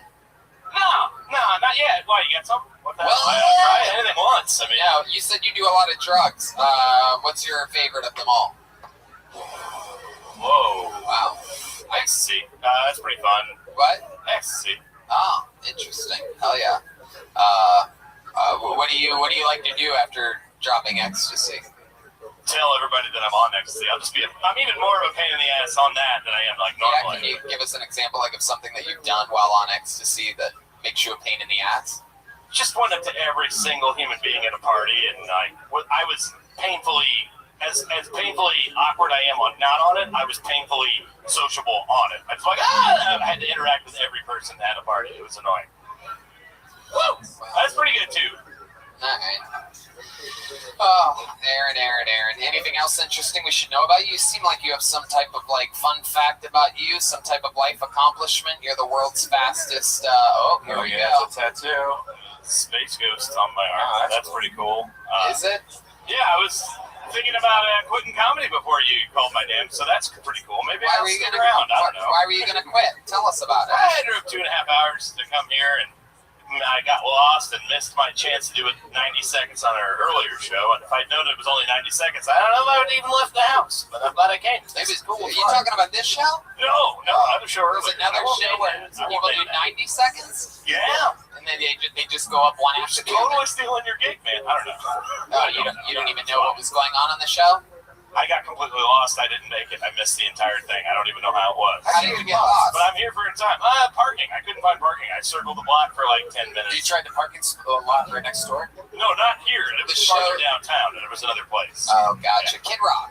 Yeah, you opened your set by saying God is fake.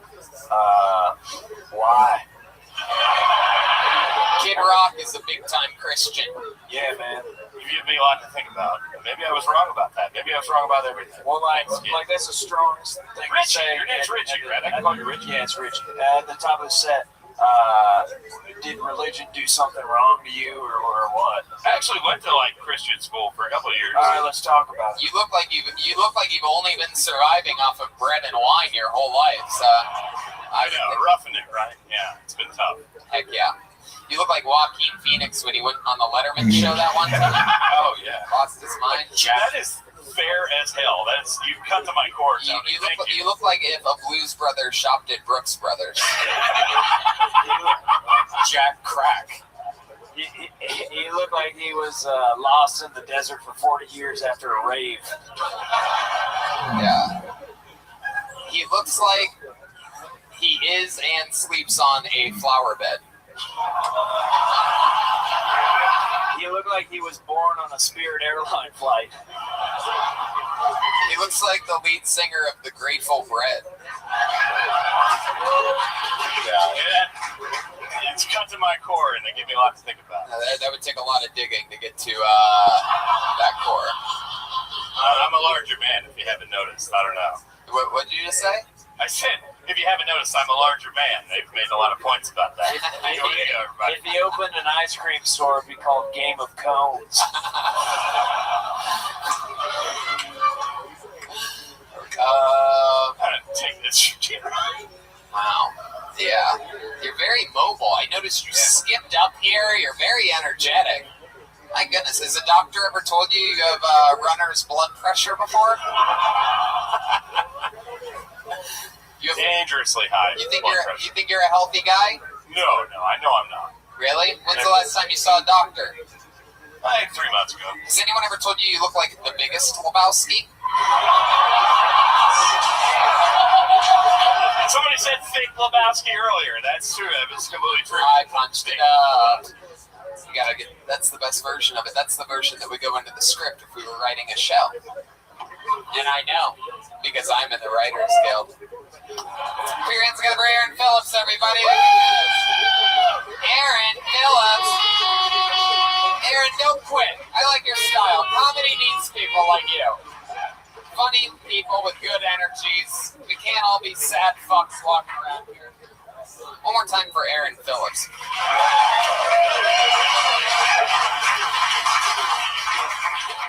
I cannot tell you how much I love having Kid Rock on this episode. This really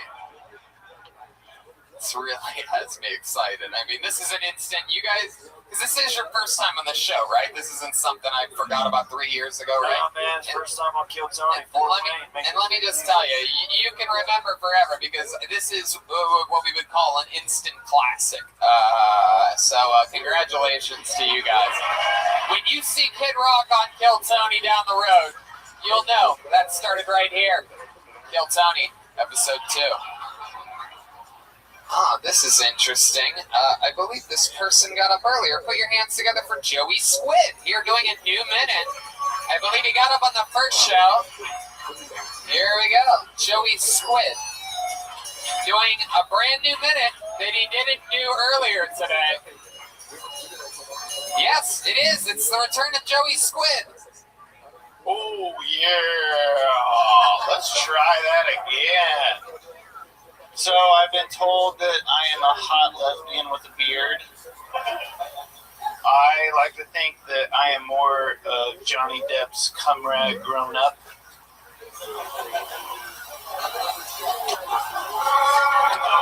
I probably look like I should be talking about vegan toast and avocado bread. I would rather talk about more Indiana things that are close to all of us. The Dodge Ram pickup. It's the heartland of the douchiest fucking vehicle that's ever been produced. Every time you see a guy in a Dodge Ram, you know that he is going to suck his boyfriend's dick.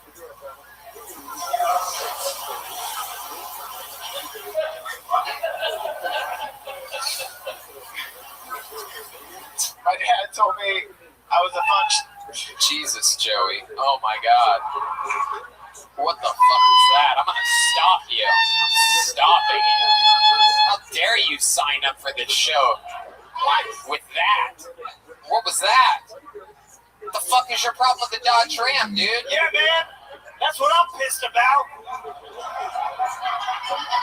The Dodge Ram's an American vehicle made for American people. That's true. What kind of car do you have? Prius. A Volvo. Oh my God. Man, that's part of a lady's vagina, dude. You're an idiot. What kind of Volvo? That's a brand. A 96 station wagon. 96 station wagon. Look at you. How fucking cute is that? You're out here making fun of a goddamn man truck. Why? Did you have trouble moving lately and nobody would help you? Dude, I'm gonna teabag you with my truck nuts later. Get rock! Oh my God! Tell us about because you know I think you're looking for that material to work, but we have to figure out because I was trying to figure out because maybe you know something I don't know about Indiana and the Dodge Ram's history, but almost everywhere else that's considered a pretty tough truck. I mean, are you saying that because the Silverado is made here that? Which, by the way, I know it's Silverado. It's been a running joke since we got here yesterday. If you don't know, it's a whole thing. Only the people that have been to all 4 shows know. Did 2 stand-up shows yesterday. So explain to us what the fuck you were talking about, Joey. The Dodge Ram is made in Kokomo. It's made in Kokomo. Wait, what? And is that's in competition with the Silverado? The Silverado? Yes. It is. And so you're telling me I've been duped by an Asian person this whole time? Now there's a Kokomo here in Indiana. Oh. Wow. So, Joey, is there anything we didn't find out about you that's interesting that we didn't find out about you in the first episode? Tonight, when you got on earlier, you're a very lucky human. You got pulled out of the bucket twice one day. I did. Yeah. This is another episode, so is there anything interesting about you that we need to know about that we didn't find out in the first episode? Is there something that you're kicking yourself on the way, like in between the shows? You're like, I should have brought up this. Yeah. Obviously not. You didn't say shit on stage right now. Stop laughing. This is very serious. Joey Squid. No. Yes. Hello. Are you okay? Yes. Oh, yeah. I can't believe you're on more fucking drugs than Aaron Phillips. This is incredible. Okie dokie. Sorry. Is there anything else about your life that we didn't cover earlier that you think might be interesting to talk about? I got deported from Canada. Why'd you get deported from Canada? Because I tried going across the border with 2 BB guns in my car. Wow. Yep, there's nothing else interesting about you. There he goes, Joey Squid, everybody. My goodness. Deported from Canada. On to the next one we go. Good God. Jesus. Yikes. Put your hands together for your next comedian, Alyssa Henderson. Here we go. Alyssa Henderson. It's happening. Here she comes. All right. And here she comes. Come on, people, make some noise for Alyssa Henderson. So I signed up for this because my boyfriend said, don't sign up for this. Don't do it drunk. So I'm doing both. My boyfriend has a jewelry phobia. So, sometimes when I get mad at him and I don't want to tell him I'm mad, I just hide jewelry around the house so he finds it. And then he gets really freaked out and he hides it from me. So it's kind of a back and forth issue. I'm a little nervous right now, but I'm still very drunk. And, Kid Rock, how rude of you to not give me your seat.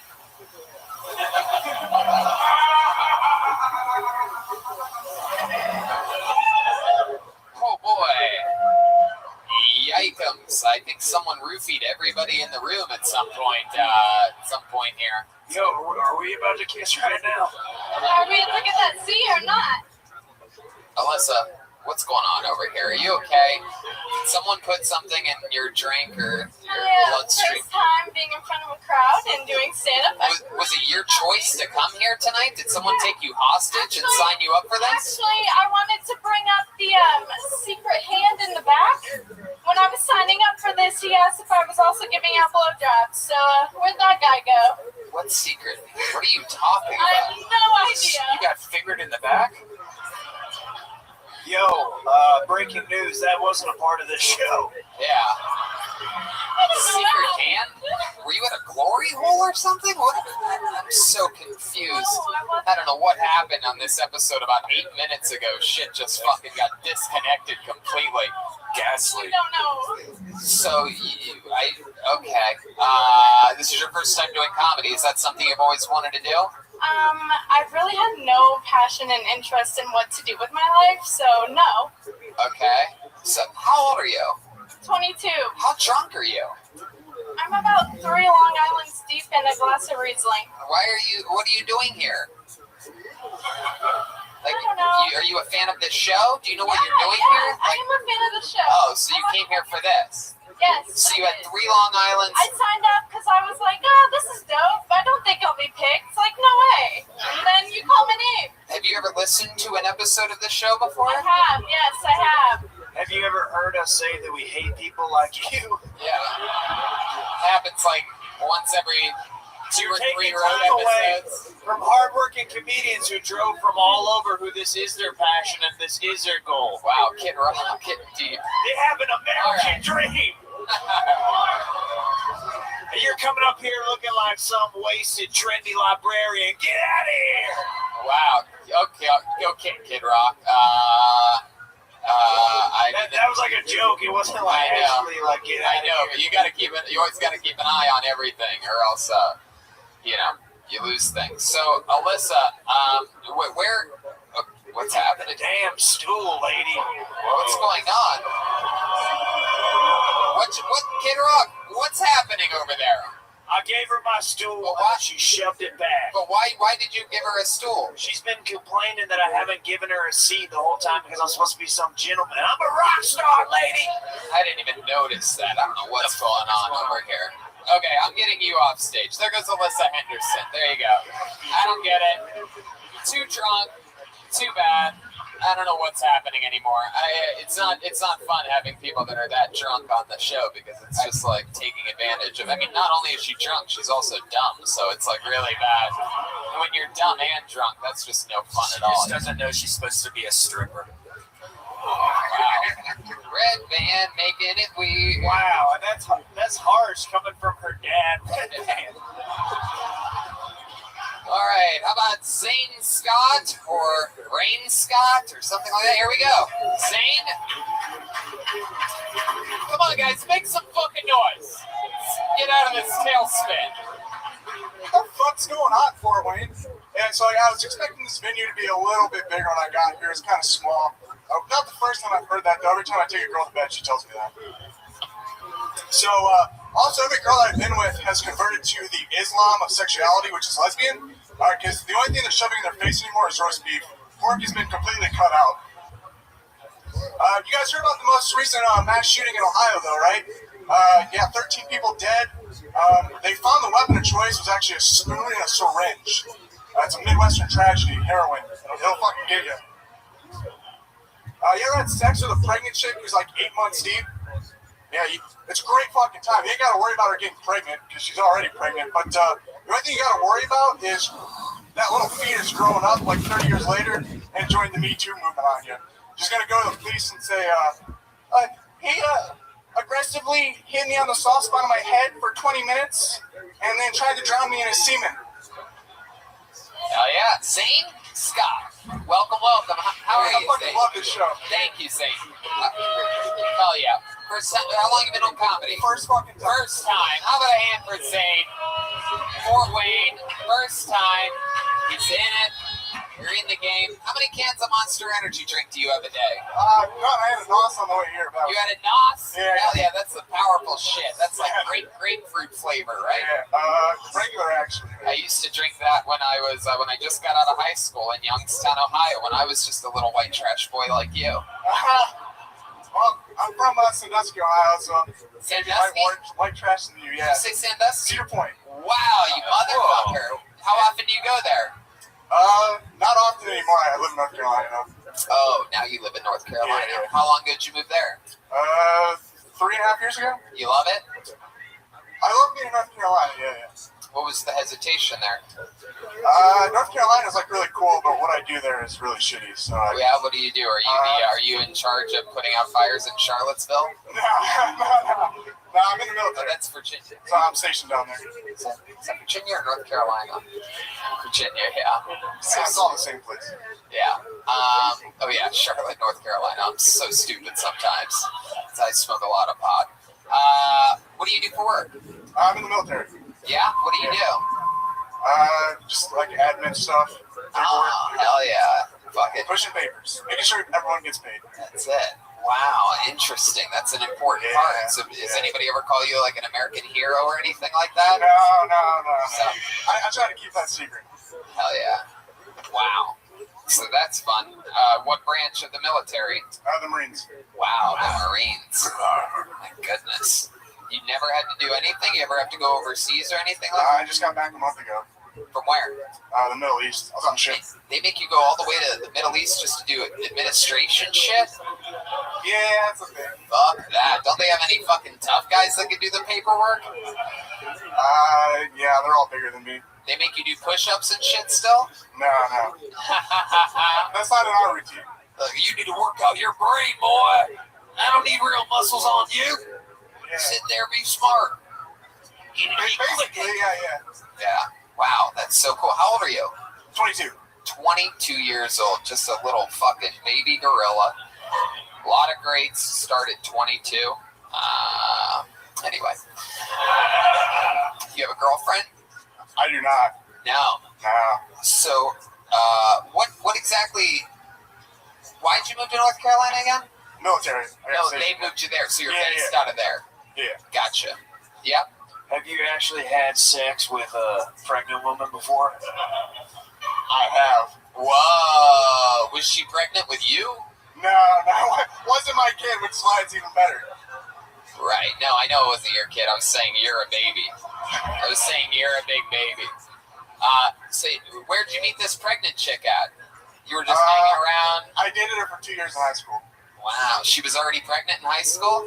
No, so I left and she cheated on me and then I came back and hold on, let's slow it down. Slow it down. Slow it down. So strap in. Slow it down and repeat yourself. So I dated her in high school. For 2 years. For a year in high school. Okay. And then I moved away. To North Carolina. Texas. I was in Texas at the time. I was in school. Okay. She cheated on me while I was there. So then I went home on leave, and then I had sex with her. Well, she was pregnant with someone else's kid, the guy that she cheated on me with. So I got my revenge in a way. Does the guy know? Oh yeah, he knows. How does he know? Pretty much told him. How'd you pretty much tell him? Like, it was made pretty obvious. Like, I said something on social media. Like, yeah? Congrats on being a father. Yeah, I get that joke a lot. What did you say on social media? This is getting interesting. Shit. We're getting. Can't remember. So funny thing at the time was Pokemon Go was really big, and that was the excuse on why we were alone because we were playing Pokemon Go. God. So a lot of people found out about it, and they talked about Pokemon Go. God, bitches being wild these days. You cream pied a pregnant woman and blamed it on Pokemon Go? Yeah. And then you're like, gotta catch them all. Yeah. How pregnant was she? Like, she wasn't that deep. She was like 8 months. I think a month and a half. I remember. She just had some cum in her. She did it. Revenge at you. I choose you. Welcome to another episode of How Babies Are Made with Brian Redband. Month and a half. Yeah, the cum fall out in the toilet easily. It's still just a pile of cum at that point, according to Dr. Brian Redband. The cum sits there for 3 months, and then it starts to turn into the shape of a human. Oh, you know, it works. It's mostly mold. It's just there at the base of the vagina, just waiting to slide out, nothing around it. And then after the cum is deep fried at a Wendy's, you got yourself a baby. Yeah. A baby nader. My goodness. Yeah, my biggest fear when I did it. Red Rock! So, did you just fuck her? Did you do anything else with her? Did you go down on her and, like, talk shit to the baby? Just eat her pussy like, hey, your dad's a faggot. No, I didn't do that. No, I didn't go down, but I didn't say any of that. You didn't say anything? No, I wish I would have, though. Not a little, I'm not your dad, I'm not your dad. Have you hooked up with her again since she had a baby? Yeah. Whoa! Look at you, you little fucking... going on before, during, and after. Did it feel all three trimesters. That's incredible. Did it feel different? Is there, like, the pussy feel a little different now? Yeah, does it feel different post-baby? Does it feel like somebody sucked all the air out of the Ziploc bag or something like that? You know what I mean? Yeah, what was it like having your first threesome?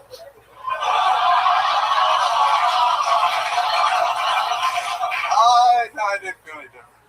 What do? You sneak over there when he's at work or something? No, they're like apart now. Oh, hell yeah. I kind of probably played a part. So how old's the kid now? No, 2 years? 2 years, something like that. Dude, I don't know. I just come in this chick, all right? My goodness, that's incredible. Out of habit, have you ever been fucking the chick and just go and shoot the load on the 2-year-old? I mean, that's how it all started. No, I've never scooped that. According to how Redband's babies are made, you already came on the baby a few times when it was in the womb, when it was just a pile of cum. No. Wow. Anything else interesting about you, Zane? What else do you do for fun or work or whatever other than military paperwork? Is there something else that, when you're not hooking up with your Pokemon hoe, that you're into? No, not really. No. Just play games and drink a lot. You drink a lot? No, not a lot.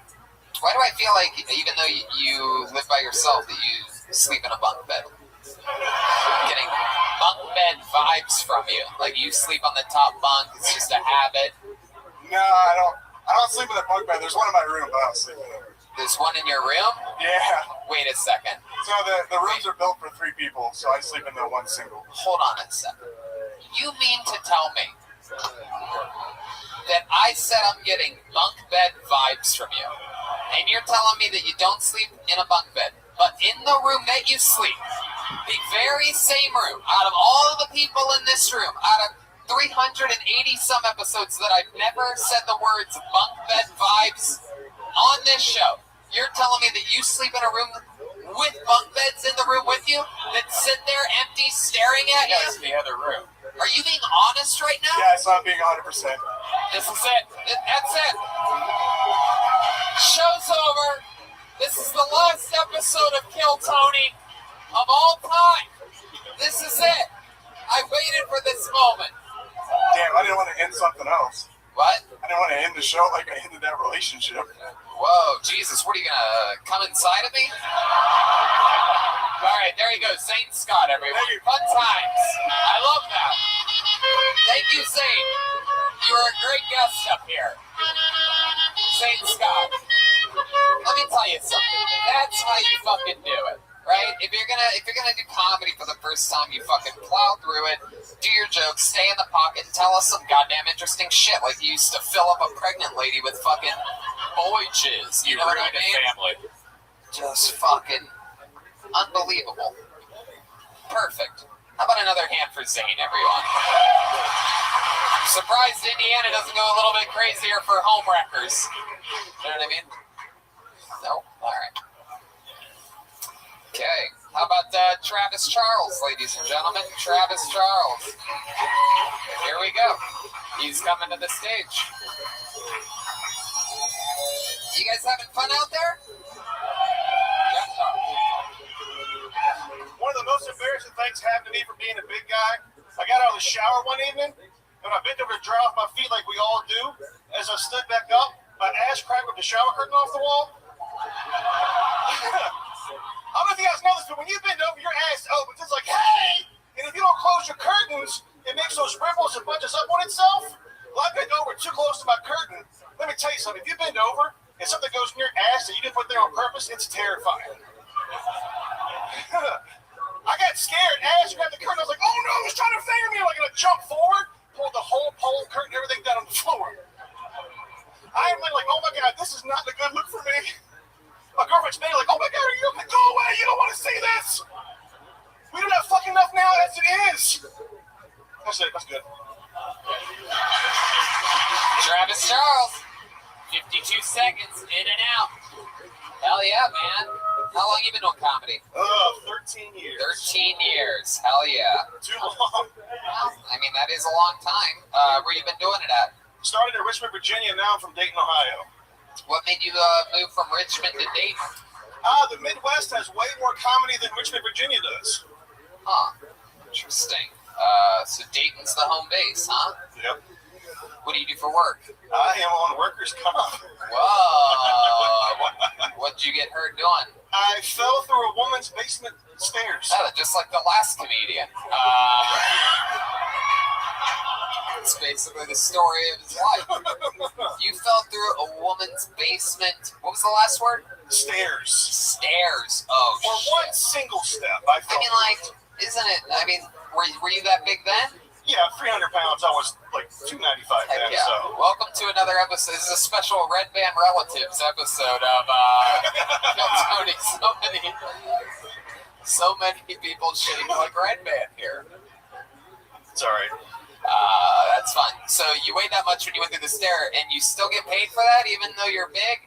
Yeah, because workers' comp, it doesn't matter if I jump through the stairs on purpose. As long as I was working, I get workers' comp. So would you break a leg? No, I sprained my knee, and I pulled my lower lumbar, and I twisted a vertebrae. Jesus. Wow, my goodness. What stair was it?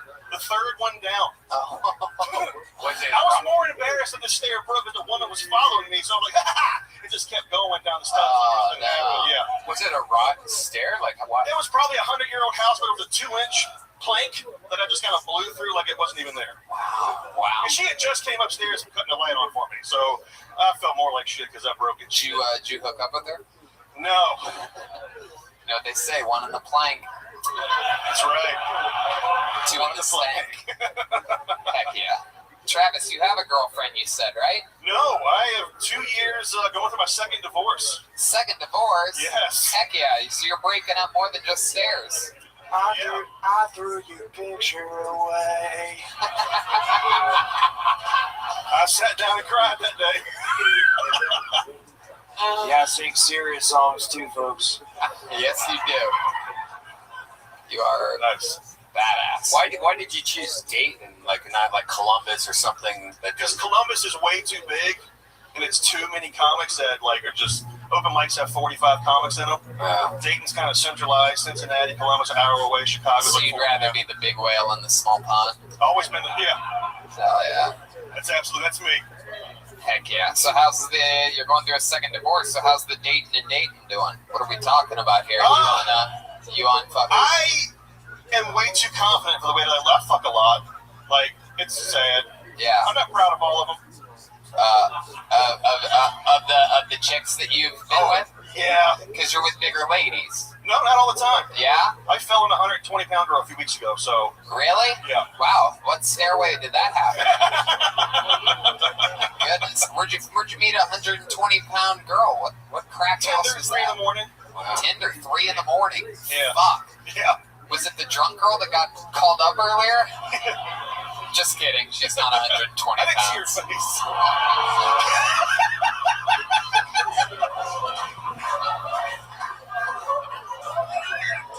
People love fat jokes. I'm gonna write that down. You love fat jokes. People love. I gotta live off of fat jokes. Yes, I live and survive solely off of fat jokes. It is my specialty in the roast writers room. I'm known as the fat joke specialist. It does bring me so much joy making fun of fat people. I don't know why. But we've all heard it our whole lives. It really don't really bother us. We would just laugh. So it's No, of course you have no choice. I mean, don't. what the fuck else are you gonna do? What are you gonna do? Just cry about it? We know losing water weight is not that easy for you guys. So, I have high blood pressure, so I retain water. hell yeah, no, of course. I like your style. So what do you do for fun?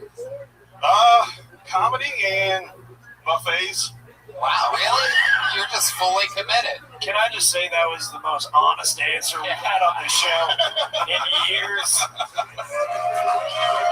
That is comedy and buffets. Aaron Phillips and I go to buffets together, so. Is that true? Yes. You guys are friends? Yeah. That's right. He's from Dayton too? I'm friends with that disaster. That's what I'm friends with. Oh my god, you guys must have so much fun together. Yes. Wow. Never boring. What's the weirdest hookup you've had in a while, man? Me? Yeah. Fuck. I met a fat girl with plenty of fish, and I came in her ass when I was done. Wow. Look at that. I'm a gentleman. Like, it's like. My goodness. So I've always wondered this. How fat was she? Like really, really, really fat? Like the face you're making makes me think, what, 3, 4, 5? Let's just say she was a bigger carp than I on am. plenty of fish. I'm 300. She was probably about 350. Bigger than you. Now, Yeah. see, here's my question. You putting in she's bent over in this, right? Or are we talking missionary position or No, something? belly to belly is not too good. You float like you plank. Like you float like a.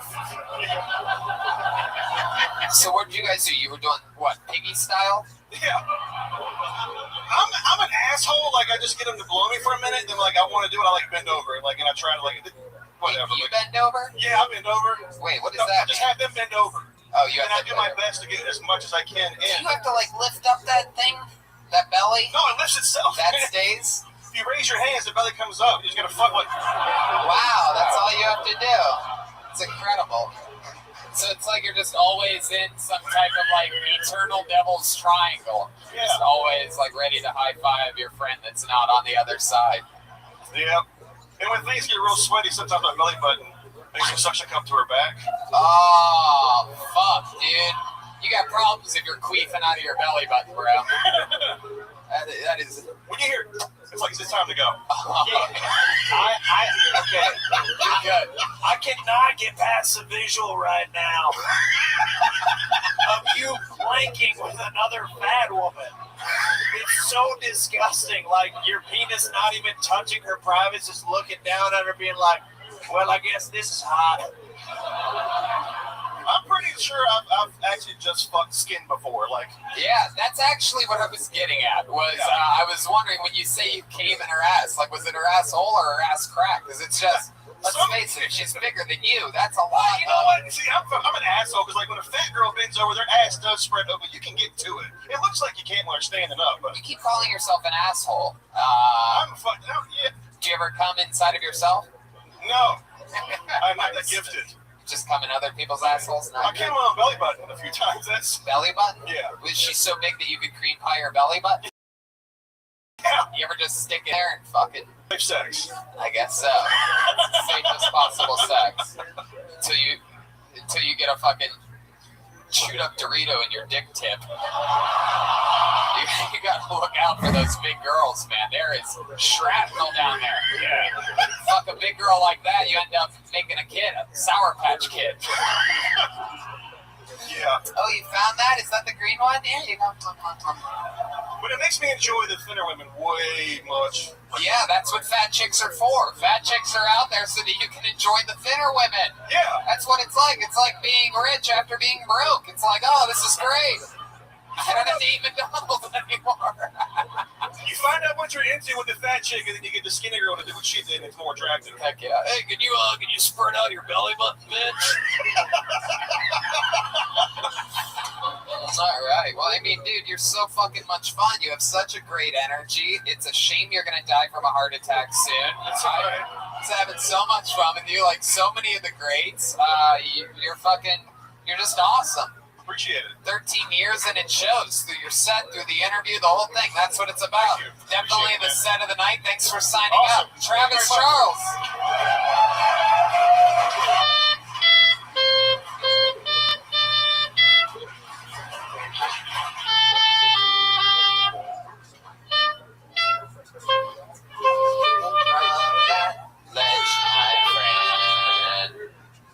I wish you would step back from that bitch. How many of you like it when comedians do good on this show? How many of you like it when comedians do bad on this show? Wow. Jeez, looks like you've gotten a lot of what you like here on this episode.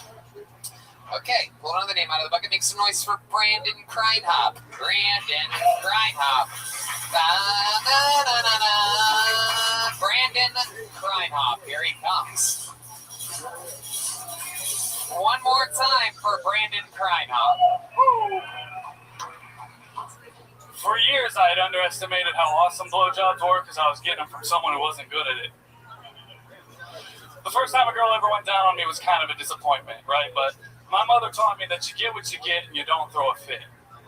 But at the same time, I couldn't help but thinking, is this it? You know, it's like a hot new restaurant coming to your town and you finally go and the food's just okay. It's not bad, it just didn't live up to the hype. It's kind of what this blowjob was like.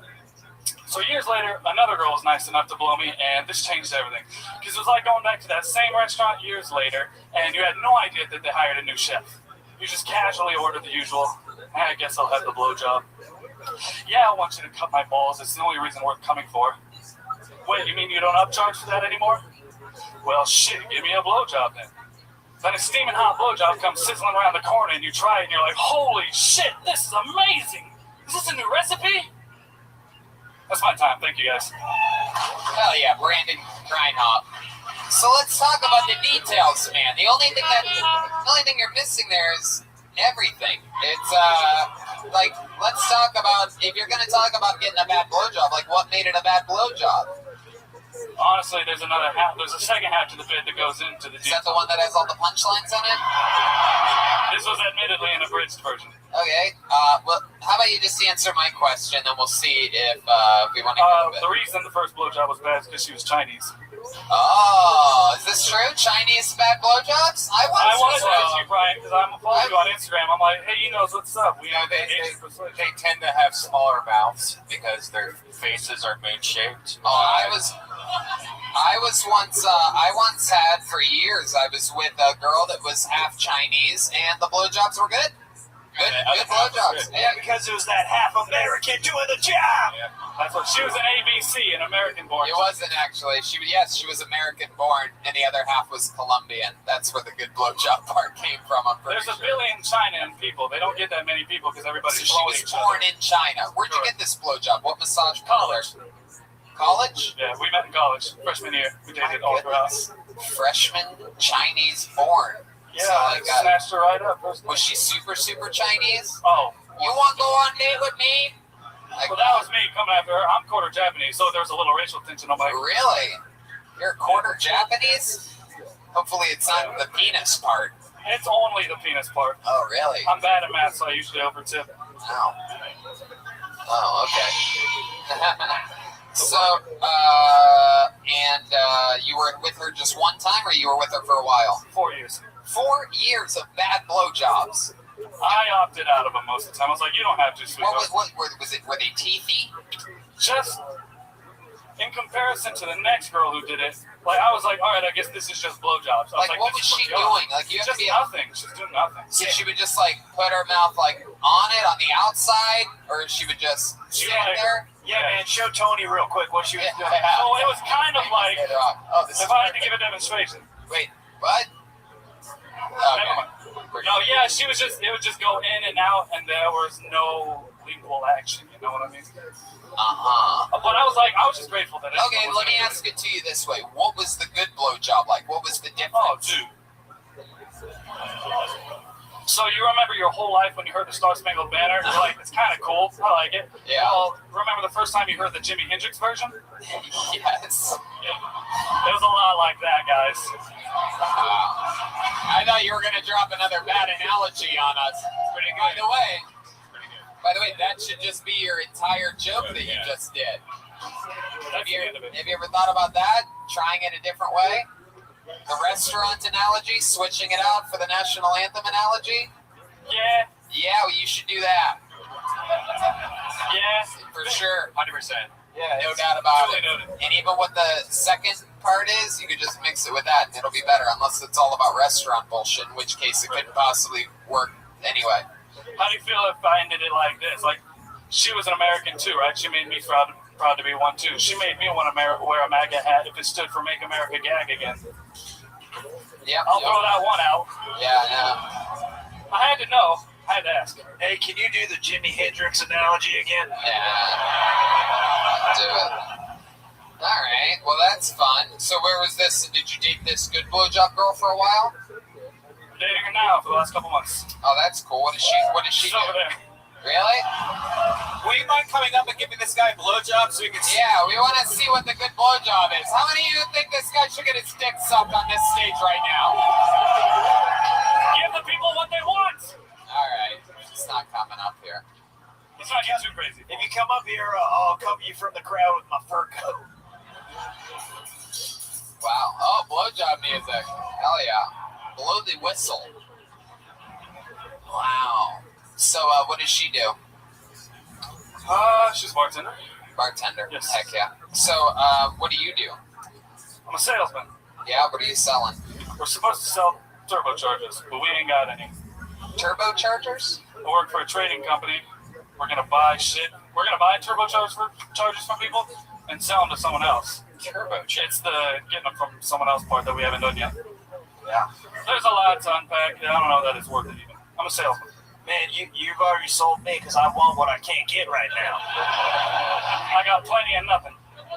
Loads of it. Are they turbochargers for your, like, electronics or your car, like a supercharger? Vehicles. Cars. Automobiles. So, how about for fun? What else are you into? Any hobbies or anything like that? You seem like the kind of guy that sleeps with 2 body pillows. When I'm not doing that, I play guitar and drums. Oh. Music my whole life. Oh, wow. You do any singing? In guitar. Just guitar? Just, yeah. And drums? No, it's a shame. Not much of a showman, if you couldn't tell. I'm more of a, I'm in the back. How long you been doing comedy? Last couple of years. Last couple of years. But you just sort of dabble in it? Where are you from again? Shelbyville, Indiana, half hour south of Indy.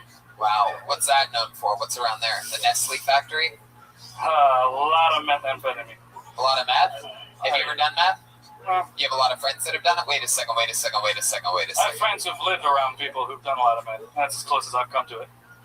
You've been around them while they did it? Nah, I'm pretty sheltered. My parents usually don't let me hang around with methods. You still hang out with your parents still decide who you hang out with? How old are you? 23. 23. You live with your parents? No, I live with my friend. With your friend? Yes. You guys have bunk beds? No. Totally, we sleep in totally different rooms. Wow. Now I don't believe you the way you said it like that. I just to clarify. Right. Different rooms. And that's where your girlfriend comes and gives you good blowjobs. Yeah. The first time you got a good blowjob, how long do you think you lasted during that? We didn't go till the end. You didn't wait. You didn't go what till the end? She did not blow me until I ejaculated. So you were having sex with her? Yeah. And then you're like, oh my god, I'm gonna come, and then she fucking took over. Oh no, so we started, she blew me first, and then we fucked, and then I came.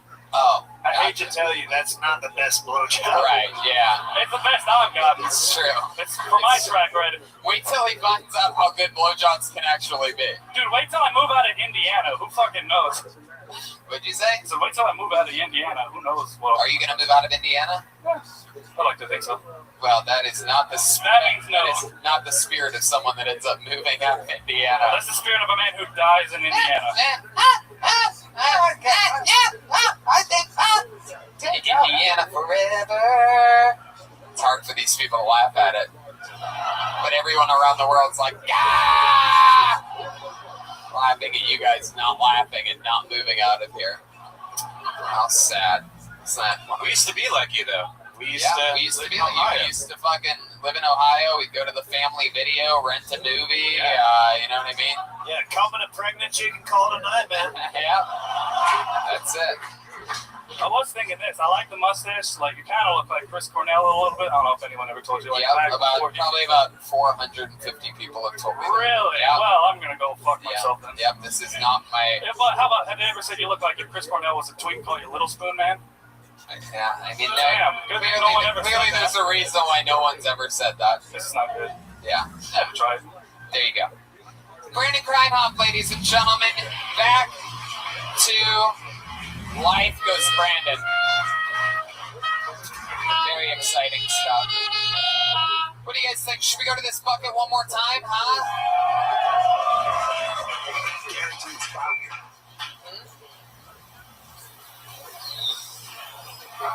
You guys having fun out there? Thinking about it, yeah. Back to the bucket we go, go, go. Put your hands together for Jesse McIntyre, everyone. Jesse McIntyre.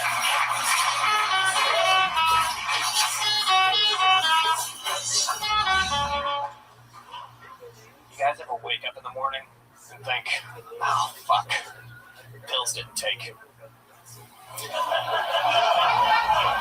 Guess I'll try again tonight. Maybe I'll use the gun. It's funny because I'm suicidal. My therapist tells me that I use humor to avoid talking about difficult topics. That really upset me, so I said, you know what? Chicken butt. And I said, you know why? She said, well, Jesse, your father was emotionally unavailable. You never learned how to process emotions yourself. And I said, no. Chicken thigh. Chicken thigh.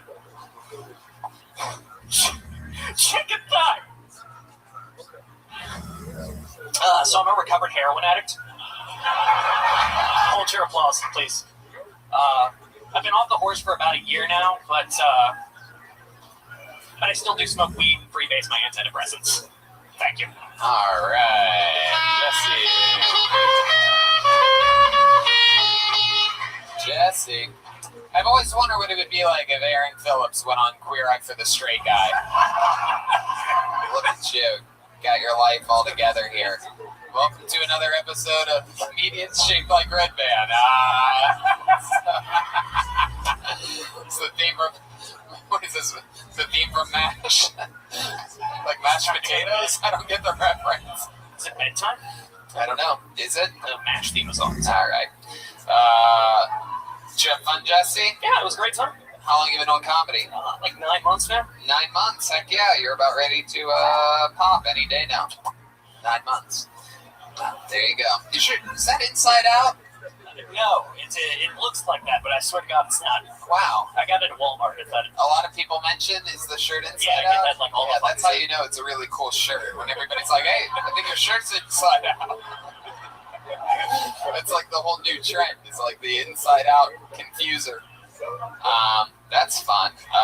Not a lot of people wear shirts with the design of what the exterior of their heart looks like. That is a scar tissued organ.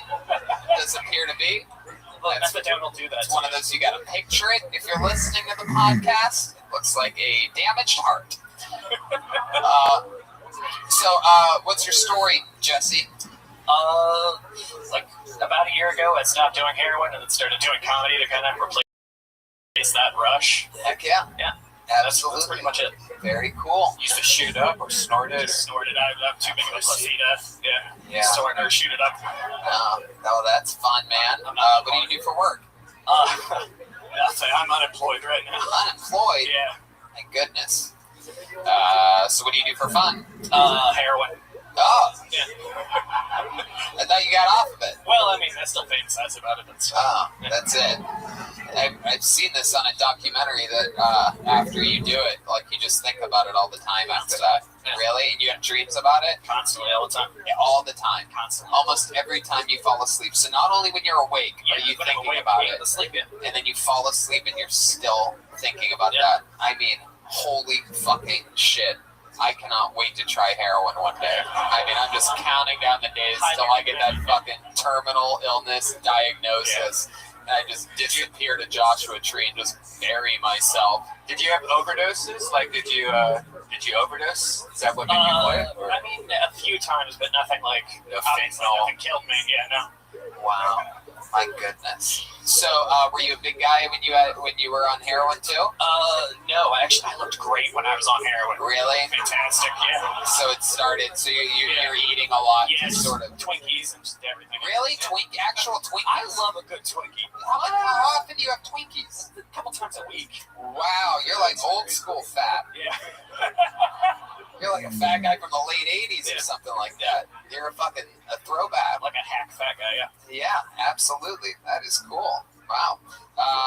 So you have a good support system around you? Like, how are you staying sober? I mean, I got my comedy friends. I got my fiance. I got my... Oh, your fiance. That's cool. We actually sleep in bunk beds. Is that true? Yeah. Really? Oh, okay. That's weird. That's a weird thing to lie about. Dude, you just admitted to doing heroin and dreaming about it. We're gonna believe anything that you say right now. Yeah, for sure. But I believe that you and her slept on bottom bunks, for sure. Where'd you meet her at? Work. Yeah. Before I got fired. Yeah, what was that job? Starbucks. Starbucks? Starbucks. Wow, you guys met as baristas, huh? And then what? One lunch break, you guys are sitting around. She's like, I'm in the mood for something a little bit venti. More like a tall, but, I had quit, and then we started hanging out, and then we started making out. Wow. That's all this time. Damn, I like that. How long have you guys been together now? Coming up on 3 years. 3 years. When are you gonna get married? It's tentative. We don't have a. Jesus Christ! There's some people that. Is she here tonight? No. Oh, good. That's fun. Well, cool, man. That's very exciting stuff. And you said 9 months on stand-up comedy. You love it? Yeah. You go up a lot? Yeah. Yeah. Kid I Rock? try to. Yeah, I'm just curious. You joked a lot about suicide. Have you, ever tried committing suicide, or... I mean, what do you think the whole heroin thing was? Well, a lot of times when people shoot up heroin, it's for the joy of heroin. It's not like they're not trying to kill themselves. Just end it all, man. Really? Yeah. But you never did enough to actually accomplish it? Obviously not. Wow. Yeah. But you gotta try harder, man. Do you ever have any flashbacks, or do you ever, you're sitting at a red light and your hand starts melting or anything crazy? I mean, it's not like acid. No. You could have been the first ever to have heroin flashbacks. That's it. If I do, I'll let you know. You'll be the first to know. Right. Interesting stuff. All right. Well, Jesse, I'm glad that you found stand-up to replace your bad habits. There he goes, Jesse McIntyre. So, before we go, we had a comedian on the first show that was different than everybody else that was on stage during the first show, and I promised him a spot on this show, so here he is. Ladies and gentlemen, Isaiah Gray doing a brand new minute. A minute different than on the first show from Isaiah Gray. Yeah, what's up, motherfuckers?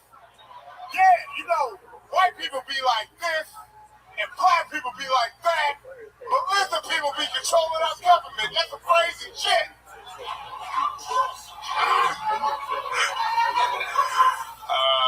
Shit, I forgot to tell brother. What up, though? with my teeth. I had a bridge in my mouth recently, but then I lost that bridge, and now it just gave me a lot of fear lately, because if I move my tongue around too much, my teeth come out my mouth. So I'm in very terrible conditions for eating pussy at the moment. Because you can't be eating somebody out, and then your teeth fall into them. Because, you know, my teeth, that bridge cost $3,000. That's the most valuable thing going inside of them during that exchange. My dick is black. It's probably worth a rebate. You get $4 back, and it's all been changed, but it's not changed, like none of its quarters. Like, I don't want that call for somebody talking about, like, that they pussy got the gum disease known as gingivitis. And then they got to do a Listerine douche. That's some bullshit. I'm sorry about that. All right. Fuck yeah, Isaiah Gray. Absolutely. That's how it's done. Another new minute from Isaiah Gray. Heck yeah. My goodness. So that's true. How'd you lose your bridge? That's dumb shit, man. Dumb shit? I like candy and I floss bad. That's pretty much it. But you had a $3,000 bridge put in and you lost it, or it's broke? Yes. But to both? Yes, yeah. to both. You broke it and lost well, it. I got it somewhere around. Right.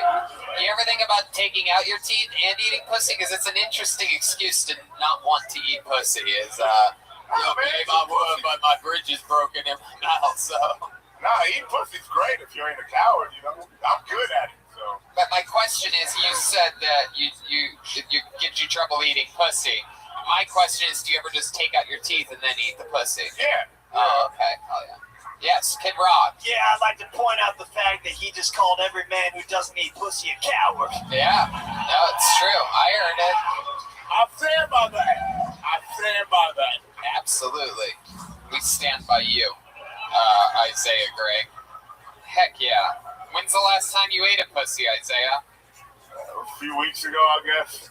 A few weeks ago, you guess. And I've been doing a lot of acid lately. The last guy knew when the last time he ate a Twinkie was. You don't know the last time you ate a pussy. Yeah, but he a fat bitch. Man, you really don't. You know how long I've been telling Jesse to just do heroin again?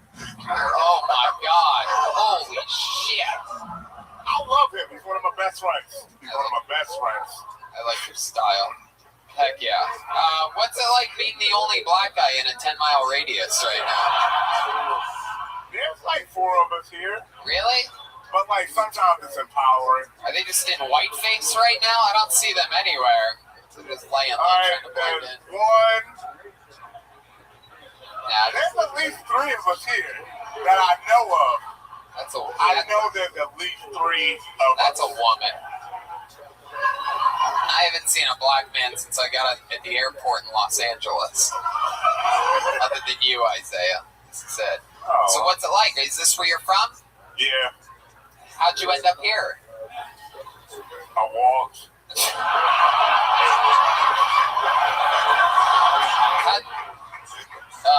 What are your parents? You close with your parents? Yeah. Like my mom, if she hits this podcast, she's gonna be real mad about them teeth because I'm on her dental insurance still. Damn. Wow. Son, quit eating pussy. Keep your teeth in. How many times do I have to tell you? What does your mom do? She does. I think she's a counselor for the VA or something like that. She works for the VA. I think she's a counselor. All right. You're on my PPO insurance, but I'm not down with you eating OPP. Oh, shit. Wow. How about you? What do you do for work? Man, I told you earlier, I got fired from that restaurant. Oh, you got fired from the restaurant. Why'd you get fired again? I took too long to take a drug test. Oh, that's right. His teeth kept falling in the soup. You took too long to take a drug test, so you basically mean that you refused to take the drug test. No, I took it, but I took it on my own leisure because they made it sound like I could. Right. And they were just like, nah, you're supposed to go do that drug test when we sent you. And I'm like, What restaurant makes you do a drug test. Like, this is pretty fun. I've worked at 100 Oh, restaurants. Proximo in Fort Wayne, Indiana. It's a Latin fine dining restaurant, Proximo. Wow. How long did you work there for? Like almost a year. Yeah, that was just their way of firing. They wanted to fire me. That's Right. I know. That's exactly. You don't fire. Who does a drug test at a restaurant? Yeah, that's right. And especially the black guy. It's like, we know you do drugs, dude. Like, it's like if you test him, you're gonna have to fire him. I was a 28-year-old busser. Of course, I was high doing that job. Like, We have all worked at restaurants. Completely fucked up. I think they deserve some bad Yelp reviews, in my opinion. Yeah. Heck yeah. put my name in all of the reviews. Y'all niggas whack for firing Isaiah. He was the shit. Put in the Yelp review. Are you guys against eating pussy?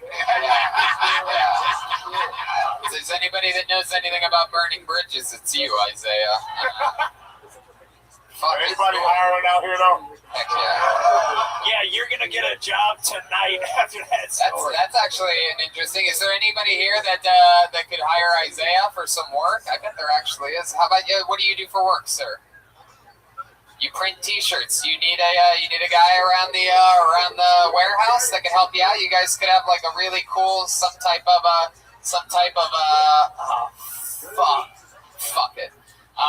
Really? When can he start? End of August, they lose a few people. You want to make T-shirts? I was trying to get that job eating pussy. Oh, wow.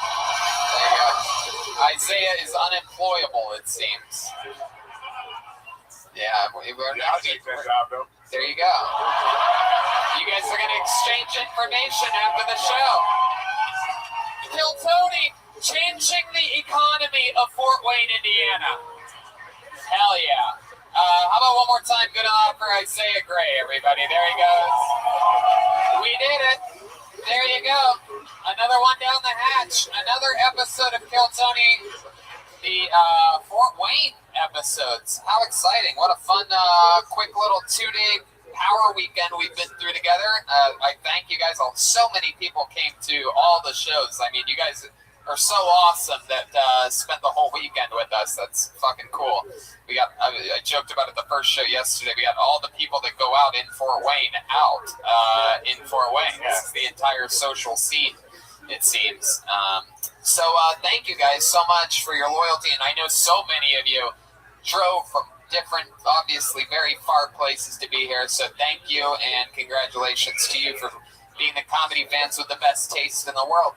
Make some noise for the great and powerful Jeremiah Watkins as Kid Rock. Yep. He's got the new Reagan Watkins album available for sale after the show and CDs. You can buy them straight from him. He'll sign them for you if you want a picture. You can do that. He's got new episodes of Jeremiah Wonders and a bunch of other fun things. Anything else, Jeremiah? Yeah, the Danish and O'Neill episode is dropping on Monday. Jeremiah Wonders, and then there's a Roadcast episode with Joel Jimenez and Pat Reagan on a There you go. Kill Tony pins and Tony Hinchcliffe pins available for sale after the show. Facial hair optional. And don't forget, Miami next weekend, Key West, Red Band in San Diego, me at the Hollywood Improv. We're going to Dallas, Sacramento, San Francisco. Australia goes on sale in 2 weeks. November 7th in D.C. and a weekend of stand-up right after that. Perhaps a return to New York that should be announced officially any day now. Almost positive that's happening on that Sunday right after Washington, D.C. So very exciting stuff. Yes, Jeremiah? Yeah, before we go, we missed having our buddy Joelberg here tonight. Can we get a Joelberg chant, maybe? Wow.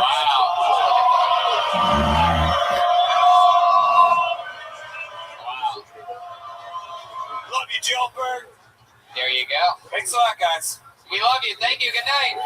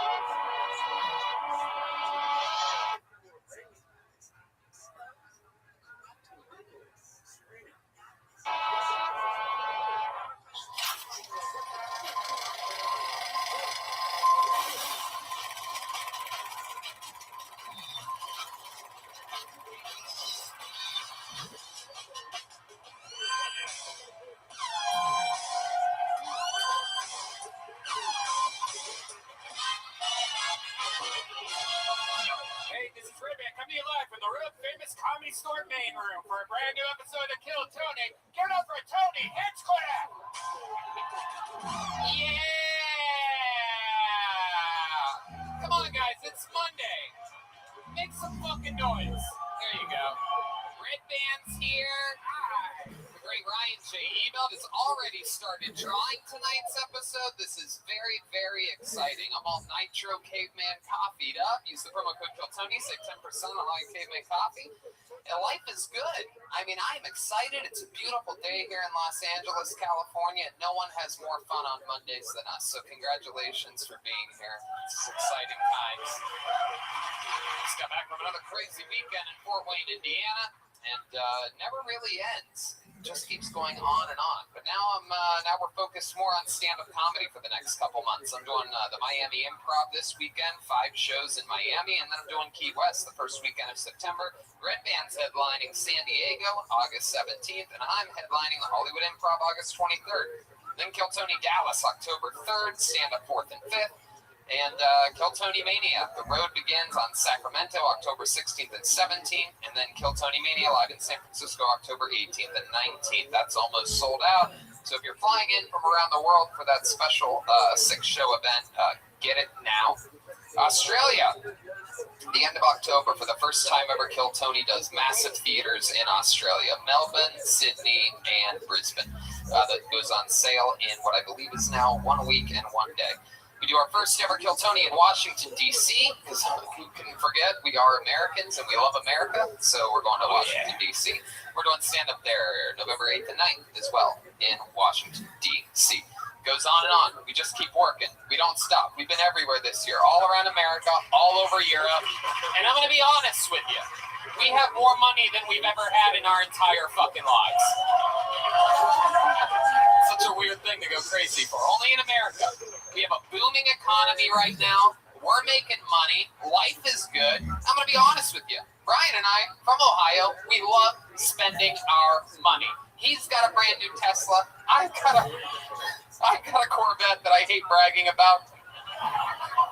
And we love buying stuff online. It's something that you and I both do. You ever buy something online only to find out later that you missed a discount? Well, I don't overspend anymore thanks to Honey. Honey is a free browser add-on that finds me the best deals online. The app magically auto-applies the best deal to my cart at checkout.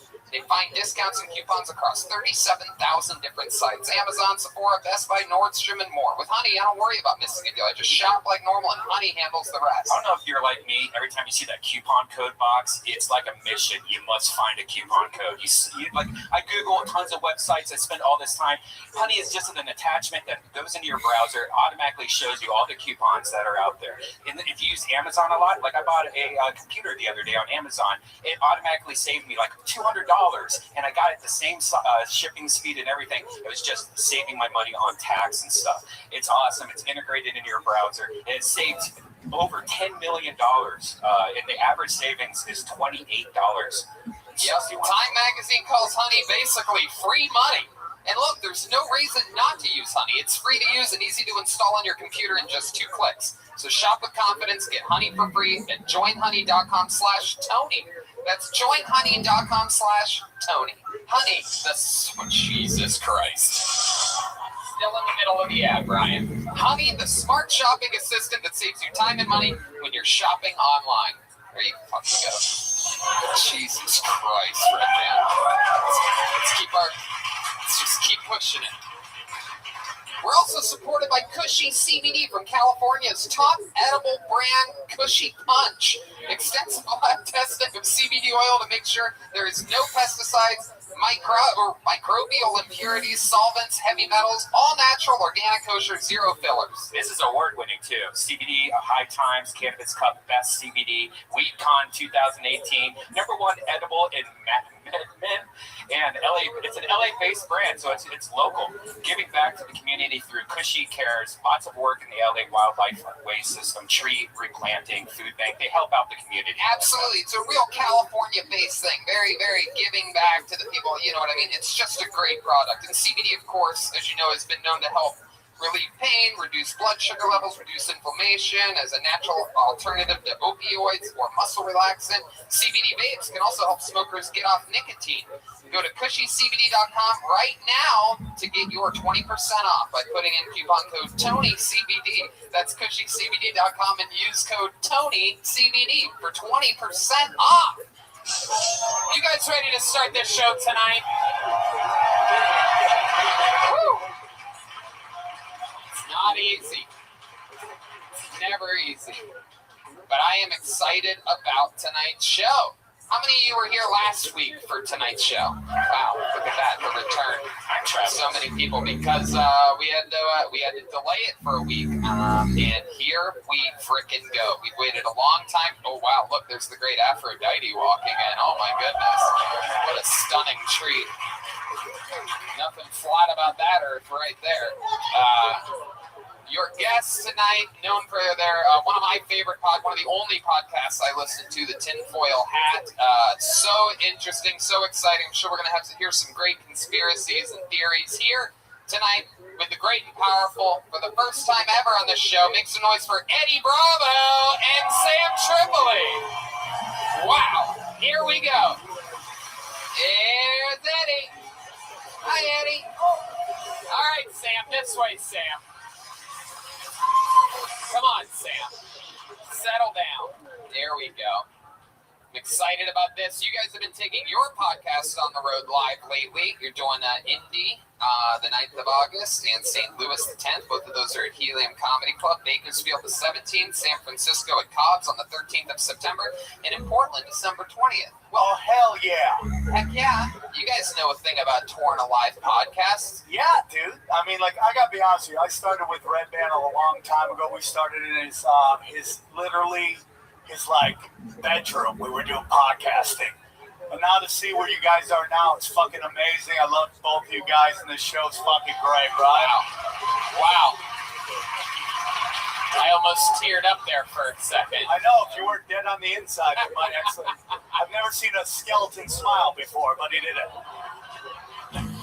Eddie, welcome to the show. Welcome to the main room of the Comedy Store. Thank you for having me. This is very exciting times. You know, a lot of crazy people sign up for this bucket, and I've never felt safer than sitting next to you right now. I go on the road with this dude. This guy is like one of the few to ever tap a Gracie. This dude crushes on stage, and this is his side fucking thing, man. So it's been really fun to go on the road with Eddie. Dude, the guy has disciples out there. It's like fucking crazy shit, and it's like, you guys gotta see Eddie live. He's a fucking murderer. He's literally one of the most naturally funny dudes I've ever met in my life, and it's an honor to go to war with him all the time. And you guys are both on that show at the Improv, August 23rd with me. Oh shit! We're gonna fuck up that nerd place. The first ever Tony Hinchcliffe and Acquaintances show. Yeah, everybody has their friends show. They're like, "You want to name this show something?" I'm like, "Well," they're like, "How about Tony Hinchcliffe and Friends?" I'm like, "Isn't that what?" every liar does of really booking their friends. I guess I call it Tony Hinchcliffe and acquaintances. I'm gonna book a show with hot black chicks who have cool haircuts. That's my next show. That's the Apollo 13 right there. The ones in motherfucker from the future right there. Look at that. Those are Kill Tony legends right there. Usually there's 13 of them, and they look like they're going to the Showtime of the Apollo. So I call them the Apollo 13. From Mars. Showtime with Apollo from Mars. So we have the guests, we got Red Band, everything's in position here. That just brings me to the band. We have a band on this show. They are the best damn band in the land. One of my favorite things in all of comedy. They fucking cut me down at my core. Absolutely hilarious. Every single episode they commit to being different characters. I never know what they're going to be or what they're going to do. There's a lot of pyro happening. Stage is filled with smoke. Let's all find out what they are here tonight together. Make some noise for the Kill Tony band. Jeremiah Watkins, Roma Prince, and Joel Jimenez. Wow, there's a lot of smoke. Whoever's on the smoke should stop pressing that button. Wow. Oh shit. My goodness. Wow.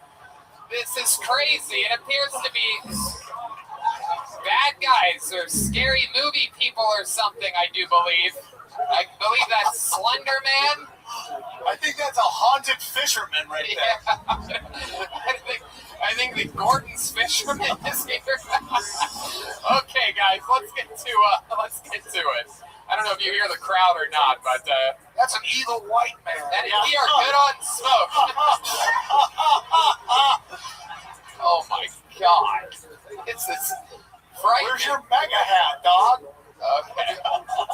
This is very scary. You gotta hate Mexicans. Yeah. This guy wants a wall badly. Wow, look at that little hole in his mouth. I bet he can dance. I bet. What are the odds that he can dance? What are the odds?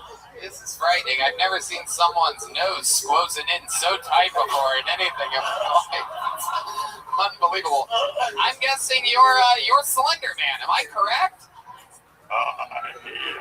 Whoa. Wow, that's incredibly annoying already. Maybe your voice can magically haunt itself to be something listenable. No idea what you're saying. Okay, very good. No one has any clue what you're saying in that voice. Okay, try again. Go. Hey, there you go. Heck yeah, we got that. I agree with that. And then clearly, you are a haunted fisherman of some kind. The name's Hookman, Tony. All right, we got the name's Hookman. Slender Man. I didn't make up my own legend, Sam. And then clearly back here we have the girl from The Exorcist. Am I right? No, man, but say my name in the mirror 3 times, Tony. Bloody Mary. Yeah. Oh my God. Known to Mexicans as La Llorona. Wow, there are a lot of Mexicans here. Slender Man looks. Got a fucking problem with it. Oh my God. Wait a second. Are you related to the Billingsleys at all? I didn't hear what you said, but yeah, baby. Oh my God. Wait, Slender Man. I've never seen someone so scary do something like open their mouth hole before. That's the world's smallest glory hole right there. That's perfect. That's where Dr. Ken sticks his dick. Oh my God, okay. We got Slender Man, Hookman, and Bloody Mary. Eddie Bravo, Sam Tripoli, which brings me to this, the final piece of the puzzle. The Bucket of Destiny, ladies and gentlemen. Ichabod's Bucket of Destiny. Bloody Mary. Bunch of people signed up for the show earlier. If I pull your name out, you get 60 seconds, and then I interview you afterwards. We find out a little bit more about you, and you know how it works. If I pull your name out, you know your 60 seconds is up, and you hear the sound of a kitten. That means wrap it up then, or else you're going to bring out the angry West Hollywood Bear. That's it. You guys ready to start this show? We are live. Everything is happening. You made it, baby. The #1 live podcast in the world is back on a Monday night. Dude, you packed out the main room on a Monday. You know, I always wanted to make a hit show on a Monday because I would always be bored on Mondays. It used to be my least favorite day of the week, and I purposefully always wanted to have a great Monday show because it makes the rest of the week even better. Yes, Tinfoil Hat is correct. For the people.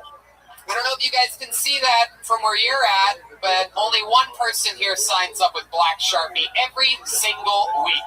She started on the show a few years ago. We fell in love with her. Every time she comes up, she's a little bit better than the last time before, which is inspiring for everybody because she's 63? 63? 63 years old. I present to you a Kill Tony legend, an icon, Aphrodite. We're starting it off with a bang, baby. I can feel it. This is a special episode tonight. Holy shit. Come on, people. It's the one and only Aphrodite. Yeah. Okay. If you guys don't mind, I'd just like to rub my coochie for good luck right quick. Oh, I forgot I'm not at home. Okay. You know, I know a lot of you been called names by your parents, you know, like stupid, right, sir? Dumb. You know what I'm talking about, right, lady fam? Lazy? Yeah, hey, pay attention. But me, my mom's really special. She thinks of me as disgusting. Disgusting, that's the new word, disgusting. Oh, you don't know why? Hold on.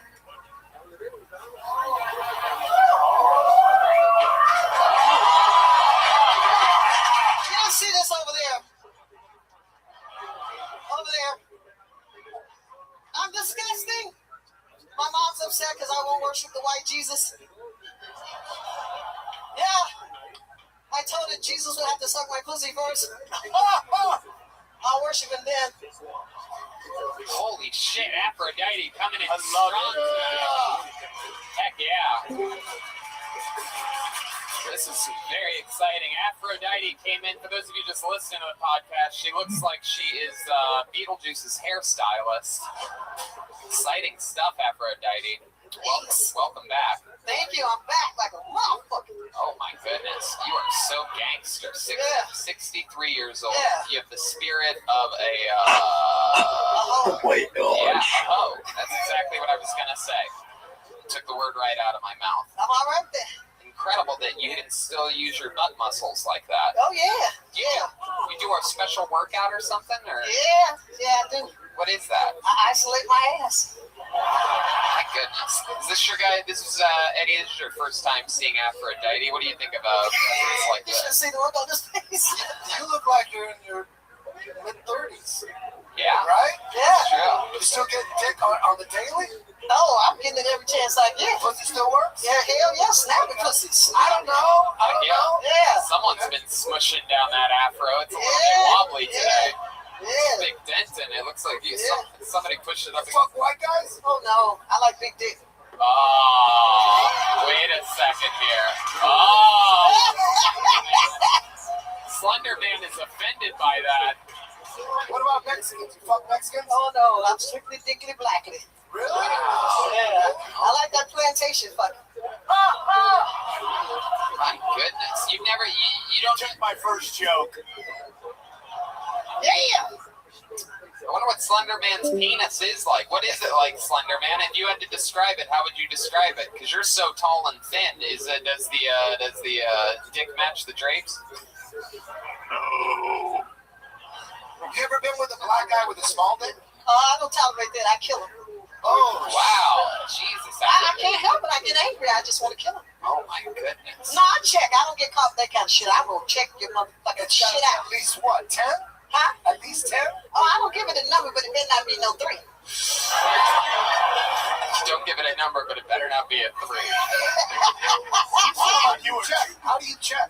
I go in the motherfucker's face and look at it. Wow. First date. Hell yeah. The old Kevin Spacey. She does that. Hello. I am a dick meter. I can spot a small dick 3 miles away. Okay. 3 miles away. Yeah. Sometimes visibility isn't even that far. You can tell by his gait when he walking. If he take a dip like this when he walking. Oh, that's not true. The NSA would like like to talk to you for a second. That could be a gun. First of all, I love black people. I love Yeah, I black love you. people. You black too. Wow. I have All right, Donald Trump. What do you mean you love black people? You said something that broad. I love soul food. I just want to let you know I love black people. I love Mexicans. I love grandma twerking. I think it's fucking 2019 right there. I was twerking before all these young motherfuckers. We didn't call it twerking. White bitches always stealing your swag, That's right? right. That's right. We called it shaking your ass. We didn't call it no twerking. All that bullshit. God damn I'm tired of these young motherfuckers. I'm tired of them. Yeah. That's why I'm on the mic, because I'm tired of all the young motherfuckers on the mic all over the world. Well, trying to take your dick. Yeah. When you say when you say young, what are you talking about? People in their 50s? No!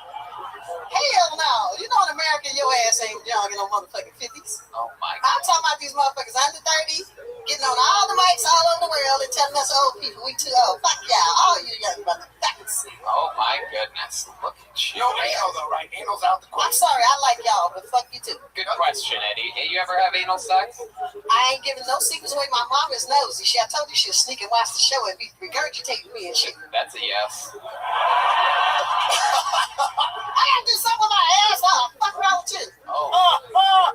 Like when guys eat the asshole. I can eat anything. They eat breakfast on my ass if they want. Oh shit. This fucking breakfast in bed. Whoa, Slender Man. What's going on over here? He looks like he's traumatized. Oh my goodness. Slender Man, are you okay? He just speaks a little dick. I'm telling you. When was the last time you had some dick? When was the last time? So hot underneath What there. was the last time you got dick? This month, I'm glad to say. Oh my God.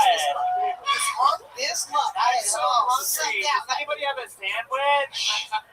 Slender Man. Oh, Slender Man, welcome to the show. It's exciting you with your mask off. I like this. Oh, you should call him Suffocating Man. Okay, Afro. He just asked me, did I get some? I said, when was the last time you had dick? This month. Dick all in his face. Are we talking August or 4 weeks? This month? Well, he just moved back. Dude, this month is 3 days, 4 days in. What are you talking about? You're right. Okay. Yo, this is an August guy. Yeah.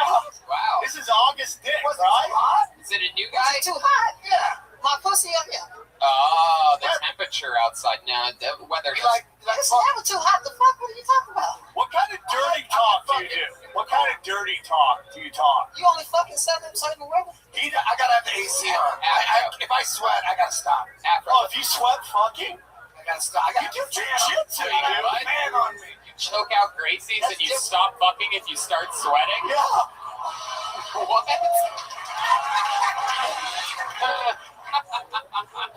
Wow. I gotta have the fan on me. That's hilarious. Oh, that's teamwork right there. That's like if Brock Lesnar couldn't get his dick sucked while it was raining outside or something like that. What's wrong with these people? Child abuse or something? Like that? Rules. Aphrodite, you are also a musician as well as a comedian, and you have a new song out. Is that correct? Yes. What's It's it called? There's a Break in the Road.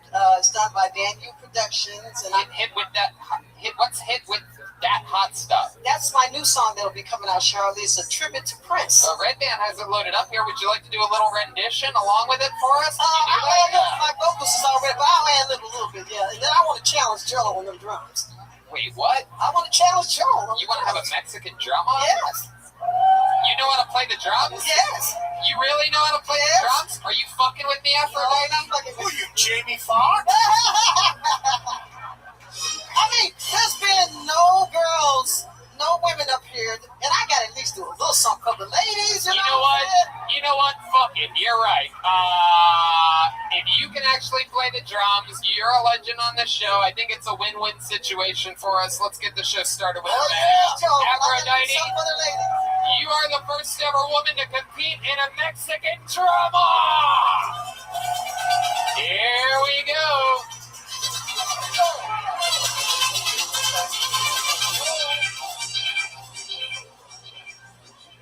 Aphrodite, I'm sure you know how this works, but I'm going to explain it. But I'm going to explain it for the audience members.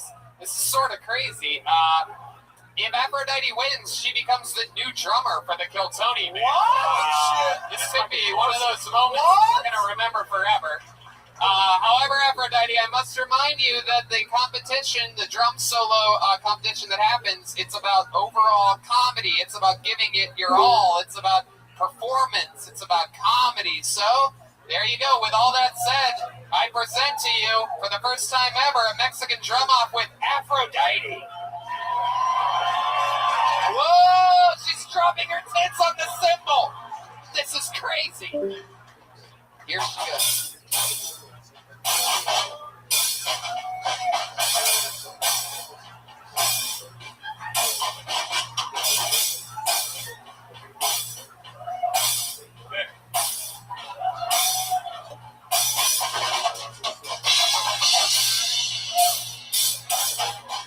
Wow, she completely lied to me. All right. Wow. I can't believe you would lie to me like that. I always wondered what happened to the animatronic gorilla from Chuck E. Cheese. Oh my goodness. Slender Man, what the fuck? That's where we're at. I can't Man, believe you are a racist white guy. Goodness, gay guys can get away with everything. Yeah, bitch. Gay guys with little tits. Well, Aphrodite, put the mic back in the mic stand because now you have to pay the ultimate price. You're about to get your fucking ass beat right now. I don't care. Here to defend his throne, undefeated all time in the Mexican drum-off, and for sure still undefeated, I present to you the one and only Joel Jimenez. Here he is. Here we go. Here he comes. Any second now. Whoa!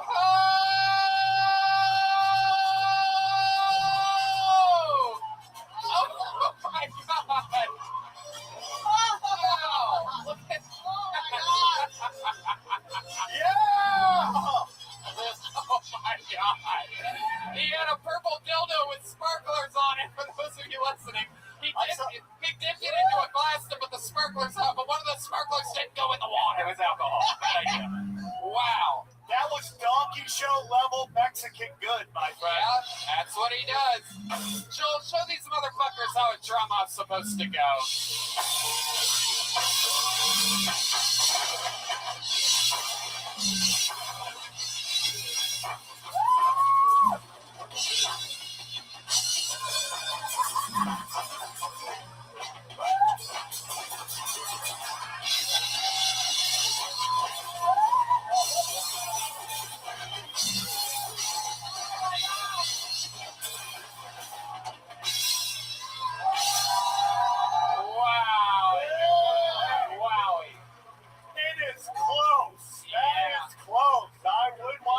Very close. Go fuck yourself, Aphrodite.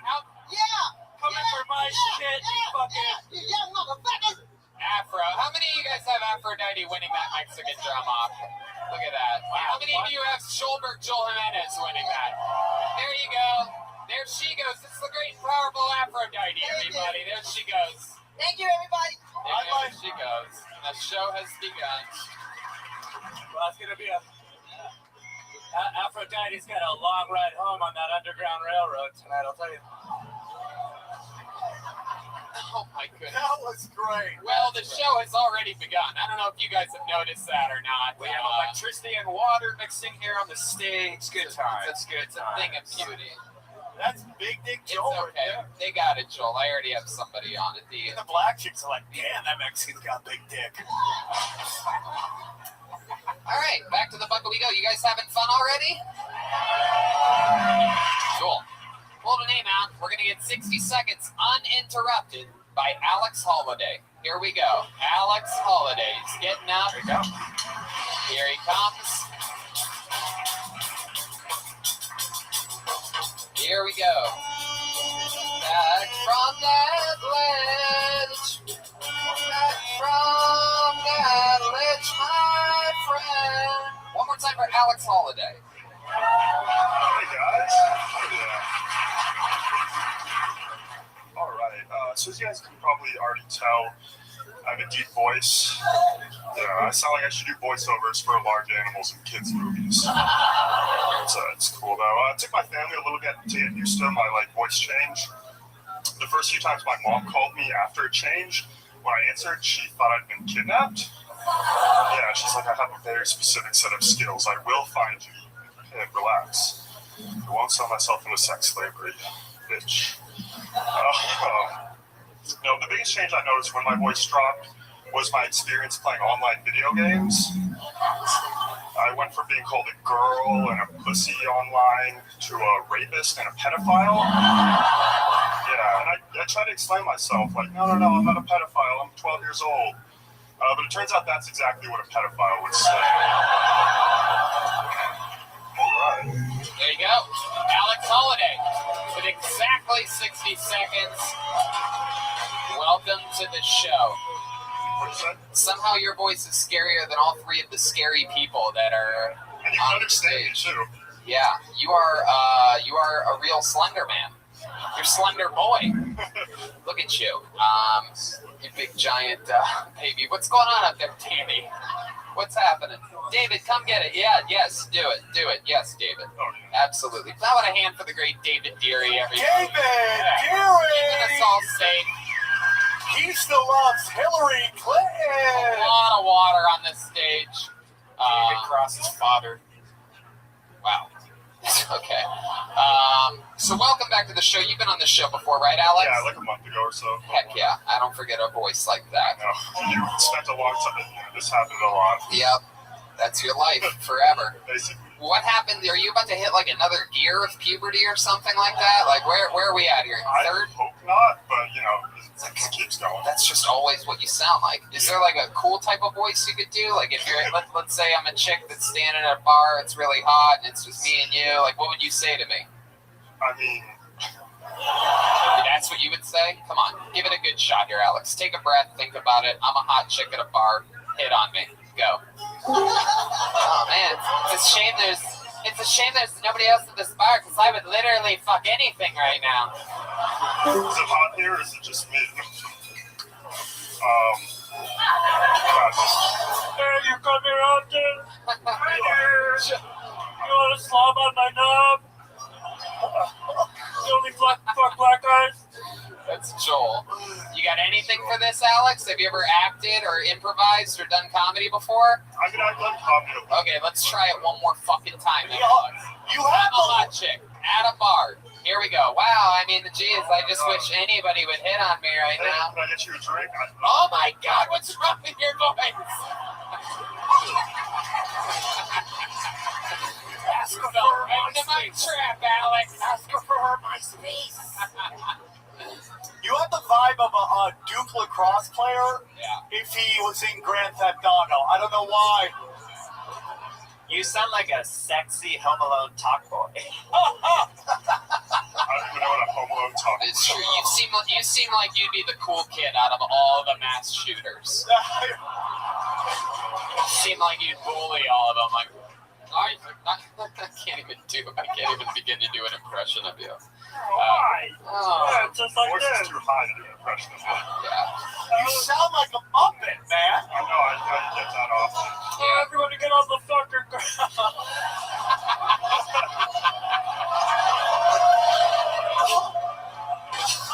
Yeah. This episode. I swim at Stanford and I rape chicks in the bushes. Oh my goodness, Alex. So, remind us, what do you do for work? I work for my dad. Oh, yeah? Small business. Yeah, small business. What do you? It's a home theater and alarm installation. What do you do? Voiceovers for kiddie porn? For kiddie porn? My voice is too deep for that. In a world where kid porn is legal. Alex, how long have you been doing stand-up? A little bit more than 3 months now. Yeah. Has your dad seen you perform? The dad that owns the company that you work for? He saw me last time I was on the show. I showed him that, and he was kind of sad that I didn't shout out our company. Wow. Well, you want to plug the family? JNT Systems. If you wanted alarms and stuff. Hey, honestly, for 3 months, man, I love your joke writing. I don't know if we're supposed to be kind. No better plug too, by the way. I mean, who doesn't want a home invasion system put in by someone who looks like they would invade your home? And they're like, oh, you can trust me. Only me and you know the code. Wow. I promise. promise, the chloroform is protocol. I love it. If you would think that this guy's involved with one conspiracy or something shady, what's the vibe you get from him, Eddie Bravo? El Paso Walmart shooter. That's what I got. Oh, wow. Eddie, say "Make America Great Again." Yeah. Slow. Wow, you're Fuck America, fuck America, fuck America. I want it to be shitty again. He's a nice guy. Don't choke him out. But be serious, man. I like your joke writing. For 3 months in, I'm very impressed. Like, there's not a lot of wasted lines. I thought it was great. Dude. Absolutely. I agree with that. I would say use that. Your dad wanted you to. My dad came out. You do that line on stage. I like that. Yeah. Your dad wanted you to plug his company. That's fucking brilliant. Yeah. If you guys need like a home theater system, I do. I need an alarm. Good work. Yeah. I have a feeling you're gonna watch me jerking off while I just watch like Netflix. Oh, he's watching it again.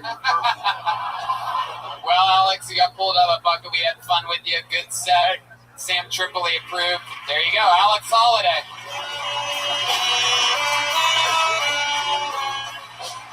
Wow, this is a fun episode so far. We're playing with fire. Let's just keep the momentum going. You guys know another song? It's the same song all night? No, they play the person up and I'm just checking. Same song. I'm sorry. You guys know some Slayer? Angel of Death. I don't think they do. Yeah, let me concoct that on saxophone real quick. That's easy. So gay snarky. So gay Play some Slayer on sax, Eddie Bravo. Wow, this is so fucking cool. This is crazy. So, this young lady, I actually wrote her name down because I was going to put her up regardless if she got pulled out of the bucket, because I know for a fact she leaves tomorrow. She stayed in Los Angeles an extra day for the opportunity to get on this show. I saw her on an open mic. I was walking through to check in for the original room 2 weeks ago. I just so happened to walk in when she was on stage, absolutely killing. Last week I went to check in for the OR again. Coincidentally, on that same open mic 2 weeks in a row, she was on stage again, killing again. So I ran into her at the Improv a few days ago, and we ended up talking, and I told her, stick around, sign up, and if you don't get up at the end of the show, I'll put you up. She signed up. This is the Bucket of Destiny. I present to you Nicole Tran for the first time ever on Kill Tony. I love Nicole Tran. Here she is. She's been featured on a lot of Brian Holtzman's Instagram videos, and she is here now on Kill Tony live. Come on, make some noise for Nicole, everybody.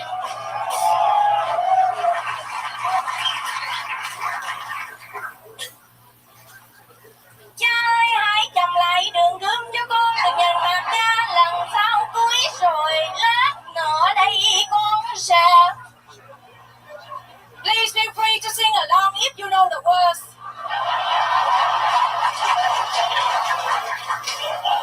I'm from Vietnam. Please excuse me the way I speak. There are some letters in the English language that I cannot pronounce. I could tell you which one they are, but I cannot pronounce them.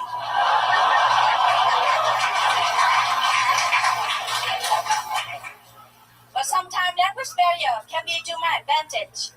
One time my boss said she likes hair that's curly.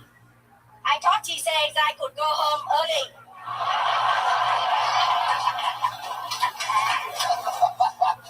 My car is a Hyundai accent. When people hear me speak, they ask me, hey, where's your accent from? I say, oh, you Scalard in San Jose. Hell yeah, Nicole Tran, ladies and gentlemen. Hell yeah. Move over, Ellie Wong. That's right. That's right, Allie. Your mom is here to take the throne. Allie Viet Cong. Yeah. Ellie Viet Cong. Hi, Blondie.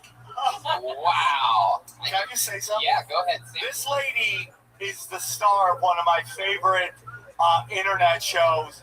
It's thank God it's Friday with Brian Holtzman. Yeah. She is his lawyer, and she is an amazing comic and a great actress. Absolutely. Cảm ơn nhiều lắm nha. Trời ơi, lời khen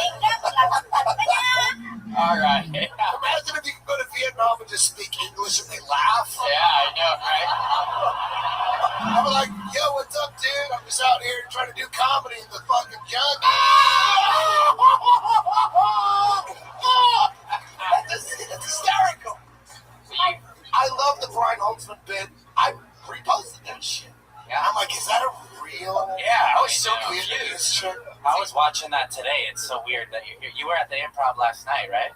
I saw you and I was like, you'd be great on Kill Tony, and here you are. There you go. The bucket design. Serious question. Yeah, go ahead. No holds barred here, Eddie. Are you about to ask Is that if she has accent a real? Yeah. It's real. Real. You can't. No, I don't think it. Okay, you're not thinking. It's Damn. Okay. You saw her original work was she was the naked Asian chick running from Hiroshima. That's the first time we ever saw her. Wow. So Nicole, how long you been doing stand-up comedy? 2 years, but I'm very serious. What do you do for a living?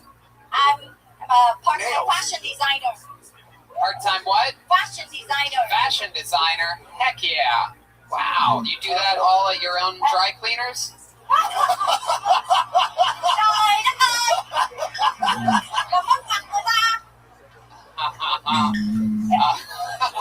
What was that? She just called you a faggot in Vietnamese.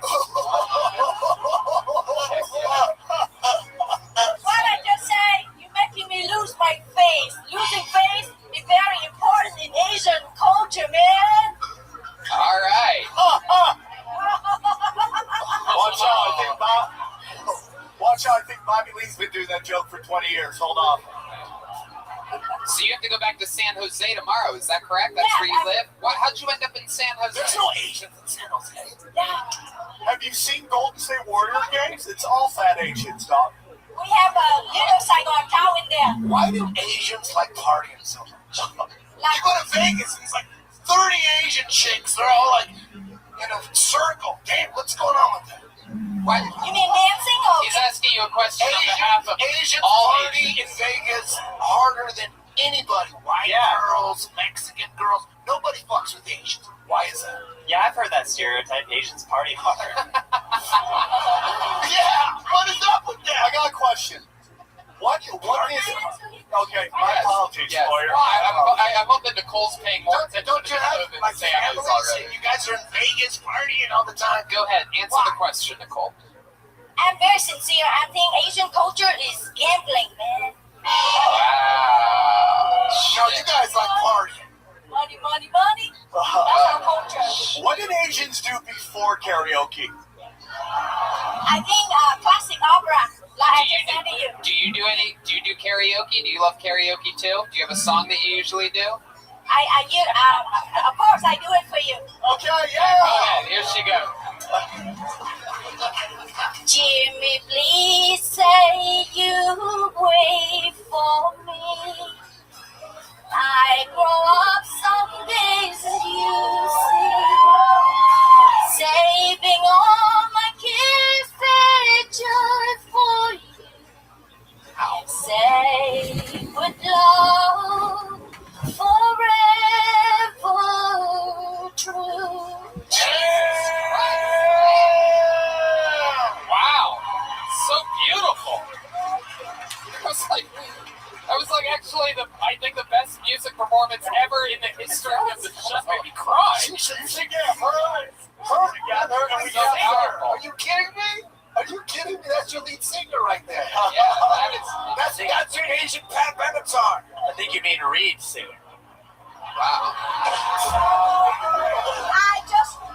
By the way, Brian hasn't stopped coming since you got on stage. I'm almost out. Heck yeah, we know Brian. We know Brian loves all the trans, including Nicole Tran.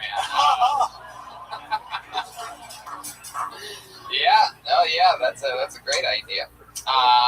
Brian just had an unbelievable idea. You live in San Jose, right? Yes. And you're going to be there in October? No, I'm going back, and then I'm coming back here on November. I may have some shows. So you're going to be in San Jose in October if you're coming back here in November? Hold on. We're using the Christian calendar, not the Chinese character. So make sure they know which calendar you're talking about. Because she was like, everything's American that I'm talking about. If we play a game of checkers, it's American checkers too. Really? Will you be here during the year of the rat? he's trying to get you a spot on their San Jose show, right? Yeah, I'm trying. It's not San Jose, but it'd be whatever you want. Sacramento or San Francisco. You close to either one of those? There's no Asian. I'm open to your location. I'm a professional entertainer, man. Hell yeah. Well, I guess we'll talk after the show. We'll figure it out. We'll do some math on the situation. We have a big San Francisco show if you want to go to it. Yeah. It's in October. We'll throw you a Biggest spot. one? Yeah. I love the biggest one. Hell yeah. Then you and Aphrodite. What is with all the women and size queens on the show? I like to go to show with Honor the Blondie, blue-eyed white gal to be there. What the fuck? Damn. Goes to school. You don't like big dicks, right? Yeah. No? Yeah. Blondie. Overrated, right? See? She likes her dick small and white, like a Colonel Bryce. I only like Blondie. Oh, dick don't matter. You like brown guy, huh? Blonde hair, blue eyes. How about Slender Man? What do you think of him? Is he close Dick to Dick too big. How about the fish? No Goku. Oh my god. Dick too big. Oh, it hurt. It hurt, man.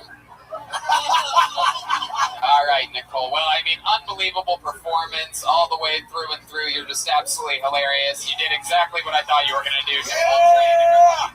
Find her on Instagram, Nicole.Tran.1614.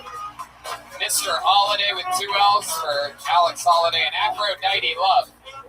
Watching me. Ba-ba-ba-ba-da-ba. There she goes. One more time for Nicole Tran. What a beautiful song that was.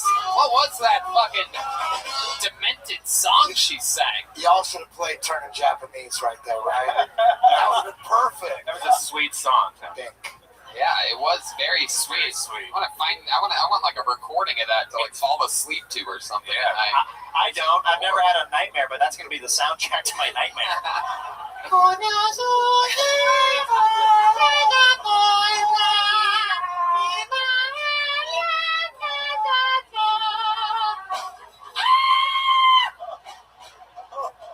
the name out of the bucket. This looks like a brand spanking new name. Make some noise for Mike Benedetto. Mike Benedetto. Here we go. Lucky corner.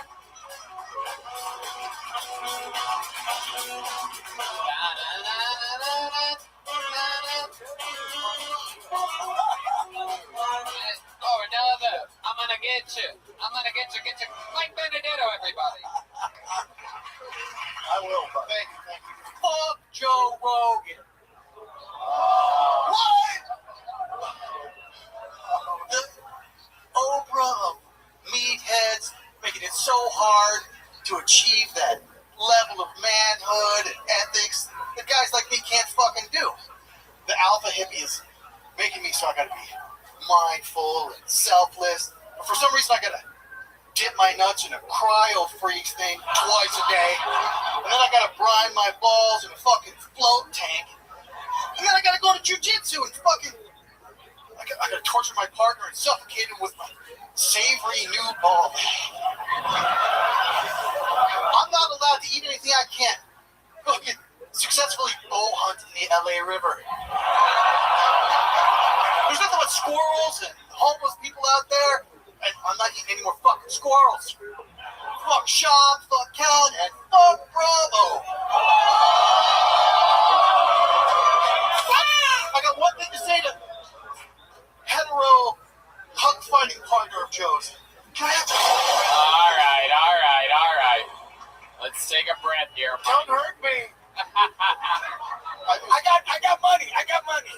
Hold on. What's going on here? Is that a weapon? What do you have? Fuck my bow. I want you to unlock my bow. Oh my god. Wow, Mike, you came fully prepared for this here. I'm sorry, I meant to then say I'm a huge fan. Of course. I know. Wow. So Mike Benedetto. You're not that dumb. That was internet trolling if it was a real person right there. And then it was a big twist. It was Didn't I block you? I blocked you, didn't I? I don't even have a Twitter account. I got one for the show like yesterday. People still on Twitter? I'm talking like Instagram. Damn, dog. No, not on social media. So let's take a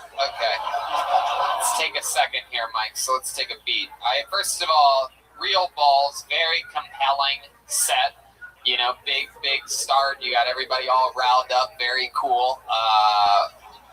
First time doing stand-up? First time doing stand-up. Very Wow. cool. That was good. That was real good. You've been listening to the show for a while, Kill Tony, or? I never thought I'd do stand-up. I'd watch you guys up here and I'm like, this, I'll never fucking do that. And then I caught this show a couple months ago and I said, I gotta go practice not succeeding, failing. That's important, right? Man, I wish more people would do that sign up for this Fail show. big, then to just succeed a little bit. Absolutely. That's definitely a great mentality to have. I love that. Heck yeah. Very cool, Mike. So where do you live? I live in San Diego. I'm a general contractor down there. I own my own small remodeling company.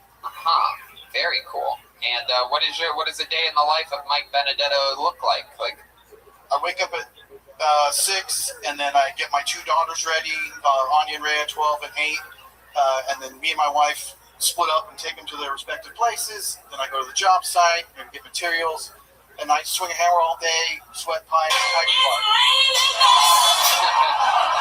Heck yeah. Hi. He answered that like he was being questioned for a murder. Yeah, it's true. He looks like one of Joe Rogan's testicles. My goodness. So you're a fan of the big twist there is that you're a fan of Joe. You listen to his podcast. Huge fan of everybody. That's fun. What's something interesting about you that we'd be surprised to know? Any fun hobbies or anything crazy about you?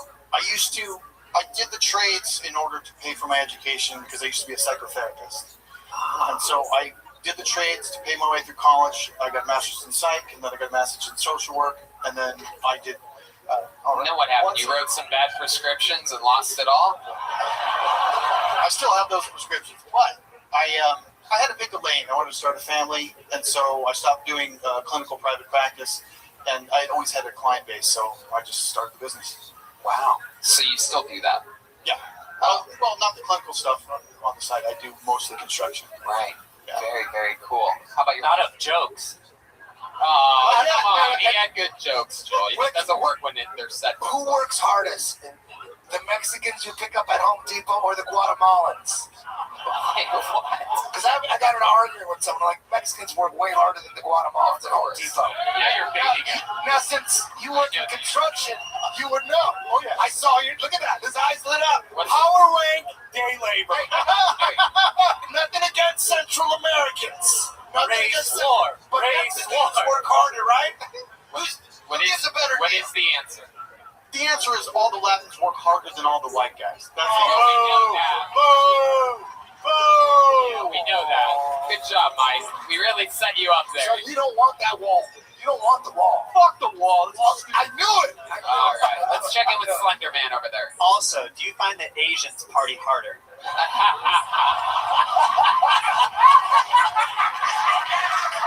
Most of my clientele is from the LGBT community in San Diego. They're mostly middle-aged gay guys with Really? the money that looks like he's got. My goodness. He's not really gay, though, is he? Is he No. really gay? No. You're just, okay. Slender Man is, but Jeremiah is a married man. Has a beautiful wife. Have you ever reconnected with Snoopy? Yeah, haven't Good you? grief, Sam. Did you ever? He got you, dude. You suck. Mike, what else? Any other fun things that you're up to or that you do? I fell in love with jiu-jitsu about 10 years ago, but I couldn't do it for very long because I can't. I got jacked up trying to do a go-go plata. The guy stabbed me, and I can't urinate anymore. Hold on. Okay. Jesus. I have to use catheters to go to the bathroom 5 times a day now. Is that true? Yep. Because of jujitsu? Yeah, well, apparently I found a pre-existing condition at the base of my spinal cord, and when I got stacked, it just pushed it over the edge, and I couldn't miss anymore. Oh my God! Yeah. What's that called? West Hollywood disease? Wow! Thank you, 3 people. So you have to shove a plastic tube in your urethra. Yeah, I got one in my bag. Did you get oil checked? No. You have one in your bag? I'm not gonna fucking do it, but I'll show you. Well, why wouldn't you do it? Why can't we see you do it? I'll go in the bathroom with you. No, we don't want you to do it. We don't want you to do it. But can you shove a pencil in your dick hole?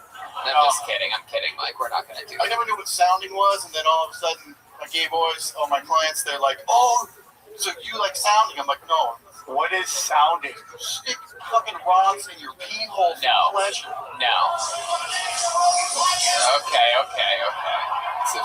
It's true. Wow. We're just bored as a species, huh? We're just bored.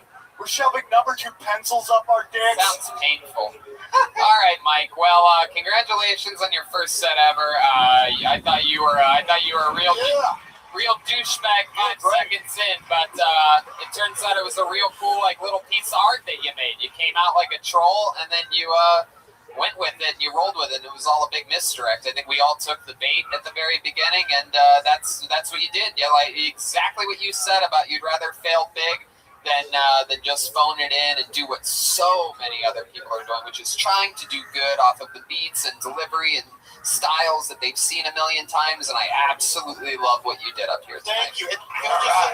Especially for a first-time set. Thank you. And yeah, it's really too long. I didn't get to the twist, but let's just all raise a glass to the guy who makes this all possible and gets us here and brings his friends, and it's the funniest fucking show ever. For Mr. Jeremiah Watkins. Hey, look at that. I love that. Absolutely. I love it, Jeremiah. Funny. Good writing. I'm a big fan. I just want to give a shout out to all the waitresses working hard. Guys, make sure you take care of the waitresses. There you go. Trying to bang the waitresses. I am trying to bang the waitresses. Okay, why do I feel like I just got trolled? That was some brave shit. I was like, where are we going? By the way, that is every internet troll right there. They're like, you fucking suck. You're like what? It's like, oh, just kidding. I love you. It's like, god damn. They're all pussies. Okie dokie. That's what I'm talking about. This guy's okay. That guy's we don't do that. We don't acknowledge the buffoons, Sam. Once that starts, they just keep going. How about Tower 7? Tower 9? They'll just keep going. Pull another name out of the bucket, make some noise for one-word name. Beto. B-E-T-O. Beto. Beto. Here he is. Beto, ladies and gentlemen. One more time for Beto. It's Beto, but Beto.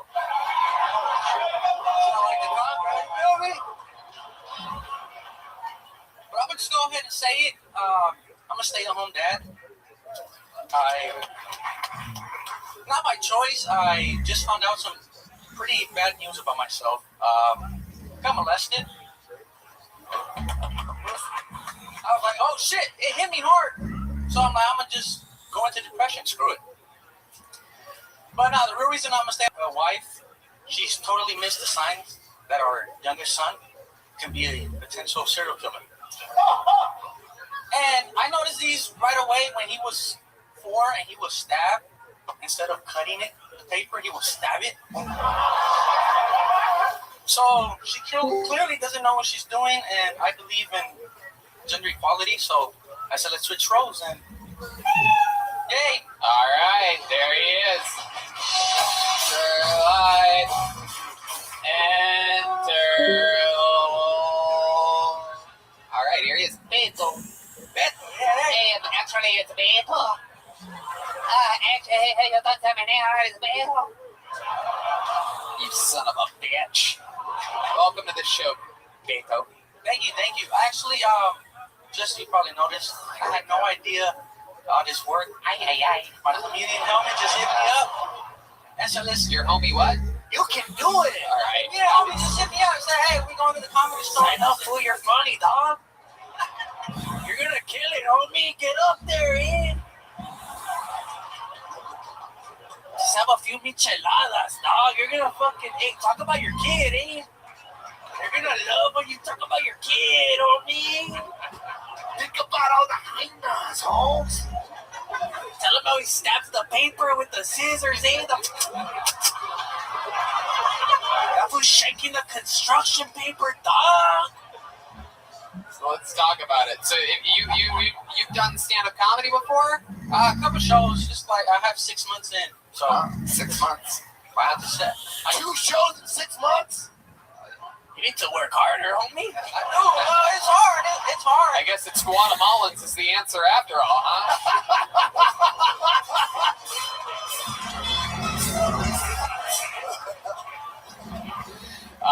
So Beto, okay, let's talk about it here. Stay-at-home dad. How long you been doing that for? A year. A year. What were you doing before that? Kid's 12 though. I had to let him marinate for a bit. You know what I mean? Hey, better late than never, dog. Hey, It's funny. I actually had my first kid at 18, and I blame the public school system. So. Why? What school system? The public school system, LA. The public? Public. Oh, yeah. Did you get a teacher pregnant or what the fuck? Dude, a Mexican can't understand a Mexican right now. I talk too fast. Why do you blame the public school system? Because they didn't teach you about what? Condoms? They ran out. They never mentioned that once? They ran out. They ran out. All right. So, how old's your kid? I got two. You got two. I got an 8-year-old and 6-year-old. 8-year-old and a 6-year-old. Yes. And you became a stay-at-home dad a year ago. Yes. And what does the wife do? She worked, honestly, I don't know her official. What? You don't know what? That means stripper. You mean specifically? I think she started doing accounting. Specifically, I'm not sure, dog, but something's paying for that white Civic. You know what I'm saying? Joburg.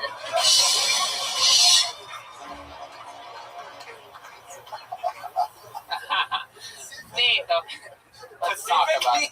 What else? What do you do? What do you do for fun? Like, what are some hobbies of yours? You go frisbee golfing? I started working out. You say working out, you go like that. What does that mean exactly? It's my dumbbell. Yeah. You picking up your kids? Why does he sound like Mexican Joe Pesci? I started working out. I don't know. I don't know, man. It's I love your face because you go through from like smiling to I'm gonna shank everybody on stage. Now I see why. When they told me about this, they're like, "Oh, you're gonna get, if you get chosen, you're gonna get ate up." Yeah. It's I'm already dead, homie. You can't out in the street, he probably wouldn't be saying that, you know. Oh shit! Oh shit! What?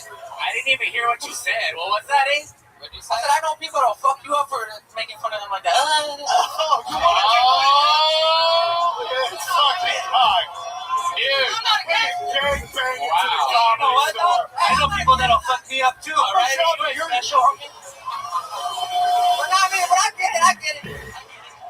You want to get green lit, Holmes? You want to get green lit? I didn't know Mexico had a Jersey Shore, homie. What's up, man? Wow. You woke the dead back there, dude. You don't take shots at Joelberg. He'll eat you up. Have you ever been fucked by a purple dildo with sparklers attached to it? He's gonna put something in your butt, though. All right. Well, I mean, congratulations, dude. For third time ever on stage. Fun stuff. I mean, you talked 6. What? 6. Oh, okay. Well, who's counting? She left it at 3. Heck yeah. Congrats on getting up, getting pulled, having fun up here. You played around well. You're a good. You got something. Thank you. Thanks for threatening us with gang violence. Hey, I don't want no trouble. I got keys. I don't want any trouble. You did great. Yeah. Thank you. There you go. You did great. There he goes, Beto, everybody. Beto. He's on Twitter.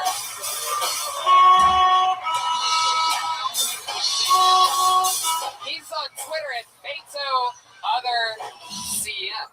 That's an interesting one. Beto COTHERCM or something. Social media. What? Beto Other SM. Social media. Beto Other SM. Social media. Well, what's the other social media? Oh, okay. Very confused. He's got a Zenga. I don't know what's going on. Eddie with P. In the meanwhile, I pulled another name out of the bucket. How many of you like it when comedians do good on this show? That's nice. It's a nice round of applause. A bunch of nice people smiling. How many of you like it when comedians do bad on this show? Wow. Whoa. Look at that. What a hateful audience. These people love blood out here on a Monday. I've been impressed with the comic album. Have been pretty good writers, man. Yeah. Even the guy who threatened us with gang violence. We got good needed a haiku. comedians. We got a hot audience. Something's bound to go terribly wrong any second. I pulled a name out of the bucket. Make some noise. 60 seconds uninterrupted goes to David Paulus. David Paulus. Here we go. David Paulus. I've got to, hey, get away. I've got to run away from this. One more time for David Paulus, everyone. It's football season again. Another great opportunity for us to all learn about domestic violence. And while that's all very informative, since when did the Italian mob unionize NFL officiating? Every time there's a fucking flag on the field, they send it to Dean Blandino at the NFL offices in New York. And it's like a fucking taped audition for The Sopranos. On the play in question, the colored fella, number 24, who was carrying the ball, approached the line of goal, at which time the Irishman, number 46, came in with a velocity and cracked that shine in the fucking head. Though it was a fantastic hit at the time of the infraction, propagated by the land speed, the call stands. Back to you, Al. There you go, David Paulus. I've got to. David, this is what, 2 weeks in a row for you? It's been a busy 5 weeks. Yeah, it's the third time. Yeah, third time in 5 weeks, 2 weeks in a row. You're a very lucky guy. What do we know about you? That you made a movie. Best Thanksgiving ever, Amazon Prime. Check it out. You put all your money into a movie, and you're earning it back, right? Slowly but surely, thanks to Kill Tony. That's right. You got the big Kill Tony bump. A lot of people went to see your shitty movie, and it's very exciting. What else is going on in the world? Anything else happened this past week that we need to know about? I went on a date with an Asian chick. Oh, you did? What is that about? Does she leave to San Diego tomorrow? Asians, man. Last week said. You don't remember last week he shit on Asians the whole time. Now he's having an Asian date. Yeah? Okay. How'd it go? Went fine. Uh-huh. Wow. You're still live on the show. You know that, right? Can you tell us more than fine? I got laid. It was a layup. Okay. Pussy tight? It was a layup. Good question, Eddie Bravo. Pussy tight? Asians got, right? Don't they have tight pussies? Yeah, and they party hard. Good. What'd you do with this girl? Good elasticity. Take us through the evening. Where'd you meet her? Yeah, Plenty of sushi? Funny enough, I met her at the Japanese restaurant I work at. Really? And yeah, she was hanging out at the sushi bar. Is that true? Yeah. Wow. Incredible. Keep going. And you're like, hey, what's up? You want some not confident dick in you? Not confident really? dick. Is that what I'm exuding right now? Yeah. Well, yeah, it's been a long time. So yeah, I hopped over to the Belmont across the street, and then that was it. Wasn't much to talk about. You fucked her at the Beaumont? No. I have an apartment. No car, but I have an apartment. You took her back to your place? Yeah. You said you don't have a car. Did she drive? No, we took an Uber. Very good. Very good. So how'd it go? You sat down on the couch, then what happens? You're like, hey, you want a cup of tea or something like that? Or can I get you something? Can I get you a massage? Or perhaps some dry cleaning done? Some fucking...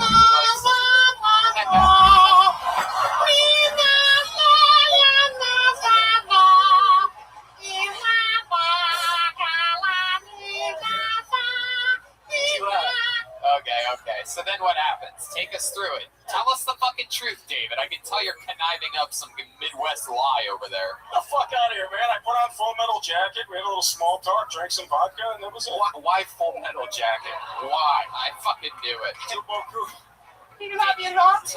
right. David. What happened? You're sitting on the couch. Tell me the truth. What the fuck, man? Listen, I put on Best Thanksgiving Ever. Oh, David, stop making jokes. I'm asking. This is the interview part.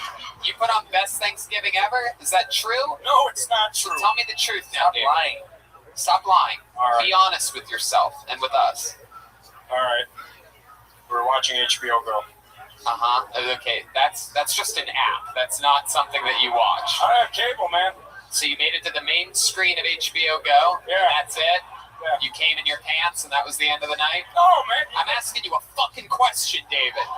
I need you to pay attention here without lying or trying to be funny. Explain to me how the evening went. What did you put on HBO Go? Jiro Dreams of Sushi? Black Girl Sketch Show? All right, there he goes. David Paulus, everybody. Make some noise for David Paulus. There he goes. He's run out of brain energy. He doesn't know how to answer common sense questions about something that happened days ago. Yeah. After you eat out an Asian chick, do you get horny 20 minutes later? I wanted to know. I wanted to know. No, he would just say something stupid if we asked him that question. I wanted to know if you wear a condom because I heard they like it raw. Hey, that's an Asian joke. That's another sushi one. As many of you know, we have a what? Oh my God! Brian gave me the evil eye. So much going on right now, guys. We have an intern on this show. Brandon, the intern, came in a couple months ago. We're making some amazing adjustments that are going to be taking place production-wise with this show, including better live feed, sound quality, and a great many other changes that are all being enacted right now. As part of his internship, when he came on board, one night his mom came out to the show, and so I threw him up for a spot to do 60 seconds. He bombed so hard it was almost depressing, and I love watching people bomb more than the rest of you, but I mean, I almost killed myself for him at the end of his set.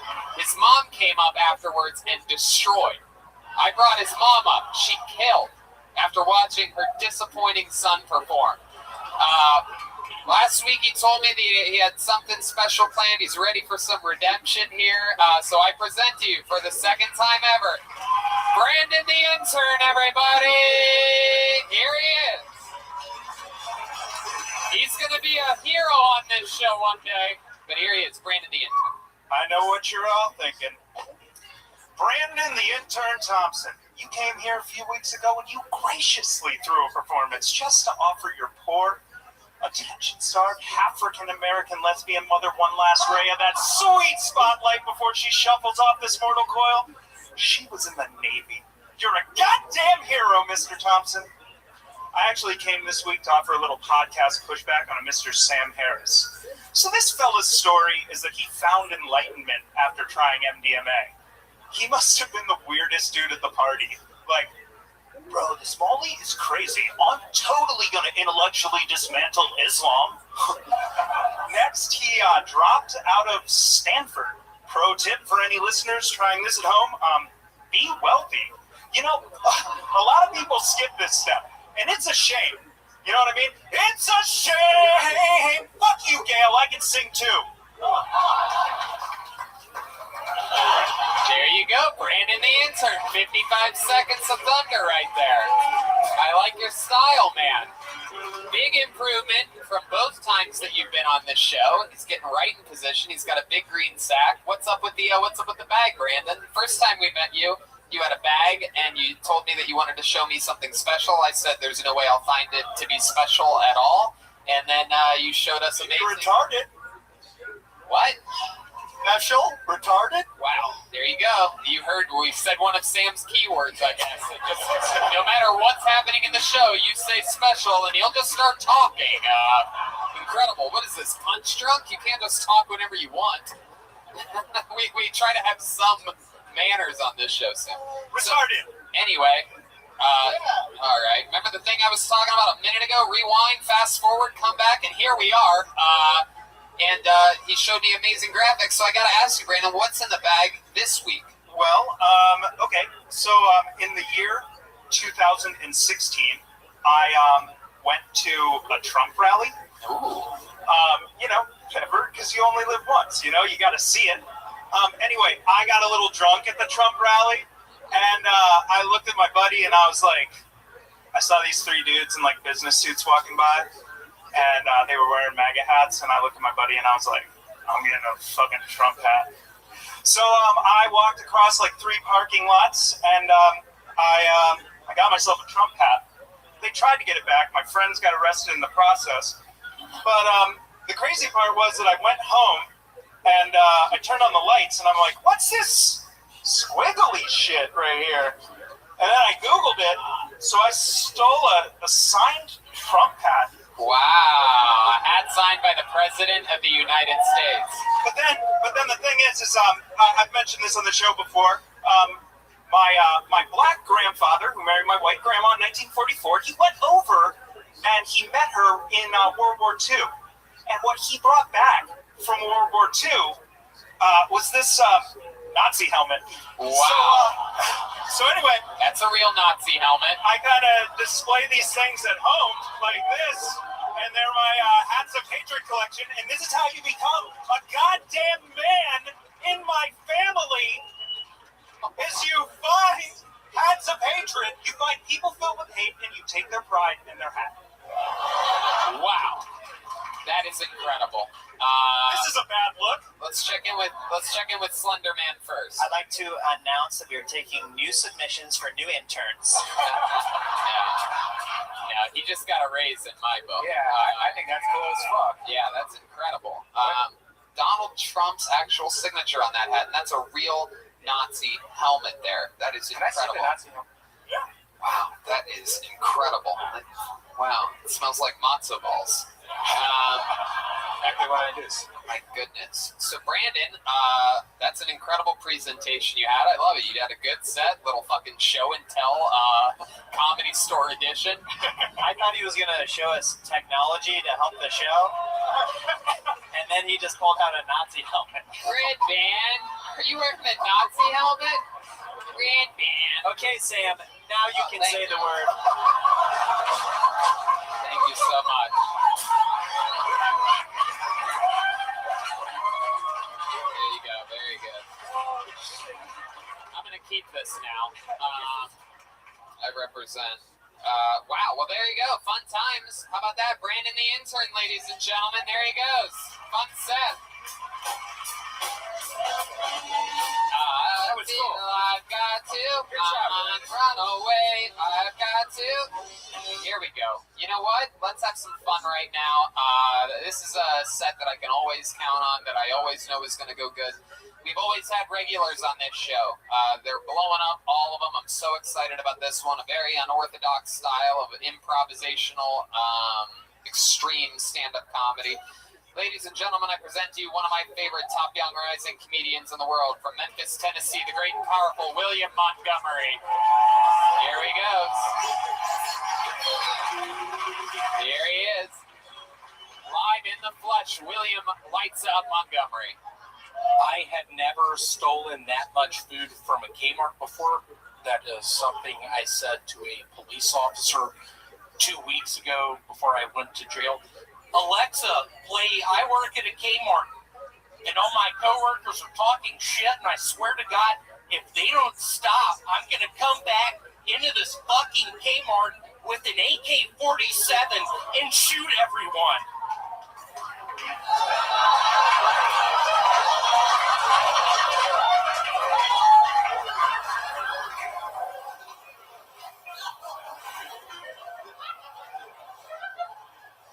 Hey, William, just say hi to people this time. That's an impression of my mother whenever we're at the grocery store. Alexa, play I Work at a Kmart, and I swear to God, if my coworkers don't stop talking shit, I'm going to come up in there with some Speedo goggles and an AK-47 and kill everyone. Fuck yeah. Did it again, William Montgomery, using some of this week's topical subject matter. Too soon? I don't think so. Never. I don't think so. That's incredible. You're really attacking the news of the week, William.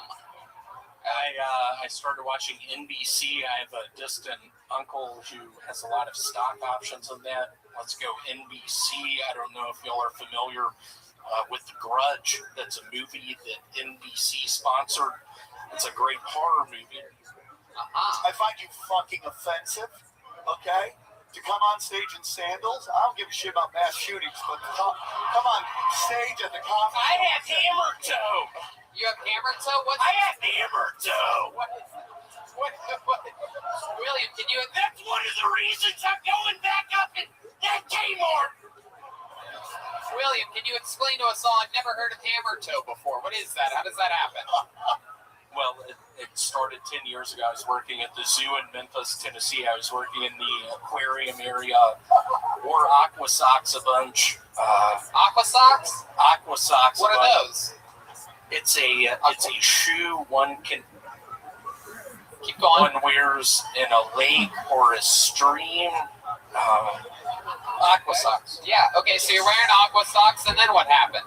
How do you get hammer toe? Probably 5 weeks later. I finally took them off for the first time, and I looked down at my toes, and literally my big toe on my right foot looked like a hammer. So you kept the aqua socks on for 5 weeks straight? I did. I didn't know what to do. Oh my god. Oh my god. Those are the shoes with toes? See, what scares me is if you were working in that Kmart and I had those Uzis, I had my Speedo goggles on, and you asked me that, I'll be quite frank, I think I would spare you. I would be so horrified, I'd be like, no, these aren't the 5 fingers, they're aqua socks, and I think both of us would laugh, and I would just resume down maybe the aisle where the fish are, just with my Uzi spraying bullets. Wow. Don't ask what's in my knapsack, because it's pipe bombs. Is that true? You have pipe bombs in there? It's pretty true. It's pretty true? It's pretty true. I looked up a diagram. I love it. All you do is smash, William. How's life been going? What else has been going on this past week? Been pretty good. Hanging out with that girl. Oh, yeah. Still doing some acid. Yeah. Still looking at her in the face, just thinking, oh my God, I think I'll be honest, I've been lonely for 10 years. I've only ever had one girlfriend. Met this one young lady. She seems nice. But yeah, tripping on acid, just thinking I have to be just in her bedroom. Her grandparents are on the other side of the door. Is that true? It is true. She lives with her grandparents? She does. And that's where you go to hook up with her? You go to the grandparents' house? When you say hook up, I hope y'all realize just sort of a scene, maybe MIA paper planes, like her putting on a surgical plastic, whether it be plastic, whether it be just some sort of plastic material, just, the complete thing. Yep. Just her putting those on, me taking... Wait, what type of plastic? Hold on, William, you gotta slow it down. You just said plastic material. Where's she putting the plastic material? She is slowly whispering in my ear, it's not saying, the question William, I asked. Go ahead. Just do your thing, William, you seem so nice. I'm open to putting one of my fingers around your bottom. Oh. And then what? She says that, and I'm tripping, and I look at her, and I get the pistol that I carry in my backpack, and I put it up to her head, and I'm just like, bitch, I swear to God, I'm on fucking edge. If you say that shit again... Hey! Alright. Wow. William, you are quite the artist.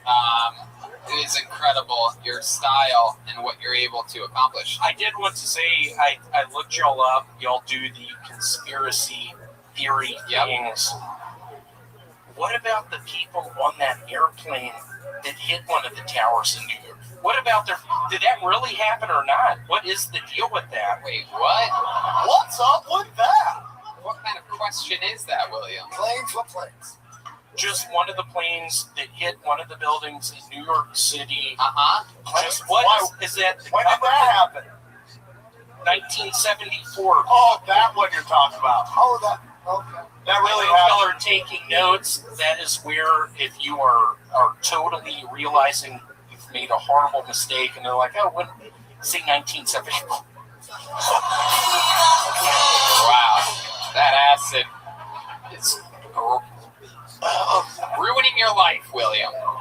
So you've been having sex with this girl that you found. Sexual intercourse? On acid with a gun to her head. Yeah, but you bet you've been putting your wiener inside of her little toot-toot? Her little, I have not said any name. I'll be very frank. I'm playing the pull-out game, which I've never done before. What does the pull-out game mean to you? What do you... It entails me and her being side by side, MIA paper planes blaring. Yeah, blaring. What about the grandparents? So they don't mind that song? I'll be very honest, sort of in the heat of the moment, I whisper in her ear, and I'll change names here, but I'll just be like, hey, I think Scott is listening. Wait, whose name is that? The grandparent? And it scares me, and then I stop, and then I think I've been smoking and drinking too much. My penis is not working how it used to. Yeah, that scares me. How's it working now? Does it have hammer toe? Yeah, it works. Just me being beside her, just sort of fantasizing about being in a Kmart, maybe a couple Uzis. Okay. Hey, William, there he goes. When you hear the same thing twice, that means that the interview's over. Well, ladies and gentlemen, once again, the great William Montgomery. You know, if I was starting stand-up comedy now, I would fucking hate that guy. He would infuriate me.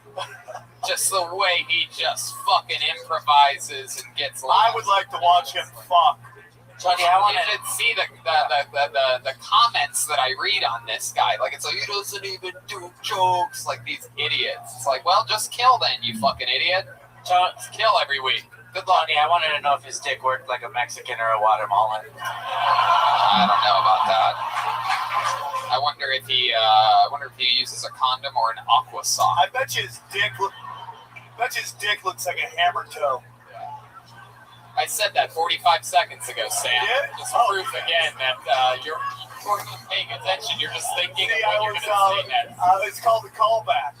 You guys think we should go back to the bucket one more time, huh? And stirring it up. Slender Man? Yeah, I bet William's dick looks like a hammer toe. Oh! That's a good one. I wish I would have thought of that. And it parties a lot. Just picture MIA paper planes playing in the background and I'm in Kmart shooting again. Alright, this looks like an interesting name. Make some noise for Brandon Bieterstadt. Brandon Bieterstadt, here he is.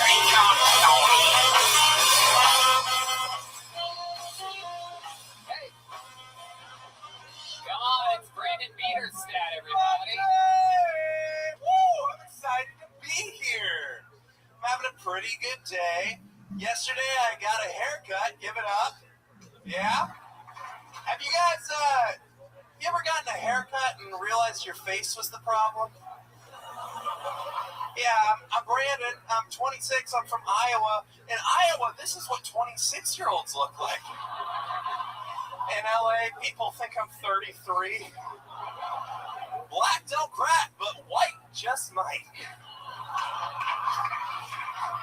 I blame my mom for me looking like this. I think she made me an alcoholic. Like, when I was younger, she had one of those cool cars, like a futuristic car. Like, my dad had a Lincoln with heated seats, but my mom had one of those cars that you didn't even need a key to start. You could just use your breath. No, it was cool because sometimes she would let me start it. Fuck yeah, Brandon Bieterstadt. That's how you do it. Very fun. How long have you been doing stand-up comedy? I'm at a year and a half. Year and a half. How long have you been in Los Angeles? 4 years. 4 years. Yeah. You say that and you rolled your eyes there. Well, you'd think I would have started when I moved out here, but I moved out here for TV writing, and thought that this might be. I don't think there's anything wrong with starting then. You started at 22, right? I'm 26, so I started 25-ish. Oh, that's right. I got the math wrong there. That's right. You've been doing it for a year and a half. You've been here for You 4 thought I was 22? No, when you started. Yeah, okay. I got the answers confused. Year and a half, 4 years. I thought you started 4 years. I got it mixed up. Gotcha. So, what made you finally start? What was the thing that finally pushed you to begin? I did a stand-up class. I just realized that I always wanted to do it, but I realized... You took the class? You look more like a stand-up teacher. Yeah, that's what they all look like. My teacher was younger than me, so Oh. that like really hurt. Wow. But who's taking stand-up lessons from a 23-year-old? It was a lie. No, I moved out here. I figured a class would just kick my ass, make me do it, you know? Right. So, how do you make a living? I am a production assistant at College Humor. Oh, very cool. How you like working over there? I love it. I'm proud of it. I think that it has some upward mobility for me, so who knows? You know? Ooh, upward mobility. My goodness. What is this, one of those wheelchairs on a staircase? Upward mobility. That's so fun. My goodness. So Iowa, what was that like? Small town? Yeah, 12,000, the home of Maytag washers and dryers. No fucking way. Oh my god. I like clean clothes. I'm sorry. Okay. Okie dokie. Who are your favorite comics? I like Dimitri Martin. I like... Oh, is that Dimitri Martin back there? Look at that. Just one person clapped at that. They finally invited him to the comedy store. Yeah, it's nothing better than, I love easel boards in my stand-up. There's nothing better than, wow, what's he going to tear away next? My goodness.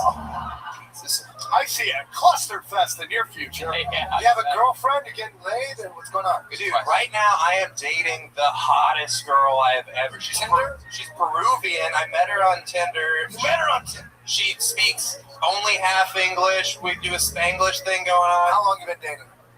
2 dates. What'd you do on the first day? Good question. We go dancing. El Compadre? Oh, show me Really? your dance moves. You know how to dance with a Peruvian? She thinks I do. It's all about, like, the green card. So, let me get this straight. I was going to say the hips. How far did you get the first date? How far did you get? We won't tell nobody. She let me grab her chimichangas and... Wow. And I... Did you close the deal that first night? But you couldn't get near that quesadilla. Try. Did you try and she turned you away, or did you play it cool? You played it cool. I played it cool, dude. That's the only way to be with chicks who are way hotter than you. You have to, like... Second date, you get some? No.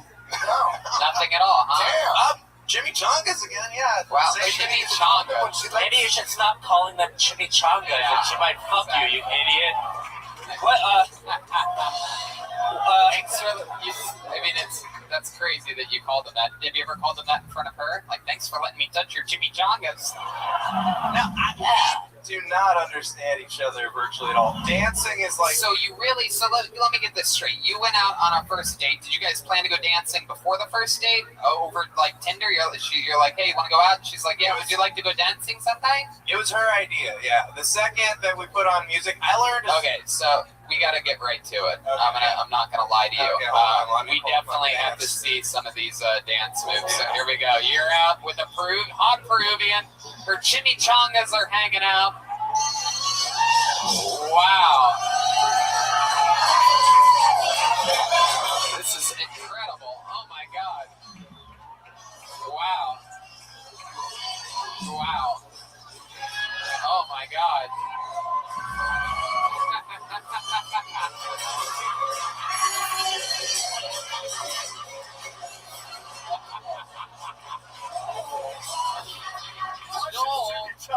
Joel knows how to play a Peruvian chick really well.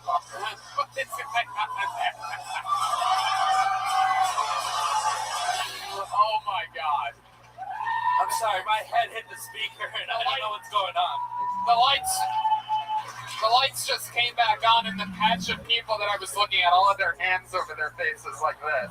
Your dance moves make me think that you order Taco Bell in Spanish when you go there. That claro. Did you, while you're dancing with her, are you erect? How hard were you? Just as hard as I own. Maybe you should do it. You soft taco or hard taco? Does she let you touch her hips? Does she let you touch, like you hold the hips? She likes me. This is weird for you guys. She's grinding on your shit. Yeah, Mamacita's And you're not closing the deal yet? Yeah, third date. Give me a second. Dude, it's 2019. Yeah, dude. She grinded her ass in Peru. You should already have chlamydia by now. Or vaginal parasites. Chlamydia's her sister's name. So, Is it chlamydia how do these nights end? If you're not closing, do you end up dropping her off? Is that what goes on? You have a car? What goes on here? Tell us about the end of the night. So we'll go out until like 2 in the morning. Wow. Dude, Yeah, should be crazy. fucking. Welcome to another She should episode be of Three. You should pregnant be by fucking. now, dude. It's like, it's a good time to go. Yes, and then what happens? Then we go back to my shitty house. Yeah. This is what happens with white guys. White guys watch romantic comedies, and they're like, girls want flowers and dogs. While everybody else is power fucking, okay? Right. Stop with the running through the airport with flowers, okay? Okay. Get to it. All right. So then what happens? You're not a We close. go back to my house and You're in your house. Let him go, Sam. Let him go. no, we usually dance for another like 2 hours. Are you guys drinking? Are you guys drinking at all? Oh, You guys are drinking and dancing. There's no fun. You guys stop right now. Everybody shut the fuck up right now. Hold on a I'm getting second. fucking pissed. I'm furious. I've never been more mad at you take her back to your place and you dance until 4 a.m. using physical energy, you fucking pussy? Fuck. Stop watching Jennifer Aniston movies. I don't know if they taught you in that comedy class how to be like Louis C.K., my friend, but you need to just... when you get back to your place, you need to pull your fucking dick out, bro. You really need to do dirty dancing. It's legal. It's legal in your own residence. You need know that? It's legal. You need to just stop. You need to stop. Hey, well, I like that. Welcome to another episode. We're playing by Peruvian rules here, okay? I feel like that's a conspiracy theory that needs to be checked out. Wow. Consent. Fun facts of consent with Eddie Bravo. I see a spin-off show here. Yeah, If you get her back to your place, it's basically game on. Set that at the door unlocked, bro. Rape. Not if she walked in. She broke in, officer. I think you accidentally gave one of the funniest answers to any question in the history of this show. You go back to your place after dancing until 2 a.m. and you dance for 2 more hours. This has been both dates? This is how both dates end? Dos más horas, yeah, see. We got it both times. It's the only thing she really likes about me. I gotta ask a question. Do you think if you try to fuck her, it's like disrespectful? Like you're being a male pig? Like, oh, I'm such a chauvinist pig. She's letting me grab her chimichangas, yeah! Oh my god. Give me I feel like this is the movie Big and you're an 11-year-old trapped in the body of a 26-year-old that looks like a 45-year-old. And you're like, I'm just happy grabbing boobies. When was the last time you had sex? Be honest. That's a year. That's at least a year. That's a good question. How long has it been since your last time?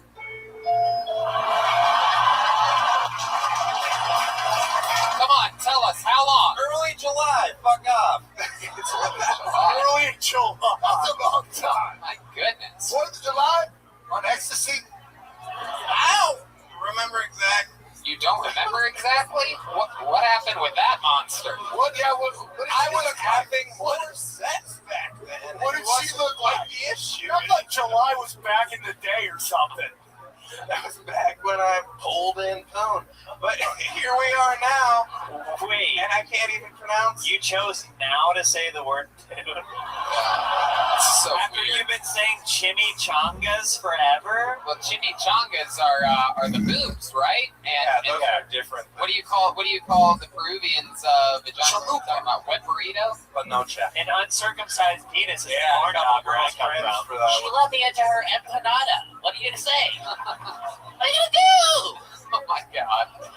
Wow. So Brandon, what's going to be your approach on this next one? We all think that you need to fucking close. I thought we were going dancing. Yeah, no, it is true. You go dancing, but then when you take her back to your place, Don't dance more. don't dance anymore. No. Stick a finger in her, dude. Whoa, Jesus Christ! I mean, Eat her butt, dude. I would start by maybe giving her a kiss before throwing the finger in her. That's the difference between Red Band and I. Says, hey, come here. What do you know? It's in your house. It's legal. Red Band. Trash can. Trash can. My goodness gracious. Brandon, I'll tell you what, dude. You gotta go. Do you guys have plans to go out again?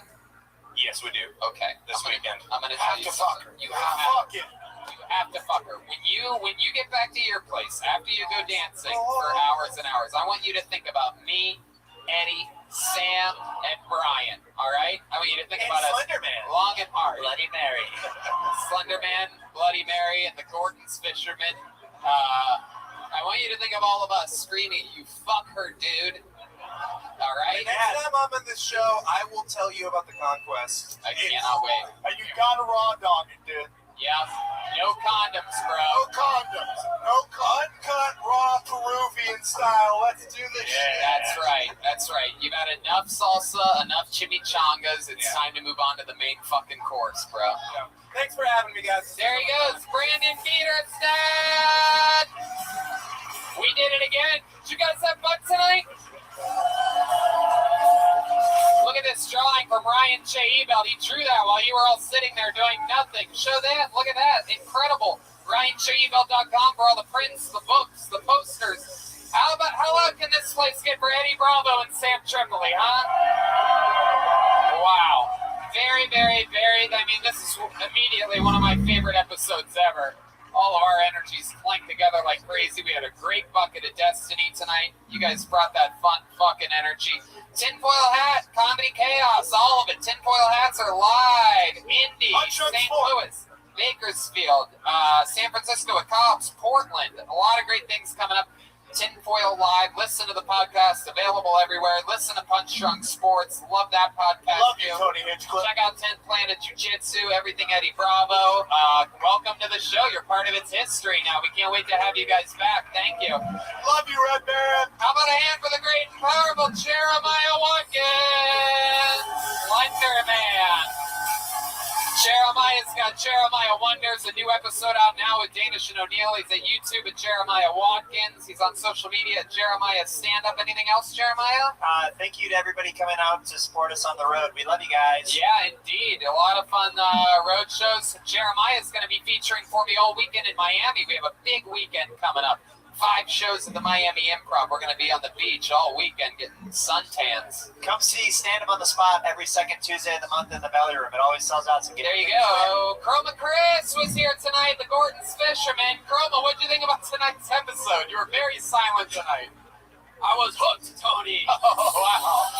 Hey, 1 for 1, Chroma Chris. Also, shout out to Ernie Ball. Thank you. Ernie Ball Guitar Strings, the newest sponsor of the Kill Tony Band, as well as Ludwig in their very own client. Come on, one big burst energy for Joel Jimenez. Wow. Joelberg's on social media, mostly sorry.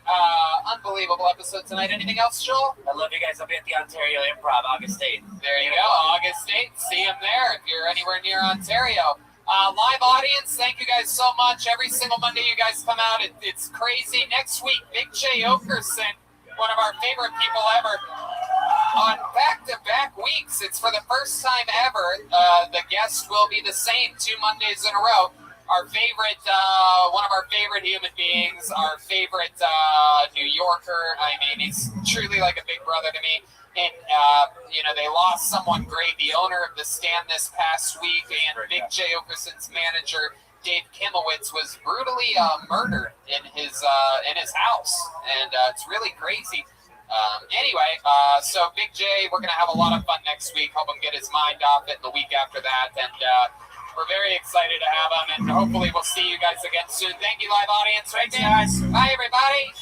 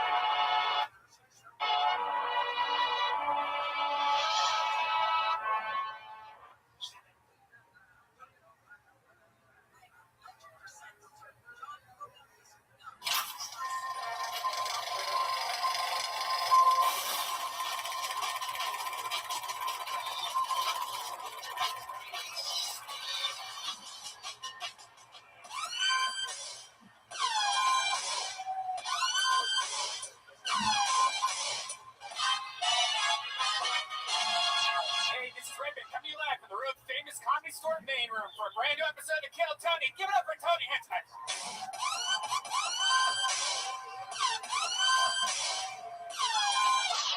Fuck yeah, everybody, make some noise. We're here on a Monday. Yeah, it sounds good. It feels good. We are live. Brian Redman's here, everybody. Ryan J. Ebelt's here, drawing tonight's episode. The whole crew is here. The green room is chaos. This place is packed to the gullets, sort of, almost. There's a little dead area over there, but that's blocked from the band. So good on you for not sitting over there. And hell yeah, let's just jump right into it, shall we? Just had an amazing weekend of stand-up comedy in Miami. Thank you to everybody at the Miami Improv. I had so much fun. And the road continues, and just I have a little break here. Get to stay in town for a bit, play some frisbee golf and whatnot. You know what I mean? And then I go to, it is Key West, right? Is it Key West? West Palm Beach. No, I've been saying Key West, and I've been fucking up. It's West Palm Beach, the first weekend of September. And, but let's make a big announcement right now, shall we? I should have warned you about this. Big announcement right now, and that is that Australia. Breaking news. Our shows in Australia will sell out 3 giant theaters, Melbourne, Sydney, and Brisbane. And pre-sale for that show goes on sale this Thursday. Isn't that crazy? This Thursday. I do believe it is the 19th. No, the 16th. The 15th. This Thursday in Australia. Friday morning. Wait, no. They go on sale Thursday night here in America, Friday morning in Australia, Thursday night, something like that. So yeah, get those tickets, and they go on sale, whatever pre-sale isn't. I don't even get the pre-sale thing, because it's like, so they're on sale. Yeah. They just call it pre-sale, so that people can be like, we sold out in the first 10 minutes. Yeah. Anyway, they go on sale next Monday for the general public, whatever those people are. Probably the people that are going to buy tickets. Post-sale. I love it. So get tickets for that. You're headlining San Diego August 17th. Yeah, this Saturday bringing Joelberg out there. So if you want to see Joelberg, George Perez, and Sidekick Eddie. who's also been on the show before. 2 shows, American Comedy. Isn't that fun? And I'm doing a Tony Hinchcliffe and Acquaintances show at the Hollywood Improv Friday, August 23rd. Got Neil Hamburger on that. How exciting is that? You know who Neil Hamburger is? Yeah. You're going to love it. All right, so let's just jump right into today's show. But before we do, here's a word from our sponsors.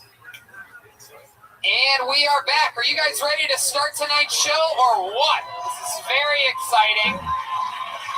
The return of one of our favorite guests, one of my favorite comedians in the world. I worship this guy. I've always looked at him like one of my big brothers on stage and off. I adore him. Truly one of my favorite comedians on the planet. One of my favorite guests on this show. Make some fucking noise for Big J Okerson. Wow. Here we go. Yeah! New York's finest right here, everybody. The beats from the East. Big J Okerson. Yes, sir. And he does not slow down. He's at the Ontario Improv tomorrow. He's doing the show The Worst here at the Comedy Store on Tuesday. Comedy Works all weekend. Legion of Skanks Super Party here next Monday. Oh, yeah. You're doing a Legion of Skanks stand-up show after Kill Tony next week. And the Kill Tonys, you, Lewis, and Shane Gillis has just been added to that. It's going to be, the Young Bulls coming out. I love it. 3-person panel there. And Fort Worth, Omaha, Chicago, Jersey, Orlando, Connecticut, Nashville. Go to bigjcomedy.com. Get tickets for those cities. And also, of course, listen to our favorite show, The Legion of Skanks. And, of course, Bonfire, the ESDR show. You're nonstop. You remind me of me, but a bigger, cooler version. No, not cooler, but definitely bigger. I love it. So welcome back. You know how the show works. You've been on a bunch. It's chaos, so I'm just going to keep it moving. We have a band on this show. You know this. I love this. Big J famously once had to bounce a man in Austin, Texas, who was on mushrooms who tried to attack the leader of this band that I'm about to bring out. I won't let it. Not on my fucking watch. That's right. Poor Tom Herrera. He hasn't been seen since. And you know the band, you love the band. Every single episode, guys, they commit to being different characters. I never know what they're going to be or what they're going to do. Maybe they're mailmen or milkmen or fucking policemen. Or we had Kid Rock on an episode in Indiana a couple weeks ago before he hit the news. I never know what they're going to be. I'm excited to see what they are tonight. Make some noise for one of my favorite things in all of comedy. It's the best damn band in the land, the Kill Tony Band. Jeremiah Watkins, Chroma Chris, and Joel Jimenez. Let's see what they are tonight. Whoa! Wow! No doubt about it. They are diner waitresses. I've never seen these characters before. This is so exciting. I always love brand new characters on the show. We're here 2 years ago. Yeah. Oh, you were? I remember these ladies. Oh, wow. And my goodness, what's your name, young Howard Stern?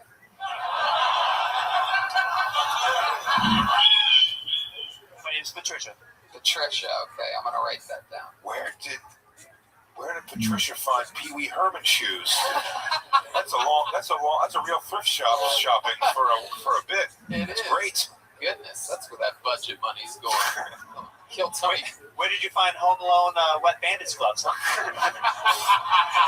Whoa, Patricia fires back. You want to come with me? That's fucking sassy. Some of these characters take it well, but Patricia not taking. You roast her, she comes right back at you. She'll serve it and dish it out at the same time. All right, don't take all my jokes, honey. Oh, okay.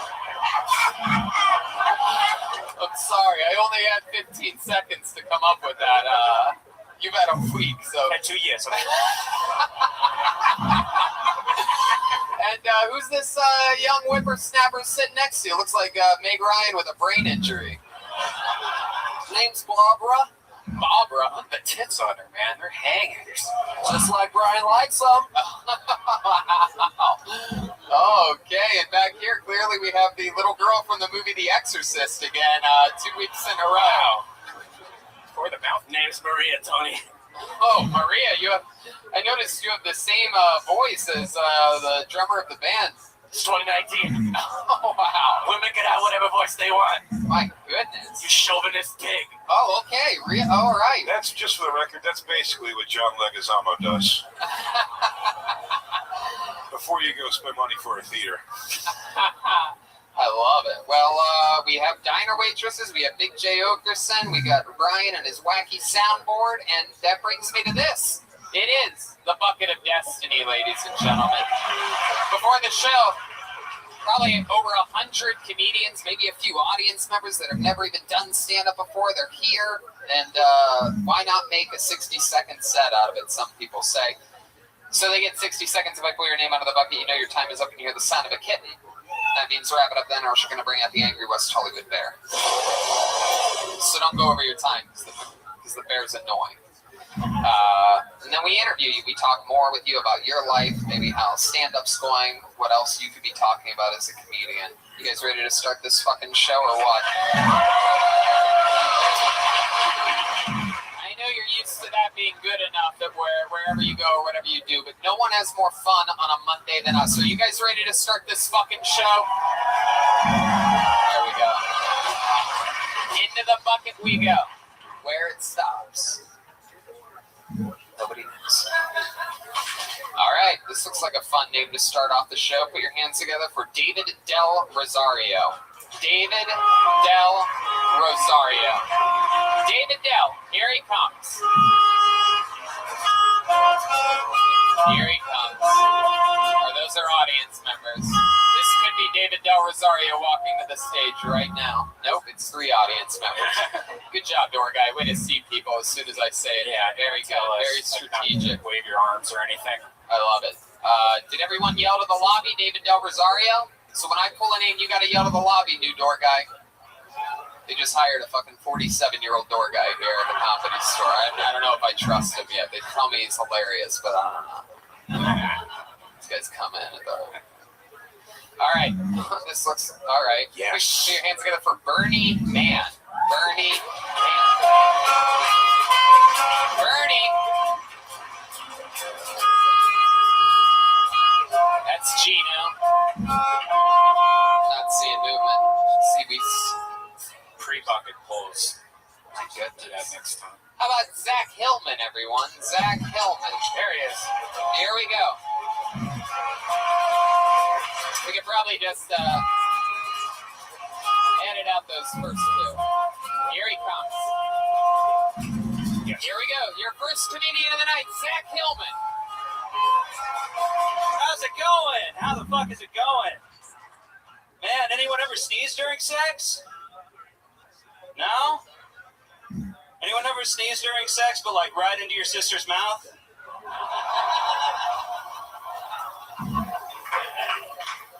It's just me. It's still just me. It's just me. Why are guys so afraid of periods? You know?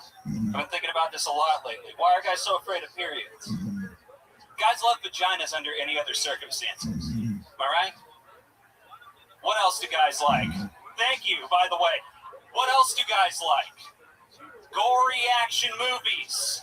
A woman on her period should be the Reese's peanut butter cup of things that guys like.